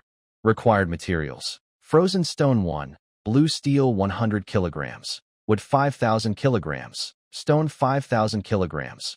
Points 2,000. It looks like a lot, but besides the frozen stone and the blue steel king ink stone, the rest are items that can be easily gathered. Frozen stone and blue steel. I can go to Unju City to ask about them again in a few days. The refrigeration box is like a small fridge. Once the house is finished, it can be placed in the kitchen to store food. It's still necessary to get one. Just as Wang Yin was thinking about when to visit Unju City again, he suddenly heard urgent shouts. He looked in the direction of the sound and saw Hua Yu rushing over in a panic. She quickly said, "Oh no, meow." Two strange people with gray skin came to our place. They asked us some questions. We said we didn't know, and they tried to hit us, meow. Wang Yin. His face darkened. He didn't think much and wondered if someone was so bold as to come directly to his territory. He really wanted to see who they were, daring to cause trouble here. Hua Yu, let's walk and talk. Don't be in such a hurry. Tell me what they asked, and then did they start hitting you? They seemed to be looking for something. When they saw us, they asked if we saw a box of black bricks, meow. We said we hadn't seen it at all. Then they suddenly became aggressive and tried to attack us. Sister Yingluo and Sister Zhuohua were fighting them in front. So I came back to find you, meow. Black bricks. Wang Yin reacted quickly and immediately remembered what had happened before. It seems the owner of the gold cake came looking for trouble. It didn't take long before Wang Yin arrived at the place indicated by Hua Yu. He could still hear loud explosions and shouts from afar. The scene was very chaotic. When Wang Yin got closer, he saw a fiery fox-eared girl standing on the head of a giant snake beast, throwing fireballs at a specific spot. Wang Yin slightly smirked. He had thought they were being bullied and was about to step in, but it seemed unnecessary now. The scene in front of him was a one-sided crush. The two people there probably didn't expect that, at such a low level, there would be two powerful awakened individuals. Wang Yin looked toward the direction of the explosions and saw two black-robed men running away, dodging flying fire attacks from the air. They looked very miserable. Wang Yin cleared his throat and called out to Yingluo. Only then did Yingluo and Yuli realize Wang Yin was there. They quickly retracted their powers and obediently stood behind him, as if the fierce fight just now wasn't them. Are you hurt? No. Those two bad guys still wanted to threaten us, but Yoli and I wouldn't let them. We used our awakening powers. Yoli carried me into the air, and I threw fireballs at them. They didn't even have a chance to fight back. Yingluo stuck out her tongue and affectionately hugged Wang Yan's arm. Yoli, seeing this, felt it wasn't right not to do the same, so she also hugged him from the other side. Huiwa asked, "Meow meow." Wang Yin nodded gently. Then he turned his gaze to the two black-robed men. Their robes were torn and tattered from the explosions, and their hair was slightly singed. They crouched on the ground, trembling. Deny and corrupt skeleton tribe age. 22 favorability, -55 talent. Flesh tentacle specialty. Poison-resistant body, addict. Filthy follower, foul smell. Night corrupt skeleton tribe age. 50 favorability, -55 talent. Flesh tentacle specialty. Poison-resistant body, addict. Filthy follower, foul smell. Ding. Unlock corrupt skeleton tribe profile. Passive effect gained. Poison-resistant body. New items unlocked. Shop updated now. Poison-resistant body. Wang Yin vaguely remembered that Yuli also seemed to have this ability. However, I currently don't seem to need this ability, because the dragon bloodline and super speed blood clotting already give him incredible healing power. Even if he gets poisoned by a strange beast, Wang Yin can tough it out. But having it is better than not, so he considers it a boost to his poison resistance. Looking at these two people, aside from their immunity to poison, Wang Yin can't help but sigh and nod. Both of these people have skin that looks very strange and gray, with hair that is also grayish-white. Under the torn clothes, Wang Yin sees that each of them has two blood-red tentacle-like hands growing from their backs, as if they have their own consciousness. Even though their hosts are already on the ground holding their heads and begging for mercy, the tentacles still show strong aggression. It's almost like they are seeking death. Wang Yin calmly looks at the two decayed tribesmen and says, "Tell me, why did you come to my territory and attack directly?" The two decayed tribesmen see that the fireball has finally stopped and breathe a sigh of relief. They look up and see Wang Yan's figure, clearly noticing the two awakened individuals standing behind him. This man must be their leader.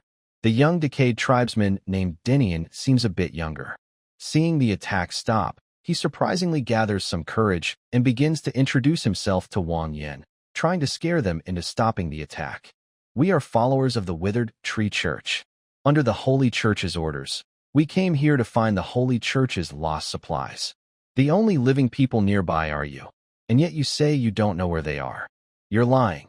I'll tell you, not only did you attack members of our Holy Church, but you also challenged our authority. And those supplies are very important to the High Priest. If you don't tell us where they are soon, you will only have one way to die."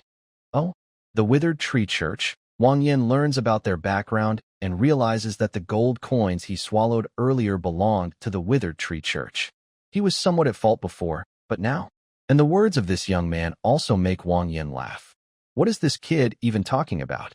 Does he not see the current situation, still threatening him, revealing his identity? That year, the older members of the Dirty Bone clan appeared experienced and smooth in their dealings. When they heard their companions speak, they couldn't help but feel a chill. Their lips moved slightly, and even someone who couldn't read lips could tell he was insulting him. Wang Yin didn't speak. Instead, he was curious to see what bold words this young man from the Withered Tree Church could say. Knight, with a full smile, said, "Sir, we are just following the church's orders to check the situation here. Since there's nothing, we will return and report. This way, we can also ease the High Priest's doubts, so he doesn't come here himself. We didn't mean to offend you." Knight apologizes to you and your woman for the intrusion. Knight's words were much more refined than Denian's. He lowered his status and secretly reminded Wang Yin that if they couldn't return, the next visitors would be the priests of the Withered Tree Church. However, Wang Yin remained unmoved and calmly asked, "Can you tell me why, when you can't get any results, you choose to fight them?"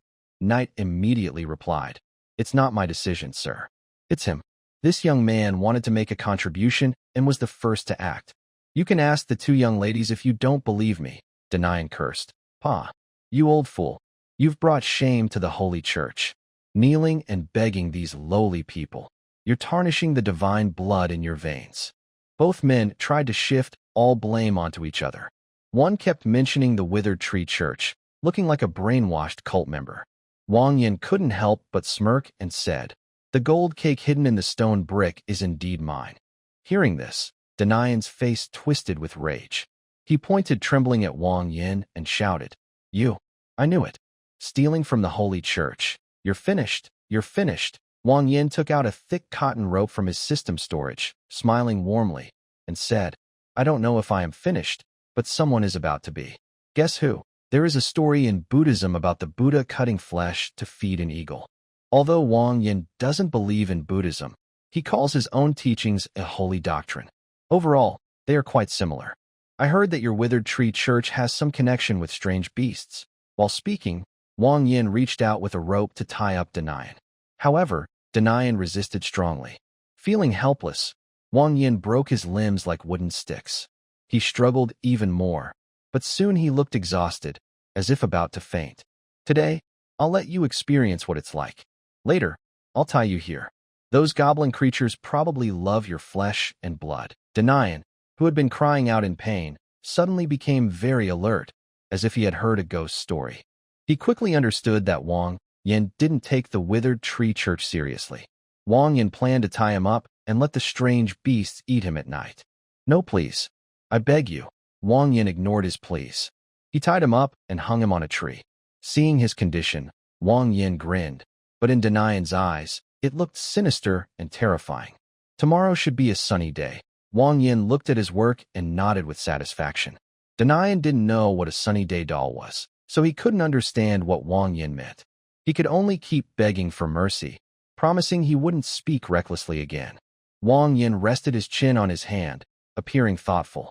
Then he nodded and said, "Well, I can let you go. I've been thinking, but I can't just ignore this. So, I'll hang you for a while, just to teach you a lesson. You count to 100,000. After I finish my dinner tonight, I'll come back and free you." Denian, feeling like he had found a lifeline, quickly nodded. His arrogant expression was gone. He knew he was wrong, and he also knew he was about to die. Indeed, the best way to quickly break brainwashing is to make him feel the threat of death. Wang Yin didn't really want to let him go. He just gave him some hope, allowing him to hold on and avoid shock from the pain of broken bones, so he could wait for the beast to come for him. Otherwise, if he fainted early, wouldn't that be like feeding him to the beast for nothing? From the start, Wang Yin never intended for these two to leave. After dealing with one, he kept the other by his side, like walking a dog, leading Night away. Only a loud-counting member of the Dirty Bones tribe remained, with broken limbs hanging from a tree. Wang Yin actually wanted to ask about the Church of Dead Trees. Someone like Night, experienced and cunning, would be the best choice. He could tell Wang Yin everything he knew to save time. He returned home with the three little beast girls. Wang Yin tied Night outside the cave, at the door, and then took a previously cut collar from the storage and put it around his neck. "From now on, you're my dog. Tell me, what do you know about the Church of Dead Trees?" Night was naturally willing to stay alive. When he heard Wang Yin admit he took the gold cake, his heart sank. Wang Yin never intended for them to leave. And with Wang Yan's cruel methods, as an experienced person, he could see that Wang Yin was just dangling Denian's hopes, letting him keep a last wish before being eaten by the beast. Even thinking about such a brutal end made him shiver. He didn't want to die as cruelly as Denian. Once collared, in a way, he felt he wouldn't die anymore. To please Wang Yin, Night would surely tell him everything he knew, showing his abilities to the master, so he could better protect himself. So, Night quickly told Wang Yin a rough idea of what he knew, though not in full detail. He wanted to keep some value for himself. Wang Yin learned from him that Night and Denian were among the lowest-level followers, not even true believers. That's why they were sent to the lower levels to find the Gold Cake's trail.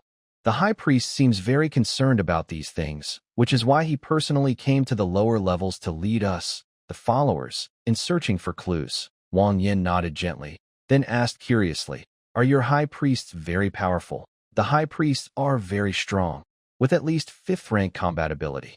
Their strength is quite terrifying. I haven't seen a 5th-rank person myself, but at the lower levels, they are definitely among the best." 5th rank? Hearing Knight's words, Wang Yin frowned and became curious. What does 5th rank really mean? Realizing Wang Yin didn't understand, Knight explained. This is the normal ranking system used by the Withered Tree Church for beast strength. The most basic goblin is considered low level. Only a giant goblin is 1st rank. Ordinary fierce beasts are 2nd rank, and above that, I haven't seen anything higher, Wang Yin thought deeply. So, the Withered Tree Church specifically classifies beast strength into these levels. If ordinary fierce beasts are only 2nd rank, then how powerful must a 5th rank priest be? So, where is that priest you mentioned now? Knight thought for a moment and shared what he knew. The Giant Bone Tribe is the largest believer tribe of the Withered Tree Church at the lower levels. It's trending to become a base for the church. I think the priest is probably there. Another tribe? Who are they? What is the Giant Bone Tribe? Knight was slightly surprised that Wang Yin didn't know about this. He was happy and, like taking credit, bent forward to explain. At the bottom of the wall abyss, there are many tribes. The so-called Giant Bone Tribe is the strongest among the known tribes in that area. Since the core teaching of the Withered Tree Church is to worship strange beasts, they are not very popular in higher places. In fact, they are often hated and attacked. The strongest tribe? Wait, could this be the place where Yuli escaped from earlier? If that's true, it's a huge coincidence. Wang Yin definitely wants to go see what's going on there to plan for future actions. Tomorrow, he can go back to Unju City to check on information about the refrigerated box materials. If they are for sale, that would be the best. And also that cow sister. Regarding the giant bone tribe, Wang Yin plans to wait until he returns from Unju City before having a good talk with Zhuohua. Although his strength isn't great right now, he can still go to the giant bone tribe to check things out and gather some information about the enemies. Wang Yin thought for a moment, arranged his upcoming plans, and happily patted Knight on the shoulder. He said, "Very good, I am satisfied. You're a good dog." Knight knelt on the ground, lowering his head very low, just like an old dog. His two tentacles also drooped, almost like he had a tail and was about to bark twice. "Keep up the good work. You will be promoted again in the future." Wang Yin stood up, hands behind his back. Knight looked like he was granted mercy, but just as he was about to get up, he felt a chill on his neck. His body moved, but why was his head hitting the ground? Oh, he was beheaded. Look at this mess. Wang Yin didn't bother to look at it much and kicked the headless body aside. From the very beginning, Wang Yin never intended to let this old guy live, only to get some information from his mouth. Keeping this old fellow as a maid Wang Yin feel a bit uncomfortable. Since he got the information he needed, there was no point in keeping him alive, so he decided to kill him directly. Recently, because Wang Yin took over the iron pot, the family couldn't cook at home. Wang Yin had to find another one and handed it to Huaiwe. For some reason, Huaiwe seemed very interested in cooking. Wang Yin occasionally taught her a few simple dishes. Now, her cooking skills are no worse than his, and she has become more familiar with various seasonings. Tonight, Yuli brought back 2 wild chickens. Wang Yin wanted to make plain boiled chicken. With the system now able to produce ingredients like chili and garlic, making it wasn't too difficult. Everyone has been busy building houses lately, working so hard every day that they feel dizzy. Wang Yin also wanted to prepare a good meal to reward everyone. Yuli watched Wang Yin blanch the chicken, not just blindly observing, but asking her own questions. She followed Wang Yin's steps, and soon, a big bowl of plain boiled chicken topped with chili oil and minced garlic was ready. The little cat girl's eyes sparkled with tiny stars. Compared to eating delicious food, she was happier just watching the cooking process. Looking at the colorful, fragrant dish in front of her, she couldn't help but say, "Yuan, you're really amazing. Why you never knew food could taste this good." Yuan puffed out his chest proudly, picked up a piece of chicken, and tasted it. The flavor was quite good. Then he pulled out a chicken leg and put it in Huayu's mouth, almost making her drool. That's just the beginning. True masters can make very tasty dishes even with the simplest ingredients. They can even make vegetables taste like meat. Huayu chewed on the chicken leg, with red chili oil around her lips, looking shiny and bright. She had a big question in her little mind. How can vegetables taste like meat? That's hard to imagine. "Yuan, I heard you're going to Unju City tomorrow. Can I go with you?" Yuan wouldn't refuse her. He was just curious. Why did Huayu suddenly want to go to Unju City? "Sure, no problem. But why do you want to go with me? Do you want to have a look around?" Huayu swallowed hard, wiped her mouth, and shook her head. "No, it's not that. I just heard you say that some people sell their homemade food there. I want to see what it's like." Yuan understood her. She was curious about how others cook besides him. She wanted to visit different restaurants and maybe learn a few tricks. "Then you need to wake up early tomorrow. Don't sleep in. I'll call you, and we can go early. Maybe we'll have more time to explore." Huayu was very excited. She was about to hug Yuan's neck and kiss his face when she suddenly remembered her hands and mouth were oily. She awkwardly smiled and just leaned her head against Yuan's chest, rubbing her cheeks a little. She couldn't help but make a soft meow sound. Today, Yuan and Huayu cooked many dishes together. Yuan even called over 5 little mouse helpers. Everyone enjoyed a good meal. With everyone working hard, in less than a month, the house could be built. Once finished, everyone would have their own bedroom. It would be more convenient then. As for what convenience means, don't ask, it's hard to explain.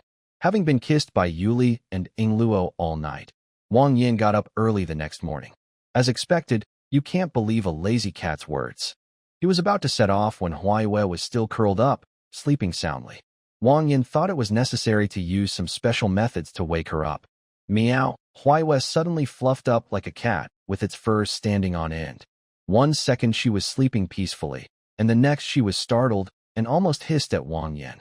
But since Huaiyue was a noble cat, she swallowed the hissing sound that almost escaped her lips and angrily asked, "Wang Yin, what are you doing, meow?" Wang Yin awkwardly scratched his head. It was indeed his own fault. He originally wanted to wake her gently, but for some reason, his hand inexplicably grabbed her shiny black tail, and he instinctively tugged at it. It can only be said that Huaiyue didn't even hiss at him. She truly was an extraordinary good cat.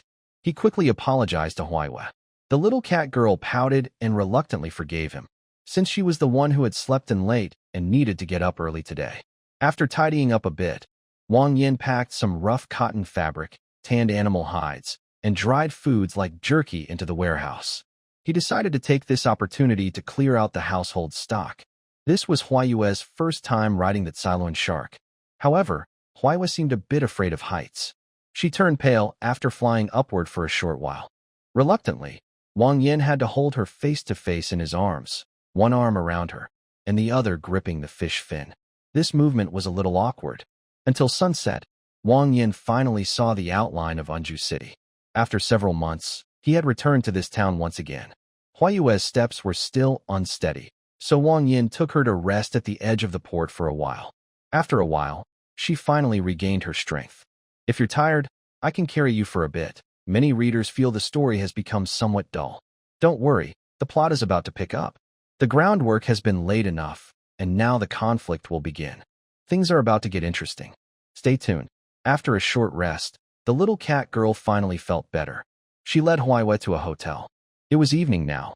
She had wanted to visit the Red Rose Knights to see how Little Biscuit had changed over the past few months, but since it was getting late, they decided to wait until tomorrow. Huaiyue and he came to Anju City to try the local food. Now was a good time to find a restaurant for dinner. But before that, Wang Yin needed to exchange all the goods in the warehouse for silver, so it would be easier to spend money. After visiting several places, Wang Yin finally exchanged all the goods for silver, about 5,300 silver coins. Then he took the little cat girl to find a restaurant. Anju City is a relatively large city for the middle and lower classes. It has many different races, but most are humans, mice people, and some cat people. There are also a few lizard and fox races, but not many others. He asked around and found a very fancy restaurant in the inner city. The average cost per person was about 500 silver coins. It was quite famous, so Wang Yin decided to take Huaiyue to see it. They went into the restaurant. Luckily, they weren't turned away or insulted because of their clothes. In fact, both of them dressed quite well. Wang Yin wore a simple Western-style medieval outfit, common among men in Anju City. It looked like an ordinary passerby, but Huaiyue's outfit was very striking. Although she usually wore cool animal skins at home, Wang Yin had told her to dress up before coming here. So, Huaiyue wore a black dress he had bought for her earlier. Wearing it, she looked like a character straight out of a comic, an adorable cat-eared girl. She looked less wild and more calm. Blushing, she hugged Wang Yin's arm, like a young couple in love. "Wang Yin, there are so many people here, meow. They all seem to be couples eating together, meow." I found a seat and sat down. The little cat girl didn't want to sit opposite him, so she sat next to Wang Yin, close to him. Wang Yin looked around and saw that everyone nearby was dressed nicely. It was obvious this was a popular spot for social media photos, a place couples like to visit. The little cat girl had never been to such a place before and didn't understand much. She looked a bit shy. She sat close to Wang Yin and whispered, "Wang Yin, look over there in the corner. Why are there some cats just kissing and not eating? Don't they want to eat?" Wang Yin awkwardly patted Huaiyue's head and told her not to look around so much. He explained softly, "Some people come here not just to eat. They might be on a date. Don't worry about them. Let's just focus on eating our own food." "Oh, what is a date, then?" "A date is when two people who like each other go out together." The little cat girl's eyes lit up suddenly, and she got very excited. "So, are we on a date too?" Wang Yin nodded helplessly. This girl's way of thinking seemed a bit jumpy. Yes, we are on a date. Don't worry about these questions. I brought you here to eat. Let's order some food." Hearing Wang Yin agree, Huaiyue hugged his arm and rubbed her head against his arm with a cat-like gesture. Date. Wang Yin was speechless. For now, he decided to push her aside a little. He ordered some Western-style dishes, like steak, seafood pasta, and chickpea hummus. He didn't see any stir-fried dishes. Honestly, Wang Yin still wasn't used to eating some of these Western foods. Western meals are usually served separately. Wang Yin ordered 3 dishes: bread, grilled steak, and creamy mushroom soup. The little cat girl was very surprised. She had never eaten these kinds of foods before. They didn't look like home-cooked dishes, and the flavors were strange, but not bad. Wang Yin understood some basics of Western cuisine. He patiently explained how they were made. The little cat girl looked at the bloody-looking grilled steak with confusion and asked, "Even though it's all cooked, can it be made like this?" Of course. Every place has its own way of cooking. People have their own understanding, which is why different delicious foods are made. So that's how it is, meow. The purpose of Hua Yu's outing has been fulfilled. Going to other restaurants would likely offer the same kind of food, so Wang Yin didn't want to take her to try everything. Honestly, although the cuisine here is different from the Chinese food Wang Yin taught Hua Yu, the cooking methods are somewhat outdated, and the dishes aren't particularly tasty. It might be better to just switch to a couple of cans of food from the system. Wang Yin took out a handkerchief to wipe Hua Yu's mouth. After dinner, he was about to pay the bill. Just as he was about to raise his hand, a tall, thin figure noticed them and gave a sneaky smile before walking over. "Hey, buddy, your girl looks really pretty. Mind if I get to know her?" Suddenly, Wang Yin saw the bright yellow hair and immediately felt cold inside. The clothes looked expensive, and the person appeared flashy. What's this? A typical troublemaker trying to cause trouble? Wang Yin generally dislikes these kinds of scenes. He doesn't want to pretend to be harmless only to get back at someone after they've stepped all over him. The little girl nearby was scared. What if she got hurt? Before the yellow-haired troublemaker could threaten or insult him, Wang Yin punched him in the face and then followed through, knocking him to the ground. He originally wanted to kick him away, but then thought about damaging the restaurant stuff, so it was better to just pin him to the floor.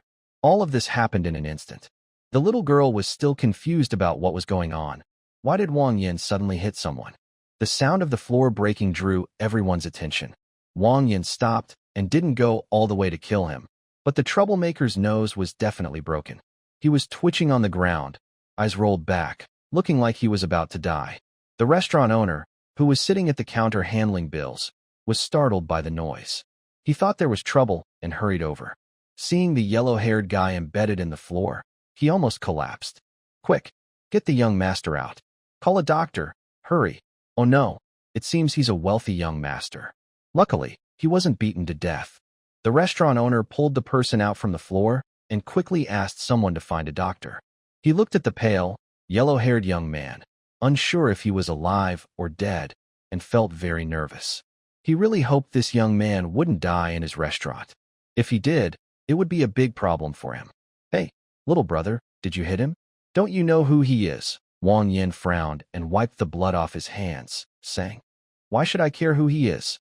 He was bothering my girlfriend first, and I didn't just beat him up right away. That's already being nice. I don't know or care who he is."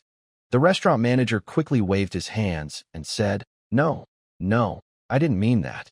The yellow-haired guy you hit is the son of the city lord of Unju City. Little brother, you've caused trouble, city lord's son." In that moment, Wang Yin really wanted to curse. These foolish second-generation officials really have nothing to do. Soon, the person who went to call a doctor returned. It was someone Wang Yin recognized. Wasn't it the bakery lady with the big cow tattoo? When she saw Wang Yin, Yu paused for a moment, then smiled and greeted him. "Why are you here?" Wang Yin scratched his head, feeling a bit embarrassed, and said, "I came to handle some business. I was planning to visit Sister Yu tomorrow, but it happened earlier." Yu's smile was sweet and calming, giving a sense of reassurance. "I'll save him first. We can talk after I finish." Yu had already finished her shift today, and her bread was sold out. She often supplied bread and desserts to this restaurant and knew the owner. In a hurry, she was asked to come help, to stabilize the young man's injuries first. She knelt slowly on the ground, her hands glowing with a gentle green light. Soft and warm, she gently placed her hands on the young man's face. The bleeding seemed to stop, and his pale cheeks gained a faint, healthy blush.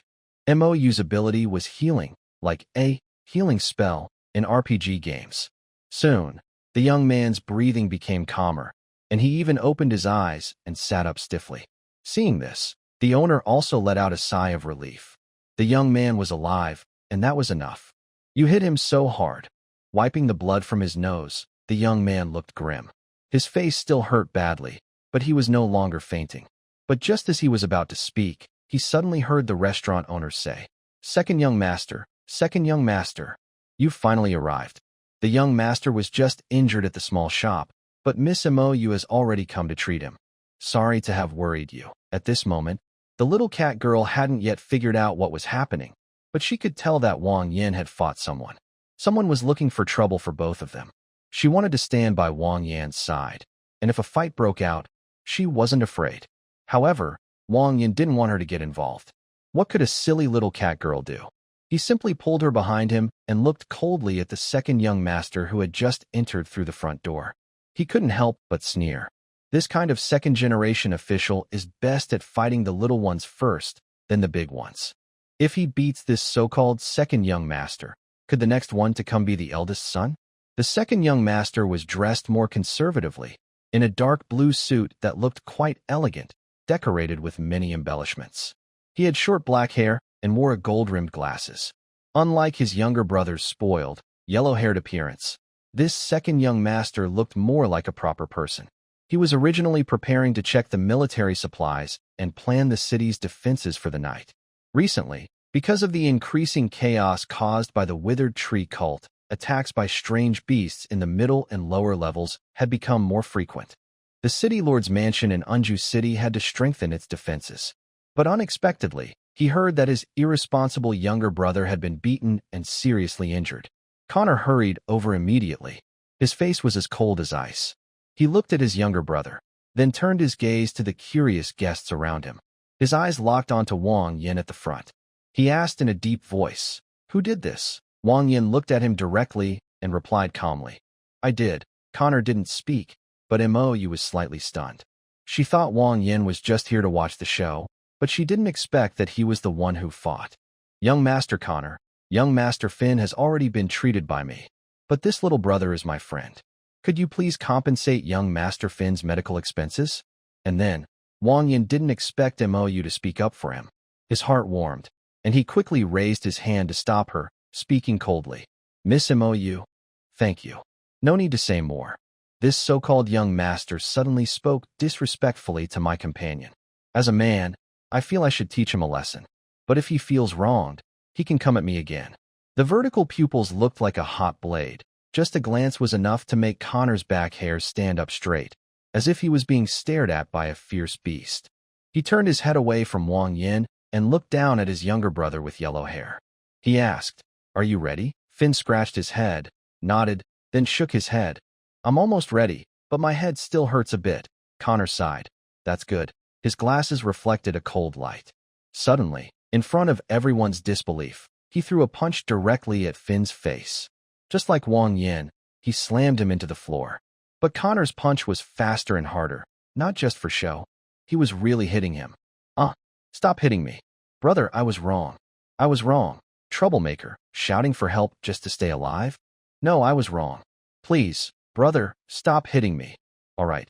Connor stopped, shook the blood off his hand, and said coldly, "I won't hit you anymore. I'll tell Big Sister later, and she'll come." When Finn heard Connor was going to tell Big Sister, cold sweat broke out on his back. He trembled all over.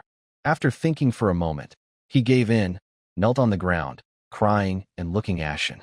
"Brother, I was wrong. Please don't tell Big Sister." Connor snorted coldly but stopped his attack.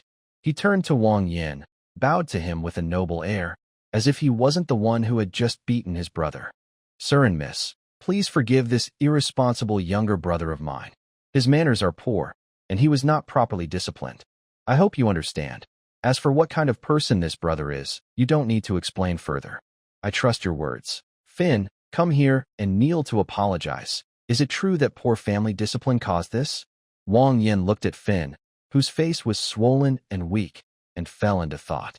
Konar Wind, Human Race Age, 22 Favorability, 10 Talent, Excitement Skills, Basic Command, Combat Specialization, Sharp Eyes, Art Mastery. Looking at Konar's status bar. He's not pretending. This guy is really apologizing. I thought there would be a tough fight, but surprisingly, he's quite reasonable. He didn't act like a bully with authority, which makes me feel a bit more friendly toward him. With a city lord like this, Unju City probably won't have many problems. Wang Yin slightly waved his hand to stop Konar. Since he's already done this much, I don't mind giving him an easy way out. After all, that little yellow-haired kid has already been beaten twice. Even if he kneels to apologize, it won't change much. So he said, "No need. If there's nothing else, I will take my companion to rest now." Konar nodded slightly, looked around, and said, "Sorry for disturbing your meal. Tonight, I will personally cover all expenses, including any damage caused to the restaurant." I apologized sincerely, seeing that the conflict didn't escalate. Everyone felt a bit disappointed and started exchanging polite words. But Wang Yin didn't want to stay too long. Since he didn't have to pay, there was no need to linger. Holding Huayue's hand, the two left the restaurant. At this moment, Mayu also followed and greeted Wang Yin. Wang Yin responded with a faint smile and said, "Thank you, Sister Mayu, for speaking up for me earlier." Mayu crossed her arms and shook her head.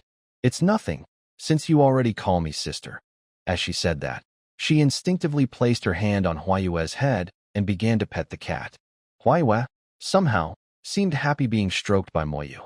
She purred and looked very content. "Is this different from the fox girl you came with before? Are they both your companions?" Wang Yin felt a bit embarrassed and nodded. Mayu teased him with a smile. "Really? Then I'm a little jealous of you." He scratched his head, blushing, and quickly changed the subject. "Sister Mayu, are you heading back now?" Moyu shook her head with a look of helplessness. She sighed and said, "Well, no. Lately the attacks from strange beasts have become stronger. Every night, there are casualties at the city defenses. The city lord personally asked me to help treat the wounded. I didn't want to go, but seeing those guards get hurt while protecting us, I had to step in." Wang Yin suddenly realized that Moyu also seemed to have a hard time. "Big sister Moyu, you're really kind-hearted. Please be careful and stay safe." Moyu nodded, then chuckled softly. "Don't worry, I was just helping to rescue the injured from behind. The city lord also gave me a lot of money, so I guess it's like overtime work." Wang Yin thought that was acceptable, so he didn't delay her further. They exchanged a few more words, then agreed to visit again tomorrow before saying goodbye. "Wang Yin, that big sister is so gentle, Meow. How do you know her, Meow? The last time Luo and I brought you some cookies and cakes, I bought them from her. Moyu is very kind. She seems like a very friendly big sister. She really is very kind, Meow." The little cat girl held her own hand, which wasn't small anymore. She could barely hold it with one hand. But compared to Moyu, she still seemed a bit less impressive. "Wang Yin." Huayue wagged her tail and tugged on Wang Yan's arm. All right, Meow. It's already night. Come mate with me, Meow." Wang Yin felt a bit embarrassed. How could this little girl just say that out loud? Luckily, there weren't many people around, or he would have been extremely awkward. "Stop shouting nonsense, Meow. Let's go quickly, Meow." It was amusing to watch Wang Yin try not to laugh. They booked an inn, coincidentally, the same one where he stayed with Ing Luo last time. But now, instead of Ing Luo, Huayue was on the bed. "Do you really know how to mate?" The little cat girl blushed, holding a pillow and seeming a bit shy. "Big sister Ing Luo and sister Yuliai told me the process before, Meow. We're all family, so we should be together, Meow." Wang Yin smiled playfully, lying beside her. He poked her little cat nose and said, "Then why are you holding onto the pillow and not letting go?" Huayue's face turned even redder, her ears as tender and red as tomatoes. I was just..." The kitten seemed a little shy. Wang Yin didn't press her too much. He reached out and hugged Huayue's waist, gently kissing her on the forehead. "Would you like to lie in my arms for a while?" "Yes. Yes, okay, Meow." The kitten purred softly. Huayue rubbed her face against Wang Yan's chest, not even realizing how cute her expression looked right now. They hugged like that for a while. Wang Yin started to feel sleepy and almost dozed off. But just then, loud fighting sounds came from outside, waking him up a bit. He looked down at Huayue and saw her golden cat eyes also watching him. Wang Yin said to her, "It seems there's a fight outside. Do you want to go see?" Huayue also seemed curious and nodded gently. The two of them got up and moved to the window. The inn was in a great spot, giving a clear view of the harbor area outside the city. "I want to go." The first time Wang Yin saw the monster invasion, he was stunned. He had never seen such a scene before. The once small groups of dog-headed people were now charging in hundreds, with some larger dog-headed monsters mixed in. Besides these basic monsters, there were many strange beasts Wang Yin had never seen before. For example, he saw a humanoid monster flying in the sky, using its own skin to glide. Its body was mostly covered by a huge mouth, kind of like a big mouth bat from a cartoon, but it looked a bit gross. Wang Yin, look over there. That little thing, does it look like a small cookie? Huh. Wang Yin followed her gaze and saw a line of armored knights fighting at the far right of the city defense team. Their distinctive big round ears and small bodies made it obvious. They were the Mouse Knights of the Red Rose Knight Order. Right behind these Mouse Knights, there was a smaller figure, looking just like a tiny creature, holding a large shield bigger than her body. It was probably the little cookie girl. Wang Yin raised an eyebrow. It seemed this little mouse was out on a practice mission, gaining battle experience by watching the veterans fight. Soon, the little cookie girl would probably be on the front lines.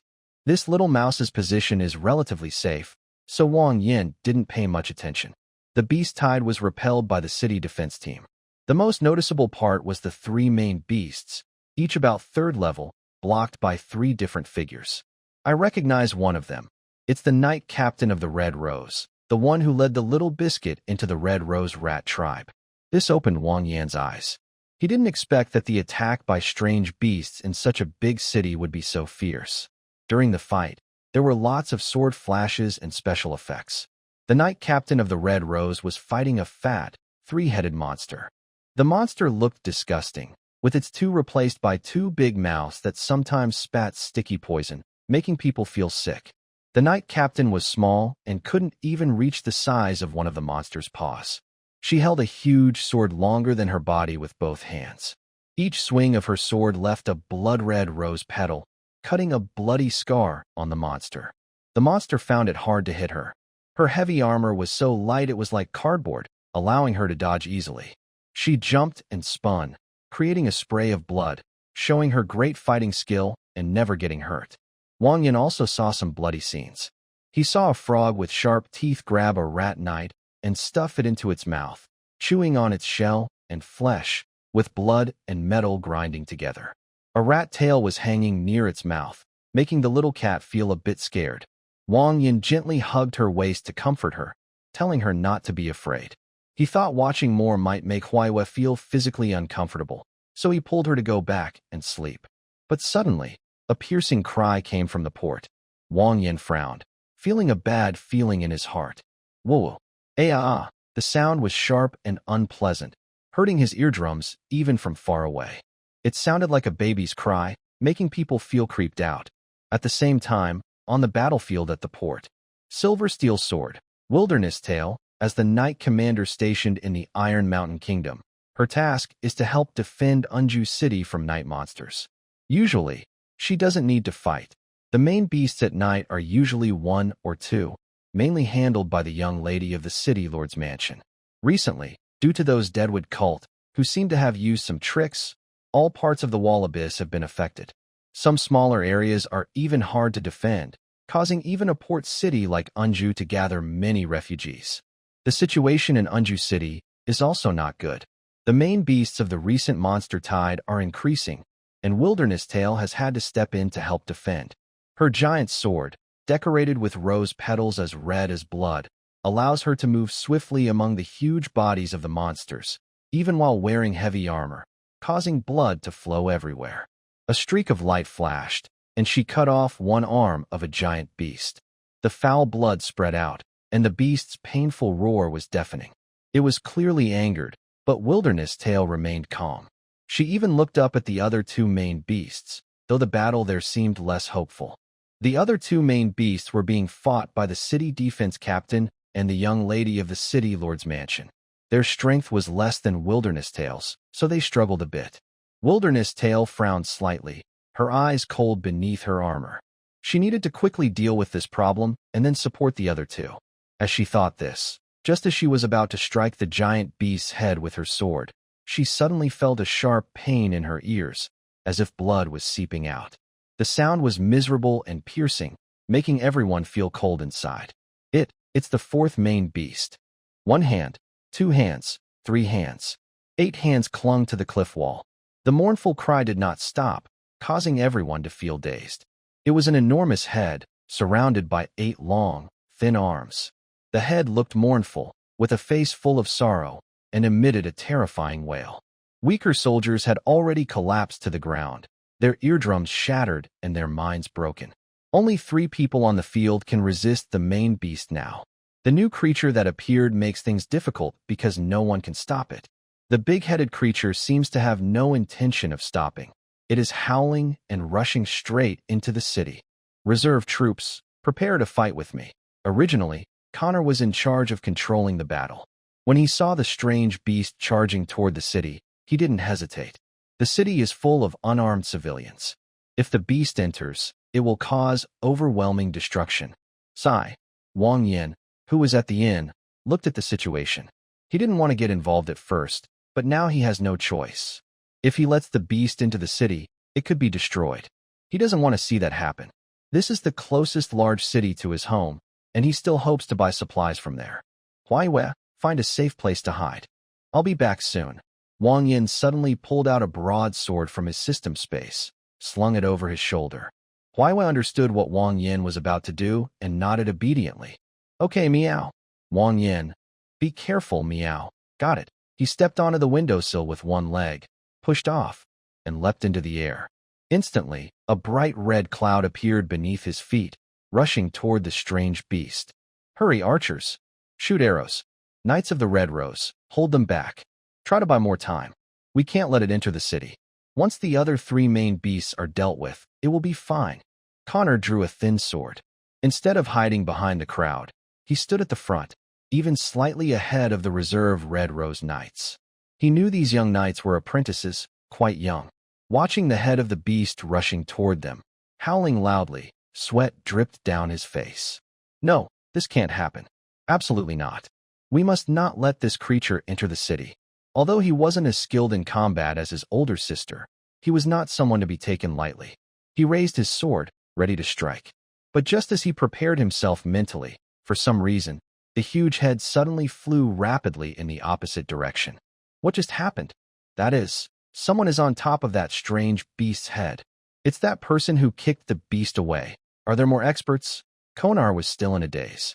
He was ready to die, but someone had saved him? His pupils behind the gold-rimmed glasses kept focusing. The mysterious figure was gradually appearing in his mind. It's him, the one who just fought Finn. No mistake about it. Konar stared hard at that figure. He didn't expect that in such a dangerous moment, it would be him who stepped forward. Wang Yin didn't say a word. Right now, he just wanted to quickly deal with this creature. After all, the little girl was still waiting for him, and he didn't want Huaiwe to keep worrying. So, you should just die now. The vertical pupils flickered faintly. Wang Yan's broadsword, with its strong force, was like a meat grinder. Even the big head kept dodging, too afraid to face it directly. Everyone present was stunned. No one expected someone to stand up at this critical moment. Regardless of the situation, this turned the tide of the battle. It was a huge boost to everyone's morale. With Wang Yin joining, the battle on the other 3 main beasts became more aggressive. If they didn't fight hard now, it would be too late. They had to quickly deal with the strange beast to prevent more trouble. Woohoo! Wang Yan's strikes made the huge head retreat step by step. It kept howling in pain, its ears filled with shrill cries. Purple-black blood flowed from its eye sockets, spreading a foul, rotten smell. Wang Yin frowned slightly, but managed to handle it. His broadsword was held horizontally, under the cold moonlight shining with a sharp glow. A curved shadow flickered, leaving a dark red outline in the beast's blood. As Wang Yan's sword flashes continued, the beast was visibly being dismembered. Soon, he defeated it. Even when the head fell, the other 3 battles were still ongoing. A familiar feeling suddenly struck him. A small glowing orb shot toward Wang Yan's forehead again. Just like when he defeated the long-tongued monster before, Wang Yin received another purification seed. However, he still didn't understand what it was for, so he didn't think much about it. Wang Yin glanced at her, but since the crisis was over, he didn't bother with the remaining matters. He had no obligation to help the city defense team, and since they could handle the situation, Wang Yin decided to return to his inn. After the cavalry team launched a series of quick attacks and defeated their opponent in the wilderness, the young lady of the city lord's mansion, Natia, also finished her part of the battle. She helped the city defense captain defeat the final main beast, marking the start of their counterattack. The group of strange beasts suddenly seemed lost and disorganized. Some began to riot, others fled in different directions. Clearly, they were losing their cohesion. There was no need for her to continue fighting. The soldiers of the city defense team would take care of the rest. Natia took off her helmet, revealing her smooth, golden hair flowing freely, contrasting sharply with her armor. Despite her small size, she was actually a young knight. She frowned as she looked at the fallen head, lost in thought. At that moment, Konar hurried over. "Big sister, the attack is over. Thanks to that person's help, otherwise the city might have been in serious danger." Natia nodded slightly, exhaling a soft hum, then spoke calmly. "Do you know that mysterious person who suddenly appeared?"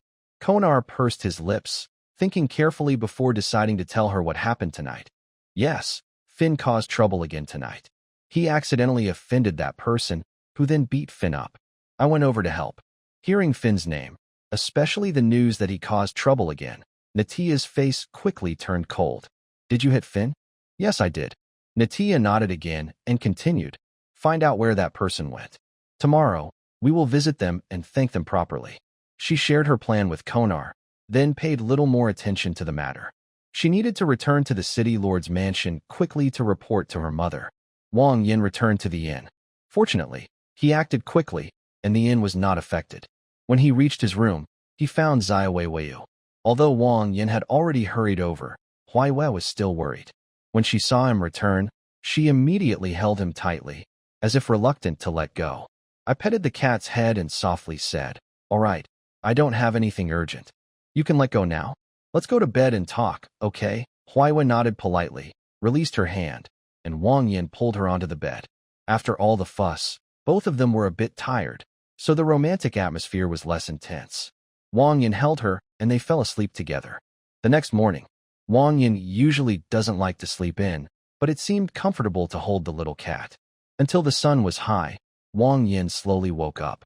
After a quick wash, Wang Yin planned to take Huaiwei to the shopping street to buy some things he needed for this trip. As they went downstairs, they saw a tall man with glasses waiting outside. When he saw Wang Yin, he hurried over. Wang Yin looked at him. Wasn't he the brother of the guy with blonde hair from last night? Why did he suddenly come here? Before he could think more, the man, Connor, bowed sincerely and said, "Thank you very much, sir, for your help last night. If you hadn't stopped the trouble, Anju City might have been in great danger. Connor thanks you on behalf of the people here." He lowered his head completely, not acting like a young noble. Wang Yin looked at him calmly. He didn't care much about formal bows. These gestures are just for show. If he really wanted to thank him, he could just be sincere. "Well, if you have nothing else, please don't block our way. My companion and I want to buy some things." "Thank you." Connor clearly understood Wang Yin's meaning and quickly waved his hand. "Please, sir, accept our invitation. The city lord's residence is nearby. My mother and sister also want to thank you in person for your help last night. They asked me to invite you over. Please give us a chance. If there's a benefit, it's easier to agree." Wang Yin isn't unreasonable. Since there's a thank you gift, why not go? He paused thoughtfully and then said, "All right, it's almost mealtime. We can go a bit later if needed. Lead the way. Let's go to the city lord's residence." Connor sighed in relief. It's great that Wang Yin agreed to come. His mother had repeatedly told him before to bring this person back, so now he feels his trip was worth it. Outside, there was a carriage. Connor acted like a servant, running ahead to open the door for Wang Yin. This surprised everyone nearby. People in Anju City knew Connor's face, but who was the person on the carriage? Why was Connor lowering himself to serve like this? Wang Yin didn't think much of it. Since the city lord's mansion wanted something from him, he guessed the reason for the visit. Probably they wanted him to stay longer or to take action. Wang Yin didn't mind either. As long as they paid well, a few days of security didn't matter. The city lord's mansion was deep inside the city. To see it, you had to walk through a busy shopping street. The mansion looked grand, made of marble, and very impressive. When they arrived, Connor helped everyone off the carriage, and they went inside. As soon as they entered, besides the servants and guards, Wang Yin saw two women standing in the middle of the hall. One was kneeling, and the other was standing. The standing women were probably the city lord and the young lady. The kneeling woman looked badly beaten, but Wang Yin recognized her immediately. She was the yellow-haired girl who had caused trouble last night. Angelina Jade. Human age, 48 favorability, 40 talent, mind shock skills, social skills, leadership, arts, basic swordsmanship Nisha Breeze. Human age, 24 favorability, 45 talent, split skills, advanced combat, sharp eyes, resilience, arts, intimidation. Wang Yin only glanced and understood who they were. The tall woman with short hair, dressed in a formal gown, is probably the ruler of this city, Anju City. She is very beautiful, with a hot figure, and even seems to be on par with Mou in appearance. If not for the system's reminder, Wang Yin would never guess she is nearly 50 years old just by looking. Next to her is a small, blonde girl in a water-green dress. She is likely the mysterious older sister that Connor mentioned. Wang Yin didn't expect that this small girl, who looks 2 heads shorter than Connor and appears delicate and weak, could withstand an attack from the main beast. It's quite surprising. Good day, Mr. Wang Yin. Thank you for stepping up yesterday to help Anju City. Without your help, the beast tide could have caused great disaster, the short-haired woman said sincerely, without any airs of a city ruler. She seemed more like a friendly neighbor ant, making people feel close. Good day, Mr. Wang Yin. Last night, Natia wanted to meet you, but you left so quickly, and it was late. Natia was in armor and didn't think it was suitable to meet then. Please don't mind. The blonde girl gently bowed, smiling nicely. Today, her younger brother invited you over. Seeing your style, just as Natia imagined, you and your female companion look like a perfect match. Both of them spoke politely, giving Wang Yin face. He bowed politely in return and smiled lightly, saying, I just don't want to see Anju City damaged. It's the closest city to our home, so if something happens here, it will affect us greatly. Natia waved her hand and said straightforwardly, Please don't say that, sir. Your help makes you our benefactor. We must show proper respect. Suddenly, her tone turned cold. Last night, I heard from my second brother that my useless third brother offended you? Though he only got a beating, I don't think that's fair. It's also our fault for not disciplining him properly, raising such a spoiled habit. Natia slightly lifted her leg, revealing a small of white silk under her skirt, then violently kicked Finn's back, causing him to fall to the ground. Get down and apologize. Finn looked sad and wanted to cry but didn't dare make a sound. The city lord stood with his arms crossed and said nothing, seeming to approve of what had happened. Wang Yan's mouth twitched. Now he finally understood why the little yellow-haired boy didn't want his older sister to find out he had done something wrong, because he might really get his legs broken by this little girl. At this point, Wang Yan couldn't say too much. After all, the boy only said yesterday that he wanted to get to know someone, and Wang Yan had beaten him up. Later, Connor arrived and was also beaten. From the look of things, it seemed the little yellow-haired boy had just been beaten badly again by the girl. Honestly, Wang Yan felt a bit sorry for the guy. All right, Miss Nidia, I already scolded him yesterday. No need to do it again, Wang Yan said. When Finn heard this, he nodded quickly and bowed his head, repeatedly saying, Thank you, brother. Thank you, brother. Favorability 1, favorability 1, favorability 1. Wang Yan. This kid had some strange habits. Every time he bowed, his favorability increased a little. Honestly, his favorability wasn't very low, probably no lower than -10. Now it was almost up to 30, which Wang Yan found hard to judge. Nidia glared at him fiercely and kicked him away.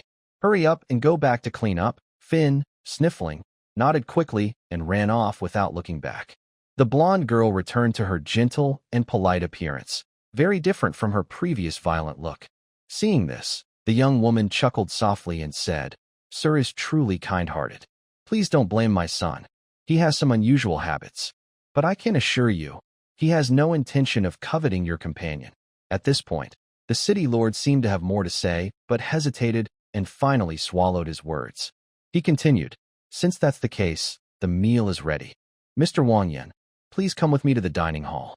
We can talk more there. Wang Yan nodded, took the little girl's hand, and they followed Angelina inside. The restaurant's layout is very Western style, with long, spacious tables.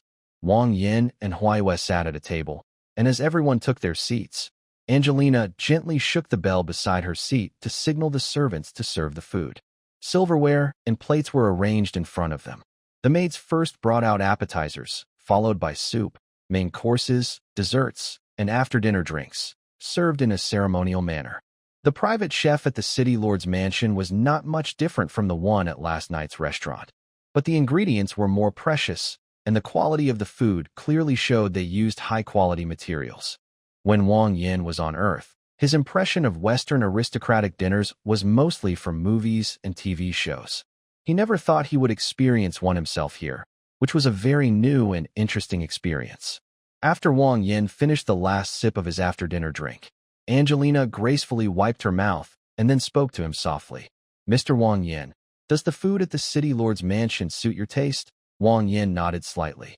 "Yes. Every dish is just right. Perfect. The chef at the city lord's mansion is truly skilled." "Ha! You're flattering me, sir." Angelina and Wang Yin exchanged some polite, superficial conversation.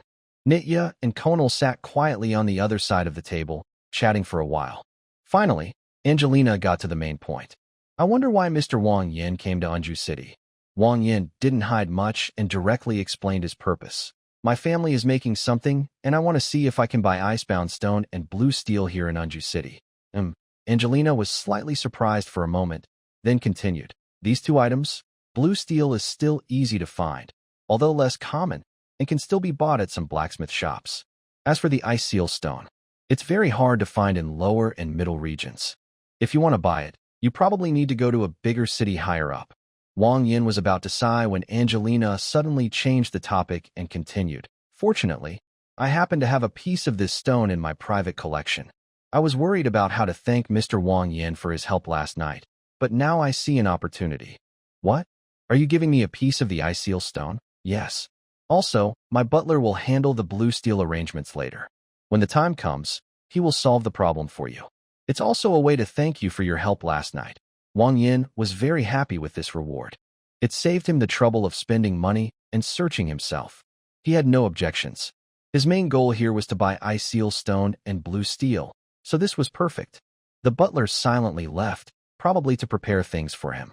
At that moment, Angelina spoke again. "Since that's the case, do you have any other plans in Anju City?" Wang Yin smiled faintly, realizing she wanted to discuss serious matters. "No other matters. If the city lord has any other requests, please feel free to say." Angelina also chuckled softly. Both of them were smart people. Since Wang Yin said that, there must be more to discuss. The next topic was probably about how much to increase the price. "You're very clever, sir. In that case, I won't beat around the bush anymore." She crossed her arms and looked at Wang Yin, continuing. "You probably know the recent situation in Anju City. It's all caused by that cult of the withered tree. We don't understand why they are so eager to incite monster attacks. The upper levels are already paying attention to this matter, and the monster tide will likely pause soon. But as you know, yesterday, if you hadn't acted in time, allowing the main beast into the city, the consequences would have been terrible." Angelina's gaze lowered, flickering with a hint of unwillingness. The ability of Anju City to resist the beast tide is weakening more and more. Whether it's the city defense team or the Red Rose Knights, they are losing members every day. It won't be long before there are no more people left to defend. At that point, the fall of Anju City will be inevitable. However, I have already thought of a plan. This morning, I sent a messenger to the Iron Mountain Kingdom to ask for their help. The reinforcements are expected to arrive within 10 days. So, I would like to ask you to help by staying in Anju City for 10 days. Wang Yin stroked his chin. Does he really have to stay for 10 days? That seems like a long time. A bit longer than he expected. For each day he stays, the city lord's office will pay 5,000 silver coins. Honestly, I'm not very interested in money. I just don't want the people of Anju City to be displaced. The more power I have, the greater my responsibility. If I don't step up, what will happen to those unarmed people? Wang Yan's eyes were very firm, shining with two flames, sincere and intense. Nisha and Konar couldn't help but lower their heads and cover their mouths softly. Angelina, on the other hand, burst out laughing. "Ha, Mr. Wang Yan, you are really interesting. On behalf of the people here, I thank you in advance for your help." Angelina's favorability 10. 5,000 silver a day, 10 days total 50,000. Faster than stealing money.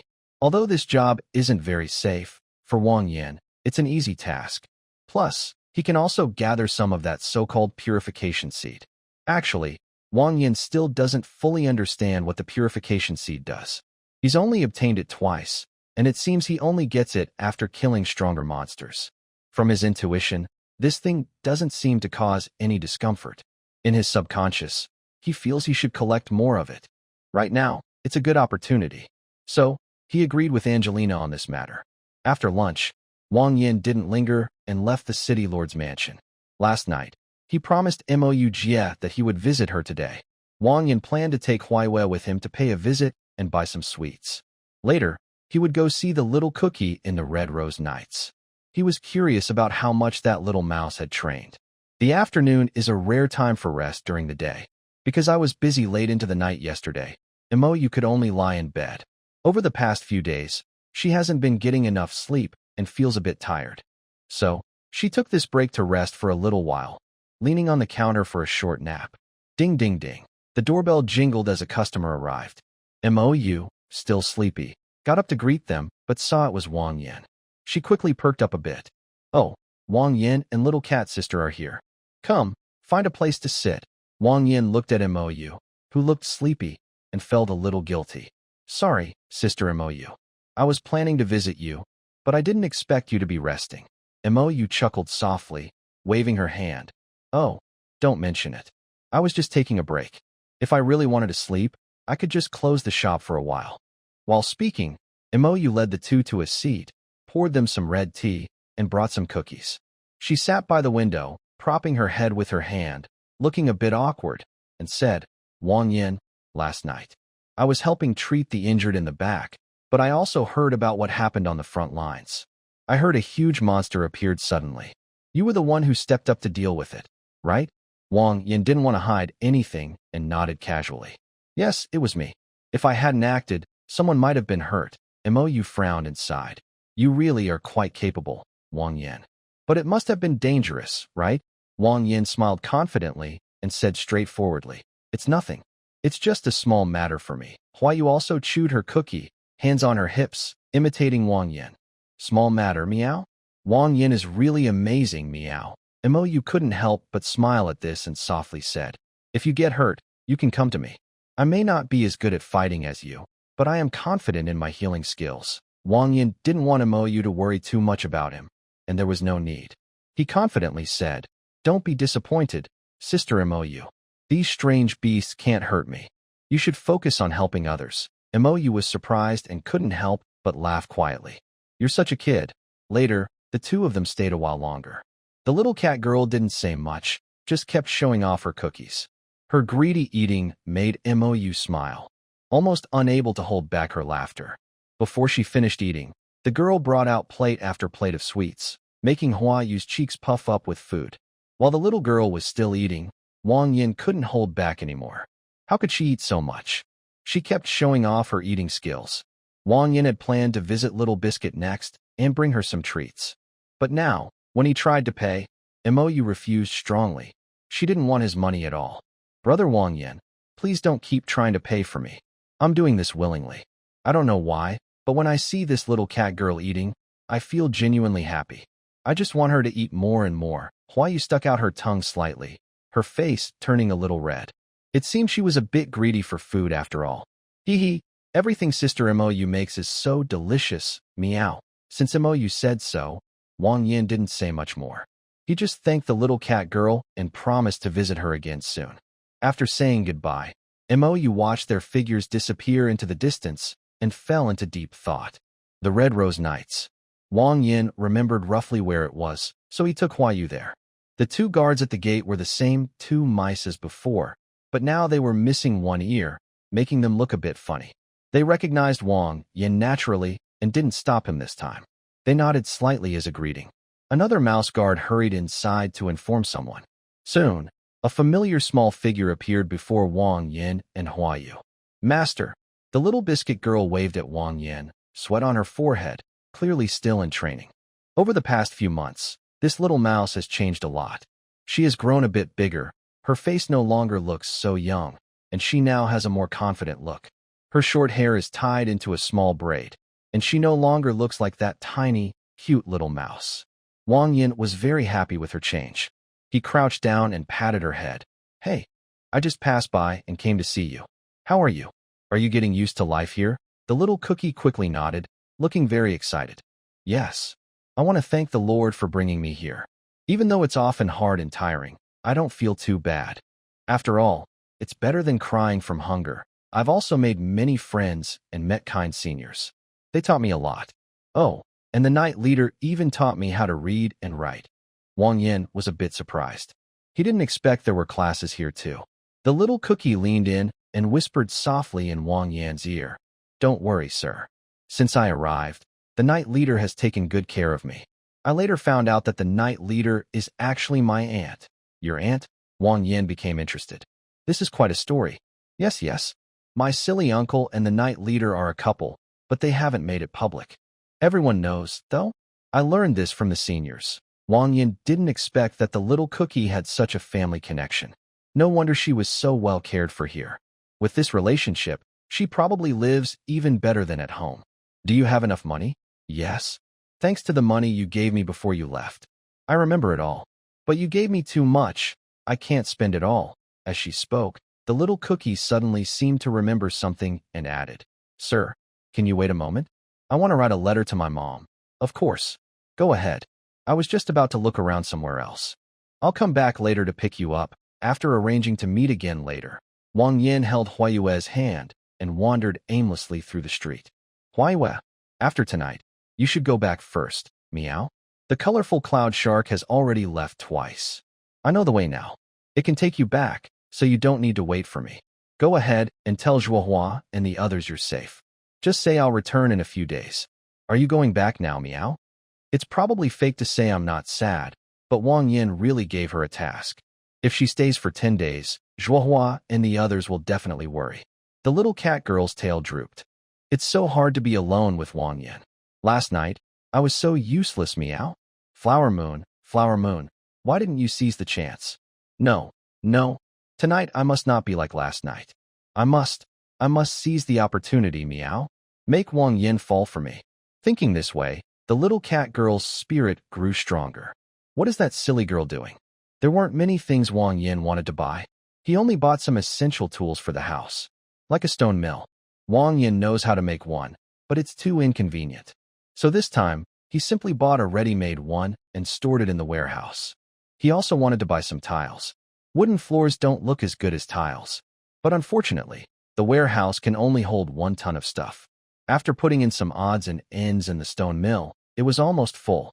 There was no space left for tiles, so he had to give up on that idea for now. However, he could buy some glass. The demand isn't high, and it can be used for window decorations without taking up much space. Then, he took the little cat girl for a walk around the city. Unju City is mostly a hub for trade and commerce. As a commercial city, it also has entertainment facilities. For example, at the end of the shopping street, in the city's central square, there are many street performers. To Wang Yin, they're all old tricks: monkey training, fire eating, sword swallowing. Honestly, he's seen enough of these at the big markets back home. Even in this world, they keep doing the same few acts over and over. But Flower Moon hadn't seen these before. She was very happy, especially when watching the monkeys perform funny tricks and making her laugh. Most of the entertainment facilities in Unju City are built around merchants, like theaters and taverns. If we talk about the darker side, there are places like casinos and brothels, which are not suitable for taking young girls. It seems the best option is just to take a walk in the square. Holding hands, the two walk under the setting sun, which casts a patchy, old stone pavement with white spots of light. The young girl looks down at her small white socks and leather shoes. Today, Wang Yin bought them for her, and they look really nice. She tightens her grip on Wang Yan's hand slightly and gently holds it. Before they realize it, they arrive at the harbor. The scene is perfect now, with the orange glow of the clouds just rising, like a pot of rich tomato soup. The huge cloud whales are making loud sounds as they come ashore. Recently, the monsters at night have been very fierce, so the cloud whales are being led into the city. By afternoon, Guards are starting to set up barriers and defenses. But this doesn't bother Wang Yin and the girl. Yuehua's legs sway gently as she leans on Wang Yin, suddenly saying, "Wang Yin, do you think today counts as a date?" Huh. Wang Yin looks down at the girl in his arms, ruffling her cat-like head. Yuehua looks happy and content. Yeah, it counts. Why wouldn't it? Then, Wang Yin, I like you. Wang Yin is a bit surprised. He didn't expect Yuehua to say that suddenly. He smiles softly and asks, "Where did you learn that?" The girl blushes, and Wang Yan's reply seems unexpected to her. "Why are you saying that like that? Why don't you say it normally?" Wang Yan's lips curl into a smile, and he leans closer to her.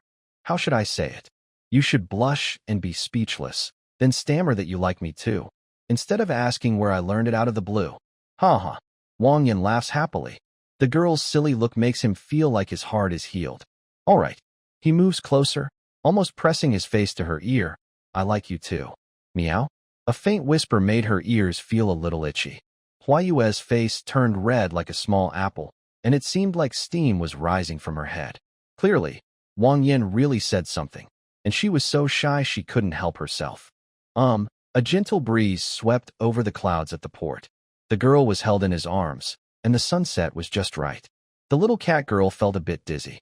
She truly liked Wang Yin because she had only ever seen one man like him in her life, and Wang Yin was very kind to her. She had no reason not to like him. After a day of dating, the golden sea of clouds turned a little purple-red. The wind also grew cooler, and both of them felt it was time to go home. They visited the Red Rose Night Order again. Wang Yin took a small cookie and wrote a letter to his mother and sister, telling them she was doing well. In a few years, she would become a strong knight like her aunt, and then she would return home. Wang Yin patted her head and said goodbye to the little cookie. After a simple dinner, the entertainment facilities in Unju City were mostly set up for traveling merchants, but there were also some local amusements like small food stalls. They ate at several food stalls, trying many different snacks. Wang Yin only bought the ones that looked clean, ignoring those that looked like a messy mix of ingredients. They sat on a bench. Wang Yin took out a handkerchief to wipe Huayue's mouth, and Huayue happily patted her flat belly, thinking that once they returned home, she would try to make some of the snacks she learned to share with her sisters.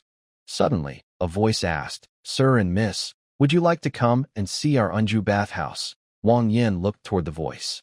A young girl was holding a stack of flyers, nervously trying to introduce the bathhouse to him.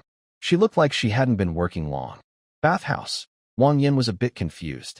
He took the flyer from the girl. The little cat girl also leaned in, but unfortunately, she was illiterate and couldn't read what was written. "Wang Yin, what does it say?"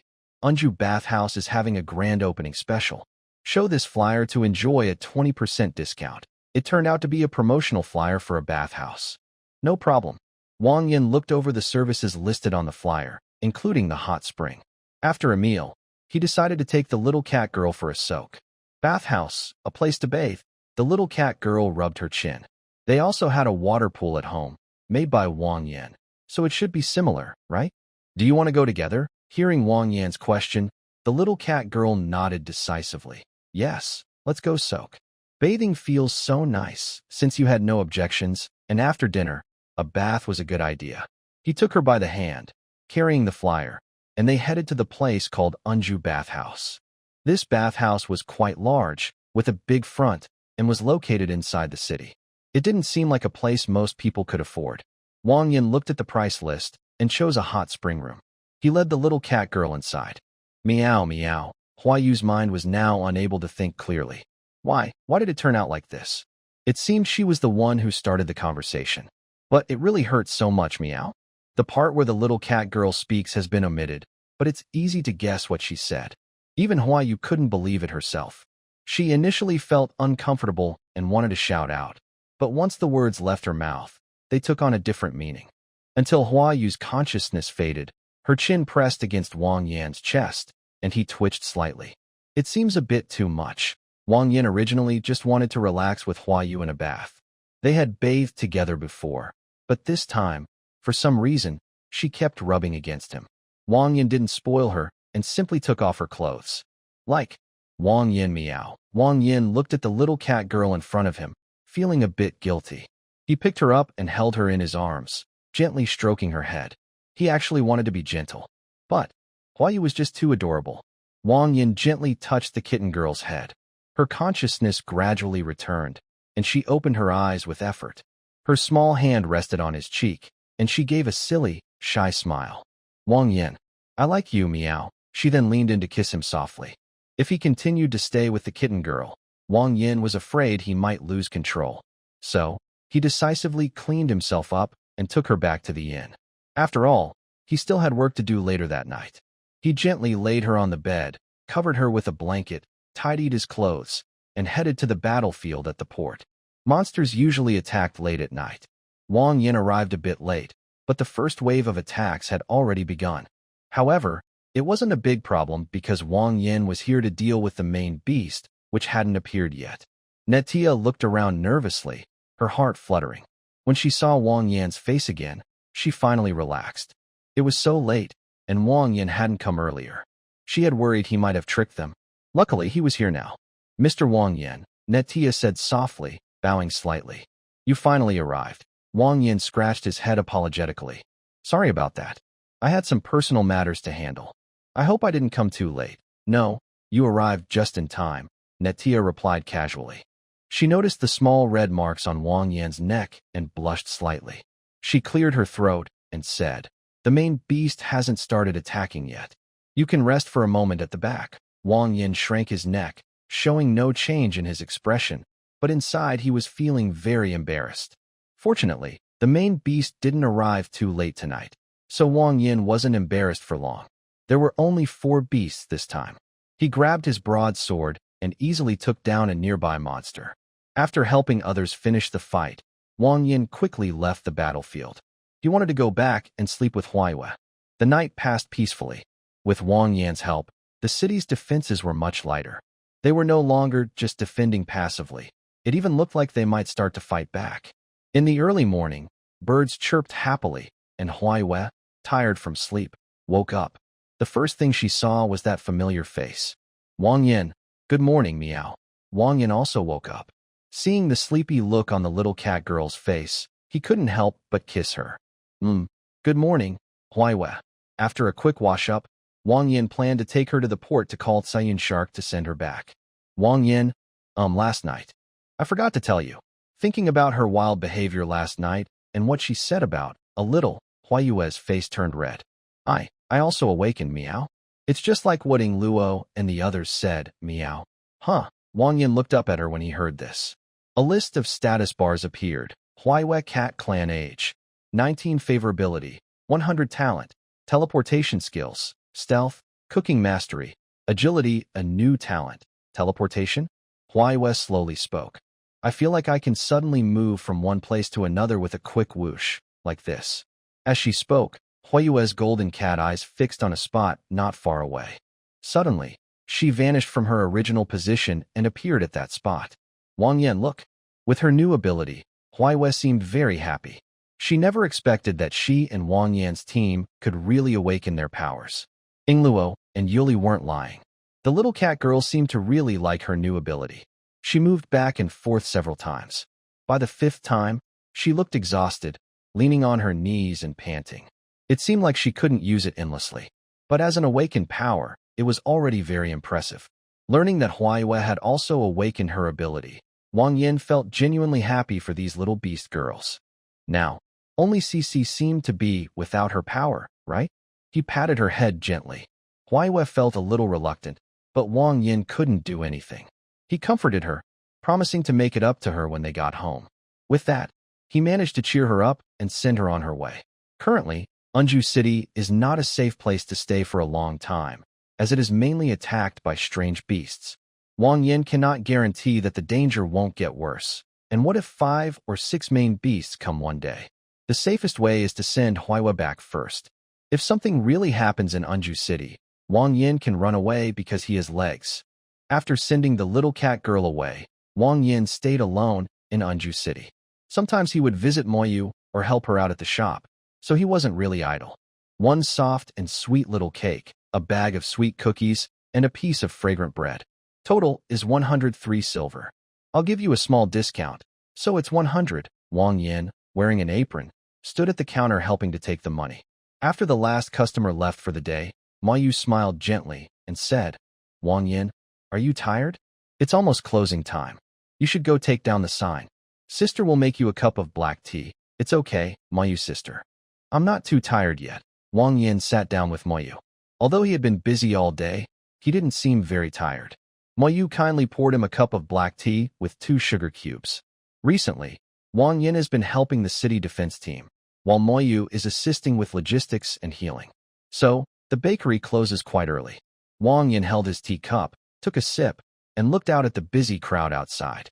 Suddenly, he glanced at the tea in his hand and said to Mayu, By the way, Mayu sister, have you ever thought about mixing milk with black tea and selling it? Milk and black tea? Mayu looked a bit confused and asked, I've never thought of that. What kind of drink is it? Wang Yin confidently replied, In my hometown, it's a very popular drink called milk tea. Whether iced or hot, people love it in every season. I really think you should try it, Mayu sister. Hearing this, Mayu became curious. What would milk mixed with black tea taste like? Could it really be so delicious? Thinking this, Mayu went to the back kitchen, poured half a glass of fresh milk, then added it to the black tea. After stirring for a moment, a rich, simple cup of black tea with milk was ready. She sniffed the air close to her nose and indeed detected a strange, pleasant scent. After taking a small sip, a rich and fragrant taste spread throughout her mouth. Just one sip was enough to make her fascinated by this unique flavor. Mixing milk and black tea creates a rich, smooth taste with a lovely aroma. It really tastes good. What do you think, Sister Mayu? I told you it would be great, right? Mayu rested her chin on her hand and thought for a moment. She said, This idea is really good. If we improve it a bit more, the young girls in the inner city will definitely like it. She paused, seeming to have some worries, and continued, But the milk might increase the cost quite a lot. Wang Yin was surprised to hear this. Milk? His eyes unconsciously drifted downward a little. Mayu noticed his gaze and blushed quickly. What are you thinking? I am a cow-human hybrid, not a real cow. Wang Yin looked embarrassed and kept apologizing. He didn't mean to think that way, but Mayu. She was too easy to misunderstand. Mayu also realized she might have spoken a bit too bluntly. Her face softened, mainly because Wang Yin's thoughts seemed a bit off. She was just a bit older. How could she possibly do something like that? That would be too strange. The store's milk usually comes from a few small villages around Anju City. The supply is small, so it's quite expensive.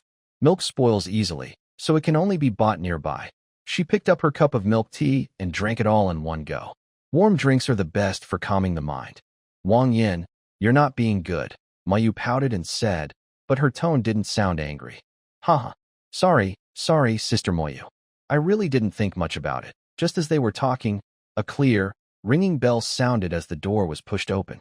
Mayu instinctively turned her head, thinking a guest had arrived, and said, Sorry, we're closed now. Huh? Sister Mayu, I said I would come to pick up the goods recently. Are you not happy to see me? A familiar voice suddenly sounded, making Wang Yin feel a bit uneasy. He looked toward the voice and saw a fiery woman with dark brown skin. Sorry, Sister Shihu. I thought a guest had arrived to pick up cherry cakes. I'll go get them for you right away. You've been closing early these days. Is there something you're hiding from Sister? After speaking, Shihu shifted her gaze. Her eyes slightly widened. Then a hint of surprise appeared in her eyes. She said, Oh my, isn't that little Wang Yin? What are you doing here? Wang Yin awkwardly scratched his head. This woman had noticed him. Mou has been very tired these past few nights. I came to help out at her shop. Shihu was momentarily stunned. Then she smiled playfully and said, Very tired at night? Mou? I didn't expect you to look so mature and still like such young things. Oh, Mou's face, which had just relaxed, turned red again. Sister Shihu, don't tease me. I've been helping at the city defense team these nights, and I happen to know Wang Yin, so he came to help me. Oh, Shihu's tone stretched long as she took a puff from her cigarette holder between her fingers. Oh dear, I thought you two had a story. Too bad. Otherwise I'd like to join you tonight. Sister Shihu. After this small interlude, Wang Yin learned that Mou was able to take on other orders because of her good skills. Many restaurants would reserve bread from her, and even Shihu's tea house would order some pastries from her. Watching Mou go to the back kitchen to bring cherry cakes for Shihu, Shihu sat across from Wang Yin, placing 2 bundles on the table with a charming smile.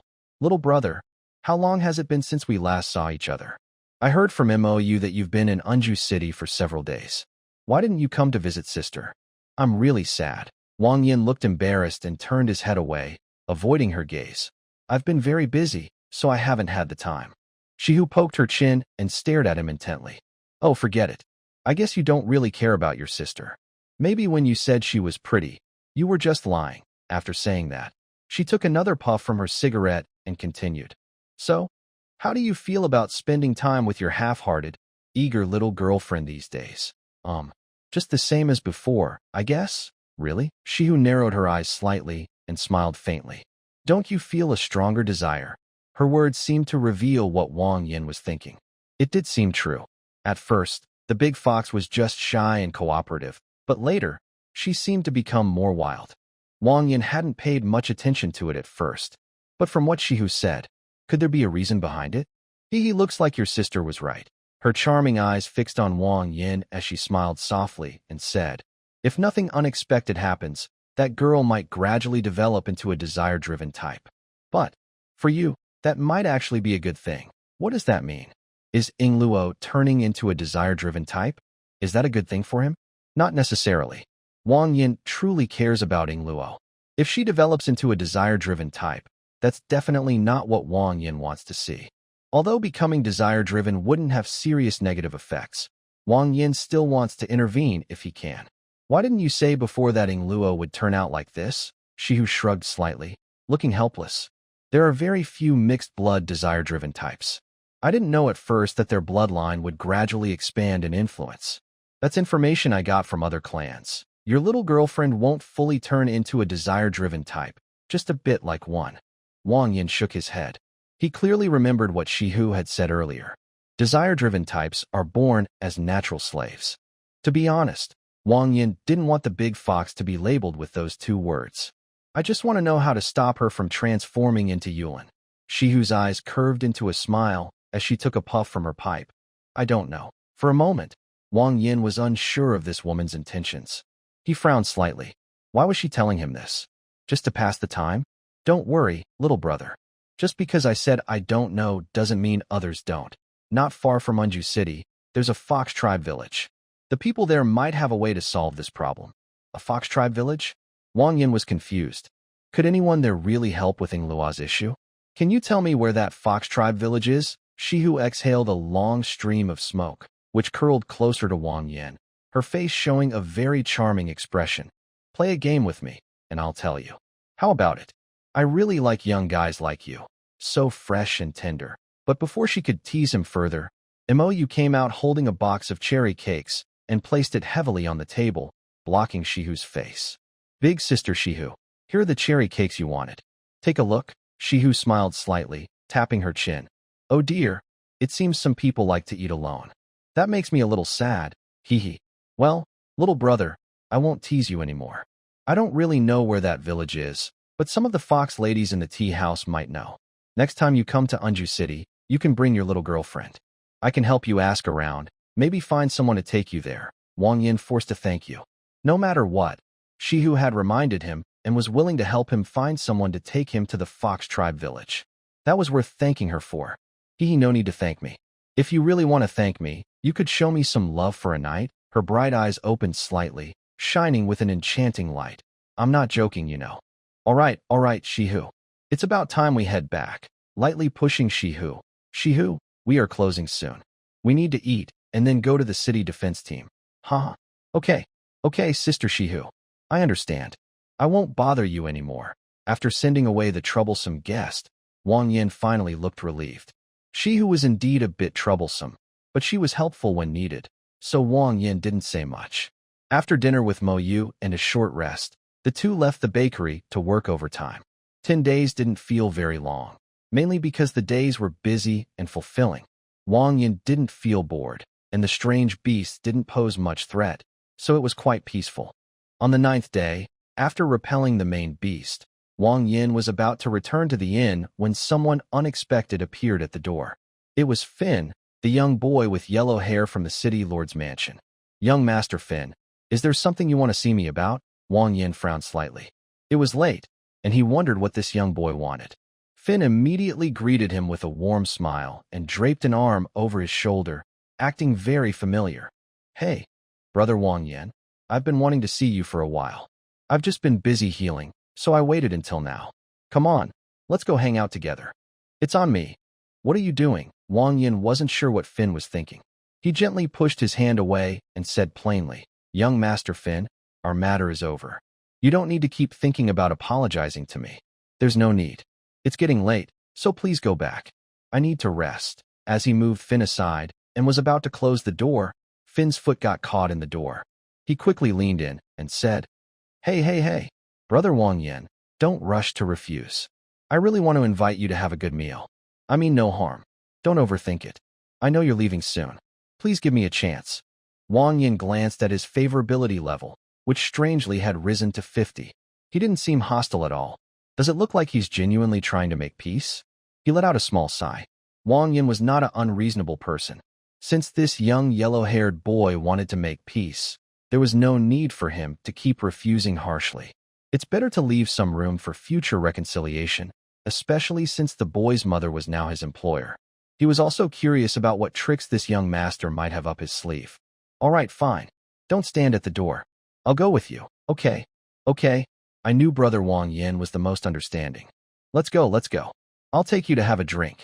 Duh, it seemed a bit hasty. Wang Yan thought that the boy's idea of making amends meant taking him to some brothel for a drink. If that was really the case, he would have left immediately without hesitation. But Finn's actual actions made Wang Yan see him in a new light. Finn pulled Wang Yan through the alleys in the inner city, turning left and right, taking many twists and turns. Finally, they pushed open a wooden door at the end of a narrow alley. What Finn meant by drinking was exactly that, drinking. They found a tavern. Finn pulled out chairs, found a table, and sat down. He said to Wang Yan, This tavern is only for young people from our inner city circle. Ordinary folks can't get in. Brother Wang Yan, let's have a good drink. A waiter came over, and Finn ordered some drinks and food. While waiting, he explained to Wang Yan, Brother Wang Yan, I didn't really mean to offend you and your wife that day. It's related to one of my hobbies. I will include a picture of Ying Luo in this comment section. If anyone wants to see someone else, they can leave a message here. This might also be a way for him to be remembered by others. Finn's favorite thing to do is find cute couples who seem happy together and then interfere a little. He looks down on those who are superficial and only interested in wealth. If a woman is just after money, he dismisses her. But he is most interested in women who are not greedy for power or riches.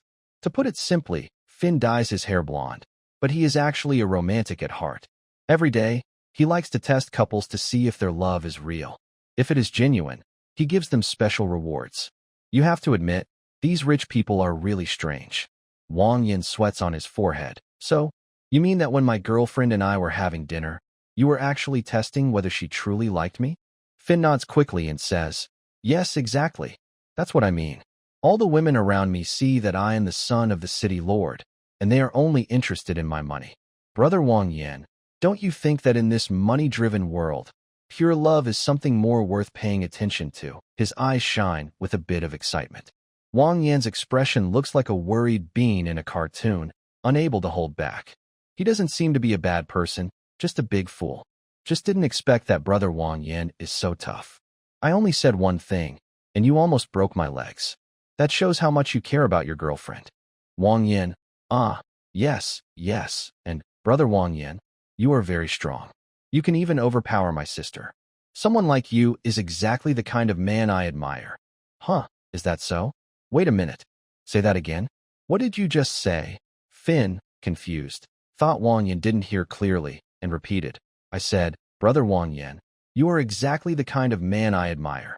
You. Wang Yan's scalp tingles, and he gets goosebumps all over. He almost kicks Finn away in anger, backing off quickly in disgust. Finn is stunned for a moment, then suddenly realizes his words might have been misunderstood, and awkwardly explains. No, brother, you misunderstood. I didn't mean it like that. He wanted to move closer to Wang Yan, but Wang Yan kept his distance from him. Brother, it's not what you think. I mean, if you can control my sister, I want you to be my brother-in-law. That's not right.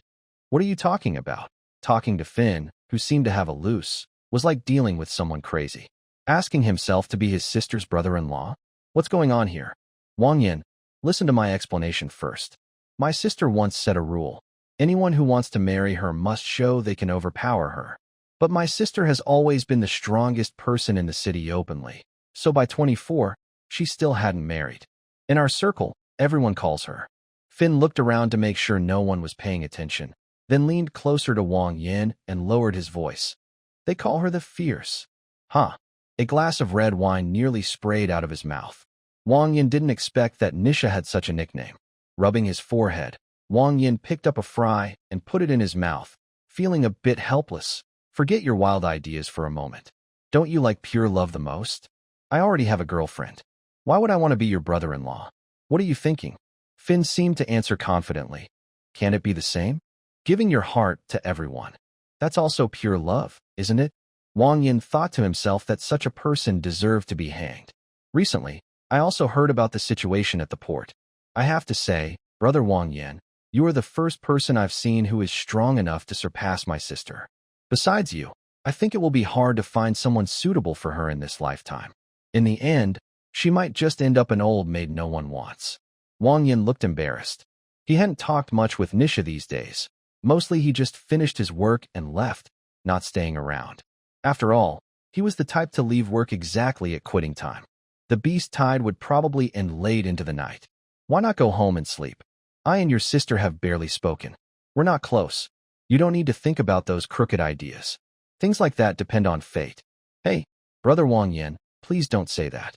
Although my sister has a bit of a temper, is a little flat, and is a bit short, she still has many good qualities. What I mean is, I want to introduce you both so you can get to know each other. Finn seemed to have more to say, but suddenly felt a cold sensation on his back, as if something had locked him in place. A terrifying pressure spread over his head, and an unseasonably low whisper echoed softly in his ear. Temper flares, flat figure, short height. Is that right? Finn's scalp suddenly felt like it was exploding, and his whole body stiffened. His head turned slightly, like a broken fan struggling to spin, as if he couldn't believe that person had suddenly arrived. Sister, Nisha had arrived at the tavern without him noticing. She wore an awkward smile and casually slapped Finn, knocking him out and causing him to slump under the table like a lump of mud. I'm very sorry, Mr. Wang Yin. I only just heard from my servant that Finn was causing trouble again, which brought trouble to you. Please forgive us. From now on, if my useless brother tries to invite you out again, you don't need to pay attention. Or just come directly to me. Being associated with someone like him, who is useless, also damages your reputation. After speaking, Nisha's small face seemed to flush slightly. She lowered her voice, looking a bit embarrassed.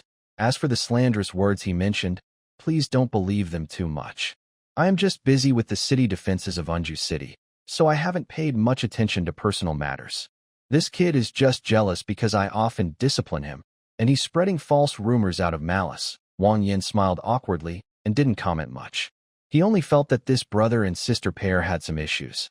After explaining several times, Nisha blushed and, dragging her brother Finn, who looked like a dead dog, left the tavern. After taking the last sip of his red wine, Wang Yin was quite satisfied with the fries at this tavern. He thought he could come here more often to enjoy their fries. He didn't stay long either and left early, which took up some time but didn't affect his rest. After all, he has a talent for efficient sleep, so he only needs a short amount of sleep. Today was probably Wang Yan's last day in Unju City. Tomorrow, reinforcements will arrive, and his short-term work will end. Today, he needed to pack everything. Kaiyun Shark had already sent the little cat girl back, and she was now around the outskirts of Unju City. By tomorrow morning, Wang Yin could leave directly. The first place he needed to go was the city lord's mansion. Wang Yin wanted to collect his payment for his work. Although he isn't well known among ordinary people since he only helped guard the city at night, among the guards, everyone knew Wang Yin. He is a strong person who can even outshine the young lady. Without any trouble, the old butler of the city lord's mansion came out to greet him. Since Angelina was busy working, the old butler politely bowed to Wang Yin and led him to the reception room, saying, "Sir, please wait here for a moment. The maids will bring some tea and snacks shortly. Madam is currently working, so let me inform her of your arrival." Wang Yin nodded lightly and sat down on the sofa in the reception room. After a short while, a group of maids brought in trays with tea and snacks. After waiting a bit longer, the butler returned. "Sir, the lady has been informed of your visit and invites you to her office for a detailed discussion. Please follow me." Wang Yin nodded and followed the butler to the second floor. The butler knocked 3 times on the door, and after receiving permission from the lady, he pushed the door open and led Wang Yin inside. Angelina stood up to greet him warmly, holding Wang Yin's hand. The old butler slightly bowed, closed the door, and waited outside the office. "Mr. Wang Yin, please take a seat. We will discuss the matter in detail now." Angelina was still wearing glasses, which added a touch of elegance to her noble aura. She rubbed her forehead and sat face to face with Wang Yin, straightforwardly saying, "Mr. Wang Yin, you're leaving tomorrow morning, right? I have prepared the ice seal stone, blue steel, and 50,000 silver coins. Later, the butler will send someone to deliver them to you." Wang Yin nodded slightly, not delaying, and agreed readily, which made him feel a bit more favorable towards her. "Yes, then I will trouble the city lord." When reaching this point, Wang Yin suddenly remembered something and saw this as a good opportunity to ask Angelina. "Additionally, Lord City Lord, I happen to have some questions. I wonder if you could help me answer them." Angelina raised an eyebrow slightly, curious about what Wang Yin wanted to ask, and replied, "Please feel free to share your questions. If I know the answer, I will do my best to help." Wang Yin nodded slightly, and then asked, "Lord City Lord, have you heard of the Giant Bone Tribe?" "Giant Bone Tribe?" Angelina frowned slightly. She had indeed heard of that name. "The Giant Bone Tribe. I have had some dealings with them. It is considered one of the strongest lower-level tribes in the known world. The people there are quite difficult to get along with, mostly very rough. Why do you ask about this tribe?" Wang Yin thought for a moment. He didn't want to reveal his conflict with the Giant Bone Tribe directly. Instead, he decided to divert the topic and share all the information he knew about them. "Earlier, I captured 2 low-level followers of the Drywood Church. From them, I learned that a priest from the Drywood Church has recently arrived at the bottom level. He is very powerful, and most likely, he is over at the Giant Bone Tribe. Moreover, I also heard from them that the Giant Bone Tribe is currently the largest group of Drywood Church believers at the bottom level. There is a high chance it will develop into a base for the church." With each word Wang Yin spoke, Angelina's expression grew more serious. Her face turned pale, and she asked in a deep voice, "Is what you're saying true?" "Absolutely. The low-level followers of the Drywood Church told me themselves. They said this to save their lives. They shared a lot of information about the church. I believe there's no falsehood in what they said." Angelina took off her glasses and slowly leaned back in her chair, her delicate face full of seriousness. "It seems the situation is more complicated than I thought. Mister, your information has been a great help to us. Right now, all the major forces in the middle level have temporarily stopped their conflicts and are focusing their attention on the Drywood Church. But because of the church's secrecy and strong anti-surveillance measures, we haven't even managed to catch a single believer. But if what you say is true, that the Giant Bone Tribe has become the biggest followers of the Withered Tree Church, then I must inform the major middle-tier forces to prepare for a joint attack when the time comes." Angelina's words. Wang Yin could understand some of them, but many parts were still unclear. "Only the middle tier? Doesn't the upper tier care?" Angelina paused slightly, then suddenly realized that Wang Yin didn't seem to know much about the situation in the Wall Abyss, and she took the opportunity to explain. "In the Wall Abyss, there are actually 2 worlds. The upper-class nobles have drawn an endless golden line at the top of the middle tier to separate themselves from the middle and lower classes. The upper class controls most of the knowledge and technology, and they might even know the true nature of the Wall Abyss. The middle and lower tiers form a whole. The lower tier provides raw materials to the middle tier, which processes and supplies products to the lower tier. They depend on each other. No one can do without the other. So, the major middle tier forces don't want to see monsters run wild. While they can resist monster attacks, for the lower classes, it would be a disaster. If no action is taken, the lower classes might be wiped out entirely." Wang Yin listened carefully, realizing for the first time the structure of this world from Angelina's explanation. "Madam City Lord, what are those major forces you mentioned? I've posted a picture of Zhuwa in the comments section of this part. If anyone wants to see more, please leave a message." Angelina didn't expect Wang Yin to suddenly ask her this question. It seemed he knew very little about the wall abyss. In the known world, the middle tier is divided into 5 major forces. The Iron Mountain Kingdom, led mainly by the Rat Tribe. The Holy Shine Kingdom, inhabited mainly by pure humans. The Golden Federation, primarily composed of beastmen. The Yaoyang Holy Land, mainly fox tribes. And finally, the Bloodfang Kingdom, dominated by wolf tribes. The known world is the current area explored by the middle tier of the wall abyss. These are the main forces we know of, but in reality, no one knows how big the wall abyss truly is. When reaching this point, Angelina's eyes slightly darkened, and she whispered to herself, maybe there isn't even a real wall at all.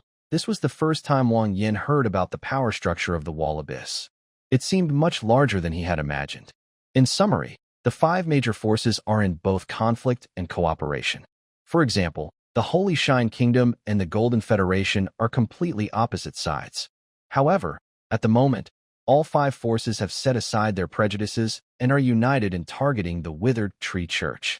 Angelina crossed her arms and slowly said, Mr. Wang Yin, your news is very timely. I sincerely thank you. Once the reinforcements from the Iron Mountain Kingdom arrive tomorrow, I will negotiate with them and submit this information to the Mouse Clan royal family. Then, the 5 major forces will handle this matter personally. Wang Yin rubbed his chin and nodded slightly, then asked, Then, Lord Mayor, could you tell me the location of the Giant Bone Tribe? Angelina paused for a moment and replied, Of course, that can be arranged. Later, the butler will bring the map to you, which will include detailed information about the location of the Giant Bone Tribe. Thank you, Mayor. The conversation ended here, with both sharing information that interested each other. Wang Yin also gained some additional insights about the wall abyss from Angelina, which was quite eye-opening. Things like the known world, the 5 major forces, and the Golden Line were completely new to him. In the future, when others mention them, he won't be at a loss anymore. Wang Yin left the mayor's residence with a large sum of 50,000 coins. As for the ice seal stone and blue steel, they were stored in the warehouse. Overall, this trip was quite fruitful. When he returned, he could craft a small refrigerator. Then he could put some drinks inside, add ice cubes, and not fear the hot summer anymore. As he was about to leave, Wang Yin went to Mou's bakery. Today, he had many things to handle, so he didn't come to help. He just wanted to see her and say goodbye to Sister Mou. It was the afternoon now, and the shop was quiet. When Mou saw Wang Yin, she was very happy. She ran out from behind the counter, walking with a sway that made people a little dizzy to watch. Brother Wang Yin, you're here? Have you not eaten yet? Wait a moment, I will go prepare some delicious food for you. Find a place to sit first. After chatting with Angelina for a while, Wang Yin indeed hadn't eaten, but he had already snacked at the city lord's mansion, so he wasn't too hungry. Faced with Mou's warm hospitality, Wang Yin didn't want to refuse. Since Mou had already gone to the kitchen to prepare, Wang Yin casually found a place to sit. Mou didn't make Wang Yin wait long. The lunch was toasted bread with creamy mushroom soup. Although it was a bit rushed, Mou's cooking was good, and the taste was quite decent. Seeing Wang Yin eating happily, Mou's lips curved into a slight smile. She rested her chin on her hand, looked at Wang Yin, and said slowly, Are you leaving tomorrow? Wang Yin took a sip of warm bread, wiped his mouth with a napkin, and nodded. Yes, I will help the city defense team tonight, and the reinforcements will arrive tomorrow. I plan to leave early in the morning. I just wanted to say goodbye to Mou. Hearing this, a trace of sadness appeared on Mou's face. Her eyes lowered, and she sighed.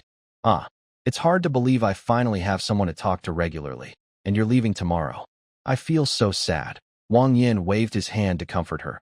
Mou, don't be too upset. I will come often. After all, Anju City is very close to my home. I will definitely come to see you again. Mou remained silent, still looking wistful. Wang Yin felt that Mou might feel lonely after he left, so he changed the subject. By the way, Mou, are you a local from Anju City? Mou shook her head slowly and replied calmly, No, I am from the Golden Federation. I came here alone after some small matter and opened a bakery in Anju City. The Golden Federation? Wang Yin recalled what Angelina had said earlier. It seemed that the Golden Federation was a force composed of beast-human hybrids. Alone? I thought maybe you had relatives here. Imoyu covered her mouth and chuckled softly. You, little guy, after staying with me for so many days, have you seen me have any relatives? That sounds about right. Well, before you came, my sister's daily life was pretty boring. She likes baking bread, but doing the same thing every day for a long time can get tiring. Since you arrived, you've been helping her out and talking to me, which really helps pass the time. I'll miss you when you leave. Remember to come visit her often. Wang Yin nodded seriously and promised Imoyu. Yes, Imoyu sister, I will come see you often. When leaving, Imoyu gave Wang Yin some sweets to take home for her little animal friends. Wang Yin felt a bit embarrassed, but accepted them. Imoyu said these were her thanks for his help these days. After saying goodbye to Imoyu, Wang Yin wandered around the city. At a tavern, he unexpectedly met two familiar people. Big sister, please stop hitting. You're bleeding from the head. If you hit me again, I might die. Serves you right. Today, I will teach you a lesson, you useless thing. Hearing the commotion, Wang Yin wanted to push through the crowd to see what was happening. But he saw Finan, who was being beaten and holding his head, crying and crawling toward him. Brother-in-law, help me. My sister is going to kill me. Wang Yin's heart sank. That annoying little yellow-haired kid was causing trouble again, calling him brother-in-law. Finan, you dare to talk nonsense. Today, I will skin you alive. Nisha was furious and wanted to scold Finan, but when she saw his face, she suddenly fell silent. Haha, what a coincidence, Mr. Wang Yin. Are you out for a walk too? Note, due to certain special reasons, I won't be sharing the images of Yuli here. Why? It's quite a coincidence. Wang Yin scratched his head, feeling a bit awkward. Brother-in-law, please help me. My sister is going to beat me to death. Finan clung to Wang Yan's leg, his head still bleeding small drops of blood. Nitya's fists were as hard as iron. In front of Wang Yan, she tried to stay calm and polite, but the veins on her forehead were bulging from her restrained anger, and her expression looked a bit strange. Mr. Wang Yan, please don't listen to his nonsense. Fin has been spreading rumors about you and me these days.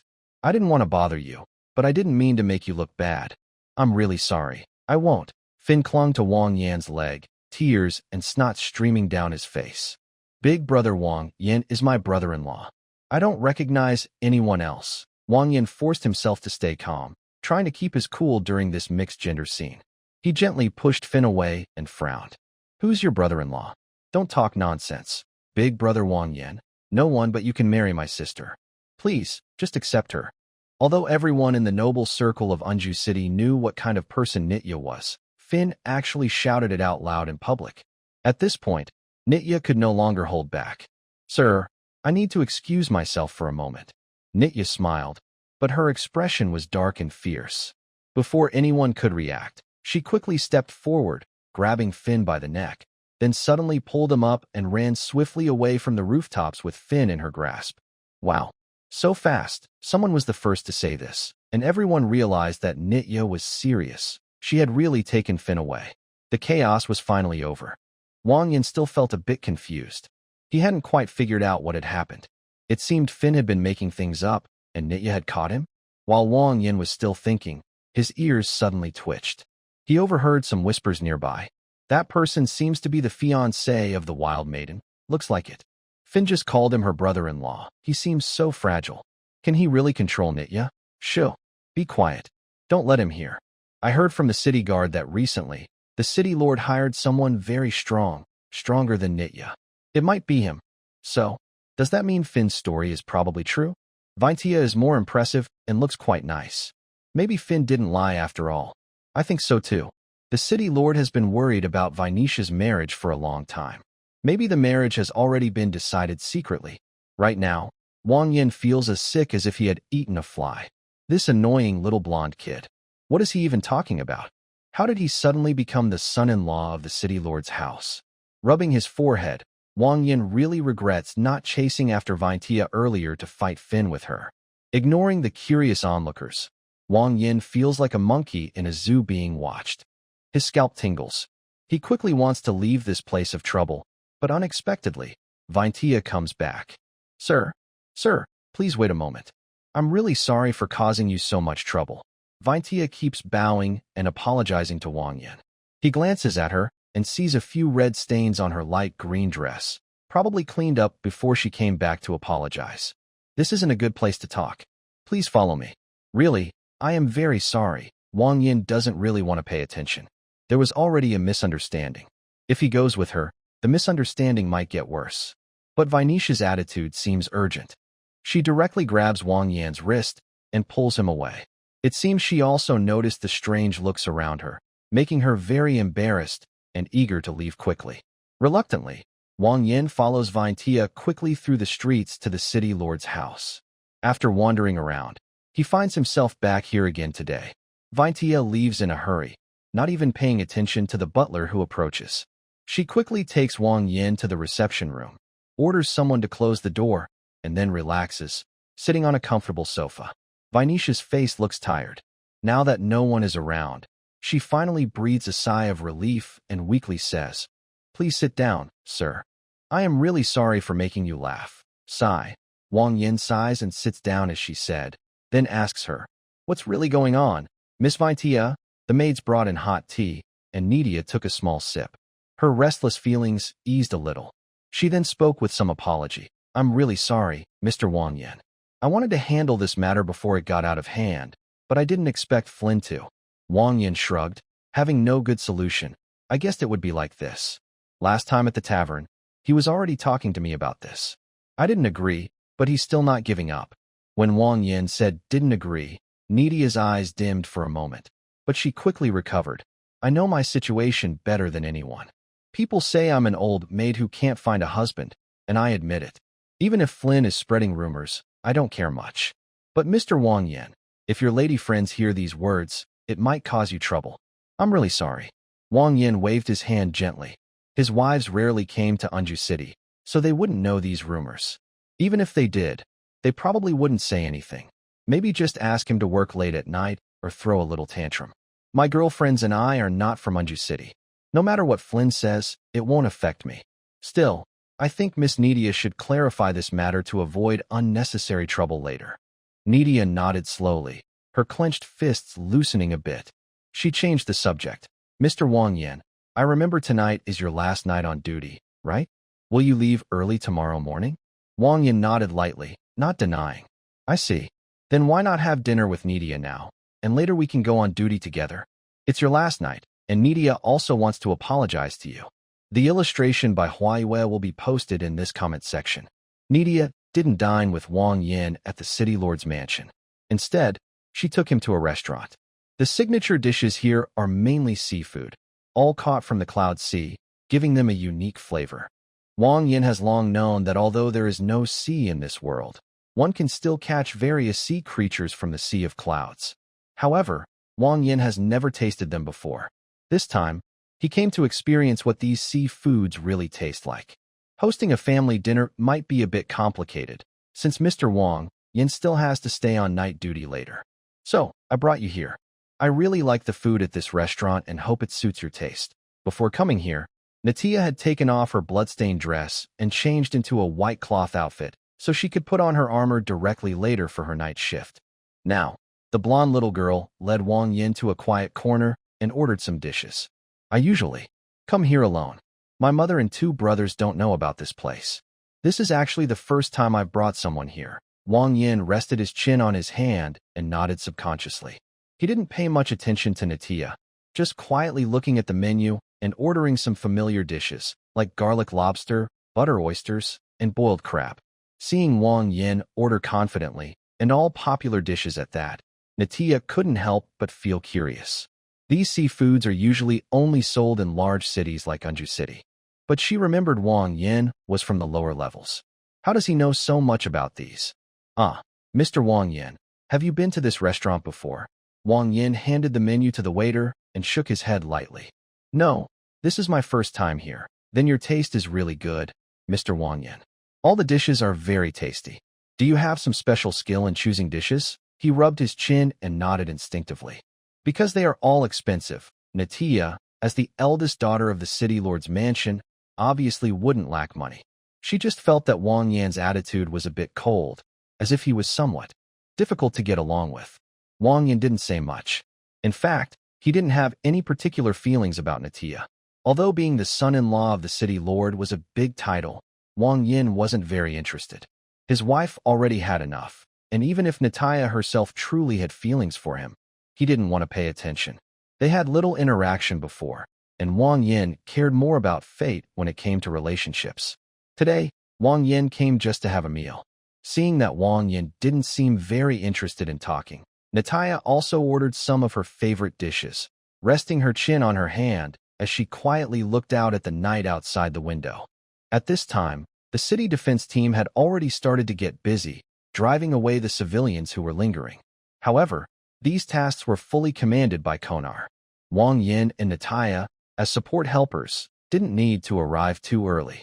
After a while, various dishes were brought out. Wang Yin was not polite. He picked up a crab leg and started eating. The taste was a bit strange. It wasn't bad, and the crab flavor was genuine, but it felt like something was missing. After tasting it several times, he realized that it was missing the salty flavor that usually comes with seafood. It made sense because these were all caught from the Cloud Sea. How could they have the taste of sea salt? This also made Wang Yin wonder, what exactly is this so-called Cloud Sea? It looks like a normal ocean, producing a variety of marine products, but there's no water. This is confusing. If you keep exploring deep into the Cloud Sea, what might you encounter? Wang Yin didn't ask Nataya these questions. He simply ate a little and had dinner with her. Afterward, they left the restaurant together and headed to the city defense team to start their night shift. Although it was the last night, it was just like usual. Several main beasts attacked around midnight, and Wang Yin and the others fought back. Nothing special happened, and they smoothly spent the night without incident. After finishing everything, it marked the end of these 10 busy days. They slept at the inn for the night. The next morning, before sunrise, Wang Yin got up early. He felt a bit empty inside after 10 days without seeing his wives, and he wanted to go home sooner so he could see them. At the port, some soldiers were still cleaning up. When they saw Wang Yin, they stood straight and saluted him. Wang Yin waved lightly to signal they didn't need to. He whistled and called the rainbow shark from the Cloud Sea. He mounted it and took off, finally leaving Unju City. During the summer, just like on Earth, the days are long and the nights are short. Wang Yin didn't ride for long before the big sun rose early and started working. The weather has become increasingly hot these days. Wang Yin had to endure the blazing sun and hurriedly moved downward. Luckily, there was always a breeze blowing past his ears, preventing him from sweating too much. Around 4 p.m., Wang Yin finally saw the home he had been longing for. "I'm back." With a loud voice, Zhuohua's ears twitched. They shared a special connection, and she looked up at the sky, seeing the figure she had been thinking about day and night. "Wang Yin is back," Zhuohua called out softly, and then quickly stepped forward. Only Qiji was at home. Hearing Zhuohua's voice, the big red-eared mouse twitched its ears and looked up. Sure enough, it was Wang Yin returning. The mouse opened its arms and ran quickly to meet him. Wang Yin had just stopped after jumping over the cliff when the big mouse suddenly pounced forward like a giant octopus, wrapping around Wang Yin and nearly knocking him over. "Wang Yin, Wang Yin, Wang Yin, I missed you so much." With such a warm hug from Qiji, Wang Yin couldn't help but smile slightly. It felt wonderful to be greeted so warmly when he returned home. He supported Qiji with one hand and gently patted her big round ears with the other, softly replying, "I missed you too, Qiji." Qiji raised her face, her eyes shining brightly, full of anticipation. "Wang Yin, did you bring us something delicious?" Hearing this, Wang Yin couldn't help but chuckle silently. As expected from Qiji, her second sentence was about wanting tasty food. "All right, Qiji, you're quite heavy. Come down from Wang Yin so he can rest a bit. If you have anything to say, let's go inside and talk." Wang Yin and Zhuohua entered the cave together. Yingluo Huaiyue and Yuli weren't home at the moment, but at this time, they were probably almost back. In the 10 days since leaving home, not much had changed. The mouse workers were still working hard. Over these days, the house had become much more complete and would be finished in just a few days. Wang Yin felt very fond of this hard-working group of mice. Although they were a bit noisy and chattering, each of them was very diligent. Before they finished their work, Wang Yin decided to reward them well. In the future, if there were big projects, she would definitely ask for their help again. After a brief chat with Zhuohua about recent plans, Yingluo and the others soon returned home. "I knew it.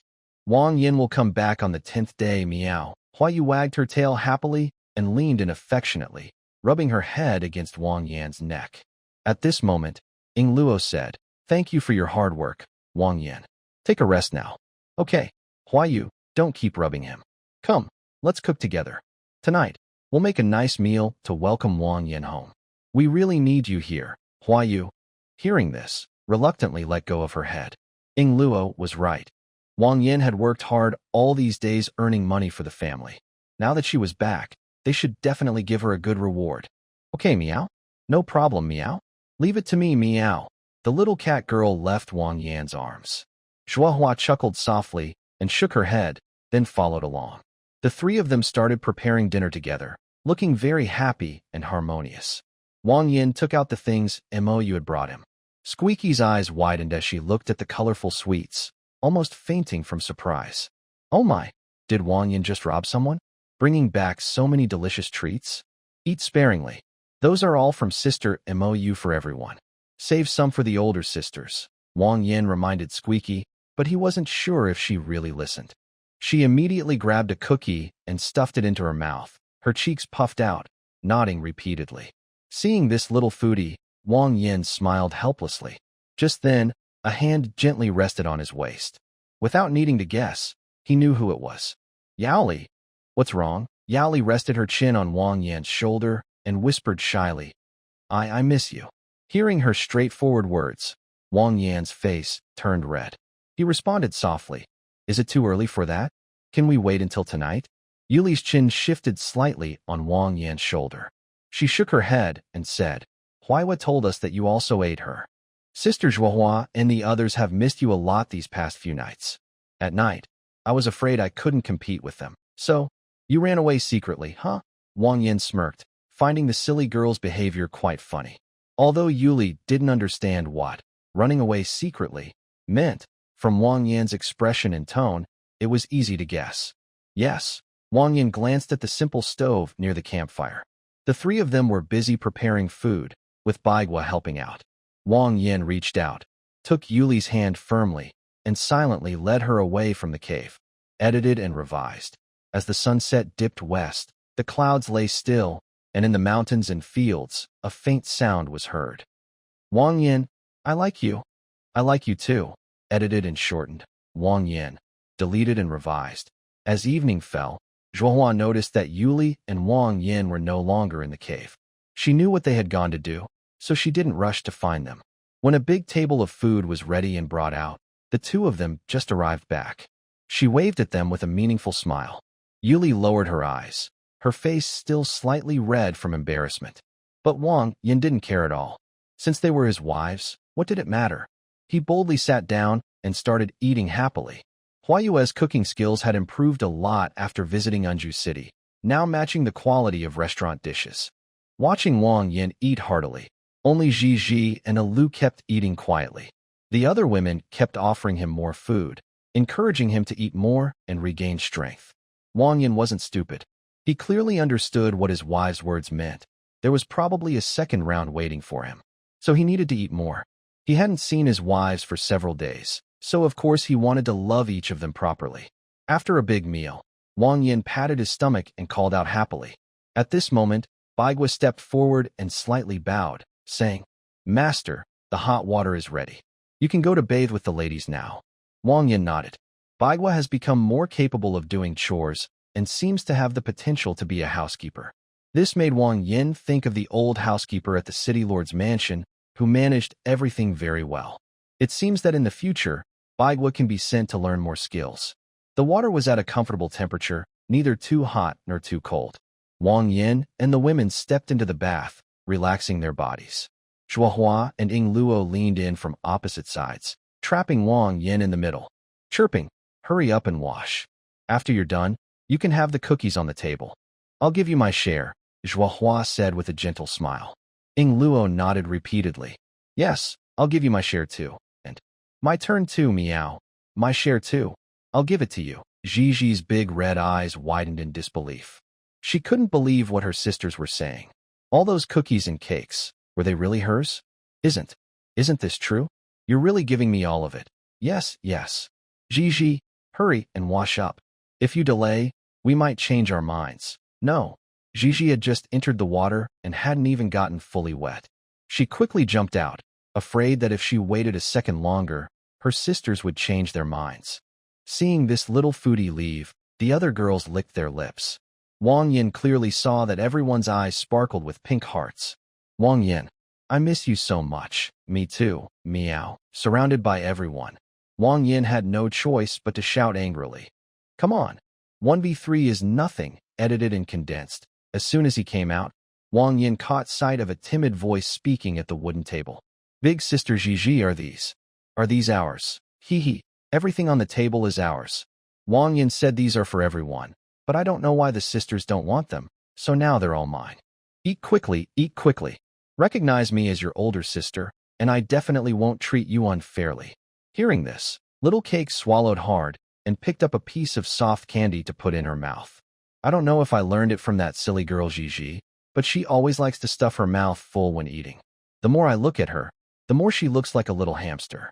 Gigi also picked up a milk-flavored cookie and said to Little Cake, later, take out some to share with those mouse sisters. But don't give too much, just let them taste it. The rest is ours. Wang Yin felt a bit helpless about these two little food lovers.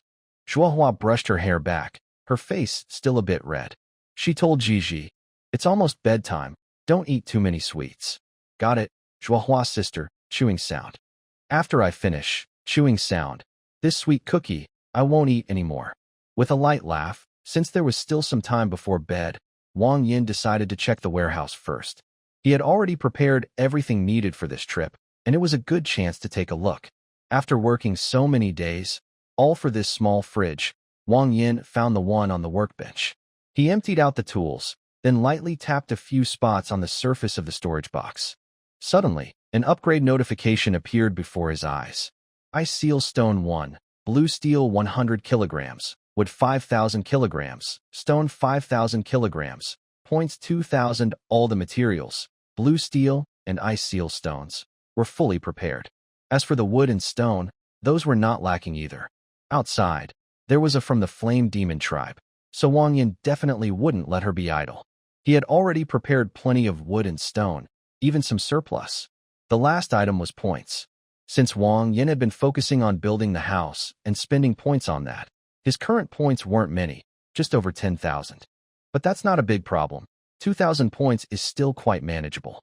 He clicked, and all the prepared materials around were drawn into the storage box. Then, the storage box began to change. The brownish shell looked like it was covered with a thin layer of ice, gradually turning into a light blue color. A faint chill seemed to float in the air. Suddenly, a clear, ding sound rang out, and the space box was finally transformed into a refrigeration box. Wang Yin rubbed his chin, feeling a bit confused, and stepped closer. The size of the refrigeration box was the same as a normal space box. Focusing on it, a familiar floating window appeared. It's still the same size as a normal space box, but is the internal temperature different? Wang Yin thought this, then suddenly noticed a new option in the lower right corner of the floating window. Looking carefully, it was the temperature adjustment option, which could be set as low as -20 degrees Celsius. That should be enough. After all, storing food was just a secondary reason for Wang Yin to upgrade the refrigeration box. If he really wanted to store food specifically, there was a better option, the time stop box. Wang Yin planned to use the refrigeration box mainly for making ice. He set the temperature to 0 degrees and put some vegetables inside. Since this basic refrigeration box had the same storage size as the basic space box, it still only held 10 kilograms. To increase the capacity, he needed to spend another 3,000 points to upgrade.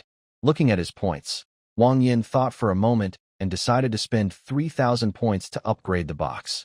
He wanted to see how much more it could hold after becoming a mid-level refrigeration box. Points flowed like water. Wang Yin waved his hand, and 3,000 points instantly disappeared.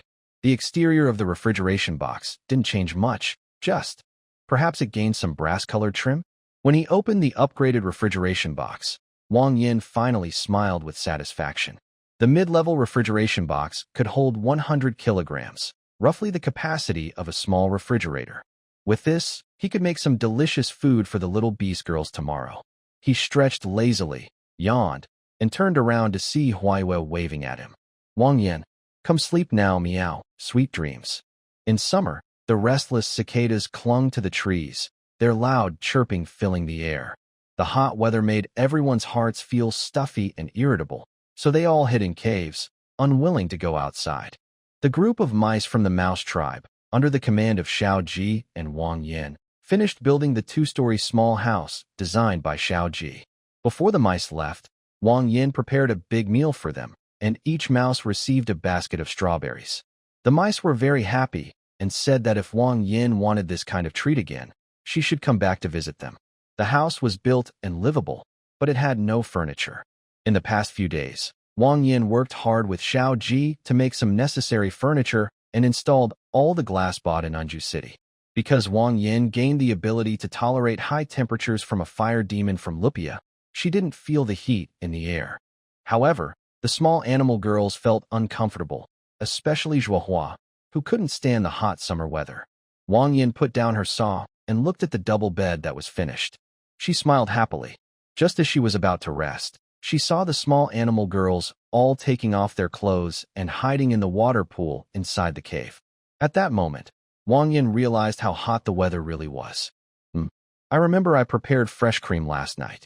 Now it's time to take out the ice cream and let the wives try it. Wang Yan used milk exchanged from the system, whipped it into a large bowl of light cream, added some honey and egg yolks. He then put it into the refrigerator. Now was the perfect time to take it out and share it with his wives.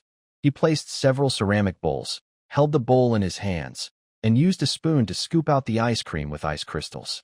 Then he took some pre-frozen fruit from the fridge, cut a few pieces, and added them on top. A simple fruit and ice cream dessert was ready. When it came to eating, the whole family was probably best at it, especially Squeak. As soon as Wang Yan finished setting the first bowl of ice cream, the little red-haired girl sniffed the smell and came over.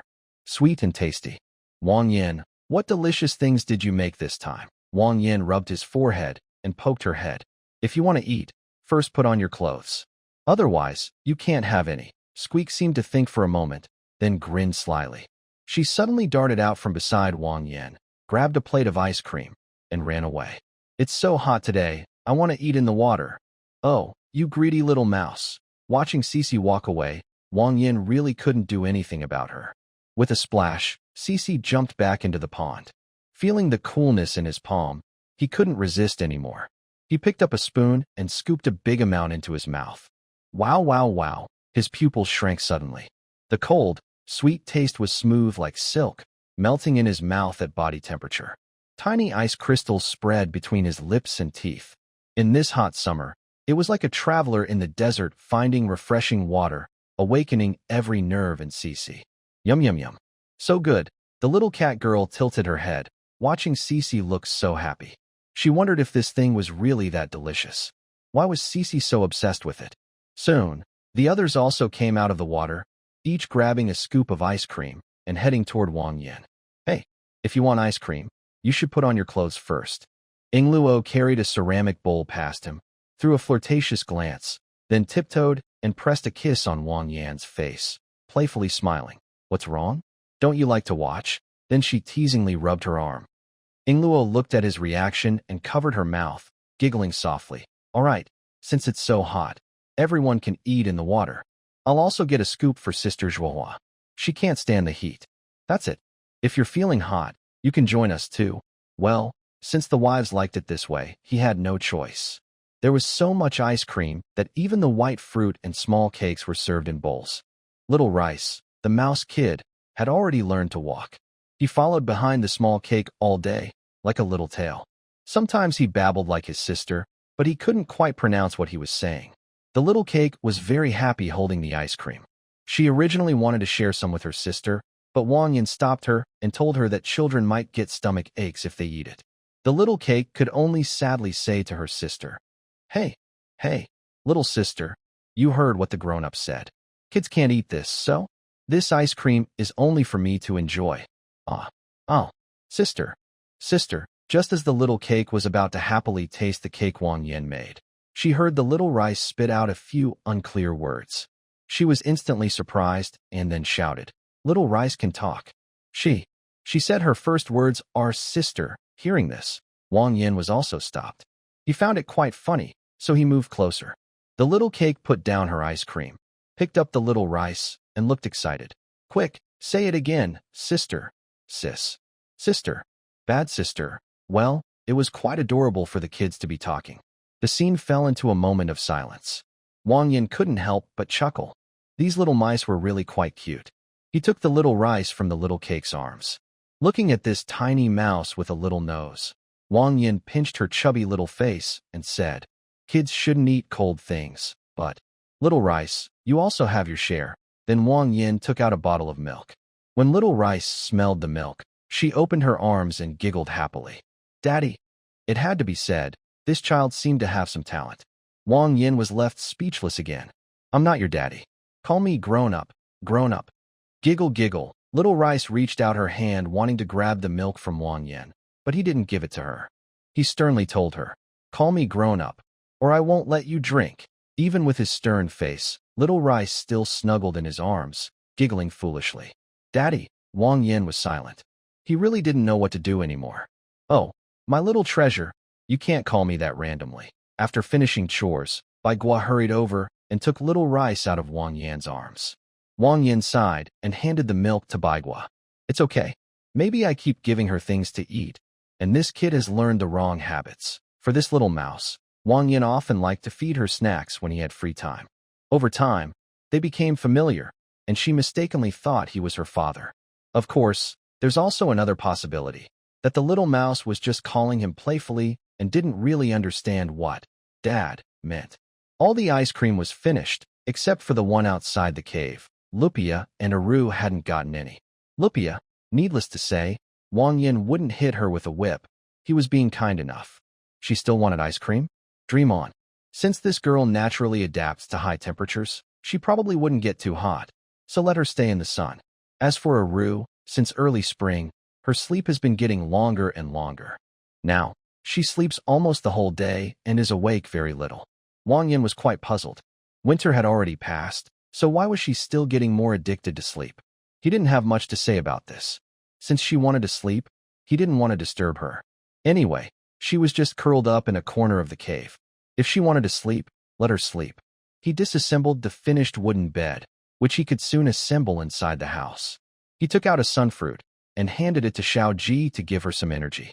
Wang Yin rubbed his chin, thinking that the house would be ready for occupancy soon. His next plan was clear. He wanted to visit the giant bone tribe to gather information in advance.